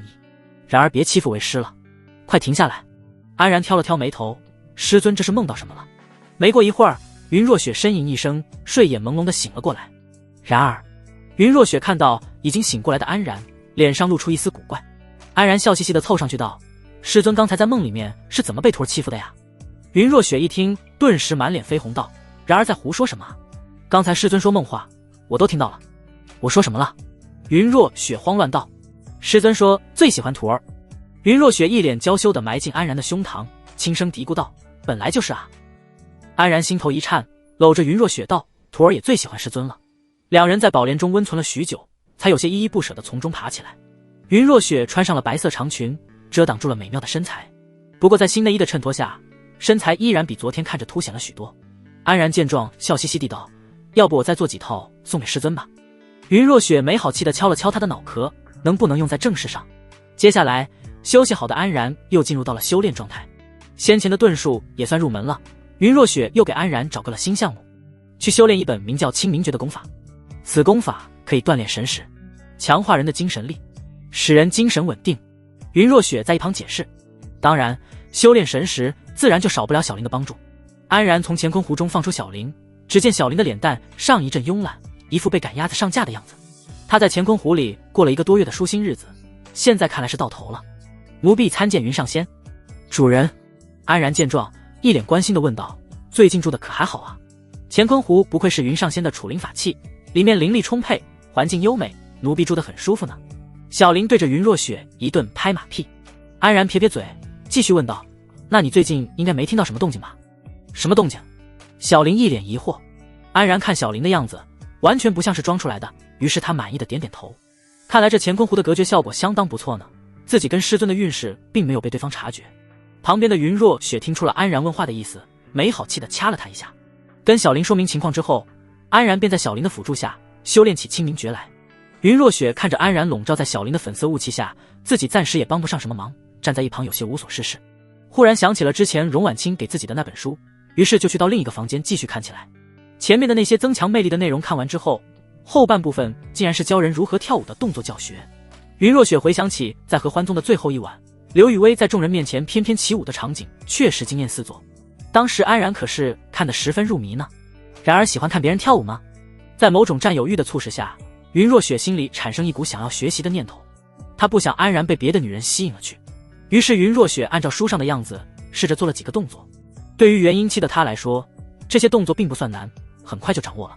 就是那扭腰舞臀的舞蹈动作让云若雪心中一阵羞耻，这不等于变相的诱惑别人吗？一想到自己在安然面前跳这样的舞蹈，云若雪就满脸害羞。不过再一幻想到安然一脸痴迷的样子，她心中又升起一股欢喜，嘴角忍不住的扬起来。就这样，在害羞又期待的心理作用下，云若雪照着书上的样子慢慢的练习着自己的形体和动作。又是1个多月过去，安然就一直在小林的辅助下修炼着神识。在之前扎实的神识基础下，他很快将清明诀也修炼到入门的地步。至于师尊，在这1个月期间很少露面，不知道在干什么，只是偶尔来探查一下自己的修炼进度，和自己稍微亲热一下。但是敏锐的安然还是察觉到师尊的气质有了一丝变化，于是他将小林收回乾坤湖，悄悄地走出房间。他知道在自己修炼的时候，师尊怕打扰自己，就一直在旁边的房间里待着。安然尽可能的屏息凝神，小心翼翼地打开了旁边房间门，留出一个门缝往里面看去。结果一抬头就看见云若雪正一脸不善地盯着自己。被发现了的安然立刻尴尬一笑，跟师尊打起了招呼：哈哈，师尊好啊。云若雪哼了一声，安然竟然还妄图偷窥自己，真是不自量力。然而又不学好，最近师尊总是藏头露尾的，就是好奇师尊在干嘛。安然倒也实话实说，见安然被自己勾起了好奇心，云若雪心中一阵得意。不过她并不准备说出自己在练习舞蹈的事情，准备以后给安然来个惊喜。为师就是平常的修炼啊，师尊不是说不急着修炼吗？修心养性也算是一种修炼。云若雪说的笃定，安然却总感觉师尊没有说实话。他眯着眼睛道，感觉师尊最近变得更迷人了呢。云若雪眼神闪躲，支支吾吾道，有吗？可能因为穿了然儿送我的内衣吧。安然正准备再继续试探下去，忽然洞府外传来一阵动静，是有人前来拜访了。云若雪神识一扫，是林鹤之的气息，这让他神色一紧，看来是北方妖域那边来消息了。于是他大手一挥，洞府大门上的禁制打开，放林鹤之走了进来。随后云若雪带着安然一同在正堂接待了林鹤之，参见云老祖。林鹤之一进门就朝着云若雪恭敬行礼，云若雪点了点头，安然则为林鹤之泡了一杯灵茶端了上来。林鹤之抬头望了一眼，眼神中闪过一丝异色，不知为何今天的云若雪感觉气质格外突出，整个人有了不少的变化。上次吩咐你们的事有结果了吗？云若雪先一步开口问道。宗门长老带着老祖的信物前往妖域，找到了颜辉蛟前辈，对方明确表示会保证妖族不与人族全面开战。说到这里，林鹤之话锋一转，但是对方还说妖族内部势力众多，就算是他也难以完全管住，所以可能会有小部分妖族主动挑事。哼，老狐狸！云若雪冷哼一声，他怎么会看不出对方的推脱之意？看来妖族内部确实有点混乱，一方妖王也难以掌控局势。晚辈还带来了一个消息，月行书院的陆老祖传来消息，希望秦武大宗老祖能够齐聚苍云关，商讨相关事宜。林鹤之补充道。云若雪挑了挑眉头，这让他有些意外。按道理这种时候，陆境那伙人应该会置若罔闻，坐看妖域先扰乱云溪宗，再试图从中得利。没想到他们竟然会如此主动。他们已经过去了吗？云若雪问道。林鹤之摇摇头，还没有。陆老祖约定半个月后在苍云关聚首，不知云老祖意下如何？云若雪略一沉吟，可以去一趟。既然对方主动出面共同承担问题，他没有拒绝的理由。这样就算妖域彻底跟阮国闹掰，云溪宗也不会孤立无援。林鹤之点点头，那好，我即刻让人把消息传过去。云若雪补充道，对了，你顺便再召集足够的人手，随我一同去苍云关驻扎，以防妖族来犯。遵命。林鹤之点了点头，又跟云若雪汇报了一些宗门事务后就离开了。等林鹤之一走，安然就赶忙询问道，师尊，发生什么事了？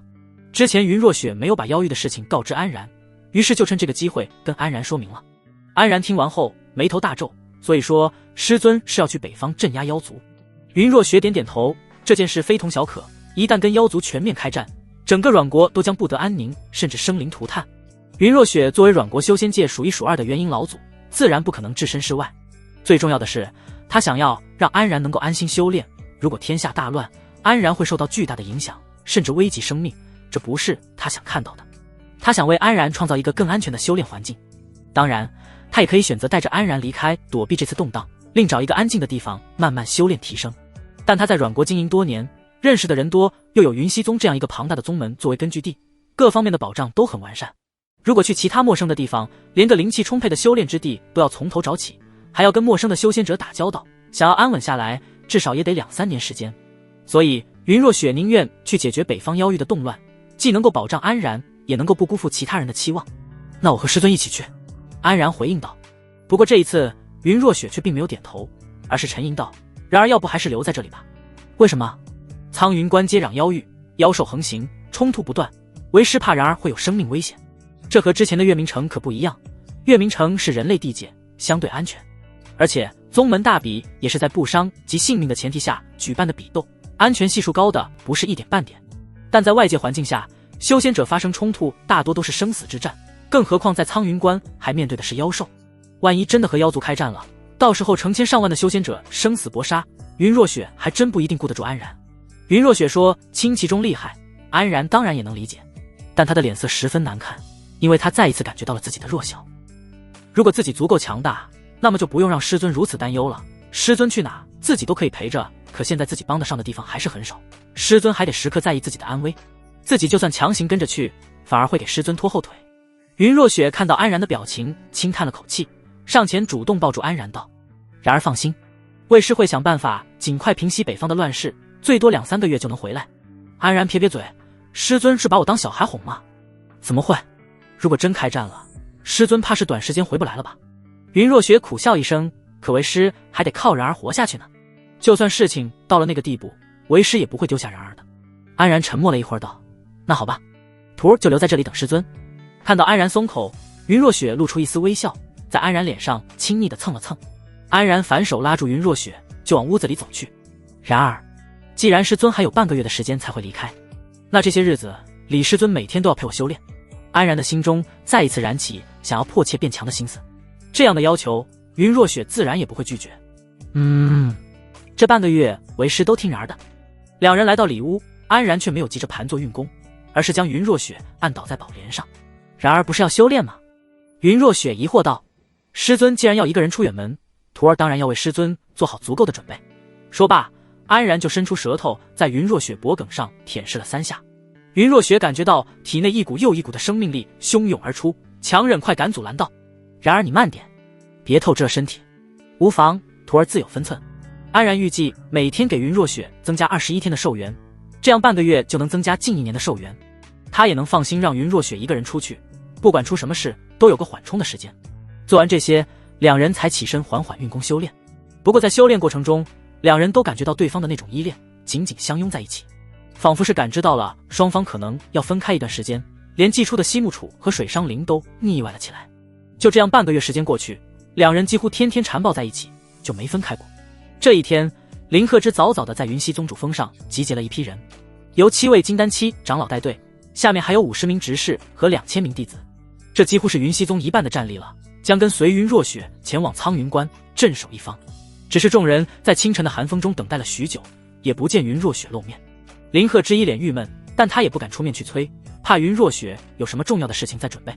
可他们哪里想得到，他们的云老祖正和自己的小徒弟在一起，久久不能分开。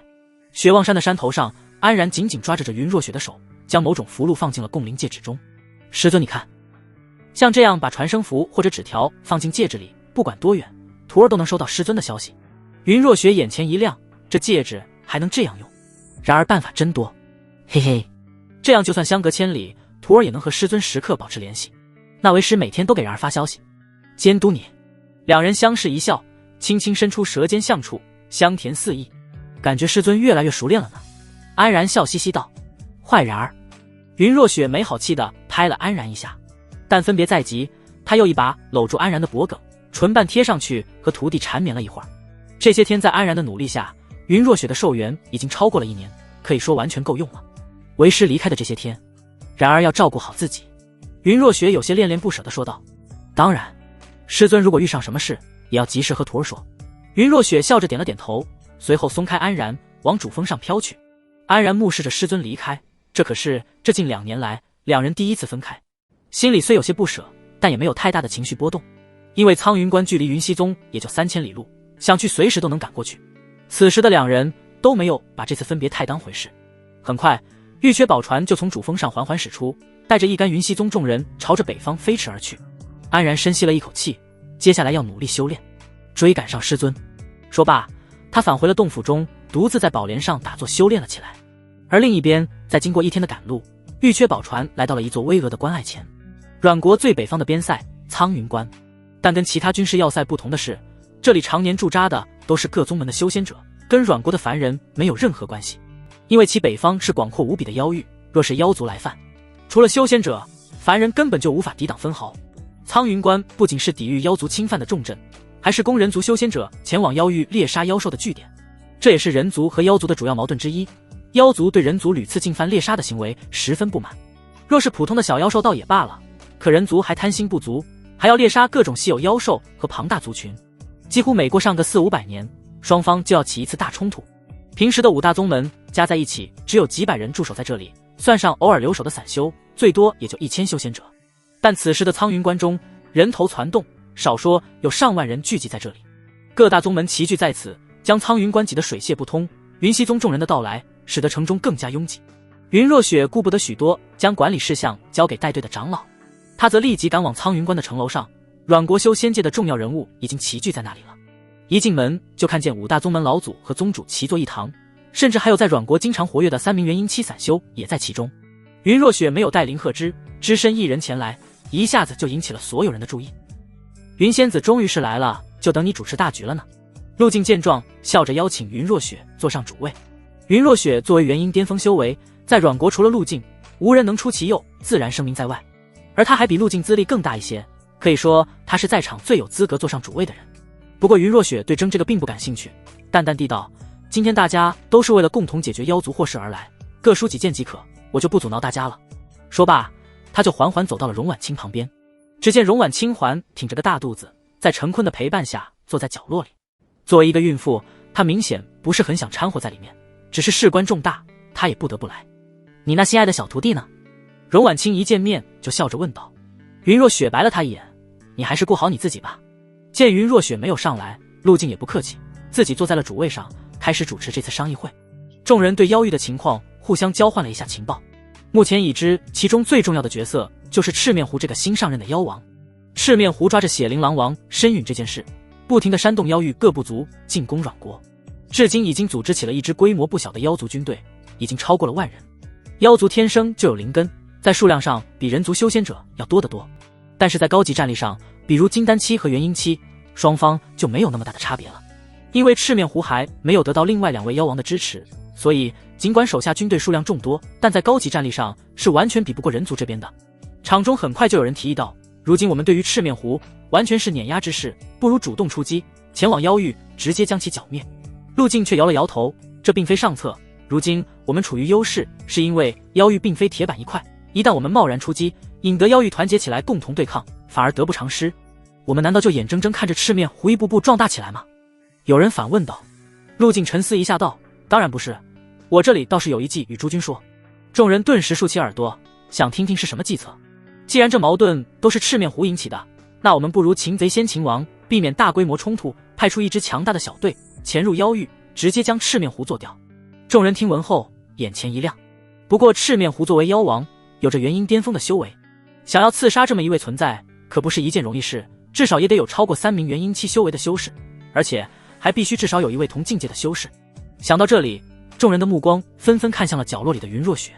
旁边的荣婉清见状，顿时不满地喊道：怎么，你们还想让我一个孕妇去刺杀不成？众人无语，谁问你了？陆静打圆场道：荣仙子身体有孕，不如就做镇苍云官，至于刺杀赤面狐一事，鄙人愿一马当先。旁边灵兽谷的佝偻老头立刻附和道：此行有陆道友带头，老朽也愿意跟随。这一下就有2位元婴巅峰和元婴后期的大能之士加入，众人面露喜色。如果再有1位元婴巅峰的强者加入，想必此行应该能10拿9稳了。此话自然是在点云若雪。旁边的荣婉清皱了皱眉头，对着云若雪轻轻摇了摇头。云若雪与陆静暗中不和，如今要和对方深入危险的妖域，其中说不准会出什么事情。不过云若雪沉吟了一下后，还是开口道：既然2位道友主动请缨，那在下也愿意前往。此话一出，屋中人声鼎沸，仿佛妖域的危机已经迎刃而解一般。3位都是阮国修仙界的顶尖战力，拿下一个新晋妖王，在他们看来并不是什么难事。众人商讨一番细节之后就散会了。一出来，荣婉清就拉着云若雪来到无人的角落，责怪道：姐姐是怎么想的？为什么要答应他们？云若雪轻声道：如果真让那赤面狐壮大起来，一统妖族进攻阮国，我想没人会幸免，他们就算对我不利，也不会在解决赤面狐之前动手。云若雪的想法倒也没问题，自己不想天下大乱，他们也是一样。那姐姐就非得冒这个险吗？这个世界上做什么事都有风险，再说对付那2个家伙，我有绝对的信心。云若雪说的云淡清风，但还真不是吹。在遇到安然之前，自己寿元不多，生命力衰弱，即使战力高超，面对2位跟自己差不多的元婴期修士，可能也十分吃力。但现在的他可谓是生命力最旺盛的状态，对付一个元婴巅峰外加一个老货，完全是绰绰有余。所以他完全不怕2人有歹心，才会如此自信地答应下来。荣婉清叹了口气，他也深知云若雪的性情，认定的是谁都拉不回来，估计只有你那小徒弟才能说得动你。云若雪却哼了一声：我是他师尊，他来了也得听我的。虽然嘴上这么说，当一个人来到安排的房间后，云若雪就有点迫不及待地拿出传音符，想跟安然联系。然而在干嘛呢？将声音录入后，他就将传音符放入了共灵戒指中。另一边的安然正在修炼，突然感觉到戒指中有了动静，缓缓睁开眼睛，看到有师尊的留言，安然面露喜色，结果打开一听里面的内容，顿时哭笑不得。师尊这是什么侄女发言？在想师尊呢，想和师尊亲亲。云若雪一听，顿时满脸羞涩的将房间内布置好静止，免得被外人听见两人的暧昧语音。然而正经点，为师在外面呢，那师尊有没有想我？安然笑嘻嘻的问道。有一点点吧。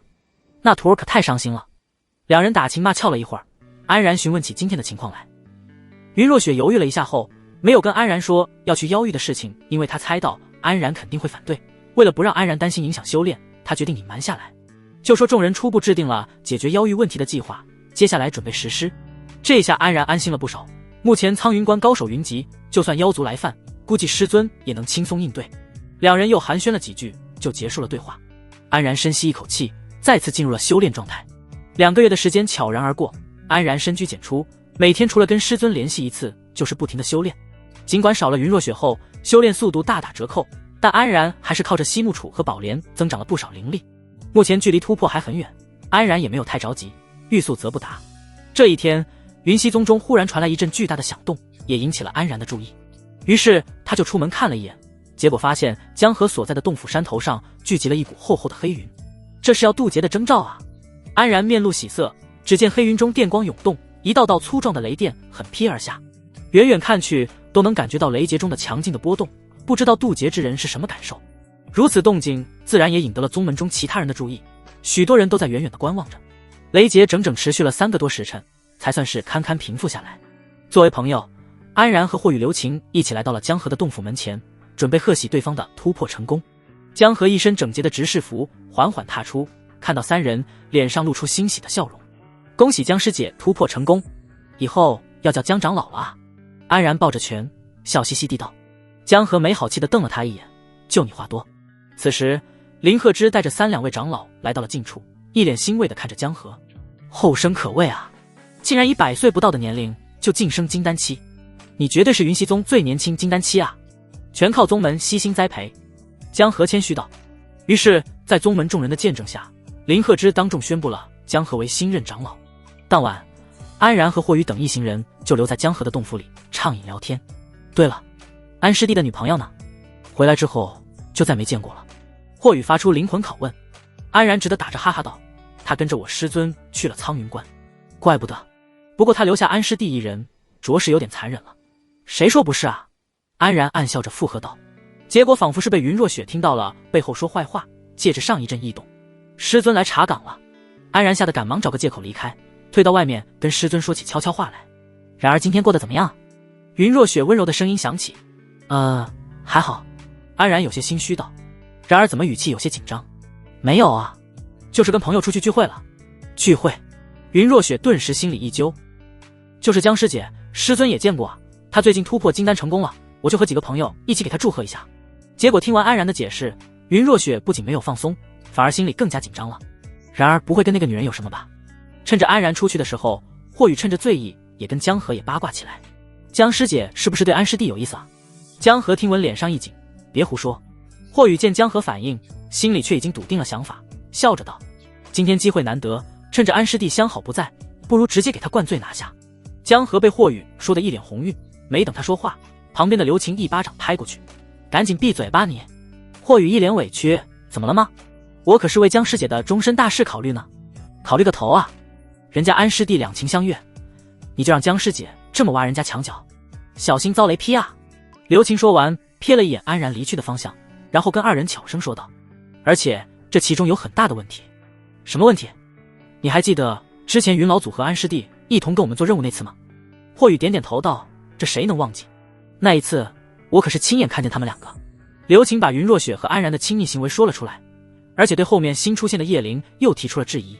因为这个事，他特意去了宗门卷宗里查阅，发现云溪宗100多名执事里根本就没有叶灵这个名字，也就是说安然这位相好就没有记录在宗门中。而且这个叶灵除了在宗门比斗会上出现了几次后，就再也没露过面。说完这些，江河和霍雨2人都面露惊色。你难道是说那个叶灵其实是云老祖假扮的？这怎么可能呢？刘晴却不以为然，一副唯恐天下不乱的样子。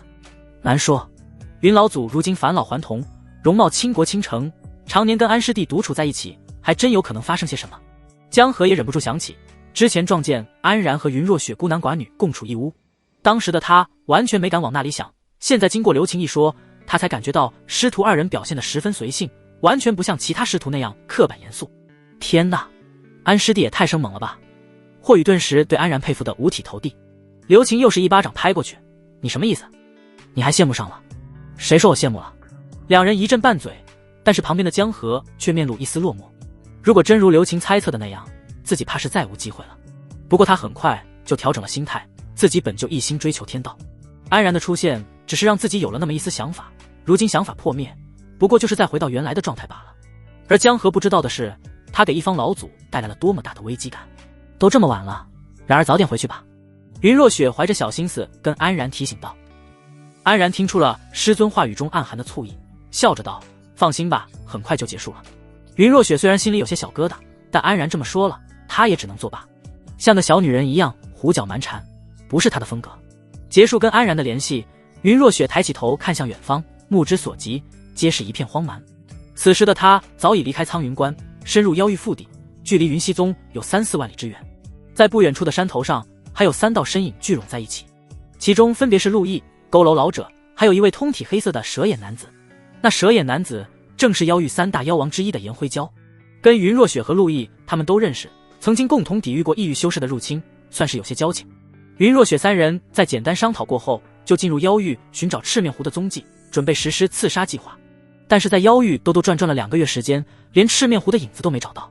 这个赤面狐在妖域声势浩大，其本人的行踪却飘忽不定，根本没有人知道其在哪里藏身。最后无奈之下，3人只能冒险找上颜灰蛟打探情报。颜灰蛟听闻3人的计划，不仅没有展现出恶意，反而乐见其成。作为老一代妖王，对于赤面狐这种新一代力量还是十分忌惮的，会威胁到他的地位。所以颜灰蛟十分乐意提供情报，甚至还亲自上阵加入了他们的队伍。这样一来，队伍中又多了一名强大的元婴巅峰强者，对付赤面狐可以说是绰绰有余。在颜灰蛟的情报提供下，3人才知道赤面狐的藏身之处在妖域北部的一处秘境之中。于是几人也不墨迹，直接快马加鞭继续往北部赶去。在一处极地冰山上，终于是找到了赤面狐的藏身之地。此地人迹罕至，倒是个动手的好地方。佝偻老者感叹道。颜灰蛟点点头道：只要我们在这里杀掉赤面狐，我可以保证在3个月之内平息妖域的动乱。那再好不过了，事不宜迟，我们赶快进去吧。陆毅一马当先冲了进去，颜灰蛟和佝偻老者也跟了上去。而云若雪心有犹豫，觉得如此贸然进入一个秘境不太稳妥，但其他人都已经迫不及待地冲了进去，完全没给他考虑的机会。不过转念一想，自己这边人数优势极大，就算遇上什么险境，也有足够人手对付，而且只要达成目的，自己就能够回云溪宗了。随着时间的推移，他是越来越想念和安然在一起的日子了。尤其那天得知了安然和江河待在一起的事，他想回去的念头达到了顶峰。于是他身形一动，跟着没入了秘境的入口。只是在焦急的心态下，他忘记了秘境会隔绝空间联系，跟安然的共灵戒指将会失效。当天晚上，安然准备例行跟师尊联系的时候，突然发现共灵戒指打不开了。什么情况？安然惊得直接从宝莲上飞起来。不过根据自己福寿圣体的契约感知，至少师尊目前还活得好好的，因为一旦契约者死亡，他作为主体肯定会感知到。但这并不能让安然放心，他连夜找到了林鹤之，想要问清楚情况。作为宗主，林鹤之肯定是有经常跟苍云关联系的。当从林鹤之口中得知云若雪深入妖域去刺杀妖王的消息之后，安然气得直接拍案而起，师尊竟然骗我！林鹤之看得眉头直挑，安然胆子这么大的吗？敢背后这么嚼舌根？他出口宽慰道：云老祖实力高超，你大可不用担心。安然不以为然，但也不好直说自己跟师尊的事。于是他郑重其事地道：林宗主，我想去苍云关。这一天，苍云关上空出现了一对修士，目光望去，穿着都是云溪宗的服饰，带头的是一位温文尔雅的女子。女子正是云溪宗的新晋长老江河，而安然、霍宇、刘晴等人也赫然在列。在安然的极力要求下，林鹤之只好以加派支援的名义往苍云关派了一支队伍，由江河带队陪同安然前往。霍宇和刘晴得知后，自然也主动请缨跟随一起。得知在苍云关主持大事的是荣婉清后，安然直接登门拜访。一进门就看到肚子已经完全鼓起的荣婉清，比先前更加艳丽迷人了。不过这都超过1年时间了，还没生育，不知道是不是因为先前郁郁灵根的原因。哟，小弟弟怎么来了？荣婉轻笑着迎道：“参见荣前辈，晚辈是来寻师尊的，不知能否告知师尊的去向。”安然上来就开门见山地道：“他也确实比较急。”荣婉清他叹了口气道：“你师尊深入妖域已有2月之久，目前没有人知道他的动向。”安然听闻脸色一沉，本来他还想去找师尊，现在怕是做不到了。看到安然脸色不对，荣婉清出言劝说道：“我知道你担心你师尊，妖域危险，不是现在的你能踏足的，而且姐姐实力超群，能伤到他的人屈指可数，你不如安心等些日子。”事已至此，也只能这样了。拒绝了荣婉清挽留，安然郁闷地走出来，却看到了一个熟悉的身影。只见郭子辰笑看着安然，上前来道：“安兄，好久不见啊！”安然察觉到了对方的气息，面露惊色。这1年没见，郭子辰竟然也晋升金丹期了，恭喜郭兄突破金丹。安然也笑着回应道。两人寒暄了几句，郭子辰就开始打听起江河的事情来。安然一脸无语的道：“江师姐也来苍云关了，你若想知道她的情况，不如亲自去。”郭子辰一听江河也来了，顿时面露喜色，但是很快又尴尬的摸摸头道：“我这样直接去找会不会太突兀了？要不还是安兄带我去吧。”那我告辞了。安然直接转头就走，自己还头疼师尊的事呢，哪有心情陪他勾搭女人？郭子辰看着安然的背影，在风中一片萧瑟。此时的云若雪并不知道安然已经赶到了苍云关，眼前的情况让他也是一阵头痛。他们一行人进入了秘境之后，却发现里面布置了密密麻麻的禁制阵法。为了不打草惊蛇，他们只能屏息聚神，慢慢摸索前进，不敢惊动任何禁制。结果他们竟然在乱阵中迷路了。云若雪早已急不可耐，于是提议道：“这也太麻烦了，不如我们直接打穿阵法杀过去。”陆静却连忙否决道：“万万不可，对方的情况我们还不清楚，万一打草惊蛇让对方跑了，就没有这么好的机会了。”陆静说的倒也有道理，毕竟元婴期的保命手段通常都不会少，想要彻底击杀一名元婴期修士，没有充分的准备下，难度是相当高的。云若雪只得作罢，但看着四通八达的路径，周围还有各种扰乱神识的幻境，根本就察觉不到哪条路是正确的。我们一起行动的效率太低，要不这样，我们分头行动，寻找出路。颜辉蛟突然提议了一句。陆静眼睛一亮，这个办法不错，我这里有行踪符，我们各持1张，谁找到出路就通知其他人集合。说着，他从怀里取出3张符箓分给3人。云若雪皱了皱眉头，这种分散战力的做法实在愚蠢，但在现状下确实是快速通过这里的最好办法。这秘境中无法与安然联系，他心中的焦躁更上一层楼，于是就没有出言反对，接过了符箓算式，默认了这个方法。4人分头行动，云若雪开始独自在禁制中穿梭起来，但他没想到的是，另外3人却是悄悄扔下行踪符，绕出了密密麻麻的阵法，一同回到了秘境的出口。这样真的可行吗？一旦动手，可就没有回头路了。佝偻老者一脸忐忑地看着陆静道。陆静也同样神情不定，半天没有回应。倒是一旁的颜辉蛟轻蔑地冷笑一声，都到了这一步了，你们竟然还在犹豫？你们人族修士果然是一群鼠辈，就算到了元婴期也没有丝毫改变。面对颜辉蛟的嘲讽，陆静脸色一黑，反驳道：“你不会真觉得这点东西能困住那女人？这不还有我们3人吗？要是这么多人都打不过她一个，那我们都白活了。”陆静却还是摇摇头道：“那你就太小看她了，等会看情况行事，如果见势不妙，我们就按照原计划封死秘境，将她困在这里。”颜辉蛟听闻，再次不屑地笑了笑，对陆静胆小谨慎的行为十分嗤之以鼻。原来此次所谓的刺杀行动，真正的目标并不是什么赤面狐，而是云若雪。陆静等人怕云若雪突破化神，而让整个阮国修仙界翻天覆地，所以有了坑害云若雪的想法。陆静先是找到妖王颜辉蛟，说清其中厉害后，颜辉蛟觉得如果真让云若雪突破化神，他们妖域肯定也难逃一劫，所以他们联合起来，在妖域上演了一场虚假的动乱，就为了引云若雪上钩。那所谓的赤面狐，完全是颜辉蛟捏造出来的一个妖王。他们联手在这大陆极北之地，为云若雪设立了一个精心准备的陷阱。陆静在沉吟了许久之后，终于是发出了指令：动手！颜辉蛟甩出一股黑色流光，直接砸在远处的禁制阵法群中。一旦激起千层浪，连锁反应让下面密密麻麻的阵法的禁制全部触发，整个秘境之中爆发出一股恐怖的波动。轰！一阵地动山摇之后，一股寒光忽然从中爆发出来，刺眼的光芒猛地将整个秘境淹没，还伴随着一声怒吼传来：“陆静，你好大的胆子！”3人惊骇地抬眼望去，只见云若雪漂浮在半空中，柔美的身躯被尖锐的冰霜所包裹，露出一双冰蓝的眼眸，发出恐怖的寒光，仿佛能冰冻天地。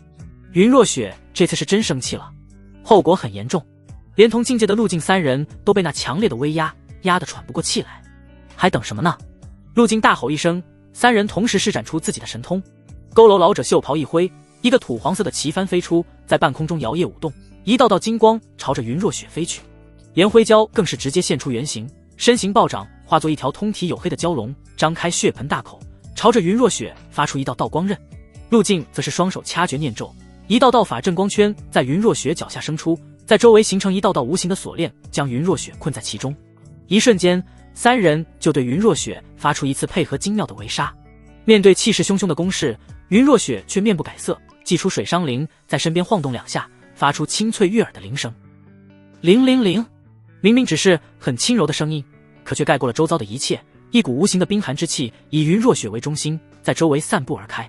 而佝偻老者和颜灰蛟的攻击还没近身，就直接被那股冰寒之气所冻结。入境的阵法也悉数化作一个个冰雕，彻底没了动静。云若雪先手一捏，所有冰块当场碎成渣子，掉落了下去。对面三人见状，一个个倒吸一口凉气。他们虽然知道云若雪实力高超，但也没想到竟然恐怖如斯。但是云若雪可没准备给他们反应时间，水伤铃再次响起，三人身边白烟大冒，冰冷刺骨的寒气扑面而来。三人慌忙施展法术来抵御云若雪的攻势。颜灰蛟浑身燃起火焰，陆镜放出一股墨涌护住身形。佝偻老头则反应慢了半拍，胳膊和肩头上都结出冰霜的时候，护体金光才堪堪涌上来。然而很快他就发现不对了，尽管有金光护体，但那股冰霜却没有被压制下去，其开始在自己体内蔓延，一寸寸的血肉缓缓被冻结。不好！佝偻老者一脸惊骇地用手砍向肩头，将上面砍得血肉模糊，才将那些冰霜悉数处理掉。否则任凭冰霜蔓延下去，自己很快就会被彻底吞噬。当他再次转头看向云若雪冰冷的面孔时，只感觉心神震颤。同时陆镜和颜灰蛟也感受到了寒气的恐怖，甚至能渗透护体灵力，直逼身体而来。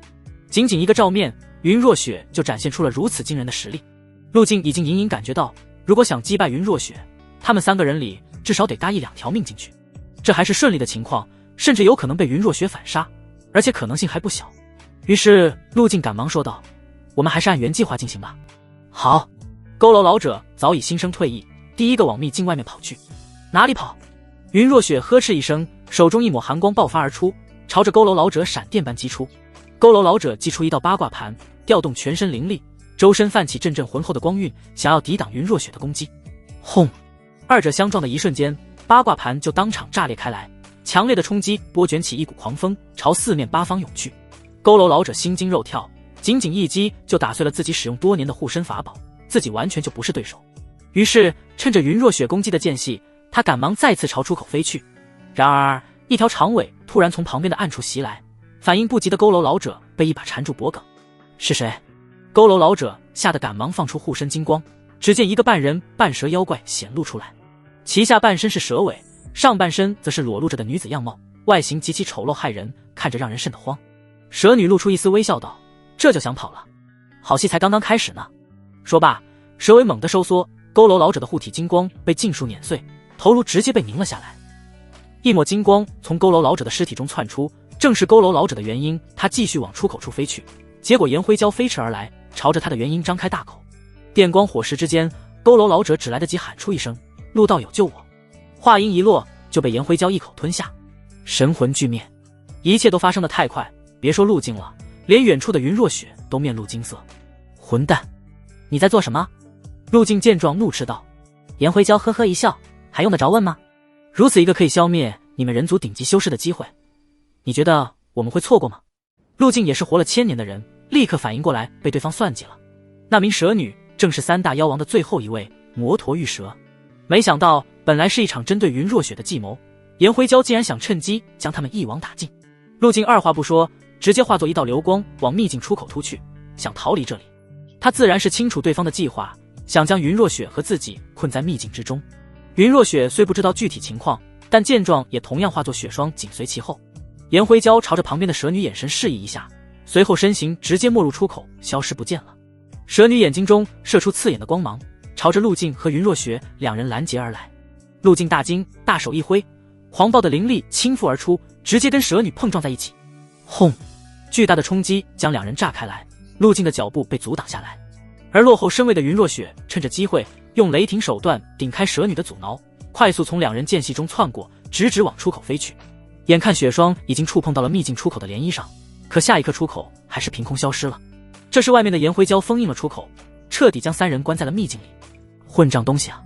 陆静气得脸色通红，没想到竟然被岩灰胶给骗了。你还有脸说话？最该死的就是你这个蠢货东西！云若雪同样阴沉着脸，指着陆静，恨不得当场灭杀了他。事已至此，你我再争也是无用，不如我们联手先制服这家伙，看看能不能问出个出路。陆静双眼通红，死死盯着那名蛇女。哼，既然你为了留住我们不惜亲自阻拦，那就把命留在这里吧。蛇女邪魅一笑，可不一定哦。话音刚落，蛇女突然尖叫一声，刺耳的声音贯穿空间，在整个秘境中回荡。顷刻间，一道道符文在秘境的每个角落中亮起光芒，瞬间将整个秘境点亮。而云若雪和陆静惊恐地发现，在光芒的照耀下，身体中的生命力竟然开始流逝起来。蛇女奸邪的声音在一旁响起：重新介绍一下，这里可不是什么狗屁赤面湖的藏身秘境，而是上古妖族大阵灭道士元阵。云若雪感觉到自己生命的流逝，赶忙敛息屏神，涌出灵力护体。尽管看不出表情，但他的心中早已慌乱不已。自己寿元本就无多，在这大阵的吞噬下，更是岌岌可危。他大概能感觉到，即使有灵力隔绝，自己的寿元在这大阵中流逝的速度，少说便快了4-5倍。有余陆静也同样感觉到了，惊呼道：可恶，这里竟然还藏着如此邪门的阵法！这可是上古时期专门用来炼化你们人族修士的阵法，感觉怎么样？蛇女一副得意的样子道：混账！陆静气急，当场从怀里拿出一把外表霸气的长弓，空着手搭上去，一支灵箭凝聚而成，朝着蛇女爆射而出。嗖！蛇女不动如山，祭出一件巨大的铜钟，将自己盖在里面。轰！灵箭被铜钟挡下，狂暴的灵力四散炸开。与此同时，陆静惊恐地发现，自己释放灵力的同时，生命力也跟着狂泻而出。看来是这大阵的效果，越是施展灵力，死的就越快。鼎鼎有名的月行书院老祖，就这么点实力吗？蛇女出言嘲讽，陆静自然也能看出对方的激将法，于是他对云若雪说道：他应该就是催动阵法的人，只要我们以雷霆手段快速灭杀了他，阵法就能停下。云若雪却无动于衷，因为他的寿元并不充裕，不允许他胡乱挥霍，而且他也看得出，这蛇女是准备彻底防守，完全没打算主动出击。蛇女作为妖王，修为同样在元婴巅峰，这样的人物若是强行耗下去，即便云若雪和陆静联手，短时间内根本拿不下。陆静见云若雪没反应，只得作罢，也不敢单独再施展神通攻击，怕得不偿失。一时间，三人竟然就这么干瞪眼起来。蛇女见状，冷笑一声道：既然你们愿意耗着就耗着吧，反正这座大阵对我完全没有效果，我可以慢慢看着你们化作一堆白骨。哼，就算如此，想要炼化我们少说也得几10年时间，我们的同伴很快就会发现异常来救我们，到时候你又如何？陆静丝毫不惧道。蛇女突然狂笑一声：你们的同伴很快就要焦头烂额了，还救你们？做梦！你什么意思啊？严大哥很快就会带领全部的妖族大军进攻苍云关，而少了你们2个顶级战力，想想会发生什么？听了蛇女的话语，陆静和云若雪顿时大惊失色。这一次出来，一下就带走了3名元婴期，而且还有最强的2位。阮国那边就剩下5名元婴期，除了荣婉清和灵兽谷的白发妇人2个元婴后期，剩下的3名散修都只是初期或是中期。而妖族除了妖王，还有很多部族首领，也有不俗的修为和实力。如此一来，妖族对人族不仅有人数优势，连顶级战力方面也可以碾压。陆静脸色难看，到时候别说来救他了，连苍云关都难守住。云若雪却担忧起安然来，一旦苍云关失守，云溪宗肯定是首当其冲，到时候安然肯定会陷入极大的危险之中。结果没等云若雪有所反应，陆静倒是先动起来了。只见他抬手用长弓瞄准蛇女，手中直接聚起17-8支灵箭，散发出恐怖的波动。这是完全没留手，既然等不来支援，那这么耗下去毫无意义，不如全力以赴。嗖嗖嗖，所有灵箭依次飞出，瞄准一个点，化作一条长龙，直直对着蛇女的铜钟射去。咚咚咚，铜钟被敲得声声作响，一道道裂纹出现在被攻击的地方。轰！终于在一声巨响下，铜钟被彻底击碎。蛇女并没有惊慌，反而一脸戏谑地看着陆静，感觉还有些不够呢。陆静看了一眼云若雪：你还在等什么？不杀了他，我们都得死。但云若雪完全无动于衷，他现在一共就剩下1年不到的寿元，根本耗不起。蛇女还在一旁嘲讽道：“你之前要害他，现在他当然不会帮你了。”可恶！陆静大骂一声，也不管云若雪出不出手了，直接身形朝着蛇女逼近，手握一把巨齿，发起猛烈的进攻。蛇女也不遑多让，直接化作一条巨蛇，两眼绿光大冒，用一对锋利的尖齿跟陆静激战起来。叮咚轰！一时间，秘境里爆发出一股股强烈的冲击波动。云若雪一边用灵力护体缓解生命的流失，一边皱着眉头观察双方的战况。面对陆静狂暴的攻势，蛇女是只防御不进攻，应对的相当稳妥。蛇女还时不时提防着云若雪，防止她突然出手。这样一来，云若雪根本找不到丝毫破绽。而随着时间的推移，陆静头上都开始出现白色的发丝。陆静也感受到自己生命力巨大的消耗，咬着牙大吼一声，直接施展出了自己的最强手段。只见他手中巨齿身上无数密密麻麻的符文亮起金光，朝着蛇女猛砍而去。一股势不可挡的灵力波动席卷而来，蛇女眼睛里终于闪过一丝慌张，浑身鳞片翻涌。轰！巨齿落下的地方，爆出的灵力直接沿途开出一条宽10几丈的巨大裂口，仿佛要把整个秘境给劈开。然而当灵力轰上阵法灵光上时，就被阻挡了下来。看来如此强大的威力也破不开这上古大阵。蛇女被灵力轰得整个身体倒飞而出，好不容易稳住身形，忽然一股寒意从头顶传来，结果抬头一看，水上灵不知不觉突然出现在了上方，恐怖的冰寒之气直接覆盖而下，蛇女的身形被瞬间冻结。随后远处的云若雪直接甩出一道刺眼的流光，直接轰在冰块上。轰！冰块当场被炸得4分5裂，同时蛇女的身体也碎裂开来，血肉混合着碎冰碎了一地。一条小蛇从尸体中窜出来，被天空中的水伤灵一下子困在原地。云若雪上前冷冷地问道：“这秘境中可还有其他出口？”蛇女的元婴破口大骂起来：“你这阴险小人，竟然偷袭！回答我的问题，要么死！”云若雪语气冰寒刺骨：“你这辈子就永远留在……啊！”蛇女话说一半，云若雪就直接给她神魂俱灭。然而秘境中的灭道式元阵却依旧运转，没有丝毫消退的迹象。云若雪探查了蛇女的尸首，可依然没有找到任何有用的东西。完了，彻底完了！远处的陆静一脸欲哭无泪，无力地跪倒在地上。云若雪二话不说，冲上去对着陆静脸上就是一顿耳光。陆静完全没有还手之力，被打得鲜血四溅。就因为他的愚蠢行为，不仅让云若雪陷入绝境，更是让妖族趁虚而入，威胁到所有人族的生命。可以说，陆静就是死不足惜，杀了他都解不了云若雪的心头之恨。云若雪将陆静活活打倒在血泊之中，自己也无力地坐在了地上，感受着体内寿元快速的流逝，一滴无声的泪水在他的脸庞划过。对不起，然而为师可能回不去了。安然已经在苍云关停留半个月了，可依然没有任何师尊的消息。就在他忍不住再次找上荣婉清的时候，发现慕容子带着慕容轩也来到了苍云关，屋中还有灵兽谷的白发妇人，几人正一起商讨苍云关防线的事情。看到安然进来，慕容子立刻笑着打招呼道：“这不是安小兄吗？”慕容轩也是面露微笑的跟他打招呼：“见过慕容前辈。”“公主殿下。”安然简单应付一下，然后就直接朝荣婉清说明来意。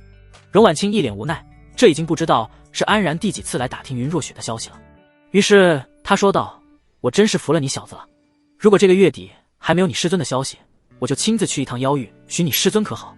安然顿时大喜：“辛苦荣前辈，晚辈感激不尽。”旁边的白发妇人听闻，脸上露出一丝异样，对荣婉清劝道：“荣仙子还有身孕，如此出去会不会不妥？”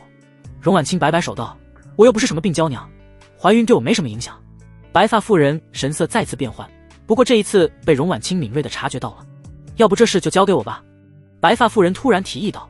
荣婉清眯起眼睛道：“如此小事，怎敢劳烦？”白发妇人皮笑肉不笑地道：“云仙子那边事关重大，若是成功，眼前的危机就能迎刃而解，怎么能是小事呢？”就在荣婉清想继续说些什么的时候，突然天耀门掌门突然哭喊着冲进来：“荣老祖啊，出大事了！”荣婉清眉头一皱，呵斥一声道：“尊为掌门，哭哭啼啼成何体统？”天耀门掌门却凄惨哀嚎道：“我们老祖的魂器碎裂了。”“什么？”在场所有人都站了起来，一个个瞪大了眼睛。魂器处藏着一个人的神魂碎片，代表着那人的性命安危，一旦碎裂，就说明原主已经神魂俱灭了。佝偻老者跟随云若雪和陆静远行妖域，刺杀妖王，本以为十拿九稳，结果却传来如此噩耗。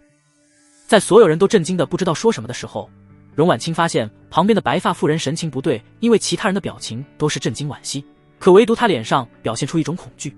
她可能知道些什么不为人知的内情。荣婉清直接走上去发问道：“你是不是知道些什么？”白发妇人顿时慌了神，矢口否认道：“荣仙子说什么呢？我能知道什么啊？”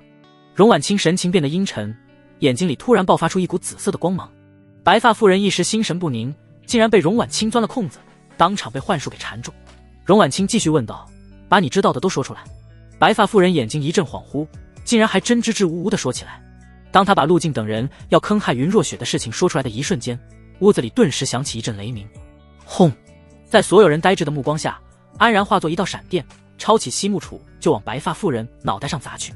因为距离太近，加上荣婉清全神贯注地控制着白发妇人，以至于他完全没能拦住安然。砰！西木杵砸在白发妇人的脑门上，整个人被巨大的力量砸进了地板里。白发妇人脑门上肉眼可见的肿起来一个包，但是这一下也彻底将她从幻术中打醒了。该死的东西！白发妇人怒吼一声，袖袍一甩，恐怖的灵力倾泻而出。荣婉清眼疾手快，一把将安然拽到了自己身后。轰！一声巨响，苍云关的城楼当场被炸得四分五裂。慕容子护着慕容轩慌慌张张地逃出来，荣婉清则单手提着安然，满脸责怪地道：“你急什么？好歹让我再多问几句啊！”安然满眼怒火地瞪着白发妇人，声嘶力竭地吼道：“我一定要杀了你！”云若雪心系阮国安危，不惜孤身犯险前往妖域解决问题，结果这一切竟然是坑害自己师尊的陷阱，这怎么不让安然愤怒？要是师尊有个三长两短，他一定要将这群混蛋碎尸万段。白发妇人悬浮在空中，被安然发红的双目瞪得心神一颤，但是他很快就感到一阵羞怒，自己堂堂元婴老祖竟然被一个筑基小辈给镇住了。你个小混蛋，等着吧，没了你师尊，看你还能嚣张到什么时候。说罢，白发妇人没有多纠缠，直接化作流光飞走了。不过刚才他已经说出了陆静等人准备动手的地方就在妖域北地，于是荣婉清准备亲自带上安然去救云若雪，结果祸不单行。没等他们出发，前线突然来报，妖族大军突然集结起超过5万军队，往苍云关浩浩荡荡而来。这下苍云关顿时乌云密布，荣婉清就脱不开身了。但是安然这趟无论如何都是要去的，从自己的福寿圣体能感知到师尊还活得好好的，而佝偻老者死了，说明陆静他们并没有得逞，但这并不能说明师尊就安全了，师尊还处于失联状态。荣婉清本想让程坤带着安然去，却被安然拒绝了，因为妖族来犯，如今苍云关顶级战力缺失，程坤还算实力说得过去的。于是荣婉清让刘雨薇陪同安然一起去。江河霍宇等人听闻后也毅然加入了进来。慕容子先前得知安然对慕容轩并没有意思之后，他还有点失落，不过这一次听闻陆静他们的阴谋后，震惊之余他敏锐地感觉到其中的机会。若是能够帮助安然救回云若雪，那慕容皇族的未来少说能保障1000年。于是他让慕容轩也跟着安然一同去。让安然意外的是，连郭子辰也跟了上来。他听闻了自己师尊的行为之后，心中震惊不已，他不相信陆静会干出这种事来，想要当面质问。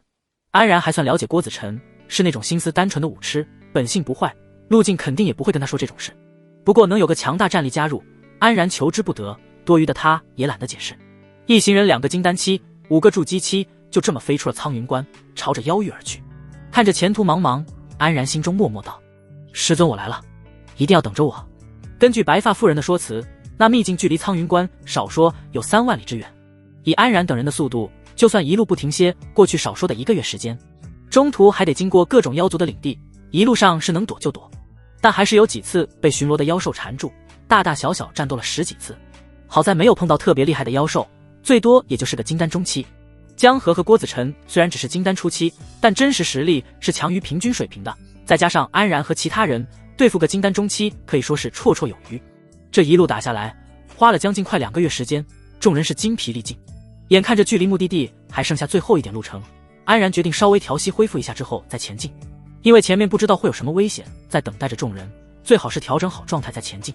虽然安然只是个筑基后期，但众人还是隐隐以他为首，一是因为这次要救的目标是安然的师尊，另一个主要方面也是因为之前安然拿了宗门大比第1，可以说队伍里一众人基本上都是安然手下败将，众人对安然的实力是相当认可的，就算是江河和郭子辰也不敢小看他。休息途中，慕容轩突然从怀里取出一道发光的符箓，惊叫一声道：祖爷爷传来了警告，看来苍云关那边已经开战了。安然皱了皱眉头，不知道苍云关在妖族的进攻下能不能守得住。临走前，荣婉清已经在整个阮国发布了征召令，但凡是修仙者，不管是散修还是那些修仙世家，全部都派人前往了苍云关。毕竟一旦苍云关被攻破，妖族攻入腹地，那将是完完全全的生灵涂炭，不知道要有多少人要死于非命。阮国修仙界因为这次危机紧紧团结在了一起。刘宇威出言道：“有我师尊坐镇，妖族短时间内肯定是攻不下来的。”霍宇却不以为然，如今元婴期战力失去了一半，面对全盛状态的妖族大军实在是难。江河在一旁附和道：“我们得尽快想办法救出云老左，这样才能跟妖族分庭抗衡。”郭子辰在一旁沉着脸不说话，这一路上他都沉默寡言，因为听到陆静的所作所为，他感觉到自己的世界观都崩塌了。月行书院以君子之道存立于世，从小到大他都听从陆静的教诲，成为了一个行事光明磊落的人，结果自己的师尊却干出如此下作的事情，这怎么不让他信念崩坏？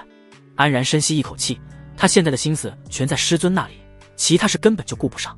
这些天他一直关注着体内福寿圣体的反应，虽然契约还存在着，但他还是感觉到了一丝微弱的变化，好像师尊那边的寿元又不够了，这让安然担忧的同时百思不得其解。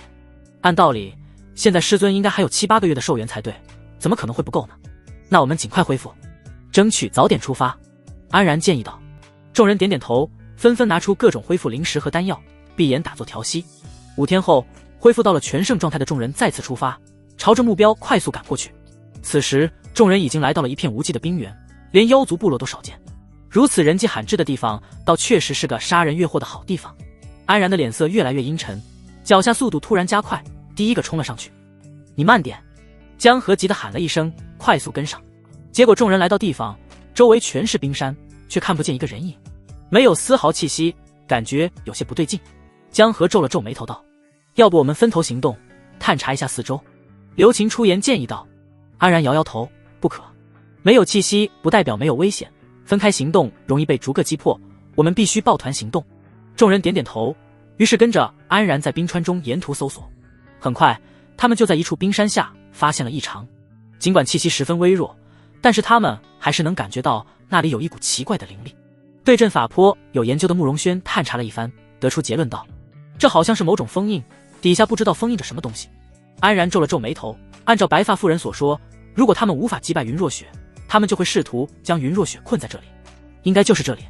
安然一马当先，试图破开封印，结果一拳砸下去，封印是丝毫未动。慕容轩再次上前仔细探查，惊叫一声：“这封印如此强劲，应该是元婴期强者设下的禁制。”众人面露惊色，若是元婴期设下的封印，在场所有人加起来也不见得能破开这个封印。可恶！安然气得再次砸下一拳。就在这时，一道黑影悄声无息地出现在了众人身后。黑影第一时间对准了刘琴，猛地发动了攻击小心。江河大喊一声，闪电般甩出手中短刃。霍宇一把抓住刘琴的胳膊往旁边拉去，但还是慢了一步，一抹血光在刘琴的肩头冒出来。霍宇看得目眦欲裂，大吼一声，朝着黑影全力轰出一道灵力。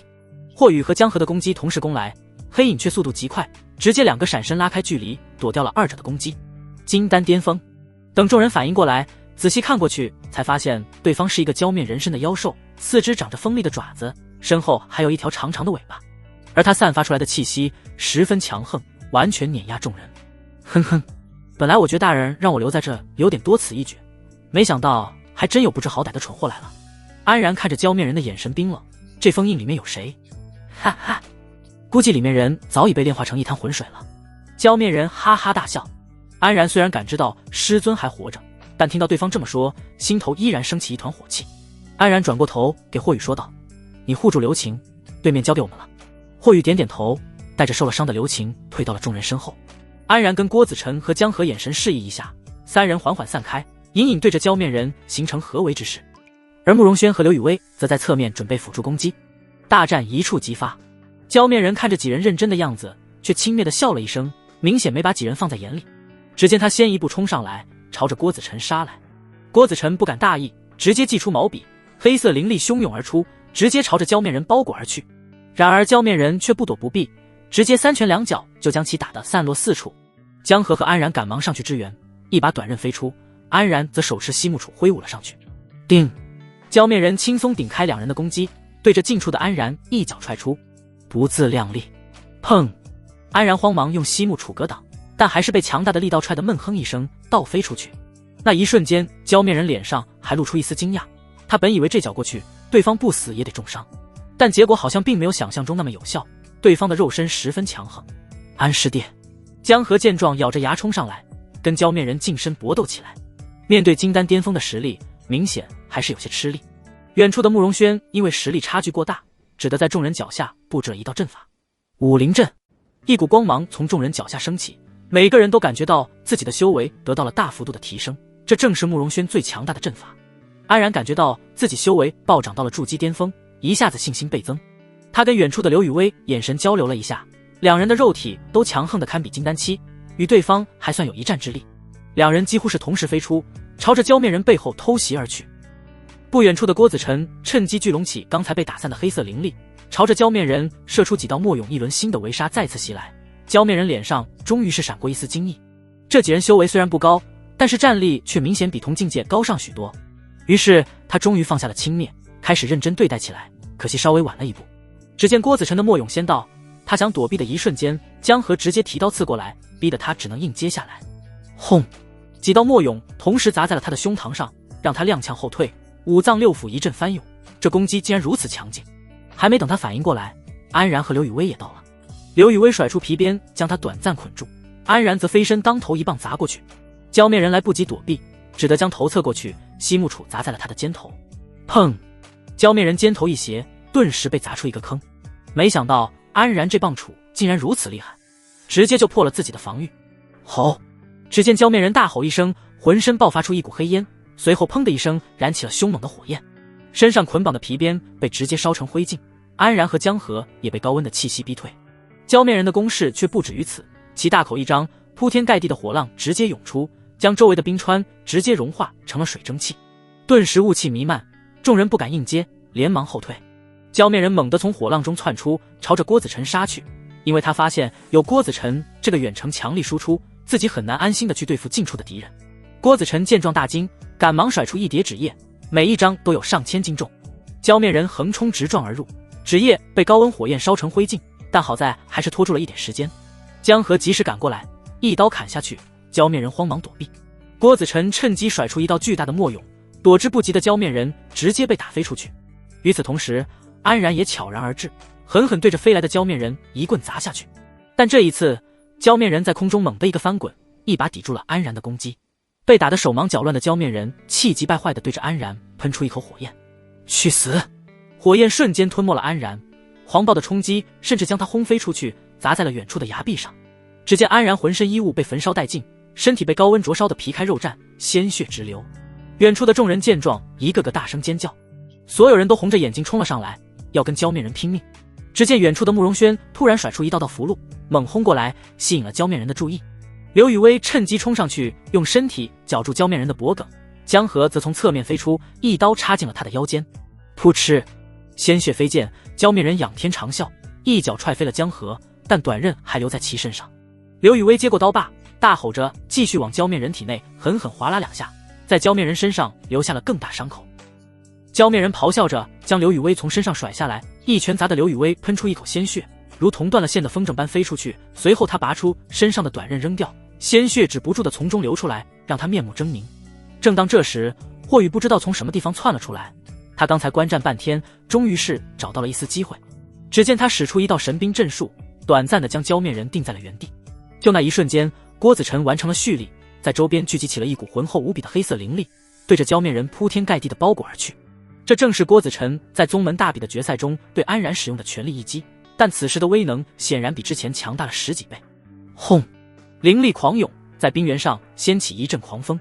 等平息下来之后，焦面人惨叫着飞上天空，只见其身上皮肤大量脱落，红色的鲜血从中渗出，明显是受了不小的伤，再加上身上要害被江河捅了一刀，对此他已经有点心生退意了。轰！忽然耳边响起一阵雷鸣，还没等他反应过来，头上就遭到了一次重击，打得他头晕眼花。他下意识地朝旁边挥舞利爪，可却扑了个空，耳边再次响起雷鸣。只见周遭一阵电光闪烁，雨点般的攻击从四面八方攻来，就如同有好几个人同时攻击一般。正是安然配合着引雷盾，开始对焦面人发起最后的猛攻。引雷盾的速度优势让焦面人都一时难以捕捉安然的身形，被打得狼狈不堪，身上多了许多坑坑洼洼的痕迹。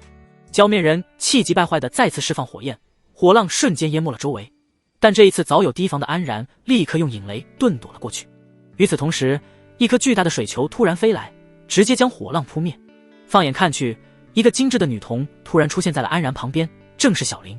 作为安然的辅助灵宠，虽然战斗力不强，但修为可是正儿八经的金丹期，还是很有实力的。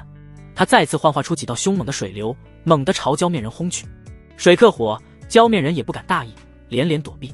而安然趁这机会使用如意诀，让西木杵变粗变大，朝着焦面人狠狠砸去。狂暴的厉风呼啸而下，焦面人见状立刻准备跑路，结果小玲直接化身巨大锦鱼，口吐流光将焦面人逼退回去。眼看避无可避，焦面人再次涌起一股火浪呼啸而出。轰！西木杵与火浪相撞的一瞬间，热浪将周围的冰川融化，升起一大片的雾气。然而等雾气散去，焦面人却不见了身影。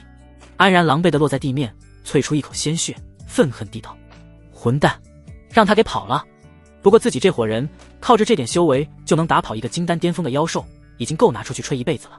放眼去看自己的同伴，一个个也都到了强弩之末，不是受伤就是力竭。尤其是刘雨薇，因为自身修为差距过大，被焦面人打得浑身筋骨都断裂了许多。得亏肉身够强，不然这一下小命都得丢了。安然也不好过，浑身上下的皮肤就没有一块完整的，被严重烧伤。然而众人不敢放松警惕，快速聚拢在一起，一边疗伤恢复，一边警戒焦面人卷土重来。安然沉思了一会儿，突然发言道：我觉得我们不能再拖了，那焦面人肯定不会善罢甘休，如果他回去叫上其他妖兽一起过来，我们可就危险了。众人点了点头，但面对元婴期的封印，实在是有些束手无策。不管他们如何攻击封印，那封印就是纹丝不动。正在几人焦急不堪的时候，慕容轩突然灵光一现，激动地道：我有办法了。慕容轩沉声道：以我们各自的修为，确实难以撼动这封印，但如果借助外力将我们的修为合在一处，也许有一丝机会。慕容轩也不多啰嗦，直接开始在原地布置起来。他先是在众人脚下设立了一道先前的武灵阵，增幅大家的修为，随后又以封印为中心布置了一座7星符文阵。慕容轩让除了安然以外的人做7个阵眼，刘晴和刘雨薇受伤严重，但事关重大，他们也不能置身事外。我们7人齐心试着帮你打开封印，你看准时机进去救云老祖。安然听闻慕容轩的指示，点了点头，随后加上小林的7个人开始全力往符文阵中输出灵力。符文阵将所有灵力合为一，作用在了封印之上。嗡！原本纹丝不动的封印竟然真的荡起一阵涟漪，起作用了。江河大喜地叫道：大家再加把力！郭子辰大喊一声，澎湃的灵力狂涌而出，所有人都咬紧牙关，尽可能的调动所有灵力。终于封印上开出了一丝缝隙，露出了里面的秘境入口。郭子辰大喊道：这已经是极限了，足够了。安然回应一声，身上电光涌动，正准备进入，却被慕容轩叫住：我们撑不了太久，你进入后我们会暂时停下休息，半个时辰后我们会再次开启，循环往复，直到你从里面出来。安然点点头：好的，辛苦你们了。轰！话音一落，安然化作闪电，在一声轰鸣中窜进了缝隙之中。众人见安然进入，顿时撑不下去，一个个泄气倒下。灵力散去，封印也再一次合上。不知道里面情况如何，安师弟会不会有什么危险啊？江河担忧地道。慕容轩叹了口气道：我们只能祈祷他平安无事了。正当外面众人抓紧打坐恢复，准备下一次开启封印的时候，安然已然来到了秘境中的灭道士元阵中。一进来，他就感觉到身体中的生命力开始疯狂流逝，吓得他赶忙放出灵力护体，结果却并没有彻底遏制，只是流逝速度变慢了而已。这下安然终于知道为什么感应到云若雪的寿元不够了，得赶快找到师尊。安然直接飞速往秘境深处赶去，没走多远，就看见一片狼藉的环境，各种巨大的坑洞裂缝，还有一股刺骨的寒气，仿佛经历过世界末日一般。从空气中残留的气息来看，这里明显是经历过一场大战。安然不敢停留，赶忙神识散开，沿途仔细搜索。很快就在一个角落里找到了那个熟悉的身影。师尊！安然惊叫一声，激动地窜飞过去。此时的云若雪正盘坐在原地，手里握着2块极品灵石，但是头和身子耷拉在一旁，神情哀伤，双目紧闭，看样子已经昏迷了过去。安然赶忙上前扶正云若雪的身子，探查师尊的身体情况。云若雪气息微弱，但身上没有什么伤痕，体内灵力也算充沛，看其手上拿着的灵石应该是有在一直补充。如此一来，昏迷的原因就只有一种了。不好，是寿元快要消耗殆尽了。安然赶忙俯下身子，在云若雪脸蛋上吻了2下，顿时一股生命力涌出。呜！云若雪胸口猛地颤动一下，开始大口呼吸起来，眼帘缓缓抬起，露出一双美丽的眼眸，眼神里还透出一股迷茫。但当看见眼前的安然时，云若雪的表情一下子就变了，从原本的死气沉沉变得精神焕发。然而，我不是在做梦吧？还是说我已经死了？安然微微一笑，有徒儿在，师尊想死都难。一股热泪陡然从云若雪眼角流出，她猛地扑进安然的怀里，2条胳膊紧紧搂住安然，生怕他离自己而去。然而为师以为再也见不到你了。安然眼角也闪过一丝泪光，轻轻拍打着云若雪的后背，柔声道：师尊出来一趟，怎么变成爱哭鬼了？为师再也不想和然儿分开了。安然哼声道：那以后师尊该听谁的？不用我多说了吧？为师以后都听然儿的。这还差不多。安然一脸得意。云若雪抽泣着抬起头，两眼发红地看着安然。她忽然惊叫一声，伸出手抚摸着安然的脸庞，满脸心疼地道：你的脸怎么了？怎么多了这么多伤？之前被浇灭人的火焰焚烧，安然脸上自然也没能逃过。他抓住云若雪的纤手，淡淡地道：无妨，都是些小伤。云若雪刚想放出灵力帮安然疗伤，突然才想起两人正身处险地，惊叫道：对了，然而是怎么进来的？当然是打开外面封印进来的。安然解释道：那我们得赶快出去，否则生命力会被这里的大阵炼化。安然笑着抱住激动的云若雪，有徒儿在，师尊还担心什么？说着就撅着嘴往云若雪脸上凑去。云若雪没好气的一把拦住他，然而的寿元一旦损耗了，可没法补充。安然继续逗趣道：反正我还年轻，只要灵力充沛，在这里跟师尊待上7、80年没问题。然而别闹了。见云若雪神情越来越生气，安然才悻悻地说出了半个时辰后封印才会打开的事情。半个时辰倒也耗费不了太多，云若雪这才松了口气。那保险起见，我再给师尊补充一些寿元吧。安然笑嘻嘻地再次凑上来，云若雪脸色微红，轻轻嗯了一声。两人唇瓣紧贴，久违的湿滑触感让人一阵心旷神怡，久久不能分开。在安然不停索取的时候，突然感觉到一股清凉从师尊的舌尖传出，随后那股清凉感涌入自己身体，表面烧伤的皮肤开始缓缓愈合。没一会儿，安然的脸上就恢复如初，变回了清秀模样。安然感觉到身体的变化，心中一热，嘴上的动作渐渐狂野起来。云若雪眼神迷离，很快就在徒弟的攻势下彻底沦陷了。两人缠绵了一会儿，安然突然发现不远处还躺着个人，仔细一看，不正是陆晋这个罪魁祸首？好啊，这个混蛋也在呢！安然气得破口大骂，冲上去就想给他来2拳。不过走近才发现，对方头发花白，满脸血迹，已经死得不能再死了。因为先前与蛇女大战，生命力和灵力都损耗太多，再加上被云若雪打得昏死过去，没有灵力护体的路径，这2个月直接被大阵吸干了生命力，如今只剩下空空的躯壳一具，真是太便宜这家伙了。安然没好气的给了尸体2脚，然后俯身在其身上摸索起来。元婴期的身上肯定好东西不少，只是安然没注意到，一道金光从路径的尸体中窜出来，悄悄没入了他的衣角里。很快，安然就摸出了几个鼓鼓的储物袋，里面不仅有各种各样的灵丹法器，还找到了陆晋与颜灰蛟密谋坑害云若雪的消息来往。看得安然是气不打一处来，又给陆晋的尸体上来了2脚。收好东西，安然回来将云若雪横抱在身前，就往出口飞去。云若雪身体还有点虚弱，靠在安然的肩头，一脸的舒心。然而又救了为师一命呢，那师尊准备怎么报答徒儿呢？安然笑嘻嘻地问道。云若雪脸上一红，支支吾吾地道：等离开这里再说。师尊好像有什么特别安排。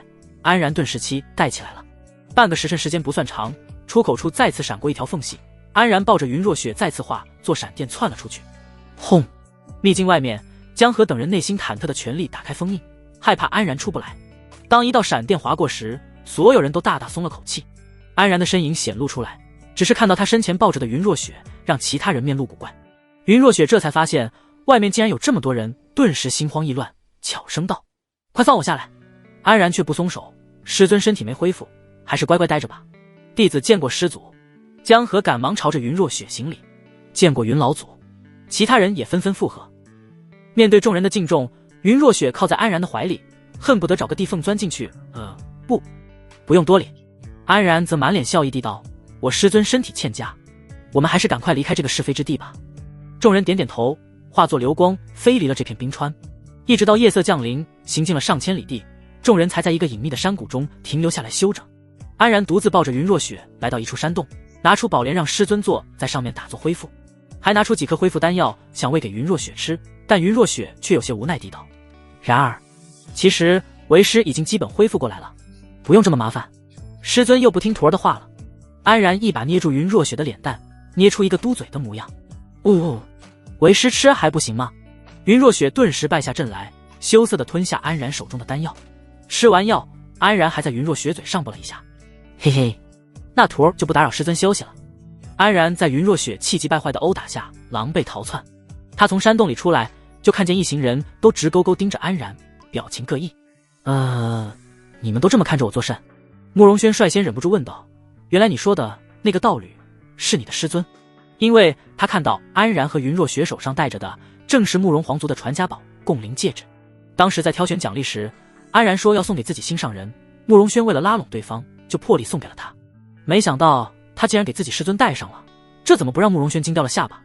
安然一拍脑门，怎么把这件事给忘了？看吧，我就说他们师徒俩不对劲。刘琴都受着伤，那颗八卦之心还是停不下来。霍宇虽然没有说话，但眼神里钦佩之意不用言表，仿佛在说你小子真牛逼。江河更是神情复杂地看着安然，自己偷偷暗恋的小师弟，先是辈分大涨变成了师叔，现在又跟师祖有些不清不楚的关系，难道以后还真要成为自己的师祖公？这一下真超级加倍了。刘雨薇倒是一副看好戏不嫌事大的模样，直接发话道：你跟你师尊到哪一步了啊？面对众人的调侃和质疑，安然顿时尴尬起来，脑子疯狂运转，思索着怎么找借口解释一下。大家别激动，我就是和师尊关系要好些，还没到你们所想的那种地步。哦，还没到的意思就是迟早的事喽。刘雨薇掩面一笑。安然一脸无语，在这和欢宗女人面前，感觉自己越解释越黑。见安然有点下不来台，刘雨薇赶忙话锋一转道：哎呀，我们都懂的，会给你保密的，大家说是不是？众人附和着点了点头。安然顿时松了口气，对着众人抱拳道：不管怎么说，今天能救出师尊，多亏各位的帮助，今后各位有什么需要，在下都义不容辞。此话一出，众人纷纷面露欣喜，能有安然的一份人情在，感觉未来多了一份巨大的保障。今天众人都相当疲惫，很快就各自散去休息了。只有郭子辰神情复杂地站在原地，想上前跟安然说些什么，却又难以启齿。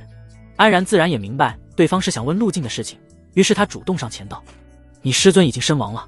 什么？郭子辰大惊失色。安然从怀里拿出那些路径的罪证，交给郭子辰。看完这些，你就什么都清楚了。郭子辰接过来一看，顿时面露痛苦之色。师尊他真的……这一刻，他心中坚守的最后一丝信念也轰然倒塌了。安然叹了口气，从怀里取出路径留下的那些厉害法器，交给郭子辰。就算是郭子辰帮自己救出云若雪的报酬吧。尽管路径罪该万死，但他的这位亲传弟子倒是个重情重义之人。也正是因为这样，郭子辰才对自己的师尊还抱有各种幻想。可惜现实就是如此残酷，希望你能做一个真正的君子。安然拍了拍郭子辰的肩膀，这些东西只能靠他自己去消化想明白了。虽然云若雪说自己没什么大碍，但不停催动灵力抵御大阵侵蚀，身体的疲惫还是有的，所以安然就没有去多打扰，而是自己找了个清静地方打坐休息。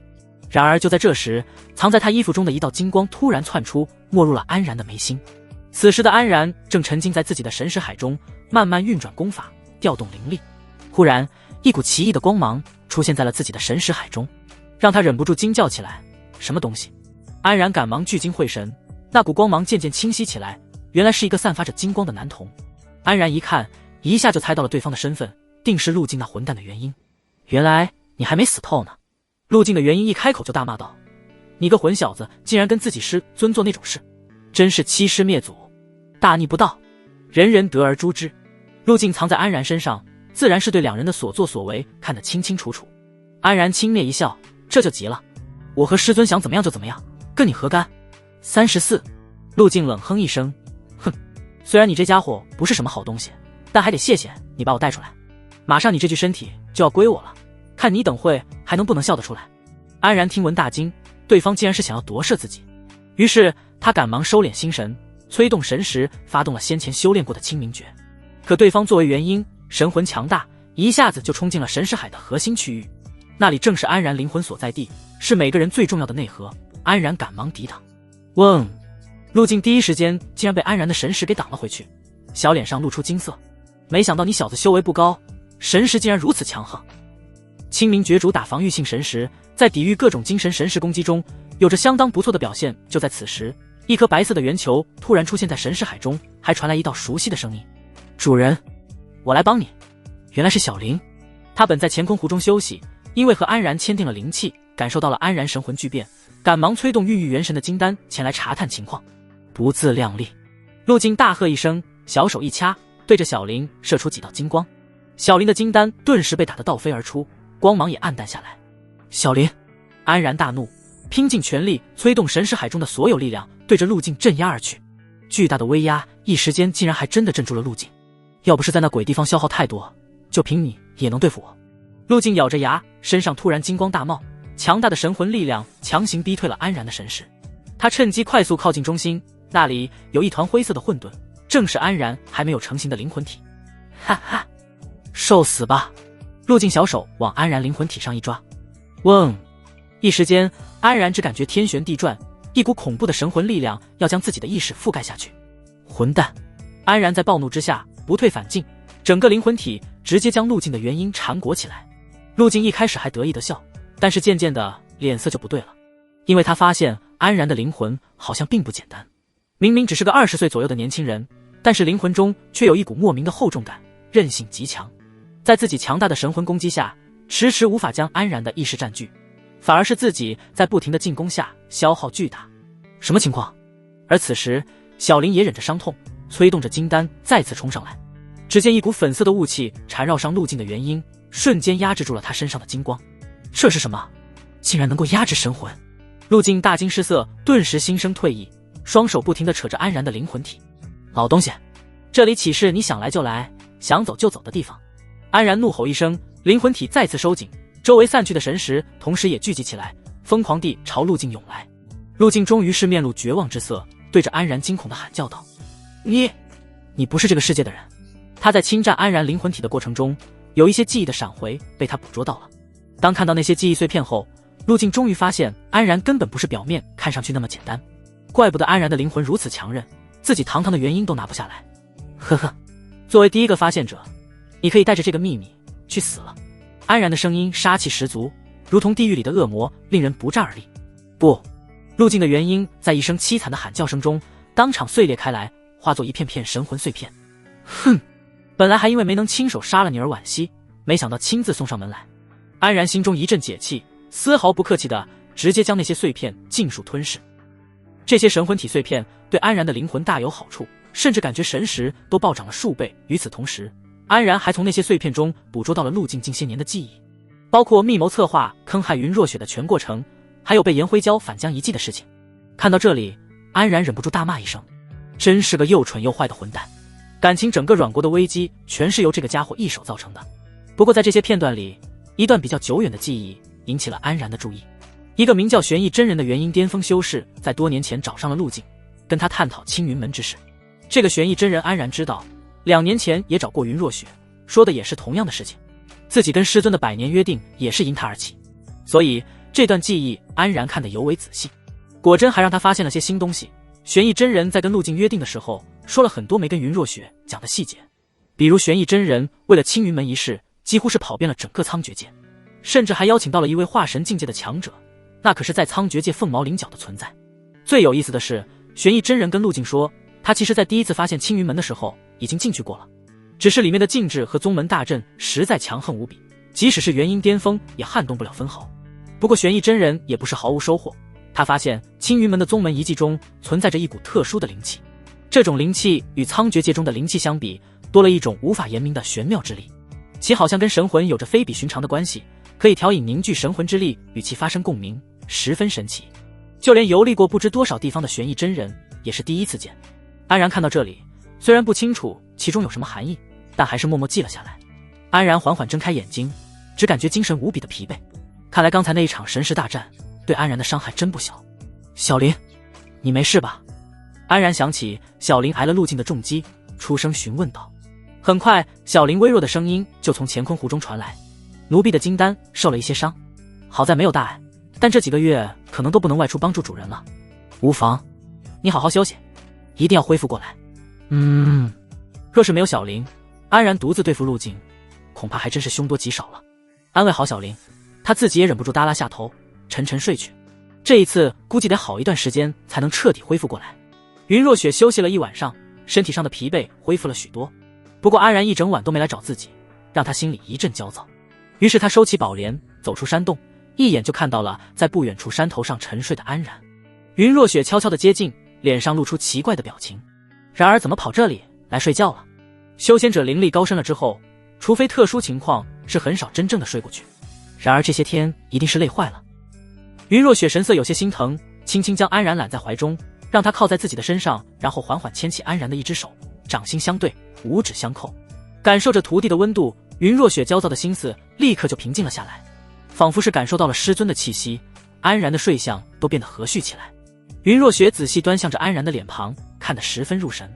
忽然她感觉到一股恶意正在快速靠近，神识一扫，就发现几十里地之外，一伙妖兽正快速逼近，领头的正是之前跟安然他们起过冲突的焦面人，其中有3个金丹期妖兽，外加10几个筑基期妖兽。焦面人在安然他们手里吃了亏之后，立刻气急败坏地跑回去叫人，结果回来就发现人不见了。好在封印完好无损，他以为安然他们没能打开封印，连夜逃回去了。于是他立刻全力追击，很快就发现了安然的踪迹。云若雪神色冰冷，坐在原地没动，只是轻轻祭出水伤灵，朝着数里外飞去。水伤灵在焦面人一行人的必经之路上停下来，一道道水纹散开，形成一个巨大的弧形阵。随后水伤灵和大阵缓缓隐去外形，静静等待着目标的踏入。焦面人根本就没有察觉到问题，带着手下直接闯了进去。一瞬间，铺天盖地的水浪就将他们尽数淹没，恐怖的威压甚至没给他们逃跑的机会。随后云若雪在远处轻轻一挥手，困在水中的一众妖兽很快就被炼化，连声音都没发出来。水伤灵再次轻颤，发出阵阵轻吟，水浪退去，仿佛这一切都没有发生过，也没有人注意到这里的动静。云若雪接住飞回来的水伤灵，收进了怀中，脸色才算是缓和下来。她低下头，脸颊触碰在安然的额头上，再次腻歪在一起。安然就这样在师尊的怀里睡到了下午，突然被一股湿热的感觉给弄醒了。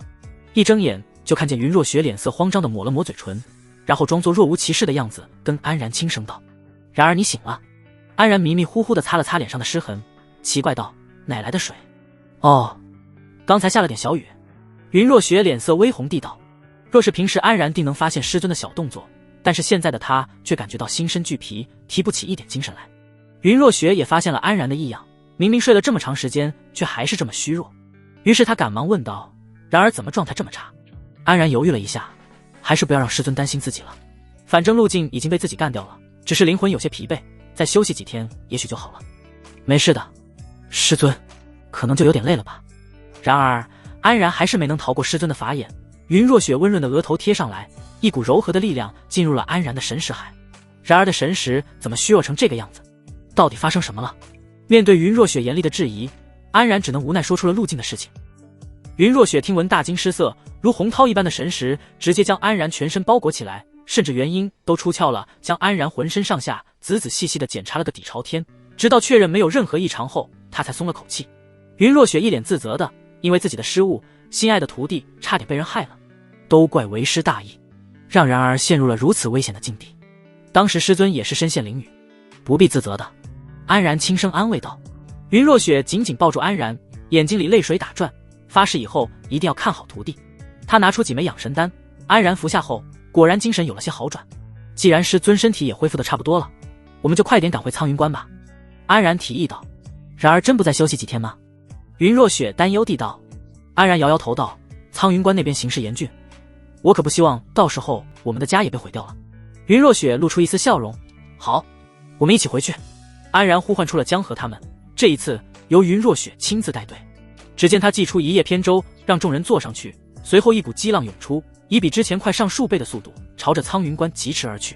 用了大概10几天时间，云若雪就带着众人跨越了3万里路程，一路上根本没有人敢阻拦。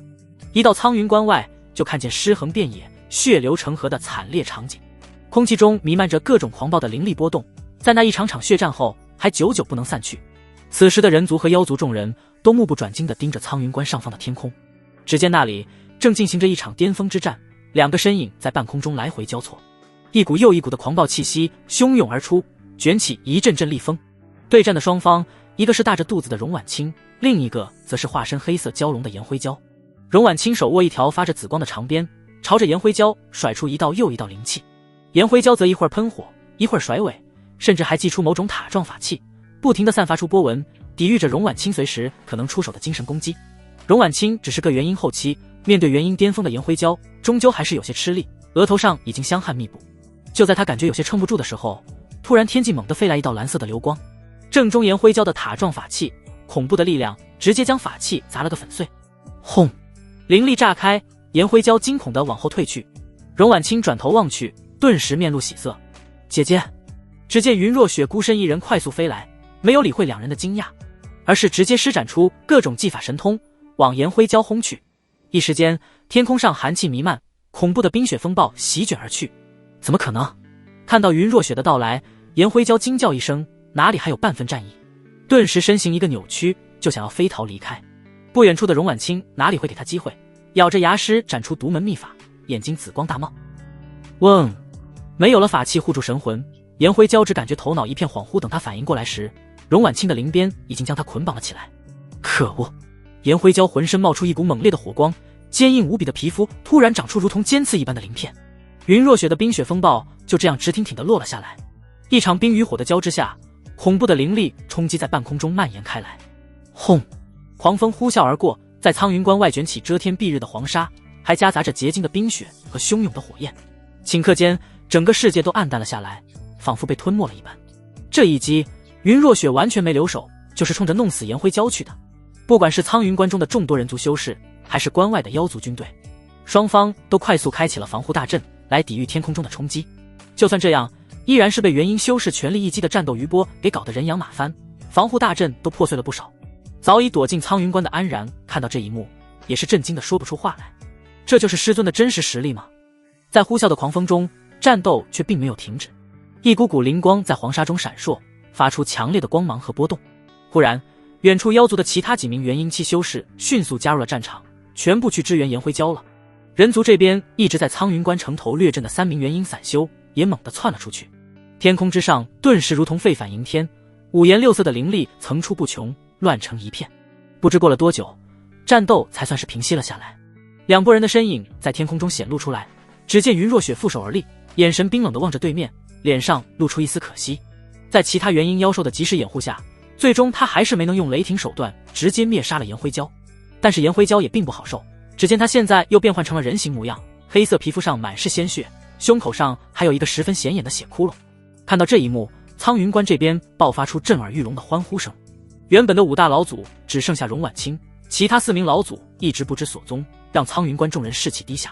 如今云若雪强势出场，而且一出场就将对方最强战力给打残了，怎么不让他们欢呼雀跃，士气大振？你竟然偷袭！颜辉蛟气急败坏地指着云若雪道。尽管苍云关人族这边顶级战力缺失，但在人族拼死抵抗下，妖族打的也是十分艰难。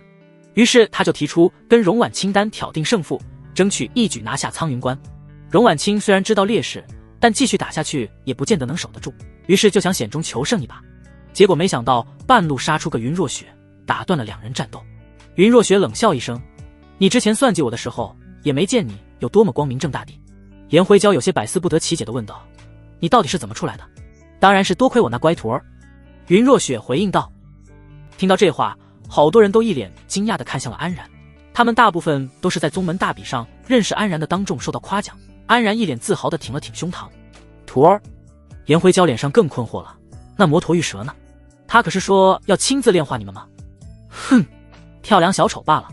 说罢，云若雪就扔出了一颗蛇眼，正是摩陀玉蛇的残骸。看到这一幕，整个妖族大军都发出一阵惊呼声。什么？蛇王大人死了？妖域3大妖王如今就只剩下颜辉蛟，而且还身受重伤，这对于妖族士气的打击相当之大。颜辉蛟气得直咬牙，本以为摩陀玉蛇加上灭道士元阵应该能够解决云若雪和陆景，但没想到会是这个结果。尽管如此，妖族那边依然是有优势的。颜辉蛟身旁站着的还有9名元婴妖兽，其中元婴后期2名，元婴中期3名，元婴初期4名，都是妖域各界的翘楚。加上颜辉蛟，一共10位元婴期大能，战力不可小觑。这也是云若雪刚才没有乘胜追击的原因。相比之下，人族这边在经过一系列的内斗之后，顶级战力损失殆尽。陆晋和佝偻老者身死，白发妇人事情败露，逃离了苍云关。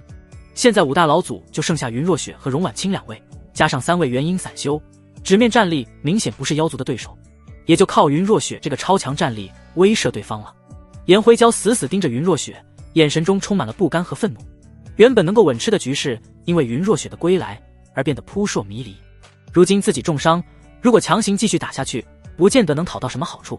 万一被云若雪抓住机会灭杀了自己，那一切就全完了。于是颜辉蛟只能从牙缝里蹦出2个字来：撤退。随着颜辉蛟等一众元婴妖兽的带头离去，围在苍云关周围的妖族大军如潮水般退去。苍云关中的人族修士再一次爆发出激动的欢呼声：我们胜了！云老祖威武！人群围上来，将一脸懵逼的安然举过头顶，庆祝欢呼起来。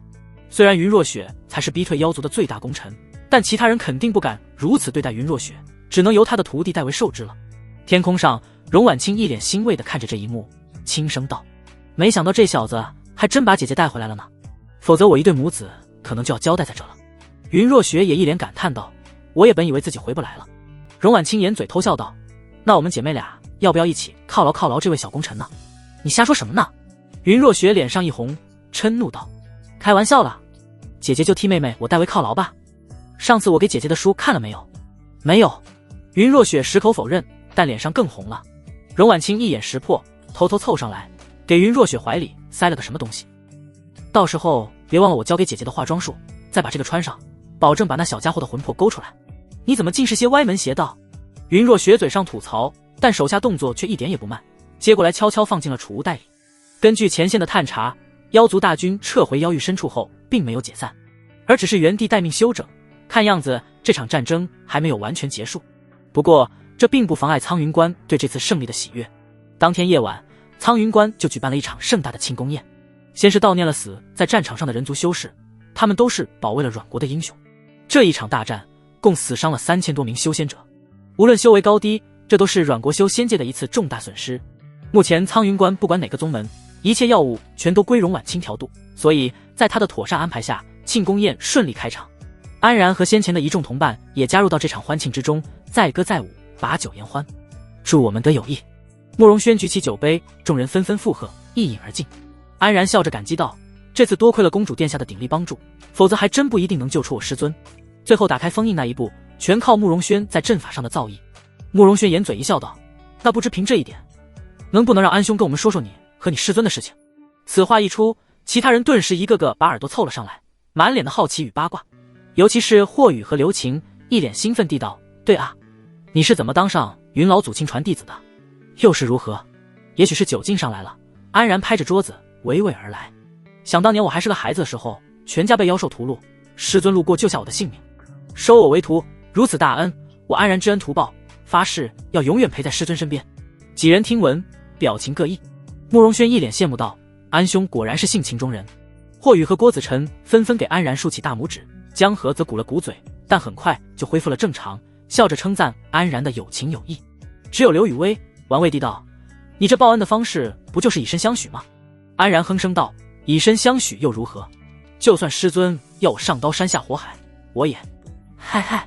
忽然身后一阵清脆的咳嗽声打断了安然的话语，众人抬头望去，顿时吓得一个机灵，正是他们八卦的主角云若雪。见过云老祖。众人赶忙起身行礼，心里忐忑不已。刚才八卦的内容估计都被云若雪听见了，不知道他会对众人怎么样。师尊，你怎么来了？安然一脸笑嘻嘻地道，完全对自己刚才的行为没有丝毫悔过。云若雪没好气地瞪了他一眼，不过心里却对安然刚才说的话而感到暖暖的。不用多礼，大家都坐吧。说着，云若雪竟然也靠着安然和众人坐在了一起。有云若雪在，众人立刻收起刚才的随意，一个个正襟危坐，眼神飘忽。我在这里感谢诸位先前的鼎力相助，没有你们，苍云关如今可能已经落入敌手了。云若雪主动举杯道：不敢不敢。众人受宠若惊，也纷纷举杯，一位元婴老祖的感谢分量十足。师尊不用这么客气，都是徒儿的朋友。安然在一旁拍着胸脯道。此话一出，紧张的氛围顿时缓和了一些，众人附和道：没错，都是分内之事，前辈不用言谢。云若雪点了点头，大家不必拘谨，就当平时一样。安然带头给云若雪一一介绍同伴，大家你一句我一句，慢慢也熟络起来了。云若雪平时都给人一种拒人以千里之外的样子，如此随和的模样实在难得，就连安然都有些意外，没想到师尊竟然主动在人前和自己互动起来。师尊今天是改性子了。安然悄悄跟云若雪传音道：怎么，我还不能见见你的朋友了？云若雪不满地回应道。安然嘿嘿一笑，手在桌子下面往云若雪腿上探去。云若雪一把将安然抓住，眼神嗔怪地看着安然，一副要吃了他的模样。就在这时，郭子辰对着云若雪突然说道：在夏师尊先前坑害前辈，我这个徒弟在这里赔罪了，他的罪过与你无关，你能做到如此，就比你师尊强100倍了。云若雪强装镇定道：但不管怎么说，我也是他的徒弟，我愿意替师尊弥补这些过错。郭子辰沉声道：你若真想弥补，就将你们岳航书院的道义贯彻下去，洗刷今日的耻辱。郭子辰眼含热泪，多谢前辈提点。而此时安然都已经快将手塞进云若雪裙摆里了。云若雪看着一脸坏笑的安然，气得站起身道：我还有点事，就不打扰你们聊天了，恭送前辈。看到云若雪离开，安然顿时一阵失落，早知道不斗师尊了。忽然耳边传来云若雪的传音道：等结束了来北城楼，为师在那里等人儿。安然顿时精神大振，心里满满的期待。一直到深夜，安然等人才算是聊完散去，苍云关中的庆典也渐渐平息。安然怀着激动的心情，独自一人来到了没什么人影的北城楼，可是却没看到云若雪的踪影。师尊，你在吗？安然轻声呼唤着，可没有人回应。他一脸郁闷地站在原地，师尊不会放自己鸽子吧？目光转移到城楼上一间无人的昏暗厅堂，安然走进去探查一番。砰！忽然房门一闭，吓了安然一跳。看着四周黑暗的环境，安然已经猜到是谁了。师尊，我错了，就原谅徒儿吧。安然以为自己先前的行为惹到云若雪了，所以才这么吓唬自己。咻！突然一抹亮光在房间中升起，驱散了黑暗。顺着光亮看去，就见厅堂中站着一名女子，身穿红艳绸缎的华丽舞裙，面料柔滑透明，衬托着凹凸有致的身材，如云霞骤展般的裙摆下，一双雪白的长腿伫立，露出纤纤玉足，脚踝上悬系着一颗精灵，在摆动下发出轻盈。看到如此一幕，安然早已呆若木鸡。目光往女子脸上看去，只见一绸红布半遮着脸蛋，一双清亮的眼眸似笑非笑地盯着安然。然而喜欢吗？女子略显害羞的声音响起，不是云若雪还能是谁？安然顿时涨红了脸，直接一个飞扑上去，但是云若雪轻松躲了过去，发出一阵银铃般的笑声。别急，为师还有惊喜给人儿呢。话音一落，房间里忽然响起一阵舒缓的音乐，踮起脚尖，伸展手臂，云若雪纤柔的身姿开始在音乐声中摆动起来。红绸大袖如飞瀑奔流，红裙也翻飞成盛放的花朵模样，脚尖在原地轻点，精灵在舞动下有规律的作响，烛火摇曳不定，光影在她身上跳跃流动，如同水波轻漾，在她身上渲染出明暗交错的涟漪。音乐忽然高亢起来，云若雪旋身回舞，腰肢似柳枝般轻盈摇曳，朝安然贴近。安然下意识的想要搂住她的细腰，却被她闪身躲开，脸上的红绸随风飘起，昏暗的光亮下露出了精致妆容的绝美容颜。在安然着迷的目光下，云若雪开始以安然为中心舞动起来，袖口裙摆不停地拍打着安然的脸庞，每一次旋身，每一次甩袖，都带起一阵风，透出一股温润的香气，令安然心旷神怡。白天凭一己之力威慑妖族退兵的强大师尊，晚上竟然身穿妖艳服饰跳舞取悦自己，如此反差让安然的内心得到了极大的满足，脸上满是享受之意。云若雪看到安然的反应，脸上也透出一股迷人的红晕，感受到徒弟对自己的痴迷，心中竟产生一股愉悦。渐渐的，音乐落入了尾声，云若雪抬起白花花的长腿，划出一个半圆，在头顶定格，身子仰头随着音乐缓缓弯下，在音乐结束的一刹那，完成了一道优美的弧线，将动人的身姿完美呈现在了安然面前。安然上前，一手揽住细腻的腰肢，一手勾住白皙的美腿。这次云若雪没有闪躲，就任由安然将自己横抱在怀中。为师，跳得好吗？云若雪轻声问道。安然抿了抿嘴唇，师尊简直就是仙女下凡，徒儿还以为做梦呢。云若雪听闻，嘴角轻轻扬起，这是为师第一次跳，没想到师尊还有如此一面。云若雪眼神躲闪，羞涩地道：这不是为了报答然儿，跳支舞就完了吗？云若雪脸上一红，支支吾吾地道：那然儿还想做什么？安然按捺不住心中的悸动，手指上的戒指一亮，宝莲在大厅中绽放。随后他将云若雪轻放在上面，看着师尊优美的身姿，笑着道：“徒儿想听师尊叫声亲爱的。”“不要。”云若雪咬着嘴唇，这也太羞耻了。安然一把抓住云若雪的眉角，在白皙的脚心里抠弄起来。“师尊叫不叫？”云若雪实在受不了，只能败下阵来。“啊，为师叫还不行吗？亲爱的，快停下！”听到师尊服软，安然露出满意的笑容，搂着师尊的细腰缓缓压了上去。云若雪感受着徒弟的坚毅身躯，心里顿时砰砰乱跳。安然轻轻伸出一只手，扯下了师尊遮面的红绸，一张绝世容颜就这样映入眼帘，粉黛的脸颊，艳丽的红唇，脸蛋上的每一处就像是旷世的艺术品。师尊今天太美了，安然感叹一声。云若雪心里一阵欢喜，然而喜欢就好。安然低下头，舌尖撬开云若雪柔软的唇瓣，毫不客气地索取起来。云若雪娇躯一颤，双手死死搂住安然的脖颈，下身更是伸出大腿，夹住安然的腰间，脚踝上的金铃盈盈作响。感受到师尊的迎合，今晚的安然只感觉到心中升起一股冲动，一只大手出现在云若雪的领口，轻轻地将肩带从上面扒了下来。此时的云若雪哪里还顾得上这些，被安然的攻势搞得早已丢了魂，眼睛里只剩下对徒弟的渴望。就在这时，安然忽然松开云若雪，目光顺着师尊完美的锁骨往下探去，被拉开一半的衣裙和内衣显露出半遮的绝美风景。云若雪却完全没有注意到自己已经春光乍现，一脸失神的喃喃道：“亲爱的，还想要？”安然看着两眼迷离、满脸潮红的云若雪，坏笑道：“师尊又想让徒儿晕过去吗？”云若雪面露难色，她也知道亲热太多，安然身体会扛不住，但此时她已经彻底被安然勾起了心火，哪里还能稳住心神？为师会小心的，可明明师尊是要报答徒儿的，怎么反而是徒儿一直在主动呢？面对安然的质疑，云若雪咬了咬牙，抓住安然的手放在了自己的心口。安然没想到师尊竟会如此主动，感觉到手上的温软，脑子里顿时一片空白。他再次扑在云若雪身上，开始了新一轮的攻势。第二天一早，大厅中的宝莲紧紧收拢着，在一片片鲜红的花瓣下，安然从后面搂着云若雪，静静地酣睡着。云若雪露出一对雪白的香肩，神色满是安详与满足。安然一条胳膊垫在云若雪的头下，另一条则伸到师尊的腋下，在睡梦中都不消停地把玩着。感觉到异样的云若雪缓缓睁开眼睛，低下头一看，顿时捂住了嘴。只见自己上半身光溜溜的，下身的裙摆也是一片狼藉。随后他开始回想起昨晚的场景，顿时整个脸蛋红成了一颗苹果。昨晚云若雪大胆地在安然面前舞手弄姿，确实将安然迷住了，但自己也打开了心扉，跟安然做了许多更亲密的事情。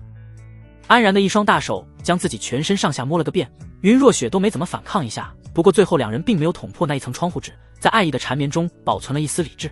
好像是感觉到怀里云若雪的动静，安然也悠悠转醒，看到眼前师尊洁白无瑕的脊背，安然微笑地靠上去，在云若雪耳边轻声道：“师尊昨晚睡得香吗？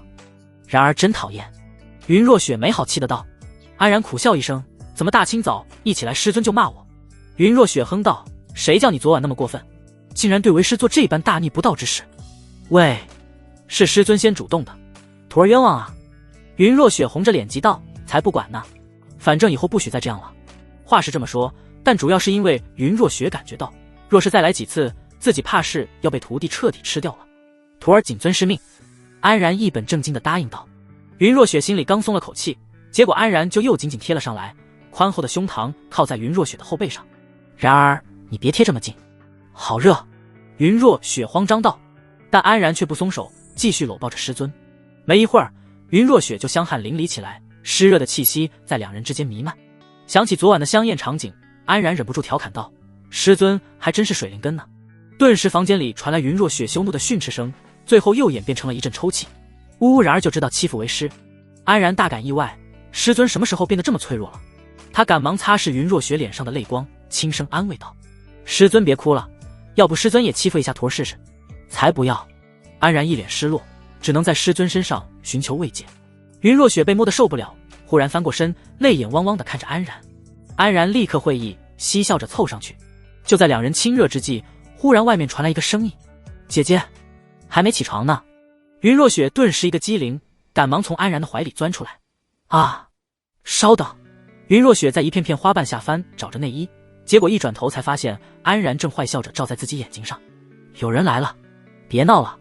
云若雪无语的一把扯过来穿在身上，随后从宝帘中翻身起来，收拾散乱的头发，换上新的服饰。等她好不容易整理好，一回头却发现安然还慵懒地躺在宝帘上，完全没动。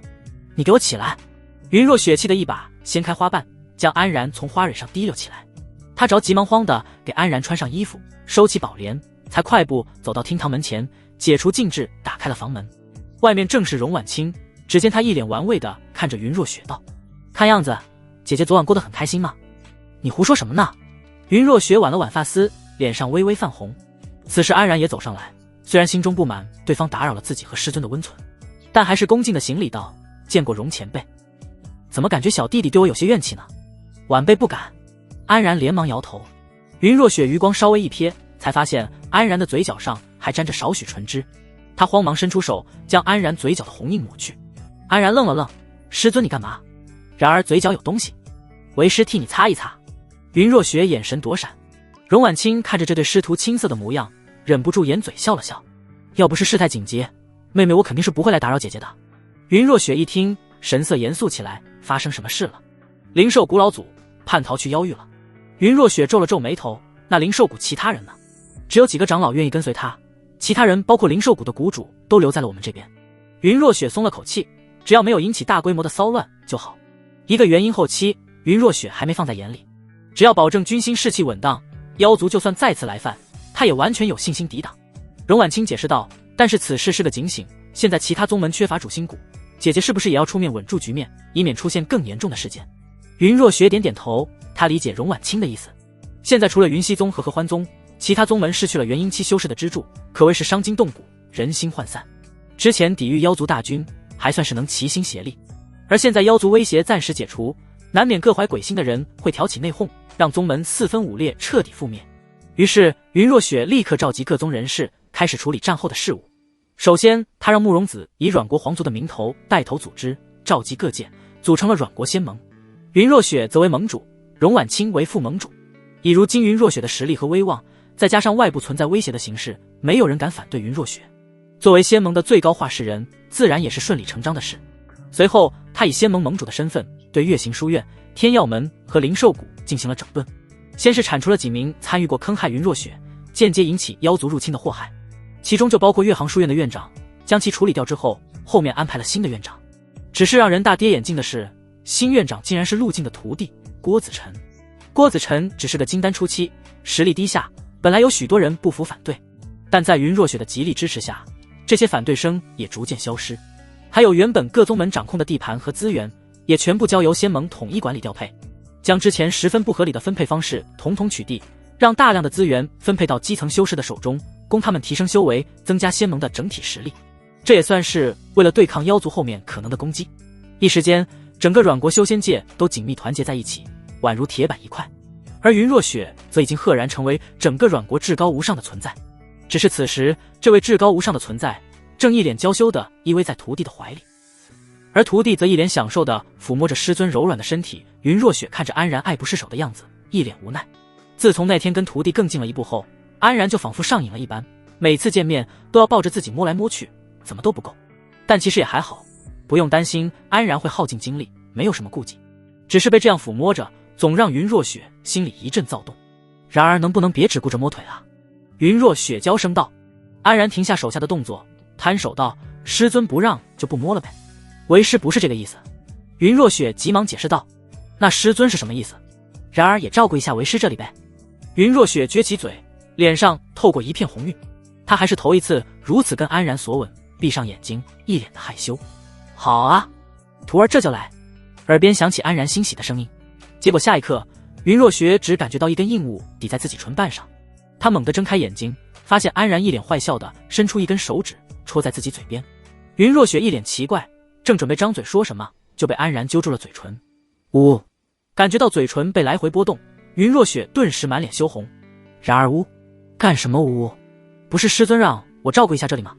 气得云若雪一口咬住安然的手指，她的力道不算大，以安然的肉体强度并没有被咬伤。啊！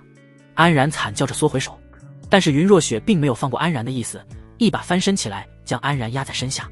然而太过分了，云若雪死死摁住安然的肩头，皓齿咬着红唇，眼睛里弥漫着委屈的泪光。安然见状，心里咯噔一下，好像自己确实有点过火了。他赶忙轻声道：“徒儿就开个玩笑，师尊对不起。”听到安然跟自己道歉，云若雪不仅没有好转，反而彻底哭了出来。云若雪将脸埋进安然的胸膛里，泪水如决堤的洪水一般涌出，仿佛要把这几千年来的委屈全部倾泻出来。安然顺势搂住云若雪，一边安慰师尊，一边心里郁闷，怎么感觉从那晚之后，师尊的情绪就变得十分不稳定。但别说安然了，其实云若雪也没搞清楚自己为什么会哭。曾经的自己从来不会轻易释放自己的情绪，可最近在安然面前越来越绷不住了。尤其是在安然欺负自己的时候，总感觉自己的情绪被轻易挑动。不知过了多久，安然感觉自己的衣襟都被彻底打湿了。云若雪的泪水才终于止住，靠在肩膀上抽泣着。然而抱紧一点好不好？云若雪搂住安然的后颈，整个身体蜷缩在安然怀里，发出娇滴滴的声音。安然看着像个小猫咪一样的师尊，内心欢喜地紧紧环抱住云若雪。师尊心情好些了吗？云若雪鼓着嘴，回想起刚才被安然欺负的感觉，她竟然还有点享受。这使得她内心的羞耻感愈发的强烈，两种截然相反的情绪冲突下，让她内心的屏障被彻底击碎，积攒多年的情绪终于找到了宣泄口。而且在安然面前，云若雪完全不设防，以至于云若雪根本抑制不住自己的大哭起来。不过在徒弟面前哭完之后，云若雪并没有感觉到羞耻，反而有一股前所未有的畅快感。师尊变得可爱了呢，安然欣喜地道。云若雪抬起头，一双水汪汪的大眼睛看着安然道：“还不怪然儿。”安然一边轻轻擦拭着云若雪脸上的泪痕，一边笑嘻嘻的轻声道：“小雪儿不哭，哥哥等会给你好吃的。”云若雪听到安然的话语，浑身一颤，满脸红晕。她又一次张开嘴，偏过头咬住安然在她脸上擦拭的手指，像是在警告安然一样。不过这一次完全没用力。但是警告完全没用，安然继续挑逗道：“小雪儿在咬人，好吃的可就不给你了。”说着，安然从怀里掏出一块师尊最爱的酥糖。看到酥糖的一瞬间，云若雪两眼放光道：“然而从哪里得来的？”嘿嘿，秘密。其实是安然自己做的，试了好几次，才终于做出了跟那天晚上相同的味道。小雪儿想吃吗？云若雪抿着嘴点点头。那还不叫声哥哥来听？云若雪俏脸一紧，看着安然手里的酥糖，轻声道：“哥哥。”安然心里一阵舒爽，手指夹着酥糖放在了云若雪的唇边，感受到酥糖的香气，云若雪已经忍不住了，张开红唇含住。但是安然却并没有松手，而是一脸坏笑地道：“我想看小雪吃糖的样子。”云若雪脸上顿时娇艳欲滴，可酥糖在安然手里，于是她只能松开红唇，伸出一抹香艳的舌尖，试探地在酥糖上舔舐起来。香甜的味道刺激着味蕾，云若雪当场就沦陷了。她开始快速地舔舐起来，发出扑噜扑噜的声音。湿滑的香舌偶尔会触碰到安然的指尖，看着如同猫咪一样不停吃糖的云若雪，安然一阵心痒难耐。云若雪很快将酥糖吃完了，最后还不忘吸吮了一下安然的手指，将上面残留的糖渍全部吃干抹净。吃完后，云若雪红着脸抬起头，这样的吃法虽然羞耻，却有一种别样的韵味，让人有些欲罢不能。于是她眼神中含着一丝期待地道：“然而还有吗？”安然发出质疑的声音。云若雪立刻会意，闭着眼睛羞耻地喊道：“好哥哥，人家还想吃。”安然露出一个满意的笑容，真是个小馋猫。说着，安然从怀里又取出一块酥糖，但这一次她将酥糖叼在嘴上，缓缓探下身子。两人的唇瓣一接触，酥糖的甜味就瞬间在两人口腔中化开。云若雪眼神变得迷离，身子紧紧贴上去。安然感受到师尊不停往自己嘴里探去的温软，这还是头一次见云若雪这么主动地吻上来呢。于是他也不客气，一只大手悄悄伸出，探进了云若雪的衣领里。云若雪身体再次颤抖一下，但没有任何反抗，任由安然肆意妄为。就这样过了许久，安然和云若雪都已经不知道吃了多少酥糖了，两人嘴角满是糖渍，大口地喘着粗气。云若雪身上的衣服也糟乱不已，露出大半个香肩，展现迷人的景色。然而放过为师吧，云若雪哀求道。她感觉再这样下去，自己的理智就要彻底溃散了。但安然也被勾起了心火，哪里是轻易就能灭下去的。他将云若雪揽在怀中，大手拍在师尊的蜜桃臀上，眼睛里已经没有多少理智了。师尊，徒儿忍不住了。云若雪感觉到徒弟身上的火热气息，顿感不妙。然而你冷静一点，再这样下去你会晕过去的。安然却丝毫没有罢手的意思，师尊不用担心，徒儿今天感觉精神倍棒。云若雪突然感觉到有异物抵在自己身上，这下彻底慌了神。然而不可以。为什么？安然忍不住问道。云若雪咬着牙，忍着那股冲动道：“因为为师还没有和然儿成婚。”安然眼睛一亮道：“这么说，师尊是想做徒儿的娘子了？”云若雪满脸绯红，急忙道：“我可没这么说。”安然满脸失落道：“那徒儿只能找其他女人成婚了吗？”“不行！”云若雪突然厉声道。安然笑嘻嘻道：“那师尊既不想嫁给徒儿，又不让徒儿娶别的女人，是想让徒儿打一辈子光棍吗？”“不是的，为师指示。”云若雪一阵结巴，半天说不出话来。安然却继续步步紧逼，在云若雪屁股上拍了一下道：“还不如实道来。”云若雪轻吟一下，支支吾吾地道：“为师想当然儿的妻子，想在成婚后再把自己交给然儿。”听到师尊的心声，安然满心欢喜。他当然理解云若雪的意思，尽管跟自己的徒弟发生了这么多不正当的关系，但云若雪骨子里还是个保守的人，不然也不会3000年求仙问道，完全没有过男女之事的经历。也正因为这份保守，云若雪才会对安然如此死心塌地，满心只有他一人。只要安然自己不出问题，师尊永远都是他的。想到这里，安然急躁的内心渐渐平息，搂着云若雪笑着道：“原来师尊是个冲突逆师。”云若雪气得捏起拳头，明明是然而先欺负为师的，那师尊是喜欢被徒儿欺负了？云若雪发现自己是无论如何都说不过徒弟，最后只能败下阵来，在安然的怀里嘤。从云若雪当上仙盟盟主，不知不觉中已经过去了3个多月。这期间，云若雪一直深居简出，每天和徒弟安然黏在一起。当然，两人一直都在修炼。安然经过这些日子的沉淀，感觉到了一丝突破筑基巅峰的契机。轰！在沉静了许久后，安然在宝莲中成功突破，感受着体内澎湃的灵力波动，脸上不禁露出一阵欣喜。突破了这一关口，他距离金丹期又近了一步。恭喜然儿！坐在一旁的云若雪也替安然感到一阵开心。安然这些天一心突破，都没有跟师尊亲热，现在成功之后，急不可耐的一下子将云若雪扑倒在怀里。然而你又猴急？云若雪一脸无奈地道。安然却没好气的质疑道：“哼，师尊趁徒儿修炼的时候，偷偷在一旁干什么呢？”云若雪神色慌张的偏过头去：“为师一直在给然儿传输灵力啊，师尊别以为徒儿专心修炼的时候就什么都不知道了，我可是看得一清二楚。”云若雪顿时羞红了脸，然而竟然偷看为师，师尊还真会倒打一耙，明明师尊就当着徒儿的面做的。听完这话，云若雪真想找个地缝钻进去。回来苍云关后，他跟安然有了许多更为亲密的举动，结果两人腻歪了没几天，安然就开始全力突破，将他晾在了一边。这一晾就是几个月。安然是为了提升修为，自然没什么问题，但云若雪的身体却渐渐有了一些反应，仿佛是某种戒断反应，他开始渴望起和安然一起亲昵的行为，尤其是想念安然的那双大手。这时他才注意到自己的身体好像被安然给打开了奇怪的一面。他不想打扰安然的修炼，于是就自己想了一些办法解决了。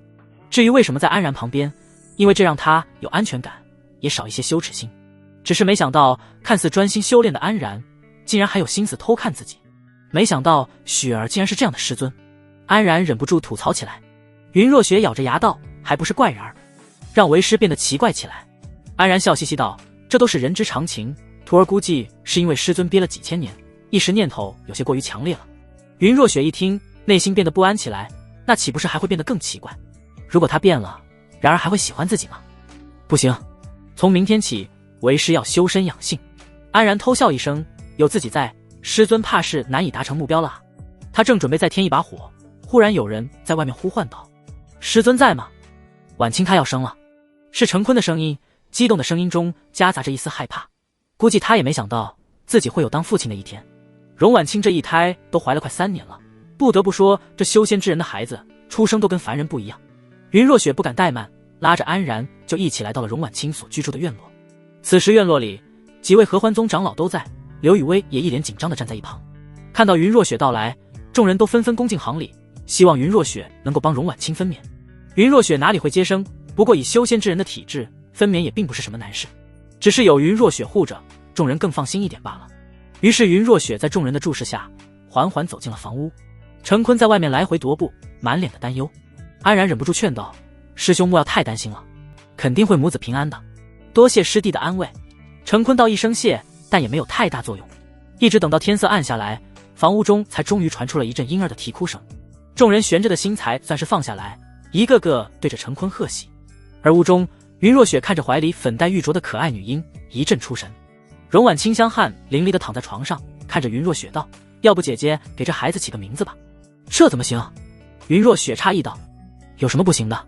姐姐能给这孩子起名字，是妹妹的荣幸呢。”云若雪沉思了一下道：“就叫程诗月如何？”“诗月，真是好听的名字呢。”荣婉清露出一丝笑容。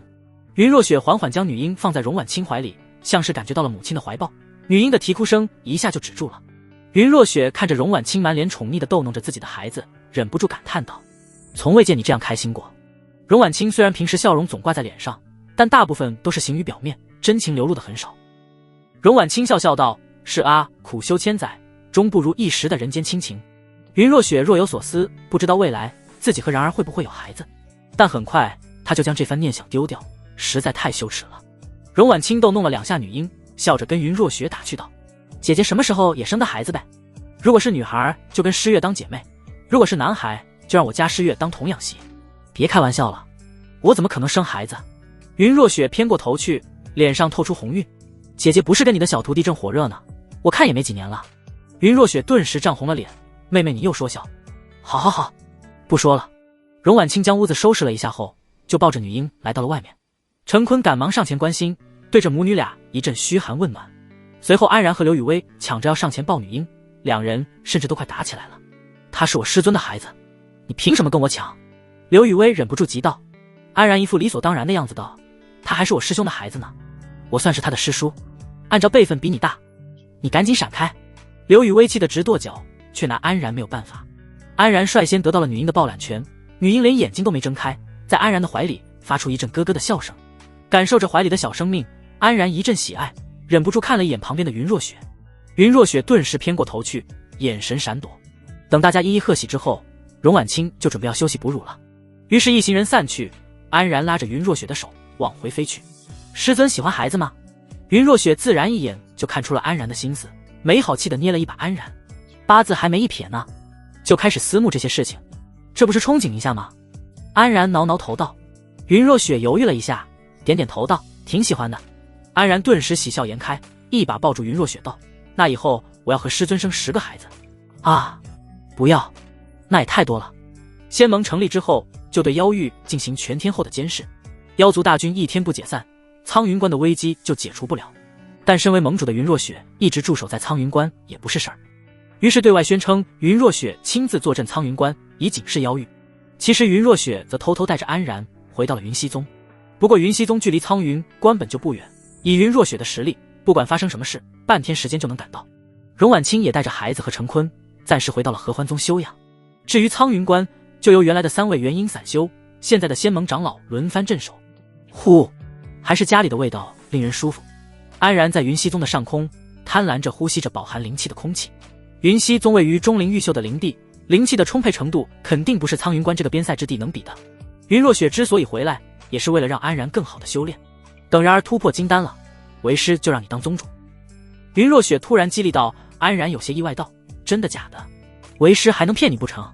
安然嘿嘿一笑，其实也不是非得当宗主，徒儿只要有师尊就够了。云若雪敲了敲安然的脑袋，真是个傻瓜，嘴上这么说，但他心里却一阵暖意。两人回到久违的雪望山，如今安然已经到达了筑基巅峰，下一步就要突破金丹了。突破金丹期要历经大雷劫，尽管以安然如今的肉身强度完全不在话下，但云若雪还是要做好万全的准备，不容一丝闪失。于是久违的铸体淬骨液又出现在了云若雪的手上。回想起曾经那痛苦不堪的往事，安然就忍不住打一个冷战。师尊，我感觉真的没必要了吧？我的肉身已经很强了。云若雪却不以为然道：打好基础很重要，在突破金丹之前，各方面都提升起来，对将来的修炼有很大的好处。安然无奈，至少在修炼经验这方面，他确实无法反驳师尊。他再次脱光，趴倒在鱼台之上。云若雪将红色的液体倒在手掌上，缓缓涂抹在安然的背部。啊！安然感受到清凉的液体，下意识的就喊叫起来，仿佛触发了某种机制。不过很快他就发现，其实并没有想象中那么疼痛，因为自己在修为一路突破下，肉身也成长了不少。原本让他痛不欲生的东西，现在已经没有了曾经的感觉。云若雪听到安然喊叫，却以为安然依然跟以前那样疼得受不了，所以他赶忙关心道：然而还行吗？没事的，师尊继续涂吧。安然摆摆手。云若雪见状思索了一下道：然而稍等，为师给你想想办法。真没事的，师尊你继续。安然正想劝说师尊别那么麻烦了，自己刚才只是下意识的惨叫，结果一回头就看见师尊在脱衣服，顿时就识趣的闭上了嘴。很快，云若雪就脱得只剩内衣，丰满的身材一览无余。师尊这是？安然在兴奋之余发出了疑惑声，就像之前那样，为师来给然儿按压身子。说着，云若雪脸色微红的压在了安然的身上，感受到师尊温润如玉的身体，安然整个人血液流通速度都变快了，清凉的液体再次涂抹在安然身上。只不过这一次，安然的每一寸皮肤都被云若雪照顾到了，甚至在云若雪的按压下，安然感觉不到一丝一毫的疼痛。师尊真是太厉害了，安然忍不住赞叹道。是吗？云若雪听到安然的夸奖，面露喜色，变得更卖力了起来。师徒二人在洞府中做一些奇奇怪怪事的时候，云熙宗却迎来了一位不速之客。一个白发苍苍的老头出现在云熙宗的山门前，说是要加入云熙宗。负责招募弟子的执事一脸无奈的上下打量着老头，说道：喂，我说你都快入土了，还跑来加入修仙宗门干什么？老头轻轻一笑，正是因为我快入土了，才来求长生的，不然来你们宗门有什么用？云熙宗执事顿时板着脸道：嘿，你个老头，赶紧识趣的离去，再胡搅蛮缠我可就不客气了。老头一脸无奈地摊摊手，作为阮国数一数二的宗门，竟然连基本的尊老爱幼都做不到，实在是不入流。他一边数落着，一边转头离开。云熙宗执事顿时气不打一处来，不过看对方一个手无缚鸡之力的凡人老头，他也懒得多追究。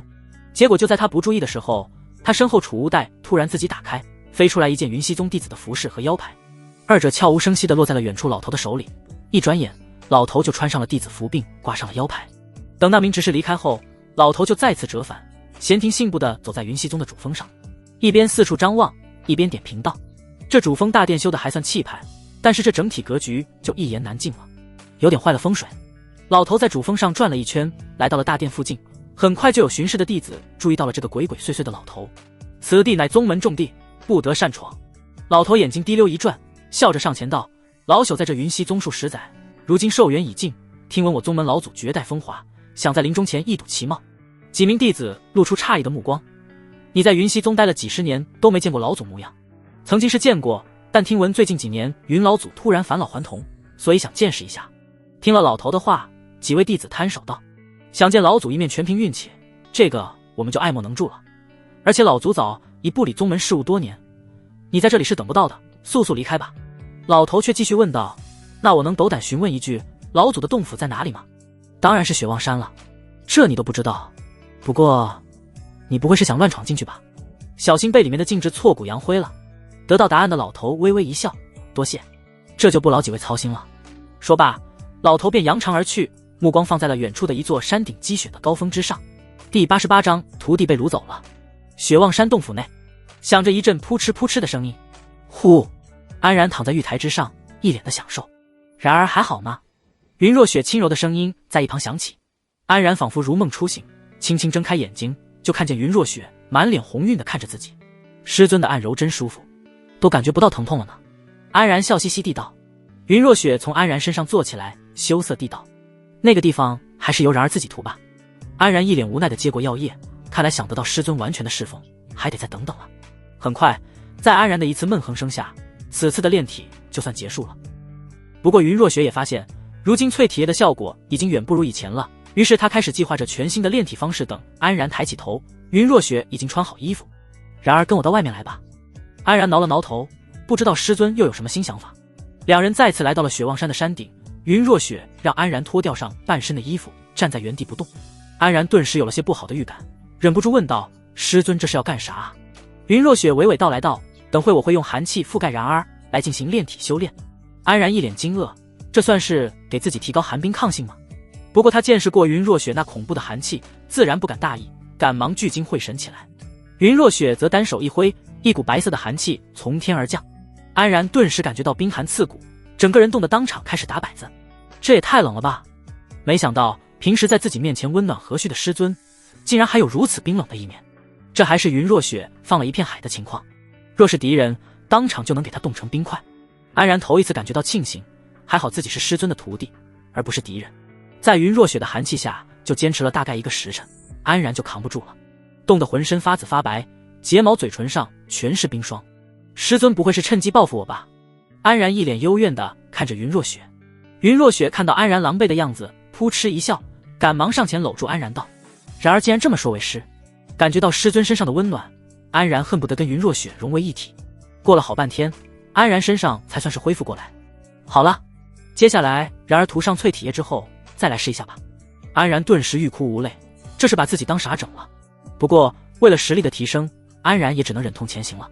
在这样来来回回的折腾下，安然终于是受不了折磨，最后倒了下去。云若雪赶紧上前抱住安然：“我们今天的修炼就到这里吧。”安然蜷缩在云若雪的怀里，等恢复了之后，恶狠狠地将师尊按倒在雪地上。然而干嘛？安然气呼呼的道：“师尊也太会折腾徒儿了。”云若雪嘴角露笑：“为师明明是为了然而好。”哼，我才不信呢！安然直接骑在云若雪身上，开始报复性的在师尊腰间挠痒痒。啊！然而不要！云若雪一阵挣扎，发出咯咯的清亮笑声。但安然没准备就这么放过师尊，又一口吻下去，直接含住云若雪诱人的嘴唇。呜！云若雪发出呻吟，好不容易才从安然的魔嘴下逃脱出来。然而太坏了！云若雪气愤地擦了擦嘴，安然则心里舒畅了许多，将云若雪松开来。嘿嘿，让师尊这么折磨一番，徒儿得点好处不行吗？云若雪哼了一声，指着主峰道：“罚你这个逆徒去跑腿，给为师拿点材料来。炼药的材料不够了。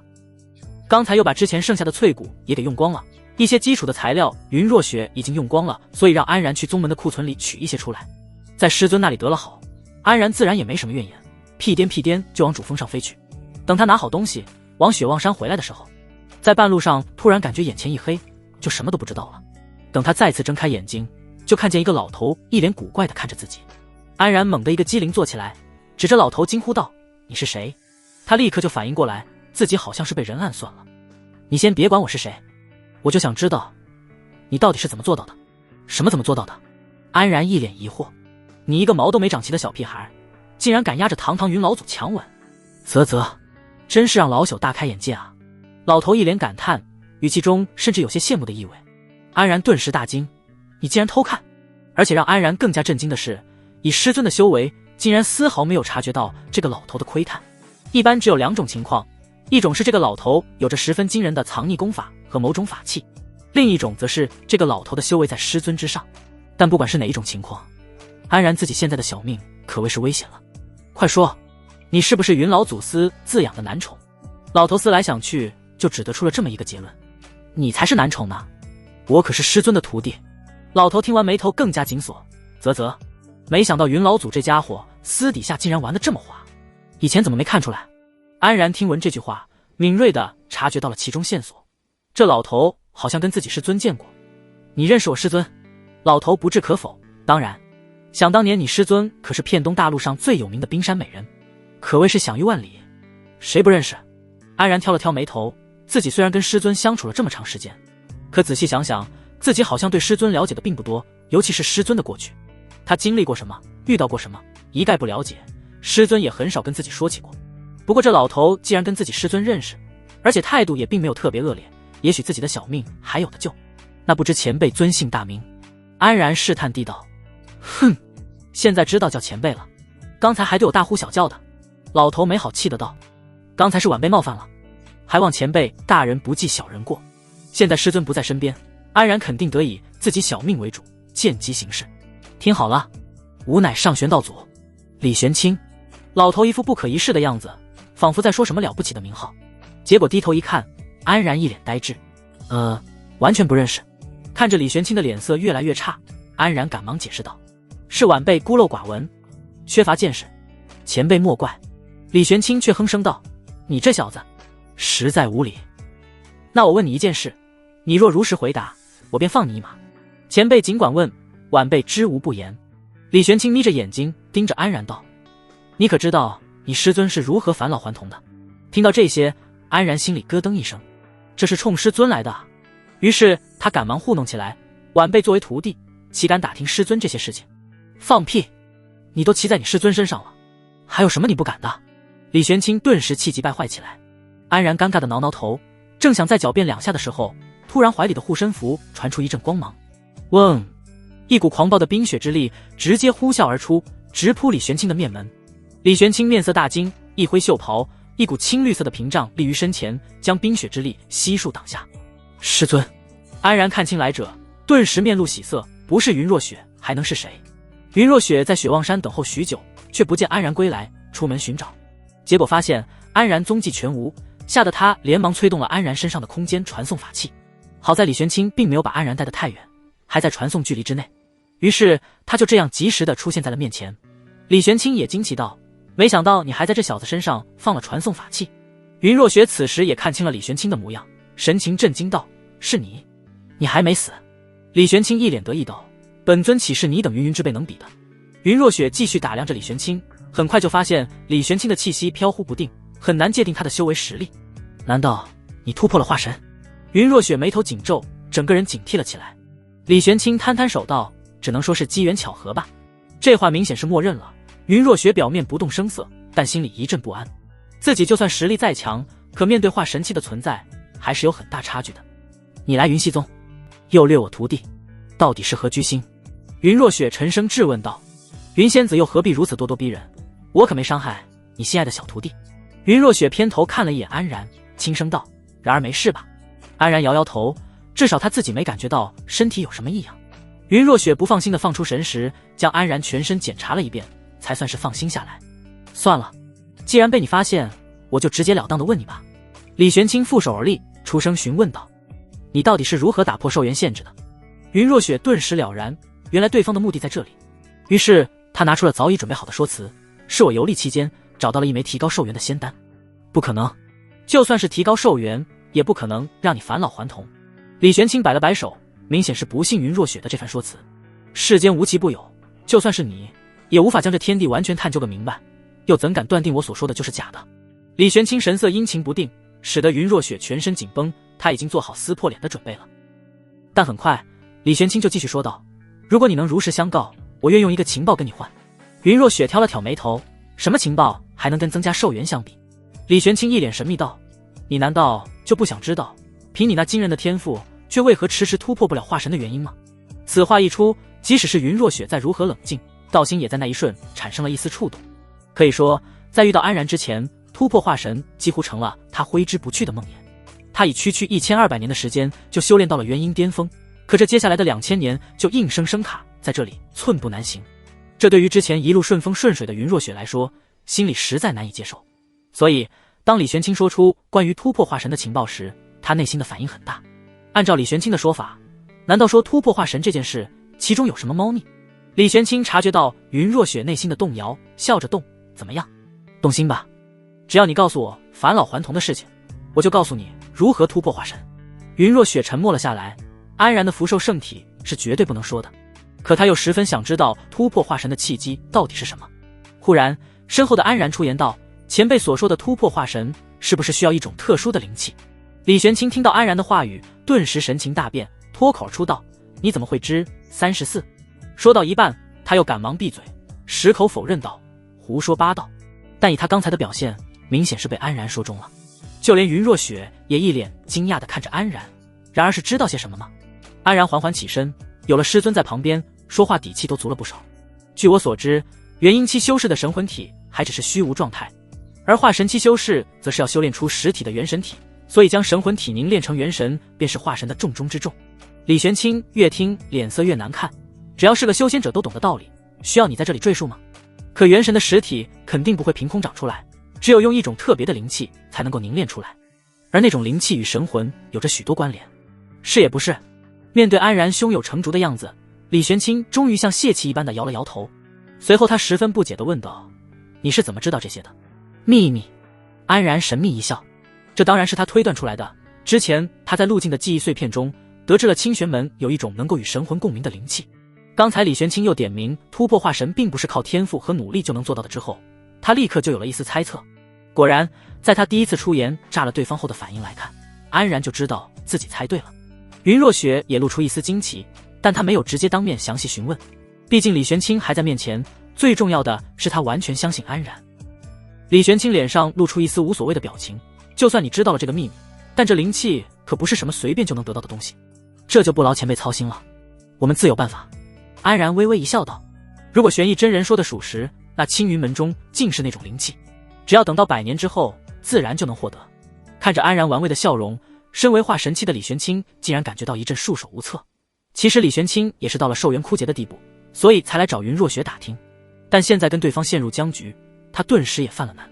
多年前，他机缘巧合的在一处极险之地获得了3颗化神丹，其中就蕴含着安然之前所说的那种灵气，才让他侥幸突破到了化神初期。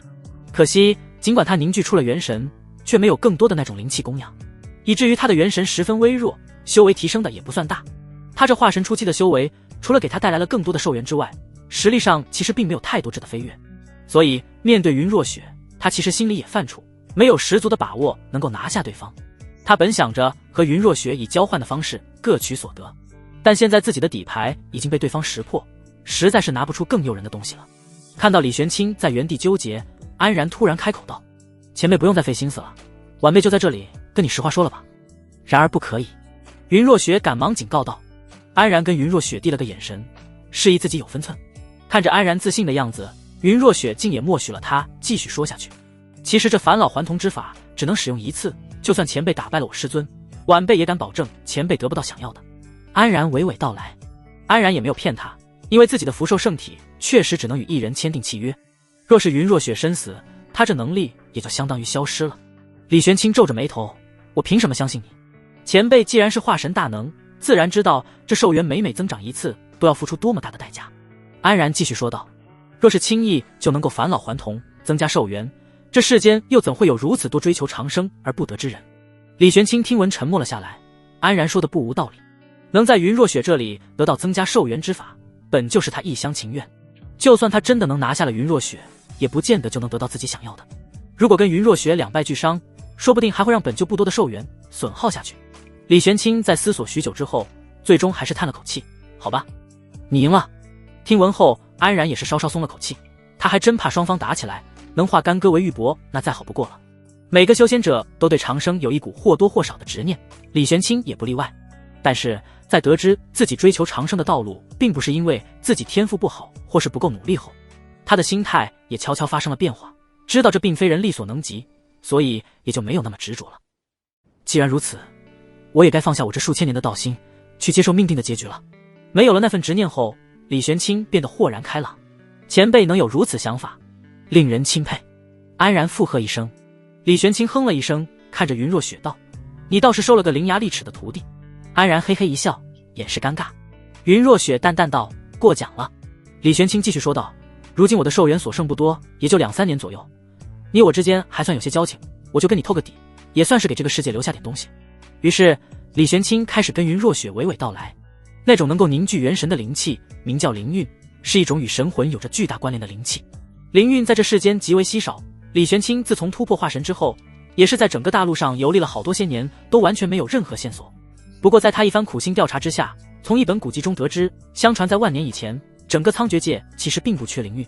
那时候化神强者比比皆是，甚至还有归虚期的大能之士。但是后来不知什么原因，苍绝界上的灵韵就突然消失了，以至于后面的修仙者大部分都止步于元婴期，无法再寸进半步。这是为什么？云若雪忍不住问道。李玄清摇摇头道：“这个我就不知道了。”但是一旁的安然眉头微皱，若有所思起来。如果李玄清所说不假，这整个世界的灵韵都全部消失了，那为什么在那青云门中却到处都是？而且据之前师尊所说，这青云门也是万年前整个苍绝界中的超级修仙宗门，里面强者无数。这二者之间会不会有什么关联？当年青云门甚至还举全宗之力，想带着所有人飞升。如此壮举，虽然后面失败了，陨落在了那所谓的什么太虚之境，但肯定不是简简单单就能做到的，也许跟苍绝界中灵韵消失的事情有关。这些事安然没有说出来，也许在以后这一切都会有答案。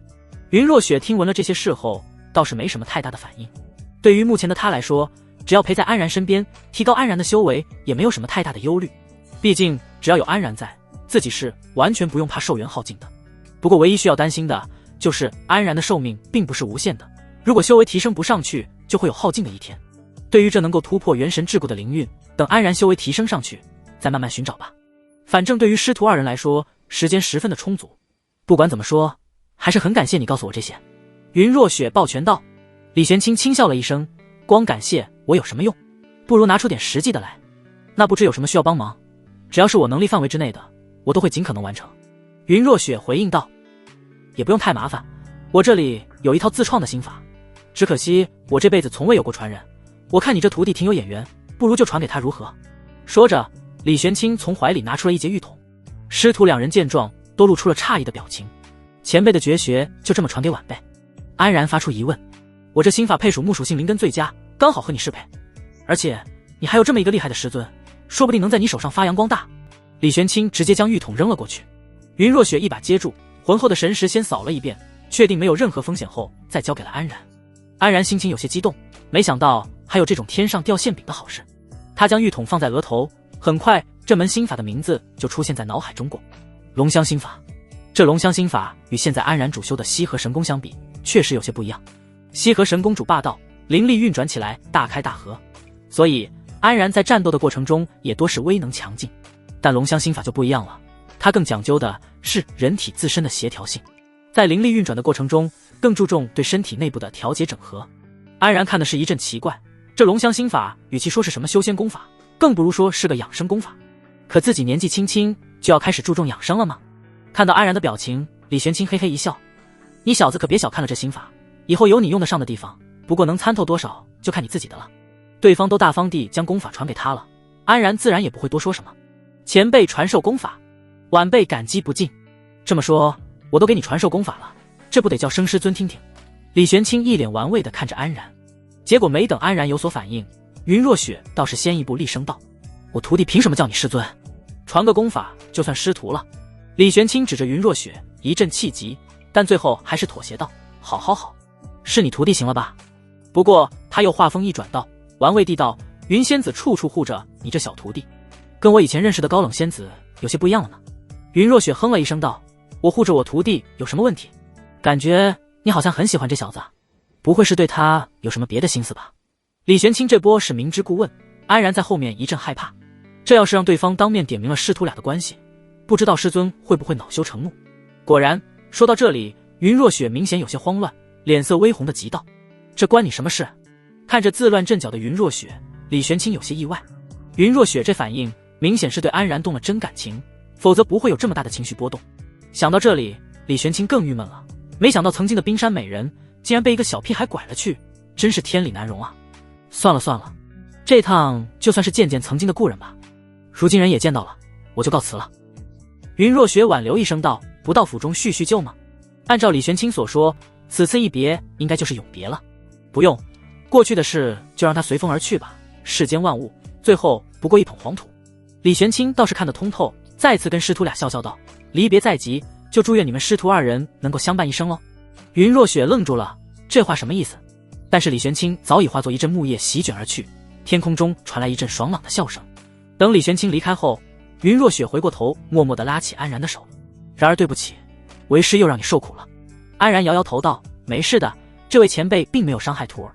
云若雪点点头，李玄清算是跟自己有些交情，但在修仙界中，大家为了各自的利益，这点交情根本算不得什么。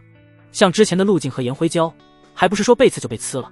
好在李玄清自身对长生已经没有了曾经那样强烈的执念，这次就算是有惊无险的度过了危机。云若雪后怕的将安然拥入怀里，轻声道：以后不管去哪，师尊都会陪着然儿的。安然无奈道：师尊也不必太紧张，徒儿也是很厉害的好吧？云若雪欣慰的笑道：说的也对呢，刚才要不是靠然儿，这会儿说不定已经打起来了。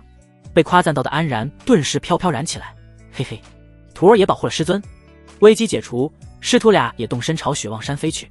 一路上，云若雪忍不住朝安然问道：对了，然而是怎么知道存在灵运这个事的？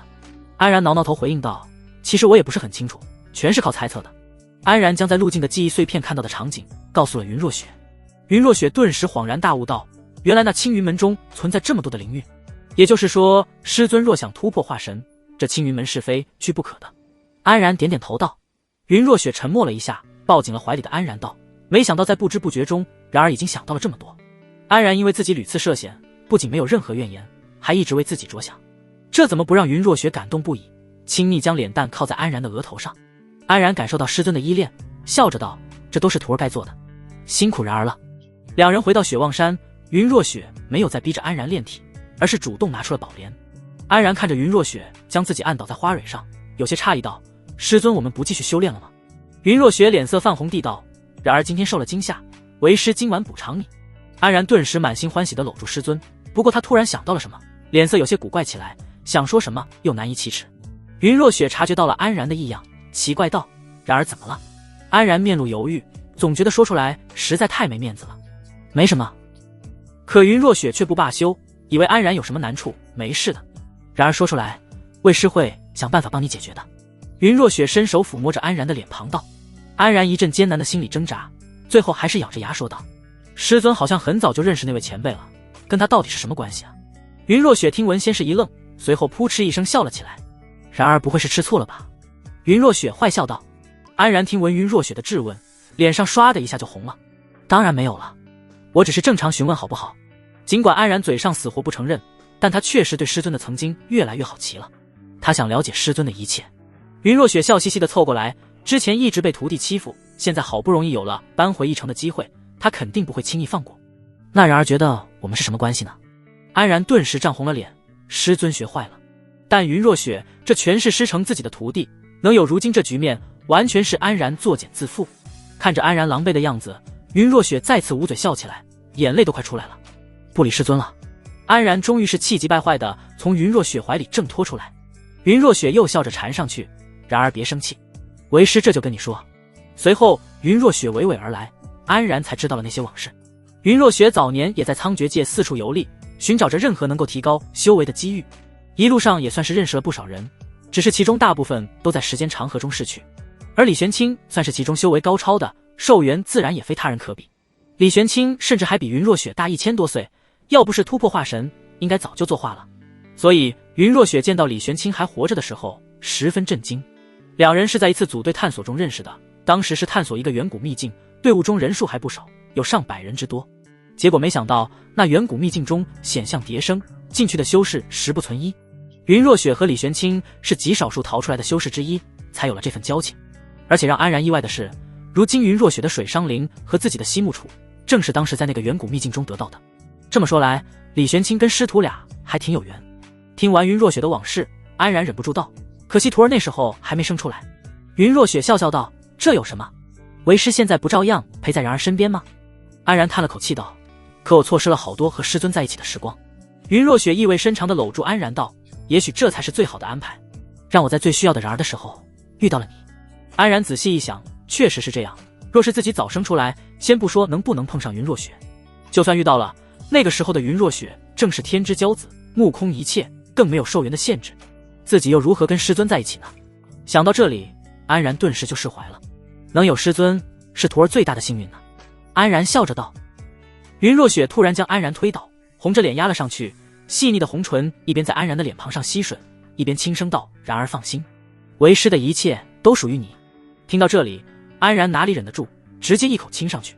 接下来的日子，安然又一次进入到了修炼状态，每天接受云若雪惨无人道的磨练，折磨的安然痛苦不堪。不过到了晚上，安然又会得到师尊别样的补偿，只能说安然再一次体会到了痛并快乐的酸爽感。在这中间的空档，安然也拿出了那本龙香心法，试着修炼了2下。这心法果然玄妙，安然在修炼的过程中竟然感觉到身体变得比往常更加精神，整个人都充满了旺盛的精力。最重要的是，他感觉自己每天能够触发福寿圣体的次数变多了，这让他一阵喜出望外。也就是说，可以和师尊亲，不对，是能够给师尊增加更多的寿元了。于是他仔细地研究了一番这龙香心法，一共有5重境界，每一重境界都有对应的5脏，依次为心、肝、脾、肺、肾，可以增强5脏的力量，让灵力贯通身体，更好地发挥实力。总体来说，这应该算一个辅助性的功法，并不像西河神功那样有着强大的运转灵力的能力。据上面所说，只要将这心法修炼至大成，就能够完全控制自己的身体和欲望，达到随心随欲的天人之姿。看起来好像很厉害，但安然确实没看出有什么特别的地方。不过这功法也并不难练，每天花上1-2个时辰，还能让自己精神倍棒，聊胜于无吗？就这样，时间匆匆而过。半年之后，安然再次站在云若雪面前时，脸上的神情已经没有刚开始的害怕了。他精神焕发地看着师尊，笑着道：“来吧，师尊。”云若雪点点头，纤手一挥，极寒的风雪直接席卷而上，将安然笼罩。安然稳稳地站在风雪之中，面不改色，仿佛那冰寒刺骨的风霜伤不到他分毫。经过这么长时间的训练，肉体强度自然也是大幅度增强。安然早已对师尊平常的手段完全免疫。不过云若雪肯定还有后手，很快就有一队小兵力出现在了风雪之中。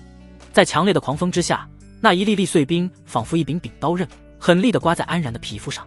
一开始安然还能扛得住，身上只是出现了许多红印子，但时间久了之后，安然身上就出现了不少的血口子。云若雪见状，心疼地放松了风雪的力度，结果感受到风雪变弱了的安然立刻大喊道：“师尊别停下，继续！今天我想试试我的极限在哪里。”云若雪听到安然的话语，脸上露出欣慰，于是就咬了咬牙，继续增加风雪的强度。不过他把握的十分有分寸，不会一下子让安然受不了。安然继续咬牙坚挺着，能感觉到师尊的力道缓缓在增加。呜！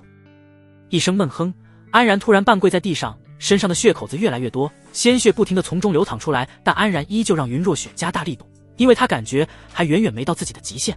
慢慢的，风雪中的冰粒开始变成了冰锥，变成了一道道尖刺，戳向了安然的身体。啊！冰冷又刺痛的感觉让安然忍不住发出一声惨叫。然而，可以了吧？云若雪急道：“不，再坚持一下。”安然死死咬紧牙关，浑身肌肉绷紧，狂暴的风雪几乎要将他彻底吞没，身上已经开始结出冰碴。再过一会儿，安然身体的血液都要被冻结了。够了！云若雪突然大喊一声，瞬间收起了所有的风雪。安然看着头顶上的太阳重新出现，一脸如释重负地趴倒在了地上。云若雪冲上来，将安然身上的冰锥直接化成水流甩掉，然后将他抱起，轻轻擦拭掉身上的血迹。师尊真的好厉害啊，感觉这辈子都追不上师尊了。安然倒在云若雪的怀里，一脸恍惚地感叹道。云若雪鼻子耸动两下，然而你何必这么急呢？安然苦笑一声道，主要还是想和师尊一起并肩作战，但现在以我的能力，不给师尊添麻烦就不错了。云若雪赞扬道，然而已经很厉害了，如果换成普通金丹期的强者，刚才就已经扛不住了。听到夸奖的安然露出一个满足的表情。等云若雪处理完安然身上的伤势后，就带着精疲力尽的安然回到了洞府中，然后宝帘绽开，两人坐在其上，云若雪开始给安然恢复灵力。等安然恢复状态后，云若雪点了点头道，现在然儿的身体强度已经够强了，从明天开始就结束肉身的磨练吧。安然睁开眼大喜道，太好了，那是不是可以试着突破金丹了？他早就想继续修炼突破修为了，可师尊却一直阻碍自己过于追求修炼速度，而是在其他方面找过。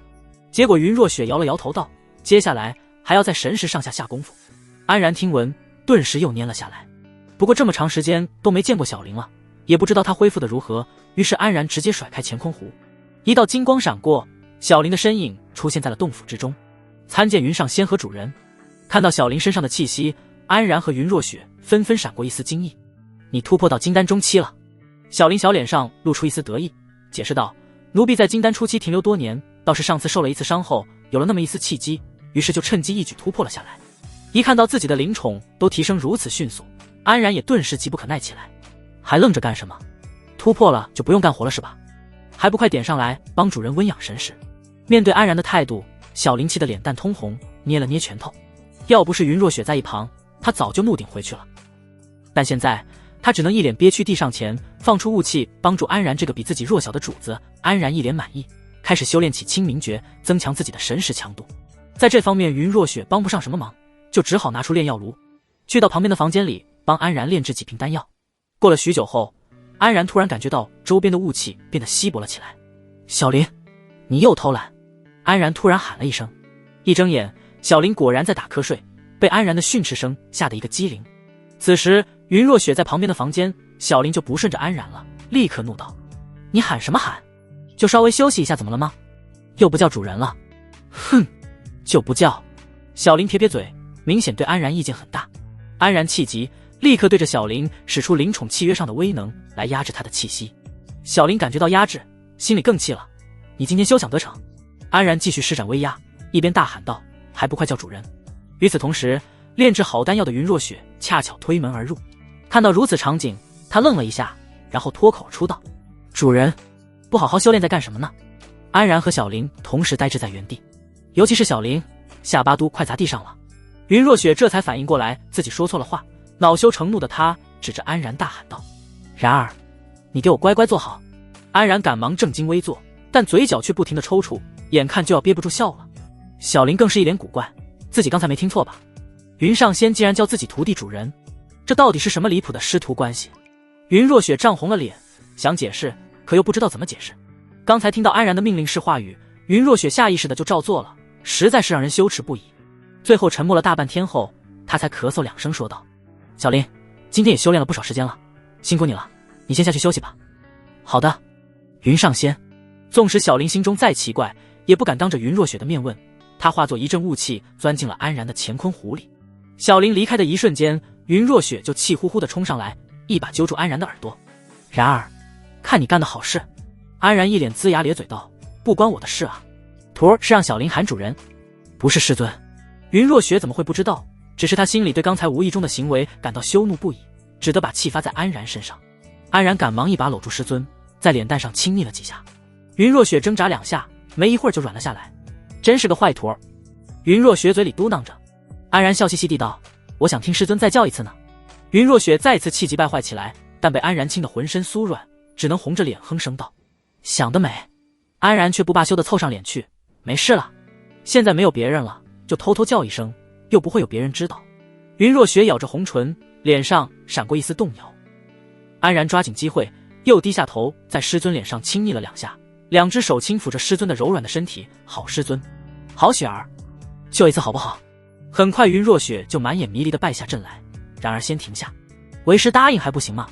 安然一脸期待地松开师尊，云若雪则轻轻凑上来，红着脸在安然的耳边轻声道：主人。安然顿时感觉到浑身通透，一股前所未有的满足感席卷全身。雪儿就是全世界最好的师尊。云若雪也感觉自己心里有什么触动一般，开始主动亲吻起安然来，甚至一双白皙的纤手开始在安然身上游走起来。感觉到师尊的举动，安然一脸意外道：师尊你这是？云若雪红着脸一把推倒安然，都怪然儿，把为师变得越来越奇怪了。说罢，云若雪趴在安然身上，在安然脖颈处舔舐起来。感受到师尊主动的行为，安然浑身一颤。师尊你……云若雪玩味的轻声挑逗道：主人喜欢吗？这句话瞬间就将安然的理智点炸了，一下将云若雪翻身压在身下。师尊太犯规了。云若雪看着安然满眼的火热，心里砰砰乱跳，一边担心安然做出什么过分的举动，却又有一丝小期待。主人不可以。云若雪嘴上反抗着，而在安然眼里，云若雪衣衫不整地躺在面前，双臂举过头顶，胸口剧烈起伏着，这分明是一副任人采摘的模样。安然当然不客气，携带着火热的气息扑了上去。云若雪沉浸在安然的亲热中，完全没有注意到一只大手已经悄然探进了自己的裙下。感受到异样的云若雪猛地一颤，随后眼神中闪过一丝幽怨，纤手同样探进了安然的袍服里。安然面露惊色，但已经为时已晚。一夜无话。第二天，安然一脸萎靡不振地躺在宝莲中，早已没有昨晚的气势汹汹。云若雪在一旁为安然临时炼制了几颗温养精力的安神丸。看着安然脸色苍白的样子，云若雪捂嘴一笑，将安神丸化在一碗热汤中，端着来到了宝莲旁。然儿，起床喝点安神汤吧。安然苦笑着坐起身来，看着云若雪略显得意的样子，叹了口气道：昨晚师尊下手也太狠了，徒儿差点小命不保啊。云若雪脸上微红道：然而又没说过那里也是触发符兽圣体的部位，为师怎么会知道？昨晚因为云若雪想要报复回去，误入歧途，多次触发了符兽圣体，导致安然再次精力枯竭，差点晕过去，还好安然及时止损。不过这也给云若虚打开了新世界，竟然还能这样给自己增加寿命。不得不说，这符兽圣体还真是有些奇特。好了，以后为师会注意的。来，张嘴。云若雪将热汤端上来，舀出一勺热水，轻轻吹了2口，放在安然的嘴边。安然乖乖张嘴，轻轻含住汤勺。云若雪的丹药确实效果绝佳，热汤流入喉咙，安然就感觉到身体一阵暖暖的，恢复了不少精神。一想到这才只是开始，自己就表现得如此拉垮，以后的生活怕是要惨了呀。不行，自己得想想办法。安然回想起那本龙香心法，其中就有提高精力的功效。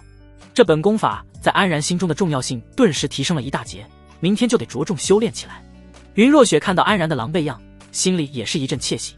虽然对昨晚自己冲动的行径十分害羞，但也算在徒弟这里找回了场子，以后自己也可以欺负徒弟了。安然喝完安神汤，算是恢复了些精神，但并不能补充缺失的精力。于是安然翻起身，直接开始运转起龙香心法来。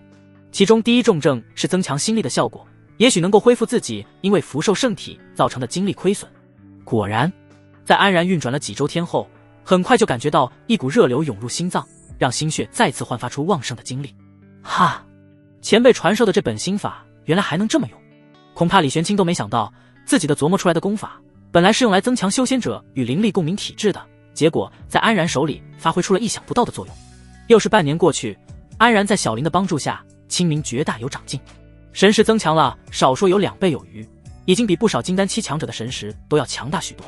可以说，在云若雪静心栽培的这1年时间里，安然已经建立了相当牢固的基本功，尤其是在肉体和神识这2方面，完全不输金丹期的强者。接下来，终于到了安然急不可耐的环节——突破金丹。当年跟云若雪承诺过，自己要在100年之后突破到金丹后期，但现在不过区5年时间，自己就一路从炼气期突破到了筑基巅峰，距离金丹期更是只差1步之遥。也许100年之后突破到金丹后期，完全不是什么难事。然而可不要小看了突破金丹的困难，抵抗雷劫只是其中最轻松的环节。云若雪坐在安然对面，一脸严肃地说道。安然点点头道：徒儿自有分寸。突破金丹最困难的地方是将原本的灵根凝练成孕育元神的金丹，过程中要对丹田中的灵力进行高强度的压缩，凝聚出精纯度极高的灵力，为凝练金丹提供优良的环境。而凝练金丹和压缩灵力这2个步骤必须要同步进行，所以这并没有看上去的那么简单。云若雪也是为了安然突破金丹做足了准备，各种丹药灵液一应俱全。2人面对面的坐在宝莲之上，2只手掌心相对触碰，随后安然开始运转功法。之前2人修炼的时候都是抱在一起，但那样安然总是会忍不住分心，突破金丹事关重大，所以云若雪就尽量不影响安然。水伤灵和西木楚祭出，开始围绕着2人慢慢旋转，浑厚的灵力开始在2人体内流转不息。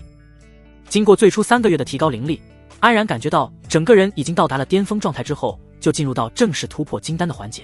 首先安然调动起一股灵力，开始在自己丹田内疯狂压缩，原本稀薄的灵力直接被安然凝聚成一股股散发着微弱光芒的绿色灵力。安然的整个丹田中都充斥着精纯的灵力。就在安然试图凝练灵根的时候，突然耳边传来云若雪的声音：你保持好灵力滋养，凝练灵根的事情就交给我了。还没等安然发出疑问，一团散发着蓝光的女童就突然钻进了安然的丹田之中。安然的神识自然是看得一清二楚，那正是师尊的原因。只见女童小脸上满是严肃，直接冲上去一把握住安然的灵根，然后在安然目瞪口呆下，自己的灵根就仿佛面团一样被女童的小手狠狠地揉捏在了一起。更离谱的是，全程安然都没有任何操纵，灵根也没有对云若雪的行为有任何排斥反应，感觉那灵根就不是自己的，而是师尊的灵根。师尊，你是怎么做到的？安然忍不住发出疑问。女童嘴角微微一笑，奶声奶气道：你别管，还不抓紧收紧灵力。安然只好在云若雪的指导下，将源源不断的灵力注入到自己的丹田之中，压缩成一股股精纯无比的灵力。女童双手不停地搅动，将安然的灵根慢慢揉碎成团。渐渐的，安然原本粗糙的灵根开始变得圆润光滑，已经初步形成了一颗球状物体。那颗球体整整有女童的半个身子大。女童看似有些费力地将球体抱了起来，摇摇晃晃地走到了安然丹田的正中间。随后女童大喊道：下一步，将你的神识裹在灵力中，注入其中。安然赶忙照做，将神识海中浑厚的力量一股脑地涌入那颗球体之中。元婴作为神魂体，能够察觉到安然的所有神识，所以女童开始张开双臂，引导着安然的神识围绕着球体不停地旋转，就仿佛是在用神识温养着球体。这一步就是以灵根为胎盘，以神识为种子，塑造安然未来的原因。一切都进行得很顺利，安然本以为速度会很快，但是没想到光是这一步就整整持续了2个月的时间。终于在一抹强烈的光芒下，安然的金丹成型了。轰！安然只感觉一股强烈的冲击波从丹田中迸发而出，等他回过神一看，自己的丹田中一颗散发着青光的金丹正不停闪烁着，发出一道道波纹。女童此时也像是泄了气的皮球一样瘫坐在旁边。云若雪的元婴长时间出窍，帮助安然凝练金丹也是耗费巨大，现在有点疲惫不堪。不过看着眼前的金丹，女童忍不住缓缓伸出手，轻轻抚摸着表面上的纹路。她的小脸上满是期待，仿佛已经迫不及待地想要看安然的元婴从中蹦出来了。安然自然也感受到了师尊元婴的抚摸，金丹上传来一阵奇怪的感觉，好像很享受被师尊触碰。云若雪之所以能够对安然的灵根做到如此地步，当然是因为2人的灵根相合。之前云若雪就试着用安然的灵根来运转功法，如今凝练金丹，对他来说也是异曲同工之妙。而且也因为如此，云若雪的元婴对安然的灵根有着无法言明的痴迷，他总是忍不住想靠近，一想到安然的元婴已经开始在其中孵化，他就忍不住的一阵激动和亢奋。云若雪压制下那股冲动，赶忙召回元婴，因为接下来的事情他是绝对不能参与的，那就是突破金丹的大雷劫。然而如今金丹已成，雷劫将至，你要打起12分的精神。安然自信地笑笑道，放心吧，师尊，徒儿不会让你失望的。自己可是经历过师尊极致的肉体磨练的区区大雷劫，难道还能与师尊的风雪之力强？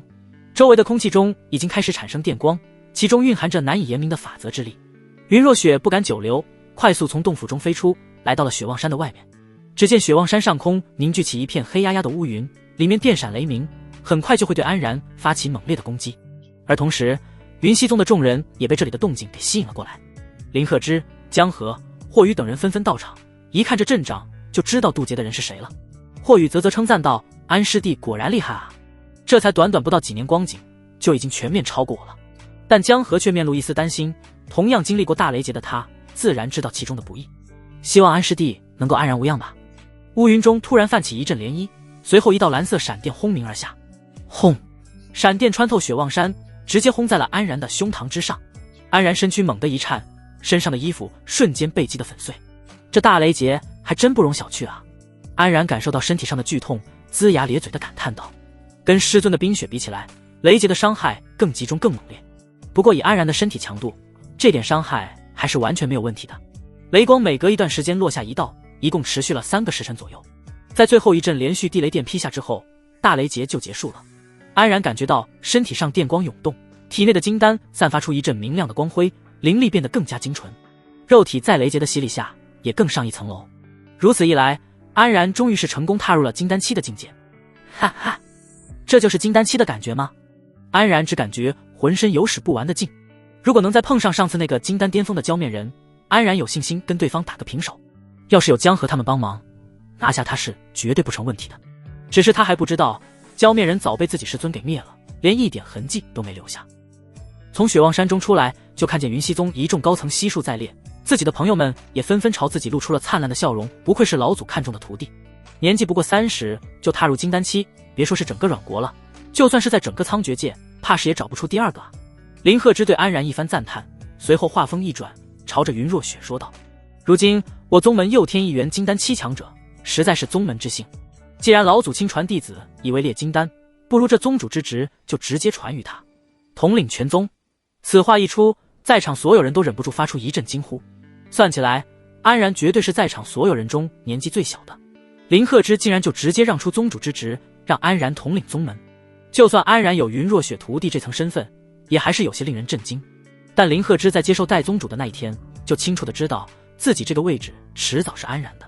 如今安然已有金丹期实力，之前云若雪都让刚刚突破金丹的郭子辰当岳航书院的院长，安然自然也不在话下。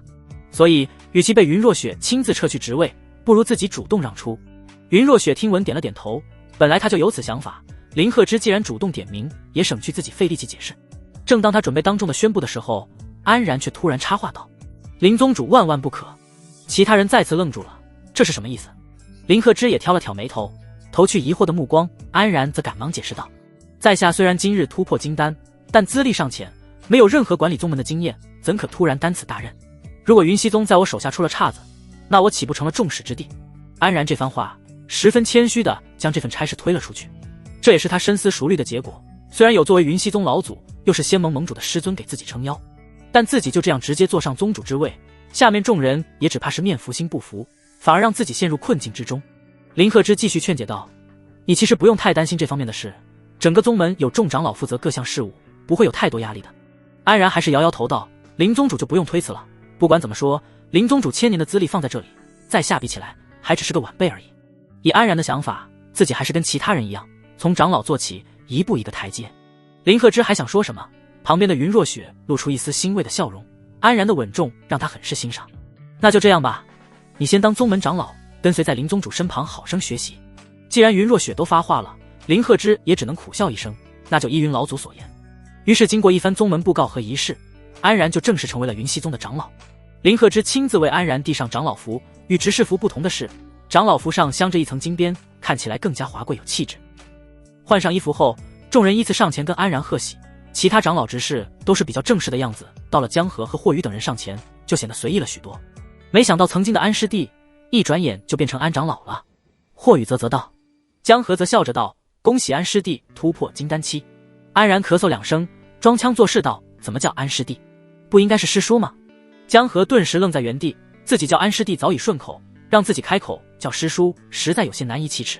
霍宇猛地上前搂住安然的肩膀，没好气的道：“好啊，这才当上长老，就开始对我们这群朋友下手了。”几人一番嬉笑打闹，后面霍宇提议晚上再去江河洞府上聚一聚。安然让几人稍等，自己则在众目睽睽之下来到了云若雪面前。怎么样，师尊？徒儿这一身还算帅气吧？安然一脸得意地给云若雪展示道。云若雪冷哼一声道：“最后才想起为师是吧？”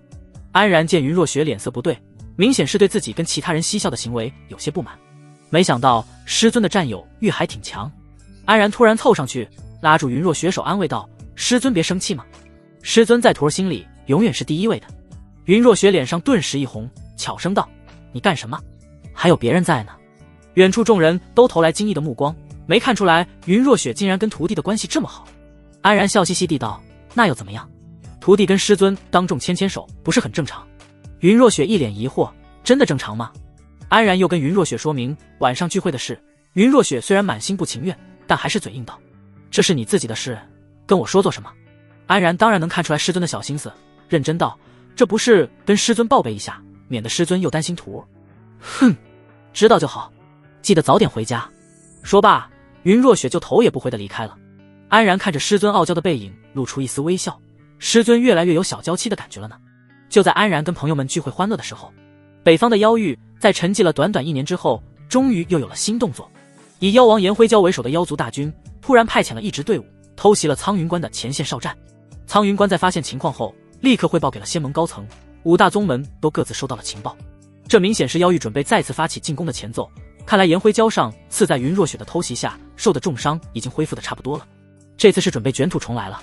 尽管上次云若雪在苍云关前大展神威，震慑了妖族宵小，但从具体实力对比上看，仙盟这边还是处于劣势地位。在顶尖战力方面，阮国就还有5名元婴期，而妖域有了灵兽谷老夫的叛变后，现在有整整12名元婴期。质量方面，云若雪可以说是断层式领先，但也不可能一个人打得过这么多元婴期。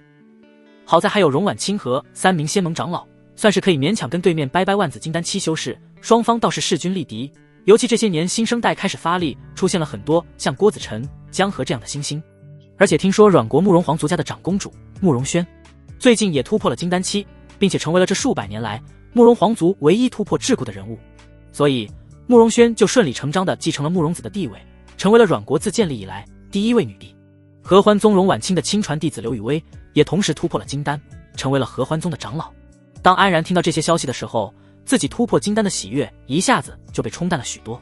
怎么一个个的突然都这么猛？但其实这些人大多都比安然筑基早得多，已经在这个境界摸索了多年。尤其是刘雨薇，在筑基巅峰停滞了很久，上次跟着安然深入妖域，大战了不知多少次，最后还受了不小的伤。在如此多生死险境下，他也是抓住了那股契机，成功的突破了金丹。云若雪在得知了苍云关的消息之后，立刻就召集了各大宗门来云溪宗开会。合欢宗、月行书院、灵兽谷、天耀门，还有代表阮国门面的慕容皇室，纷纷来到了云溪宗的山门前拜访。一时间，云溪宗赫然成为了仙盟的中心。等众人悉数当场，云若雪直接坐在大殿主座上，放眼望去，5大宗门的宗主在2侧一字排开，林鹤之作为云溪宗宗主居首位，安然就跟在林鹤之旁边，按照师尊的要求学习统领之道。慕容轩作为新任女帝，则一身华服的坐在林鹤之对面，与之平起平坐。慕容轩看到安然的身影，见他也突破了金丹，面露惊讶之色，朝着他平和的笑了笑。安然也以微笑回应，2人相互点点头，就算是打过招呼了。云若雪见2人在自己面前眉来眼去，袖袍下的拳头都捏紧了。怎么然而认识的女人这么多，实在太可恶了。大殿上立刻响起一阵清冷的声音：“嗨嗨，既然人已到齐，那么现在就妖域一事开始商讨吧，大家可以提出你们的想法和意见。”率先站出来的是天耀门的掌门，只见一名面容苦涩的中年男子沉声道：“盟主大人。”如今我阮国修仙界遭受重创，实在不宜与强势的妖域硬碰硬，以在下的愚见，不如先与之虚以威仪，拖时间给我们一些喘息的机会。不可，以妖族的秉性，一旦我们示弱，他们定会得寸进尺，进一步蚕食我们仙盟。说话的人是坐在第2排的郭子辰，只见此刻他的脸上少了一分单纯，多了一份沉稳。看来郭子辰也是成长了许多，应该已经彻底从路径的负面影响中走出来了。郭院长说的对，就算是跟对方讲和，也得是真刀真枪干过之后，让对方不敢再有所觊觎。灵兽谷的谷主倒是十分亢奋。作为在场中唯一一个老祖直接叛变的宗门，灵兽谷的位置可以说是极其尴尬，很多人都对他们不满，可以说是众矢之的，所以这个时候灵兽谷自然是不能展现出半点颓废，不然以后灵兽谷还能否存在都是两说之事。不管怎么说，就算要打，我们也要做好万全的准备，尽可能的保证妖族大军不会攻破苍云关，保证关内众多凡人的安全。慕容轩作为女帝发言也是十分中肯，到了合欢宗的成坤就十分言简意赅了，我一切都听盟主安排。作为云若雪的大徒弟，他自然是对云若雪言听计从。林鹤之也是同样的态度，跟着附和一声。眼看着众人全部表明态度，云若雪正想张口说话，林鹤之身后的安然突然站了起来。在下觉得我们这一战并不是非打不可。众人面露异色，他们自然是认识这位云若雪的亲传弟子，只是没想到他竟然会有如此发言。哦，什么意思啊？就连云若雪也眉头一挑，不知道自己这小冤家想干什么。安然娓娓道来，据我所知，妖族大军虽然是大，但并非铁板一块。他们之所以联合在一起，是因为妖王颜灰蛟的撺掇。妖王在妖域的声望极高，具有统筹一方区域的能力。曾经妖域有3位妖王时，他们互相掣肘，无法团结在一起，但如今只剩他一位，所以才导致今天这样的局面。安然的话，众人当然也懂得，可这又能说明什么呢？你难道是想擒贼先擒王，杀掉颜灰蛟？可颜灰蛟一直躲在妖族大军中，想要擒杀他，堪比登天。慕容轩猜测道。安然却笑着摇了摇头道：非也，有我师尊如此强大的战力存在，对方自然不会给我们机会，但是我们可以从其他人入手。这一下众人脸上纷纷感兴趣起来，看安然自信的样子，这小子难道真有什么好点子？安然见状，面露一丝得意地微笑，缓缓说道：之前颜灰蛟等人利用一个子虚乌有的赤面狐，骗我师尊前往妖域试图坑害他，那么如今我们也可以故技重施，找出一个真正的赤面狐来搅乱他们。云若雪听闻这话，顿时眼前一亮，他已经明白自己徒儿的意思了。安然的想法其实很简单，就是离间计。其实妖族也并不所有人都想跟随颜灰蛟攻打阮国的，因为战争就意味着生灵涂炭，总会有人死去。妖族中也不乏一些和平派，只想和阮国和平相处，各自守着自己的一片土地。就比如前妖王血灵狼王，就算是一个坚定的和平派，而且资历很老。血灵狼王活着的时候声望极高，基本上可以算是妖王之首，大半的妖族都在其掌控之下，但却无故暴毙，还被嫁祸在了人族的头上。很多妖族都是因为这个才跟随颜灰蛟进攻阮国。但是之前人族这边因为赤面狐这个假情报被勾住了注意力，现在回过头来看，这个血灵狼王的死很大概率就是颜灰蛟干的，一切都是他自导自演。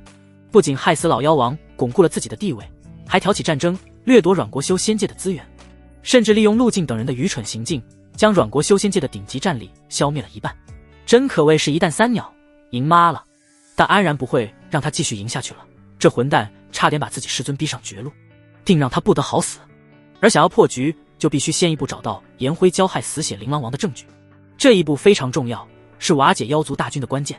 安然的想法得到了所有人的赞成，没想到安然年纪轻轻，竟然还有如此谋略。只是众人在大殿上讨论了许久，也没能得出什么好的办法去找到那份至关重要的证据。安然则再一次给出了答案：我们可以去卧底。卧底？众人愣在原地。没错，我们可以派人潜入他们内部，寻找线索，得手后再找机会曝光他们。安然的想法很好，但实施起来却有些困难。如果对面同样是人族，那卧底起来就简单了。但人族和妖族的气息可以说是完全不同，要想将人族身上的气息完全压制下去，用妖族气息掩盖，那至少也得是金丹期的强者才能做到。而且一旦遇到元婴期的存在，很容易被发现。我愿意做卧底的第一人。安然突然说道。没等众人回应，台上面的云若雪立刻就否决道：不行，这个方案太冒险了。可是安然还想继续说，却被云若雪无情打断。不用说了，今天的讨论就先到这，散会。众人都看得出来这是云若雪护犊子了，但面对盟主的决策，大家也不敢说什么，只好一个个散去。回到雪望山，安然就跟云若雪吵起来了。师尊为什么要当众否决徒儿？安然急道。云若雪板着脸道：我没有否决然儿，只是不同意然儿去冒险。可这是徒儿的主意，自然应该由徒儿亲自去完成，交给别人不一定就能胜任啊，那也不是然儿深入险境的理由。云若雪态度十分强硬。安然当然也知道师尊是担心自己，但是妖族大军势大，正面对决不利，一旦出现纰漏，很可能就会一溃千里，到时候自己和师尊都会遭到极大的危险。焦急的安然猛地扑倒云若雪，忍不住道：徒儿想帮师尊，师尊这都不愿意相信徒儿吗？云若雪看到安然眼神中的渴望，她这才发现徒弟是如此想得到自己的认可。然而云若雪的语气有些松动，她也不想让安然失望。安然见状，立刻开始死缠烂打，最终在一番战斗下，安然终于是撬开了师尊的嘴，使其同意了安然的计划。又过了好些天，云若雪就带领着仙盟众人浩浩荡荡地赶到了苍云关坐镇，以防妖族大军来犯。一听到云若雪亲自来到了苍云关，妖族军队果然就收缩了战线，开始观望起来。云若雪为了稳定仙盟士气，更是3天2头的抛头露面，给仙盟打气，更是给对面的妖族看的，让他们知道苍云关有自己时刻镇守着。而另一面，安然的卧底计划也在暗处悄然地进行中。安然要求主动挑选了几个队友，分别是郭子辰、江河和刘雨薇，都是老朋友了，一起行动起来也算是得心应手。除了这3位，队伍中还有一个清冷的身影，时时刻刻都保护在安然身边。不是云若雪，还能是谁？原来云若雪答应安然的时候，只有一个条件，那就是他也必须跟着去。作为最强战力，有云若雪跟着，安然自然是放100个心。但作为仙盟盟主，云若雪消失在大众视野之下，很容易造成军心不稳。众人想了一个办法，在苍云关每天抛头露面的云若雪，其实并不是本尊，而是容婉清易容假扮的。不得不说，姐妹俩认识的时间长了，云若雪的一举一动，容婉清都模仿得非常像，就是不能跟别人动手，一动手就彻底露馅了。不过在短期内，容婉清应该能顶住压力，给几人争取到时间。5人一路摸出苍云关，悄悄地进入了妖域，一路在云若雪的庇护下避开了绝大部分的哨站和据点。但是到了妖族的大本营之后，5人就不能继续隐藏下去了。现在他们要准备直面妖族了。妖族大军一共5万人左右，全部驻扎在一起，大营在一片山谷中，呈金字塔形，从下往上，妖兽的战力级别依次变强。最下面的自然就是一群低级的炼气筑基的妖兽，连化形都做不到，还维持在原本的野兽模样。5个人中只有云若雪才会化形，而安然4人虽然有金丹期的实力，但都是刚突破不久，还没有完全掌握到金丹期的强力神通。于是云若雪只能拿出收藏已久的化形丹，分发给众人。众人在服下之后，各自幻化成了自己想变成的妖兽。郭子辰成为了一头老虎，看起来凶神恶煞的；江河则变成了一头白雕，威严又美丽。刘雨薇就比较可爱了，直接幻化成一只猫鼬，显得十分机敏。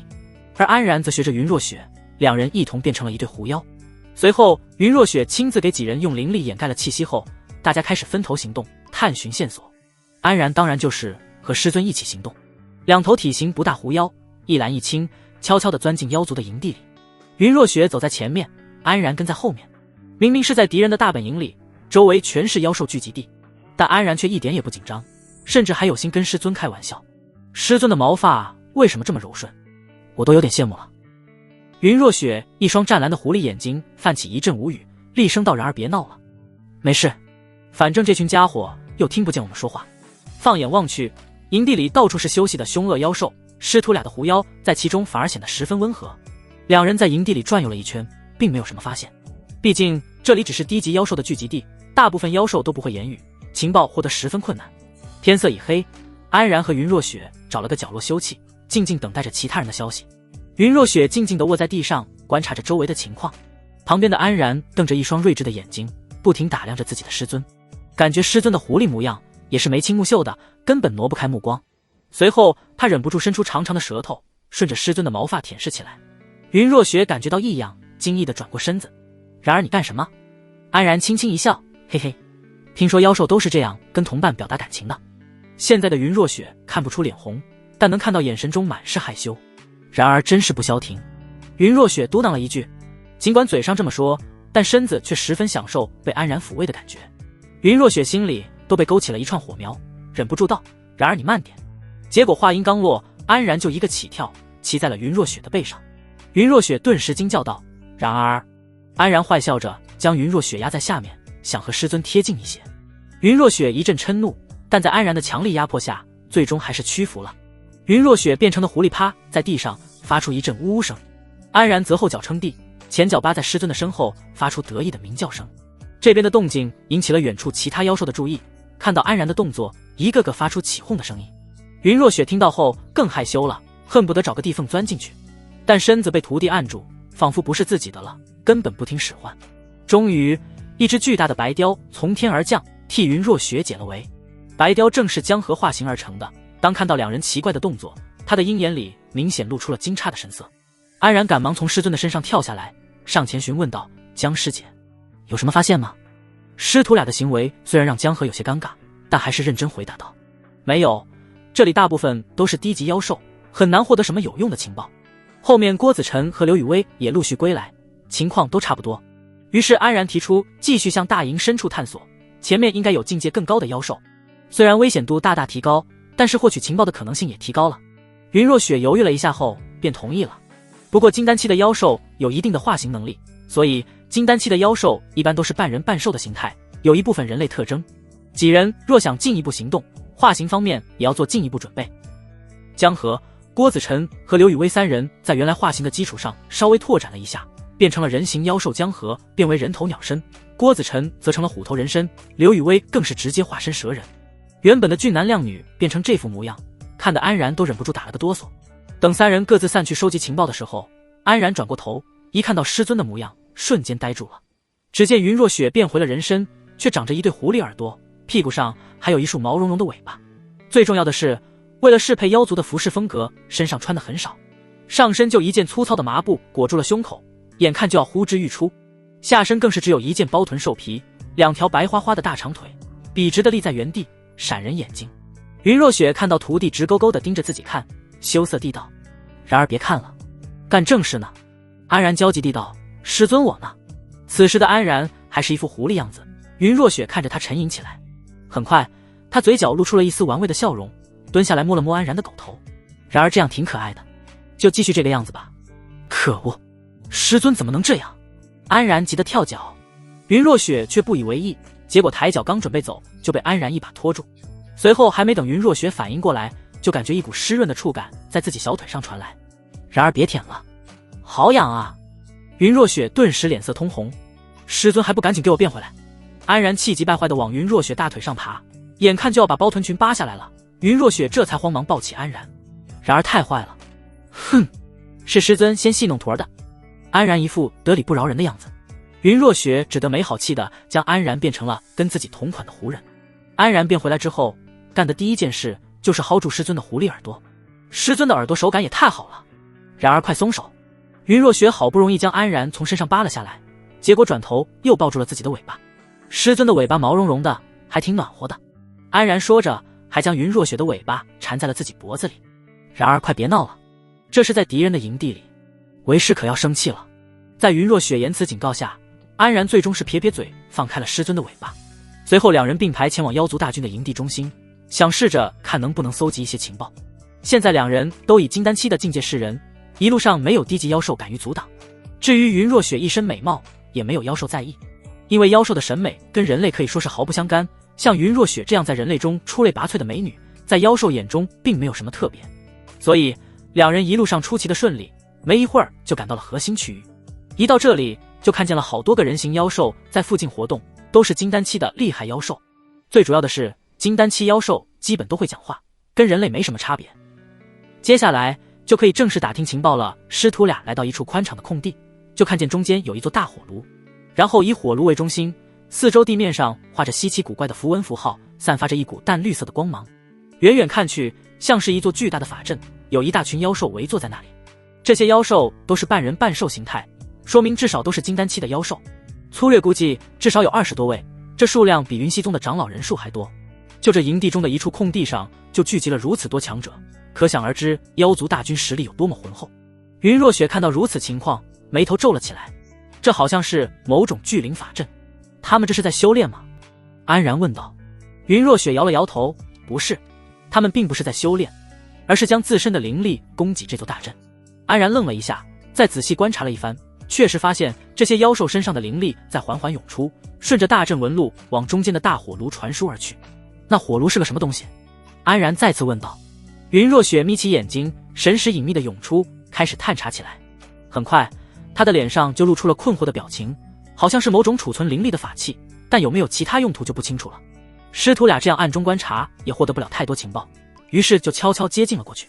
云若雪保持着谨慎的态度，耳听六路，眼观八方，但安然就不一样了，他直接冲向最近的一个狼人，拍了拍对方的肩膀：“你们在这里干什么啊？”云若雪看得心惊胆战，自己这徒弟胆子也有点太大了吧，真不怕暴露啊！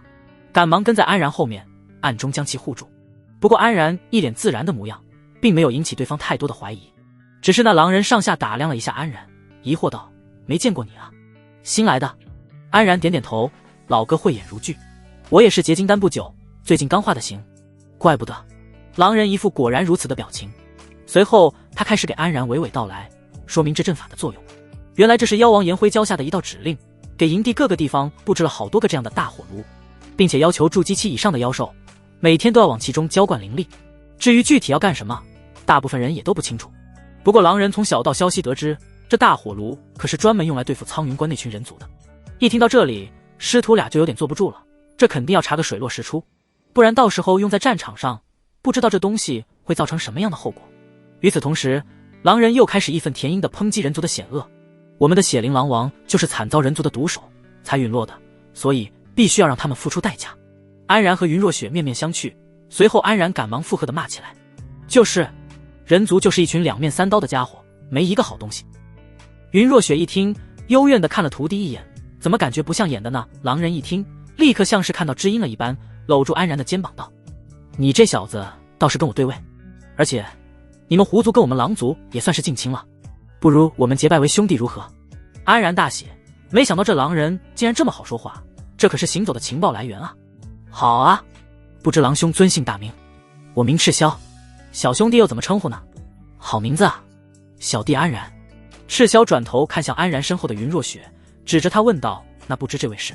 安然看了云若雪一眼，没等云若雪张口说话，嘴角带笑的先一步解释道：“哦，他是我的道侣，名叫小雪。”云若雪顿时愣住，一脸愤恨地望着安然，结果安然根本不在意，还笑着招手道：“来，小雪，还不跟狼哥打个招呼？”云若雪深吸一口气，捏了捏拳头，最终还是选择忍了。他面无表情地走上前：“见过狼哥。”赤霄见云若雪冷冷的态度，脸色明显有些变化。安然赶忙一把将云若雪抱进怀里，解释道：“我这道侣性格内向，不太爱说话，狼哥别介意哈。”赤霄摆了摆手：“安弟弟就不用说了，兄弟我又怎么会跟他一般见识？”又随便聊了几句，安然就开始试探地问起其他事情来。血灵狼王到底是怎么回事啊？我之前只是听闻，但对具体情况一无所知。赤霄叹了口气道：“血灵狼王不仅三大妖王中资历最老的，更是我们狼族的主心骨，而且一直以来他都秉持着和人族和平相处的态度。可是那群人族竟然心狠手辣，派出了大量高手出手暗杀，实在是混账之极。”安然皱了皱眉头，继续问道：“这些消息是怎么传出来的？如此轰动的消息，还用得着说吗？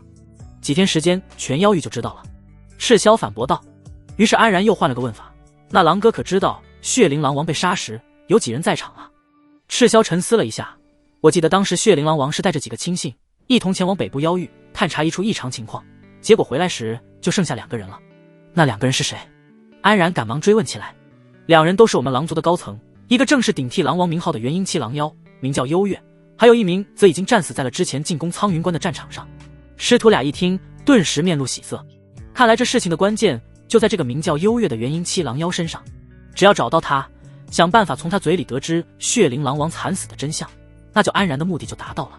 赤霄突然站起来，从阵法中走出，看着2人说道：“说了这么多，都感觉有点累了，不知你们在哪里落脚？”安然摇摇头道：“不瞒狼哥说，我们俩今日刚刚来到这里，还没有安排地方住。”赤霄气愤地道：“这群挨千刀的家伙，看我们族群世风日下，竟然连这点小事都办不好。在他看来，正是因为血灵狼王的陨落，才导致狼族整个族群在妖族的地位下降严重。无妨，今天安弟弟和弟妹2人就来我那里住吧，空间够大，足够你们休息了。”听到赤霄的安排，安然露出笑容，抱拳道：“那就多谢狼哥了。”赤霄带着师徒俩来到一座木头临时搭建的简易房屋，里面空间很大，有好几个房间。师徒俩被安排在一间空房，赤霄也是十分热情，帮安然将房间收拾干净。临走时还悄悄把安然拉到一旁，给了他一罐药丸。这是什么？安然愣了一下，赤霄露出一个耐人寻味的笑容：“这可是我的独家秘方，记得少吃点，不然容易出问题。”说罢，他就留下一个潇洒的背影离开了。安然大概率猜得到这是什么东西，不得不说这妖族行事果然够直接。刚准备将药丸塞进衣服里，一回头就看见云若雪一脸古怪地看着自己。怎么了师尊？安然摸了摸头，那是个什么东西？安然他们的小动作自然逃不过云若雪的法眼。没什么，就某种不知名的丹药吧。我也没见过。安然赶忙摆摆手。赤霄全程都是暗示交流，根本没有明说，反而引起了云若雪的关注。不对，这丹药可能有问题，快交出来。云若雪直接上前索要。安然一脸为难，没事的，师尊。云若雪却不罢休，坚决要检查一下丹药有没有什么问题。在他的淫威下，安然只得无奈地交出去。云若雪倒出一颗丹药放在手上，神识观察了一番，可并没有看出什么。里面所用的材料竟然连他都没有见过，怪不得那赤霄说这是独家秘方。最后没办法，云若雪将药丸放在嘴边，想要尝一下。师尊万万不可！安然赶忙阻拦，这要是让师尊吃下去还了得。放心吧，为师自有分寸。云若雪只是用皓齿轻轻啃下来一丝粉末，放在舌尖上尝了一下。不过这药丸味道酸酸甜甜的，还挺好吃，而且没有任何反应。这好像是某种灵果制成的丹药。云若雪挑了挑眉头，实在有些意外。是吗？安然有些紧张地看着云若雪。云若雪确定没有问题后，大胆地直接扔了一颗进嘴里咀嚼起来，然后点点头道：“应该没错了，好像就是某种灵果制作的，一点药效都没有。”云若雪放心地将盛放药丸的瓶子扔给安然。安然看了看手里的瓶子，师尊吃下去真的没问题吗？不过看着师尊完全没事人的样子，安然都开始怀疑自己是不是理解错赤霄的意思了。其实以云若雪的修为，就算是毒药也很难要了她的命。只是云若雪没想到的是，这并不是什么蕴含着某种药效的丹药，而是一种激发身体活性的灵气，是赤霄族群中常用的一种兴奋剂。吃完之后人会比较亢奋，平时的想法和感情也会随之增强。师徒俩还像往常一样在房间里打坐休息。在这种深入敌营核心区域的情况下，安然也没有太过放四方，就准备安安静静度过今晚，等明天再去寻找那优越消息。前半夜一直都十分平静，到了后半夜，安然突然感觉自己的手被抓住了。睁眼一看，正是云若雪伸出的纤手和自己五指相扣，表情有些暧昧。看到师尊这个样子，安然心里咯噔一声，有些不对。师尊你怎么了？听到安然有些紧张的声音，云若雪哼了一声，怎么，为师还不能抓着然儿的手了？当然可以，只是……安然话还没说完，云若雪就突然凑过来，然而今天怎么对为师这么冷淡？哪有，就有，平时然儿早就报上来了，今晚都没有跟为师亲亲。现在安然已经100%可以肯定是那药丸的问题。可我们深入敌营，这么做是不是？嗡！云若雪随手一甩，坚不可摧的禁制就将整个房间封住，与外界彻底隔绝开来。然而放心，没有人会察觉到我们的。云若雪脸上已经开始泛红了，眼睛里仿佛有光芒闪烁。师尊，你清醒一点啊！安然摇晃着云若雪的肩头。云若雪轻笑道：“为师从未如此清醒过。”安然观察着师尊的状态，眼神清澈，确实也没看出来有什么迷离的表情。那师尊怎么突然？云若雪双手搂住安然的脖子，又凑近了一分道：“为师好喜欢然儿，喜欢和然儿抱抱，喜欢和然儿亲亲，还喜欢被然儿抚摸的感觉。师尊你……”安然有些意外，师尊这是把心里话说出来了吗？云若雪伸出手指堵住安然的嘴唇，红着脸道：“不要叫师尊了，今天人家是小雪儿。”说罢，云若雪头顶上的狐儿耸动了一下，一根毛茸茸的尾巴悄然钻进了两人中间，柔顺的毛发轻抚过安然的下巴，一下子挑起了安然的心火。他一把抓住云若雪的尾巴，在手里揉捏起来，弄得云若雪发出一阵银铃般的笑声。哈哈，然而好痒啊！小雪儿今天是化身狐狸精了呢。安然笑嘻嘻的反手将云若雪搂进怀里。讨厌，竟然这样说人家！云若雪嘴上愤愤地骂着，可两条大长腿已经快速地缠上了安然的腰间，还说不是冲突逆施。安然大声地质问起来。云若雪一听，眼神变得羞涩，但立刻又坚定地道：“为师知道和徒弟这样做是大逆不道的事情。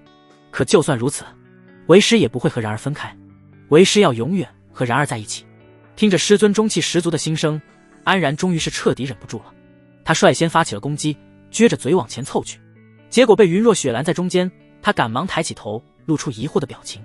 云若雪满脸绯红，眼睛里柔情似水，缓缓伸出手解下自己身前的一块遮羞布，显露出绝美的景色。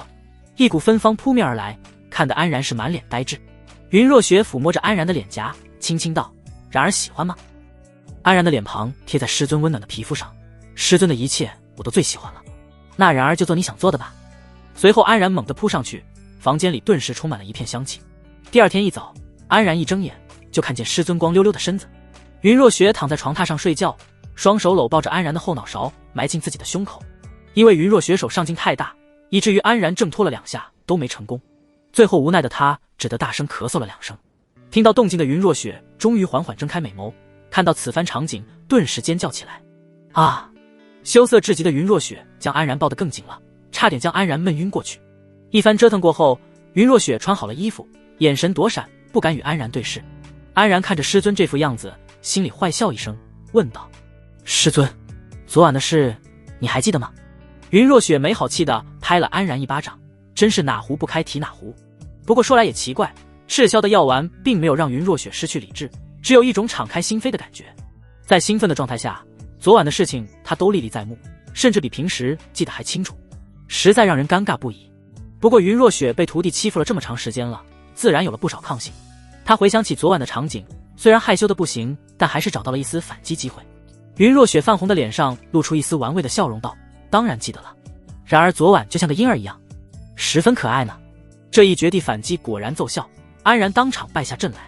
师尊快别说了，云若雪好不容易带住安然一次，肯定不会轻易放过，继续调侃道：“为师还想继续看看然儿享受的表情呢。”说着，云若雪就准备解扣子，安然赶忙拦住道：“师尊就放过我吧。”哈哈，没想到然而也有这么一天。云若雪露出胜利的表情，一脸开心的捏了捏安然的脸颊。安然则郁闷地道：“师尊昨晚吃了那药丸，怎么感觉变了个人似的？”云若雪一脸若有所思道：“我也不是很清楚，但感觉心里敞亮了不少呢。”安然不置可否，昨晚师尊可是对自己说了好多平时说不出口的话，让人意外的同时，心里也是一阵欣喜。原来师尊对自己的感情已经到了这个地步了吗？想到这里，安然就忍不住将师尊抱住，深情的亲热起来。云若雪自然也是毫无保留的迎合，两人缠绵许久，直到被一阵敲门声打破。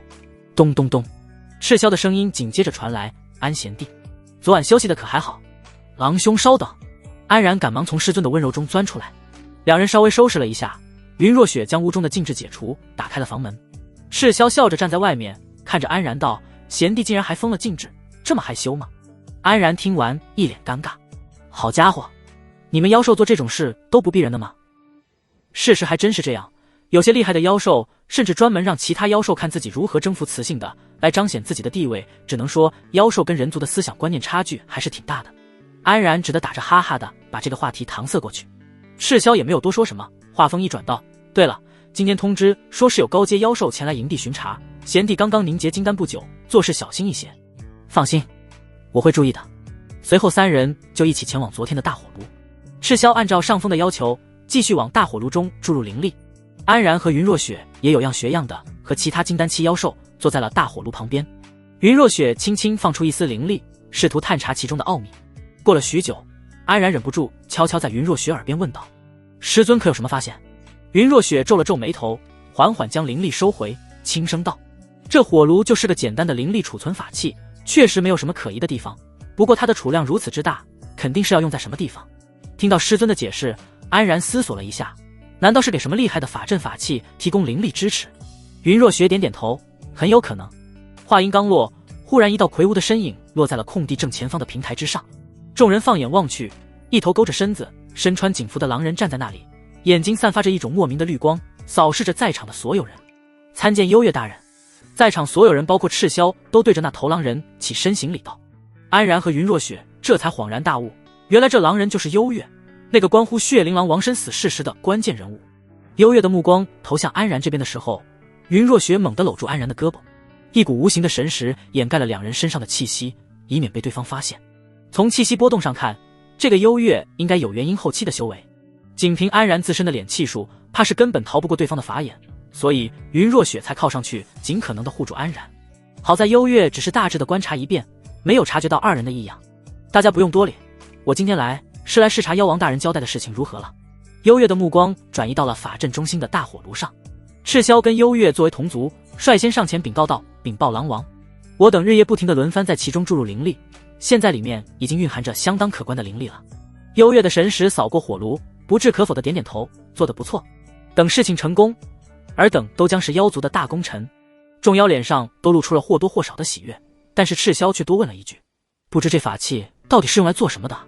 幽月看了赤霄一眼，深吸了2口气，随后娓娓道来：告诉你们倒也无妨，这是妖王大人专门用来对付人族仙盟盟主所用之物。安然愣了一下，原来这东西是冲自己师尊来的。幽月继续说道：众所周知，仙盟盟主实力强悍，是人族最大的依仗，若是成功将其击杀，那仙盟自然也就不攻而破了。赤霄和众妖面面相觑，惊喜道：原来如此，所以还望诸君多多努力，能否击败人族为曾经的血灵狼王报仇，就看你们的了。幽月说到这里，立刻引起了众妖的共鸣，这正是他们远征至此的原因。而在一旁看着众妖群情激亢的安然，看着上面的幽月，露出若有所思的表情。等幽月讲完话离开后，众妖又继续兴致高涨地往火炉中输送灵力，安然和云若雪也继续潜伏在其中。忽然安然注意到头顶有一头雕在空中盘旋，一眼就认出了对方正是江河，看样子好像是有什么发现，想跟自己碰头。于是安然跟师尊对视了一眼，云若雪立刻会意，轻轻咳嗽了2声，拉着安然的胳膊道：人家都在这里待了1天了，好无聊啊，我们去别的地方玩吧。安然心中暗笑，但表面上还是板着脸训斥道：胡闹，现在正跟人族大战，大家都在齐心协力，哪能有你的性子来。云若雪哼声道：人家又不是没出力，累了1天休息一下怎么了？真是个无事生非的小女人。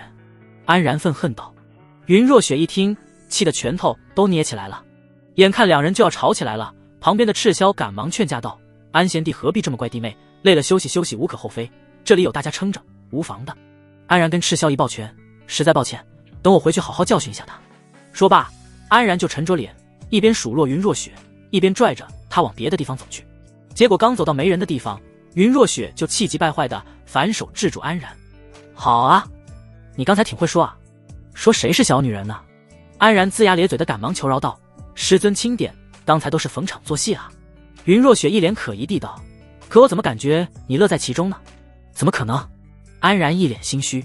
云若雪没好气的将安然放开，此时天空上的江河也落了下来。安然看到人头鸟身的江河，依然忍不住打了个冷战。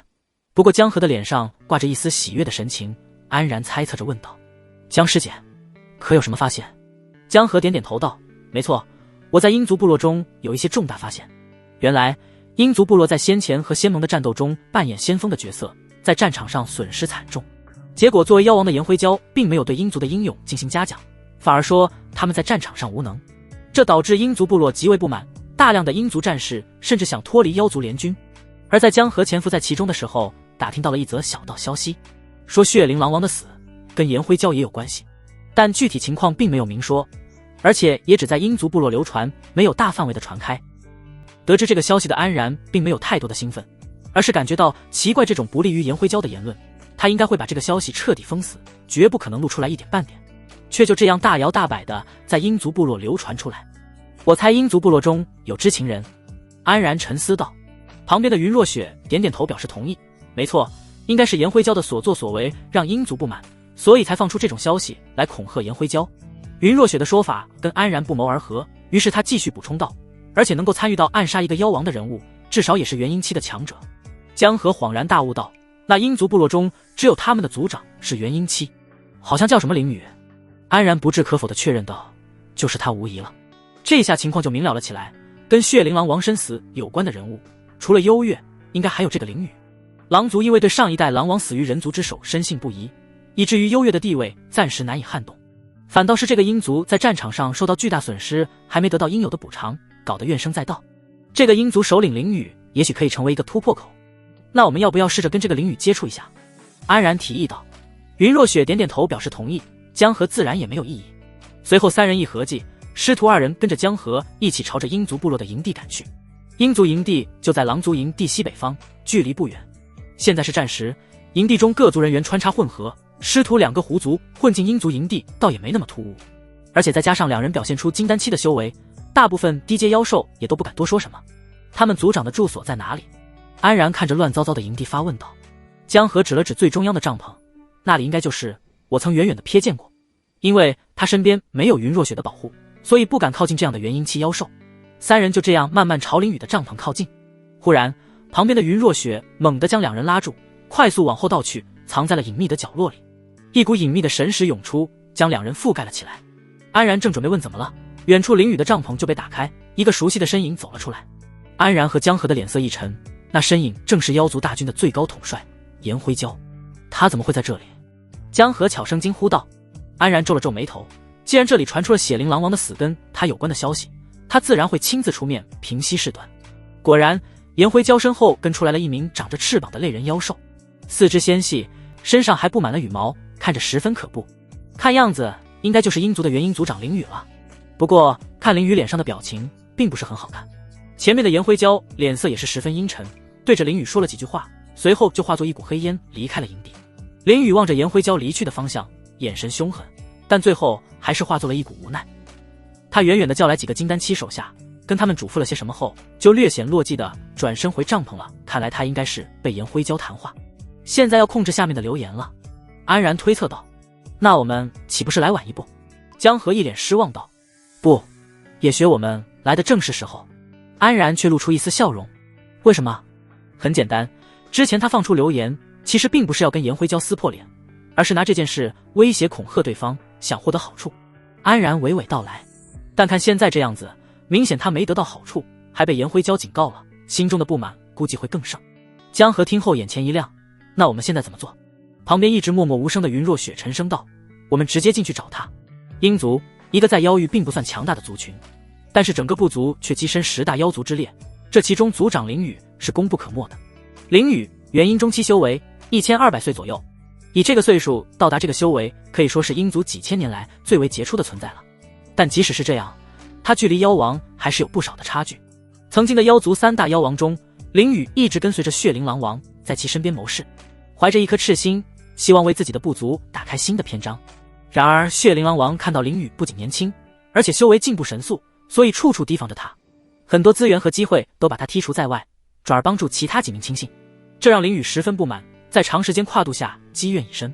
一次偶然的机会，他跟颜辉蛟攀上了线。作为3大妖王之一的颜辉蛟，资历没有血灵狼王强大，但是实力依然是不容小觑。林宇跟颜辉蛟相处过后，觉得这位年轻的妖王既有野心又有手腕，很合他的口味。后来血灵狼王得知后，对林宇的冷落更甚了，觉得林宇背叛了他。林宇本就对血灵狼王的区别对待不满，再加上颜辉蛟伸出的橄榄枝，他就直接带领着整个鹰族投靠了颜辉蛟。一开始颜辉蛟对他是奉作上宾，尽管2者修为差距很大，但林宇在颜辉蛟这里极受重视，心中的虚荣得到了极大的满足，以至于他对颜辉蛟可谓是忠心耿耿。结果没想到他在颜辉蛟手下干的第一件事情就是刺杀血灵狼王。更让他震惊的是，与他们里应外合的卧底正是血灵狼王最亲信的同族幽月。这位狼王怎么也不会想到，自己最信任的同族竟然成为了刺向自己的那把最锋利的长剑。当时由幽月引诱血灵狼王离开本族，前往颜辉蛟市先埋伏好的地方。为了确保杀死血灵狼王，当时除了颜辉蛟，还有另一位妖王摩陀玉蛇，再加上林宇等其他3位元婴高手，可以说是势在必得。果然，在幽月的配合下，他们成功得手，血灵狼王当场身死，连一丝元神都没能逃脱。事后，颜辉蛟严令他们所有人对此事保密，到时候整个妖域都将属于他们几人的。在这样的大饼之下，林宇自然也是兴奋至极，他已经开始幻想自己成为新一代妖王，带领鹰族驰骋天下的情景了。在那之后，颜辉蛟放出假消息，挑起妖族的仇恨，又诱杀人族修士，一桩桩一件件都推着颜辉蛟成为了妖族至高无上的存在，并且在颜辉蛟的带领下，整个妖族开始进攻人族，试图占领整个人族地盘，成为妖族新的养料。林宇在这其中也是越来越疯狂，成为了颜辉蛟手下的头号打手。在进攻苍云关的过程中，林宇率先带领着同族作为先锋，为后续部队开辟战场。本以为能够拿下头功，结果没想到云若雪及时归来，重伤颜辉蛟，逆转战场局势。其中鹰族可谓是损失最为惨重的，更惨的是妖族大军的撤退让鹰族的巨大伤亡变得毫无意义。这样的情况让林宇痛苦不堪，但他仍然天真的认为自己就算没有功劳也有苦劳。于是他向颜辉蛟提出一些补偿，却遭到了严词拒绝，并且颜辉蛟还继续让鹰族作为斥候，全天候的监视苍云关，防止人族偷袭。林宇尽管接受了这个命令，但是心中还是生出了一丝隔阂。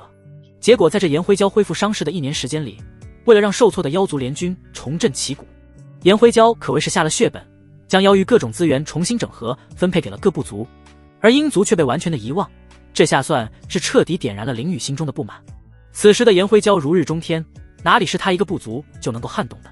但他有一张底牌，就是血灵狼王身死的真相。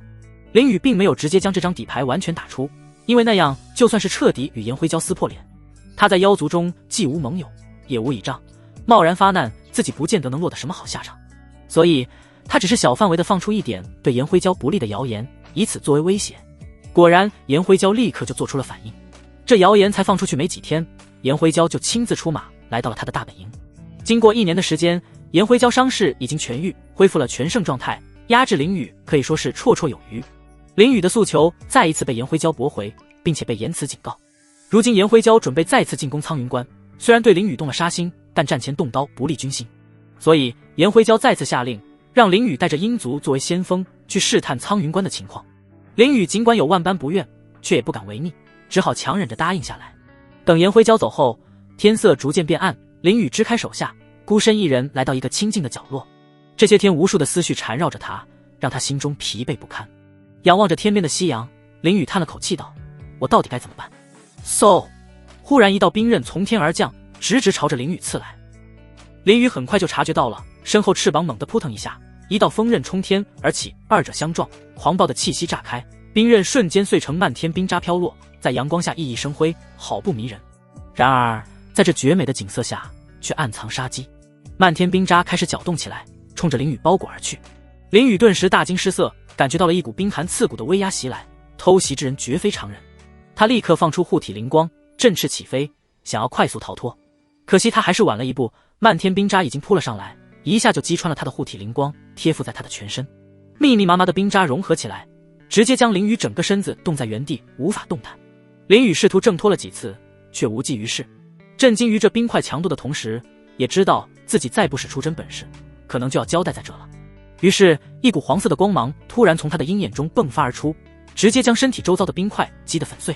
一瞬间又有漫天的金光朝他袭来，吓得他慌忙招架。仅仅数个回合下来，他就已经遍体鳞伤。轰！在一阵巨大的冲击波后，林宇整个身体被几道巨大的冰锥封住，再次动弹不得。此时太阳已经彻底落了下去，一道清冷的身影缓缓从黑暗中走出，在微弱的月光下显露出来。林宇看到的瞬间顿时瞪大了眼睛，同时里面散发出一股无比的恐惧。是你？来者不是云若雪，还能是谁？面前的云若雪已经恢复了人类样貌，林宇怎么可能认不得？1年前进攻苍云关时，从颜辉蛟出手对战荣晚清，到被云若雪重伤落败，他可以说是尽收眼底。云若雪恐怖至极的实力让他印象深刻，而此时这位战力天花板级别的人物就站在眼前，怎么不让他恐惧？你怎么会在这里？云若雪面若冰霜，冷冷道：你们都在密谋，怎么弄死我？我为什么不能在这里？林宇听闻面露惊色，没想到对方已经察觉了妖族的动向，就是不知道了解多少。你想做什么？然而云若雪并没有回应他，有2个身影从云若雪身后走出，正是安然和江河。先前元婴期的战斗，他们俩肯定是插不上手。现在云若雪控制住了局面，安然则主动提议来跟对面谈谈。林宇前辈别来无恙啊！安然面带笑容，表现得十分温和。林宇面露凶狠道：你算什么东西？一个小小的金丹也敢在我面前饶舌？云若雪听闻，先手轻轻一握，封住林宇的冰锥猛地收缩，林宇顿时发出一阵惨叫。安然赶忙让师尊收手，别给对方惹急眼了。云若雪哼了一声，对着林宇道：你现在的性命落在我手里，说话可得注意点。林宇痛得满头大汗，有些心悸云若雪。不过对方没有直接伤自己性命，看来确实是对自己有所图谋。你们到底想做什么？看到林宇态度缓和，安然笑着道：我们想先打听点事，不知血灵狼王的死，前辈了解多少？林宇一听，瞳孔一缩，随后厉声道：你们这不是明知故问吗？就是你们人族谋害了他。安然呵呵一笑，都这个时候了，前辈还在坚持，实在令人佩服。你什么意思啊？林雨心神慌乱了一下，难道对方是知道什么隐秘？那不知血灵狼王身死跟颜辉蛟有关系的消息是谁放出来的？安然反问道。林雨矢口否认，我怎么会知道？不管是谁，其心可诛。安然哈哈大笑，前辈还真是能豁得出去，狠起来连自己都骂。你！林雨顿时气急败坏，既然前辈如此愚蠢，那我们也不用多费口舌了，反正颜辉蛟早已是你为眼中钉，欲除之而后快，不如我们帮他一把，免得劳烦他再动手了。安然突然态度大转弯，冷笑着跟云若雪眼神示意一下。云若雪立刻会意，就准备动手解决林雨。眼看着周围的冰霜开始聚集，林雨终于是慌了，面对云若雪的杀招，他可没十足的把握活下来。等一下，颜辉蛟真想杀我！林雨大喊道。安然转过身去，嘲讽道：任何一个统治者都不会想被下面的人抓住把柄，更何况你在颜辉蛟眼中已经没什么大用了。混账！林雨像是被戳到了痛处，破口大骂起来。不是吗？你们鹰族虽然也是10大妖族，但整体实力并不算出众，再加上之前部族损失惨重，早已是强弩之末了。你放屁！面对谩骂，安然不以为然，继续玩味地道：要不是你这位元婴期坐镇，鹰族怕是早已沦落为2流部族了吧？等你一死，颜辉蛟就算是彻底放心了。要是没有我们鹰族，怎么能有他颜辉蛟如今在妖族的地位？林雨放声大叫道，仿佛在诉说着心中的不满。哦，颜辉蛟可是元婴巅峰的强者，能有如今的地位跟你们有什么关系？安然阴阳怪气道。你懂什么？我们替他干了多少脏活，那些反对他的血灵狼王残党全都是我们暗中帮他铲除掉的。林雨情绪激动，一下子就爆出了大料。安然则眼睛一亮，赶忙道：这么说血灵狼王果然是你们干掉的？血灵狼王也是个混账东西，处处针对我，要不是他狭隘的心肠，也不会有后面发生的事情。林雨恨恨地道。这下虽然没有明说，但也是承认了这件事。安然露出一个得逞的笑容，再次转过身来，惋惜道：原来如此，只可惜颜辉蛟也同样负了前辈啊。林雨神色阴沉，沉默着没有说话。他意识到自己受了对方的激将法，但有时候情绪积压的太多，根本就无法克制。而且安然说的也不假，颜辉蛟绝对有除掉他的想法，只是现在碍于形势无法动手，所以颜辉蛟才会再一次派自己做先锋。可以说自己最好的下场就是在战场上战死，成为妖族的英雄。因为不管成功还是失败，颜辉蛟都不会容自己，自己心中的踌躇和痛苦也都是源于这件事。明明自己满心抱负，却处处碰壁不得志，甚至现在还要拉着整个族群为颜辉蛟做垫脚石，他怎么可能毫无波澜地接受这一切？安然正是拿住了他这种心理，成功将他的情绪激发出来。颜辉蛟的做法实在过于不择手段，这样的人看似风光一时，实则走不了太远。我这里有一个想法，不知前辈有没有兴趣听一下？林雨听了安然的话语，冷哼一声道：不管怎么样，我也不会让你们人族以此来对付我们妖族的。安然解释道：我们人族一直以来都秉持着以和为贵的态度，若不是你们来犯，我们又怎会出手？林雨冷笑道：以和为贵，那不知是谁在几千年前把我们妖族从富饶之地驱赶到北域的？安然顿时尬住，回头看了一眼云若雪。云若雪咳嗽2声，眼神闪躲，看样子林雨说的应该是8、9不离10了。但是安然还是很快反应过来，坦然一笑道：不管怎么说，害死血灵狼王的是颜辉蛟，这种故意挑起两族争端，踏着无数尸体为自己谋利的行为，你若是愿意接受，那我也没意见。林雨脸上阴晴不定，颜辉蛟的行为自然是令人不齿，更重要的是自己在其中付出了那么多，不仅没有得到回报，还要反被猜忌针对，换谁来都忍不了，更何况他也算是一代天之骄子。林雨在沉默许久后终于沉声道：那你想怎么样？说来听听。安然罕见地露出一个残忍的表情，我的目的很简单，让真正的凶手受到他应有的处罚。仅仅1个晚上的时间，安然就以云若雪仙盟盟主的名义与林雨达成了共识。人族并不想跟妖族如此不死不休地争斗下去，而林雨也想为自己为鹰族找一份出路。双方在对付颜辉蛟这件事上有了相当高的一致性，于是林雨就将颜辉蛟之前的所作所为，还有血灵狼王身死的真相全部和盘托出，可以说和安然之前猜想的大差不差，只是现在有了更加具体的人证。甚至林雨还有一份物证，那就是血灵狼王的元神碎片，其中存放着血灵狼王最后身死时的记忆，可以说是扳倒颜辉蛟的铁证。本来林雨是想用这个牵制颜辉蛟的，但现在对方完全不给自己机会，他只有2个选择，要么选择默默承受，要么跟对方破罐子破摔。先前是因为没有依仗，现在既然云若雪主动伸出橄榄枝，他不介意选择后者。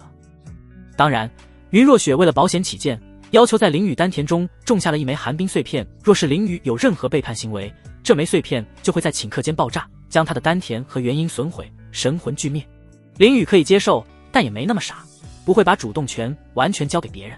他的目光盯上了安然，因为安然区一个金丹期，竟然能替云若雪做决定，至少他能看得出，在云若雪眼中，安然绝对是个非常重要的存在。于是林雨指着安然道：要控制我也可以，但是我必须与他签订契约，3个月内若我身死，他必受反噬，金丹损毁。你休想！云若雪当场冷眼拒绝。林雨脸色也阴沉下来，哼，我以我的性命做赌注，你们就一点代价不出吗？云若雪皱了皱眉头道：可以由我来和你签订契约。林雨瞳孔微缩，云若雪竟然为了安然甘愿亲自冒险，这倒是更加让林雨笃定道：云盟主修为高深，我还真不一定有把握牵制住你，非他不可。云若雪还想说些什么，忽然被后面的安然拉住道：不用，我来就是了。然而这可不是儿戏。云若雪急道。安然笑了笑：无妨，前辈都押上性命了，只是让我一个小辈付出点修为，我觉得完全没有问题。随后他又话锋一转：这样也能更好地取得前辈的信任，让我们的合作更加紧密，不是吗？林雨听闻，脸上露出一丝罕见的笑容：你这小子倒是有些胆气。云若雪没有理会，赶忙将安然拉到一旁，轻声训斥道：然而你疯了吗？你知道金丹损毁意味着什么吗？安然当然知道，就意味着灵根消逝，自己与仙徒再无半分瓜葛。不过安然心意已决，师尊不用担心，我关那家伙对颜辉蛟恨意十足，再加上他族群的安危，不会轻易背叛我们。那也不行，为师不会让然儿冒这个险的。云若雪依然言辞拒绝道。安然突然抓住云若雪的手，温和地贴上来道：徒儿知道师尊在意我，可徒儿也在意师尊。颜辉蛟举全妖族之力想要对付师尊，我定不会让他得逞。这鹰族族长是个关键的突破口，必须要争取到他。在安然晓之以理动之以情的话语下，云若雪也动摇了。那还是为师来跟他签订契约。安然摇摇头道：师尊可是我们所有人的主心骨，是绝不能出事的。可然而是为师的主心骨啊。云若雪紧紧抓着安然的手。安然心中一暖，轻声道：就算真发生了意外，徒儿也只是。云若雪一把捂住安然的嘴，嗔怪道：不许乌鸦嘴。安然笑着抓住师尊的纤手，悄悄在上面吻了2下。师尊放心好了，徒儿有个绝妙的计划，不会有事的。在安然苦口婆心的劝说下，云若雪也渐渐安心下来，最终勉为其难地同意了安然的决定。两人再次回到林雨面前，刚才的悄悄话和小动作自然都被云若雪给屏蔽了，所以江河和林雨并没有发现什么奇怪的地方。安然走上前来道：我可以跟你签订契约。林雨面露意外，对安然生出一丝好感。好，有魄力，能看出你是个干大事的人，多谢前辈夸奖，还望前辈可莫要害了小辈我啊。林雨忍不住吐槽道：你用1颗金丹换我1000年性命，怎么还成了我害你了？随后云若雪和林雨同时施展手段，算是为这份合作立下了一份保障。等契约签订完毕后，云若雪略显慌张地将抓住安然，关心道：然而你感觉怎么样？安然并没有感觉到身体有什么变化，摆摆手道：无妨。随后云若雪冷冷地看着林雨道：未来3个月，你可得好好保住自己的小命，否则就算是身死，我也要将你魂魄抽出来折磨个千百年时光。面对云若雪的威胁，林雨却露出一丝安心的表情，看得出云若雪确实非常在意安然，这也让自己的性命更加有保证了。云盟主说笑了，我自己的性命不会有人比我更珍惜了。做完这些，云若雪才算是放开了林雨。此时天色已晚，双方简单商讨一番后就各自离去了。林雨回去自己部族准备相关事宜，江河去寻找郭子辰和刘雨薇的踪迹，将事情告知2人。安然和云若雪则继续回到狼族部落，在赤霄的临时住所休息。赤霄见2人归来也没有多问，只是随便寒暄了2句。安然应付完之后，就拉着云若雪回到了房间里。一进门，云若雪就猛地抱住安然，2只胳膊紧紧缠绕在安然的腰间，仿佛下一刻就会失去她一样。安然无奈地将云若雪揽入怀里，大手轻轻拍打着师尊的后背道：师尊别担心了。云若雪面带苦楚道：然而对不起，为师又让你涉险了。没事的，这是徒儿自己的决定，而且能帮上师尊，徒儿也很开心呢。都怪为师没用。云若雪眼中泛起涟漪，安然知道再说下去又会让云若雪陷入无尽的忧虑，于是赶忙转移话题道：是师尊想太多了，与其胡思乱想，不如干点实事。什么实事？云若雪抬起头，安然直接不客气地勾起师尊的美腿，将满脸红晕的云若雪横抱起来，朝床榻上走去。安然抱着云若雪躺在了床榻上，两人面对面侧躺着，互相深情地对视着。忽然，安然从怀里掏出一个小瓶，正是先前赤霄给自己的丹药。师尊不想再尝一颗？安然笑嘻嘻地道。云若雪红着脸捏了一下安然的脸蛋，然而又不正经。那这次徒儿陪师尊一起吃呢？说罢，安然倒出一颗药丸放进自己嘴里。有云若雪先前尝药，安然自然放心，而且他也挺好奇，这药丸吃下去到底是什么感觉。云若雪见安然将小瓶塞回去，疑惑道：“为师的呢？”“当然在这呢。”安然忽然一口吻上去，打得云若雪猝不及防。云若雪很快就沉浸其中，酸酸甜甜的药丸被两人分食。果然如之前师尊所说，安然感觉浑身亢奋，意识反变得更加清醒，只是心中的情绪好像被放大了数倍，平时积压在心底的感情开始蠢蠢欲动。师尊好美啊！安然松开云若雪，伸出手将师尊脸庞上的青丝勾走，然而也很英俊呢。云若雪红着脸凑上来，师尊这么夸人也太敷衍了。安然笑着道。云若雪有些尴尬道：“那应该怎么夸？就说徒儿是天下第一帅。”安然十分不要脸地道。云若雪十分认真地道：“然而是天下第一帅。”安然顿时浑身舒畅，满心欢喜道：“师尊真是太可爱了。”云若雪身后的尾巴忽然摇晃起来，仿佛是受到夸奖后的喜悦。安然也将自己的尾巴伸过去，和云若雪尾巴纠缠在一起。感觉到异样的云若雪忍不住地往安然怀里又贴紧了一些道：“然而慢点，有些痒。师尊的一切徒儿都好喜欢，实在忍不住怎么办？”安然搂着云若雪道。云若雪也伸出胳膊搂住安然的身体，将头埋在安然的胸口，轻声道：“那然儿想做什么？为师都答应你。”安然一脸惊喜道：“什么都可以吗？”云若雪顿时慌张地补充道：“那个不可以。”“是哪个啊？”安然坏笑地问道。云若雪没好气地在安然脖梗里轻轻咬了一下，然而坏死了，不答应你了。安然一听，一脸失落地道：“啊，这样吗？本来想着跟师尊求婚，希望师尊能嫁给徒儿呢。”云若雪愣在原地，呆呆地望着安然的脸庞，支支吾吾地道：“然而，你说什么？我说想让师尊嫁给徒儿呢。”安然笑嘻嘻地又重复了一遍，随后话锋一转：“不过师尊不愿意答应，那就算了。”云若雪顿时急了，一把扯住安然的衣领：“谁说为师不愿意了？可刚才师尊不是说不可以吗？”“那是为师以为然儿说的是另一件事。”云若雪解释道。“哪一件事情啊？”安然再次故技重施。云若雪顿时被气得撅起了嘴，没一会儿竟然哇的一声哭出来了。安然哪里见过如此场景，顿时吓得不知所措，又哄又抱，可云若雪却没有停止的意思。“我不管，然而不可以娶别的女人。”安然顿时哭笑不得：“我什么时候说要娶别的女人了？那然而想娶谁？”云若雪泪眼汪汪地拽住安然。安然看着云若雪满眼期待的样子，心中好笑，师尊竟然也有如此小女人的模样。不过安然也不想再逗弄师尊了，他心中其实也忍了许久，一直想说出来，我想娶师尊为妻，想师尊成为我的女人。安然满眼炽热地望着云若雪。云若雪一边流泪一边捂着嘴嘟囔着：“然而就是个大坏蛋，大逆徒。”安然嘿嘿一笑，猛地翻身起来，压住云若雪柔软的身子。师尊就算实力再强，也逃不出徒儿的手心了。云若雪完全没有反抗的意思，痴迷地道：“为师的心早就是然儿的了。”安然伸出手轻轻擦拭掉云若雪脸上的泪痕，郑重地道：“师尊是我心中最重要的人，等这些危机都过去了，我就娶师尊成家。”然而云若雪的眼神已经彻底迷离了。随后安然深深地吻下来，云若雪自是不顾一切地迎合上去，而同时云若雪的一只纤手轻轻在安然身后一挥，整个屋子就被静止彻底掩盖，里面发生的一切外界都无法察觉。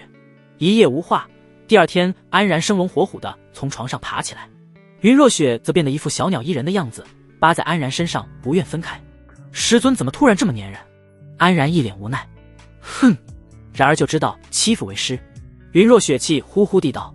昨晚的场景还记忆犹新，尤其是后面安然变着花样的挑逗自己，让云若雪好一阵难受。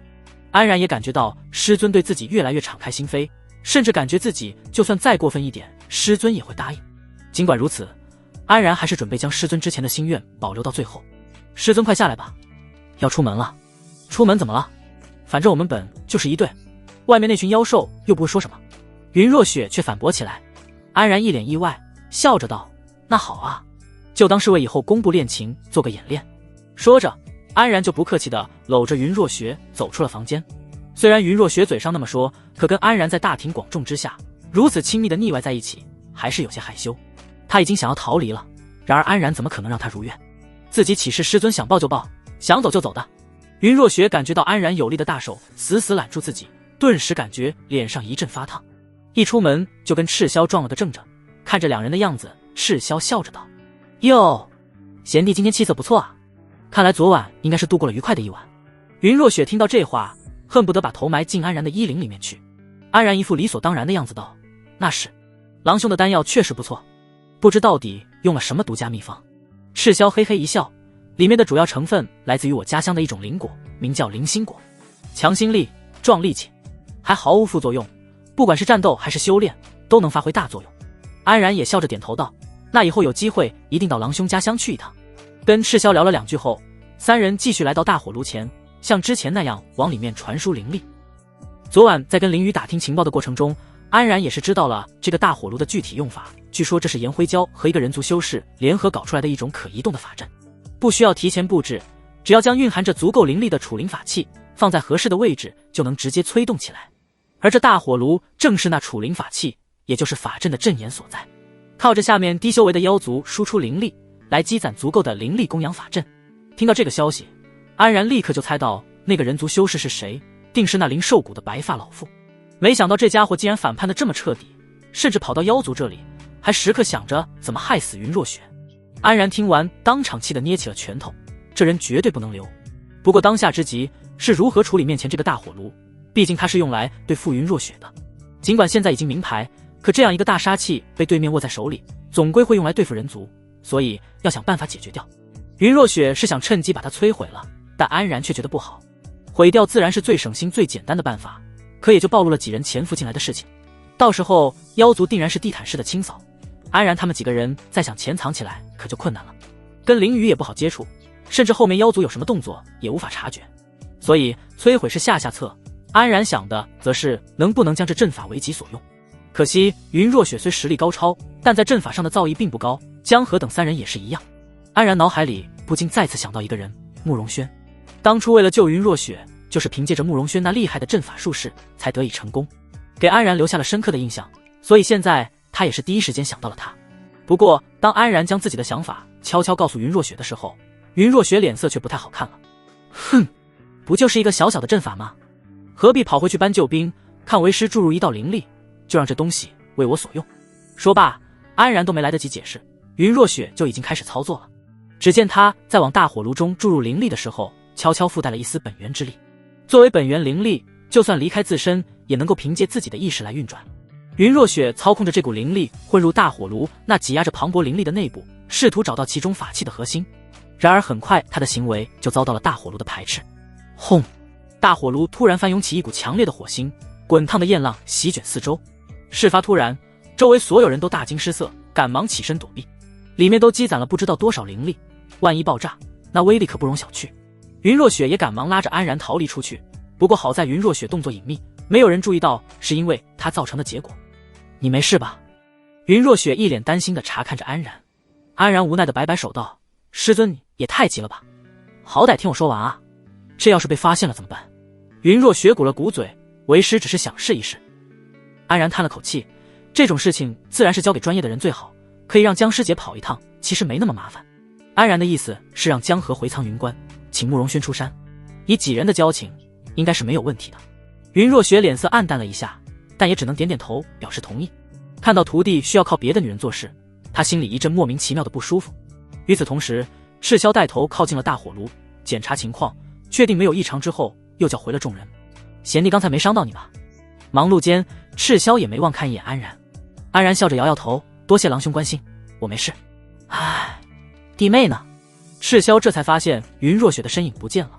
本来是安然自己去找江河通知的，但云若雪主动要求去，安然也只能随他愿了。师尊的小心思他也察觉到了，本来就因为慕容轩的事情有点不开心，安然肯定要顺着来。哦，他刚才有点受惊吓，去休息一下。安然找了个借口道。赤霄挠挠头道，说来奇怪，这几个月从来没发生过这种事情，今天倒是头一次，我在想要不要通知幽月大人来检查一下。安然一听，这要是让幽月过来察觉到什么猫腻不是糟了，于是赶忙劝说道，应该没什么大事吧，估计只是单纯的灵力波动，再说了马上就要攻打苍云关了，幽月大人最近估计很忙，还是不要打搅为好。赤霄点点头，贤弟说的也对，我刚才大概看了一下，里面没什么异常，应该是灵力出的现象。看到赤霄打消了念头，安然也是暗暗松了口气。接下来安然也是规规矩矩的跟着赤霄继续往大火炉中注入灵力，不敢有任何可疑的举动了。不过趁着这个机会，安然也跟赤霄聊起了天。过几天要是打起仗来，不知道还有没有机会再见到郎兄啊？贤弟莫要担心，到时候你跟紧我定会想办法保你周全。赤霄拍了拍安然的肩膀，安然一脸感激道：多谢郎兄照顾，但是战场上千变万化，到时候能不能留在一起也很难说啊。赤霄听闻叹了口气道：其实我们也不想打仗，想老狼王活着的时候一直都跟人族友好往来，已经数百年没有过战事了。安然沉默着没有说话，赤霄又恨恨道：可是那群人族竟然趁机戕害老狼王，真是不知好歹，不给他们点颜色看看，真当我们妖族好欺负。就是，安然嘴上附和着，但心里已经对赤霄的态度有了谱。能看得出，赤霄参战更多的是愤怒于血灵狼王的身死，本身对人族并没有太多意见，而这也应该代表着妖族绝大多数的态度，毕竟没有人愿意无缘无故以生命为代价去入侵别人。颜灰蛟就是利用了因妖王身死引起的妖族众怒，发动了这场战争。了解了赤霄的态度后，安然对自己接下来的计划有了更多的信心。在安然试探赤霄态度的时候，云若雪很顺利地通知到了江河，江河动作也很快，连夜回到苍云关。慕容轩正以阮国女帝的身份在前线督战，当得知安然遇到了困扰之后，他当场就答应了下来。于是慕容轩跟着江河只花了2天时间就来到了妖族大营附近。因为想要混入妖族需要化形，所以由云若雪亲自来接。当看到云若雪一副狐妖的样子，慕容轩也是吃了一惊，没想到仙盟盟主竟然亲自前来卧底，他都不知道。当时安然为了保险起见，除了参与的江河等人，仙盟中几乎没有人知道云若雪也来了。而有容婉清假扮的云若雪，别人也没有怀疑过什么。参见盟主。慕容轩恭敬道。云若雪不耐烦地摆摆手，不用多礼，我们这是在敌营，做事一定要小心谨慎，谨记盟主教诲。为了方便一起行动，云若雪将慕容轩也幻化成了狐妖的样子，随后带着他到狼族营地。几人在一个隐秘的角落里碰面，安然一上来就笑着道：恭迎咱们的女帝陛下亲自到来啊。慕容轩没好气的道：安兄跟我客气什么？再说了，这也是为了阮国，我作为名义上的象征，自然义不容辞。安然嘿嘿一笑道：有这样一个开明的女帝，阮国的百姓有福了。看着两人在自己面前说说笑笑，云若雪忍不住捏了捏拳头，冷声道：我们身处敌营，别说这些没用的，先干正事。仙盟盟主发话，那自然是铿锵有力。慕容轩赶紧摆正态度，询问起来具体情况。安然看着师尊小吃醋的样子，心中又气又笑，不过说的倒也没错。于是安然就开始跟慕容轩介绍起情况来，将林宇提供的有限情报全部说出。慕容轩听完后皱了皱眉头，可移动的阵法，这我倒是头一次听说。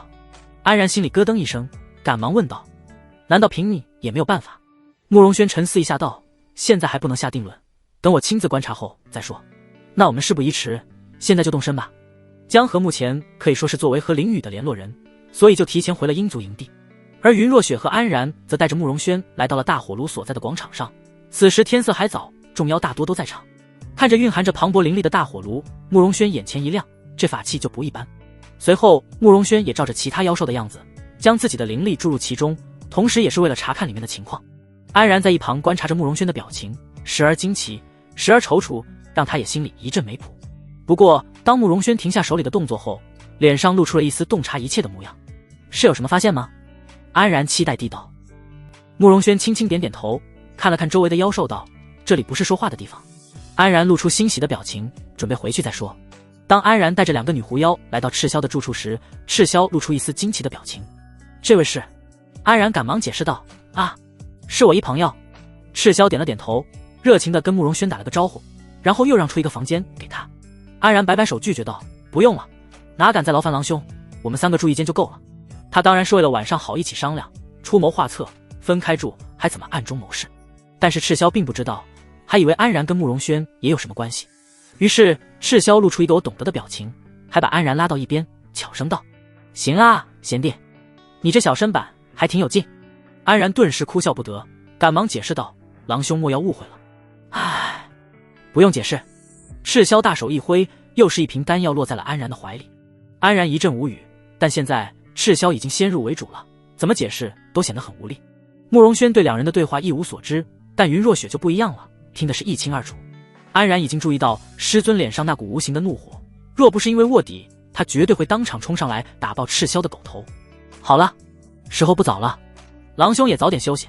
安然赶忙打断赤霄继续说下去，收起丹药，带着两女进到了屋中。赤霄在门外撇撇嘴，还害羞上了。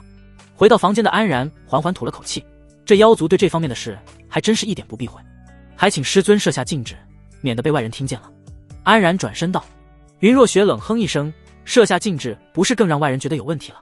察觉到云若雪情绪不对，慕容轩完全不敢说话，不知道是什么惹到了他。安然自然是知道自家师尊发脾气的原因，赶忙上前拽住云若雪的胳膊，悄声道：师尊别跟他一般见识，徒儿你还不了解吗？云若雪当然知道是对方误解了，但心里还是很不爽。算了，正事重要。云若雪强压下心中的不满，抬手在屋中设下禁止。看到云若雪恢复正常，慕容轩也算是松了口气，开始说明他今天的发现。据我今天初步观察，这大火炉确实可以算得上一个阵眼，能将法器做到这个地步，制作之人在阵法和法器上的造诣都十分高超。慕容轩对其先是赞赏，然后话锋一转道：不过这可移动的阵法有个明显的缺陷，大部分阵法都是靠催动之人自身的灵力储备，所以可以由催动之人随意操控。但这个阵法有自身的灵力储备，而且来源十分杂乱，各种各样的灵力都充斥在里面，这就导致催动之人对阵法的操控性很有限。安然听到这里眼前一亮，这么说我们也可以操控这阵法？没错，只要搞懂这阵法运转的原理，任何人都可以操控，而操控之人修为越高，越容易得到控制权。慕容轩补充道。安然顿时把目光放在云若雪身上，凭师尊的实力做到这一点易如反掌。那太好了，不知要如何搞清楚这阵法的原理？安然继续问道。慕容轩沉思一下道：如果能让我将所有阵眼都看一遍后，也许能够推演出来阵法原本的模样。也就是说，需要将所有大火炉都观察一遍。据林宇说，这样的大火炉在妖族营地还有另外7个，分别放在不同的族群营地，吸收灵力。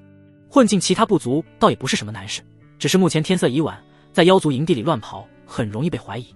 于是安然决定先休息，等明天再说。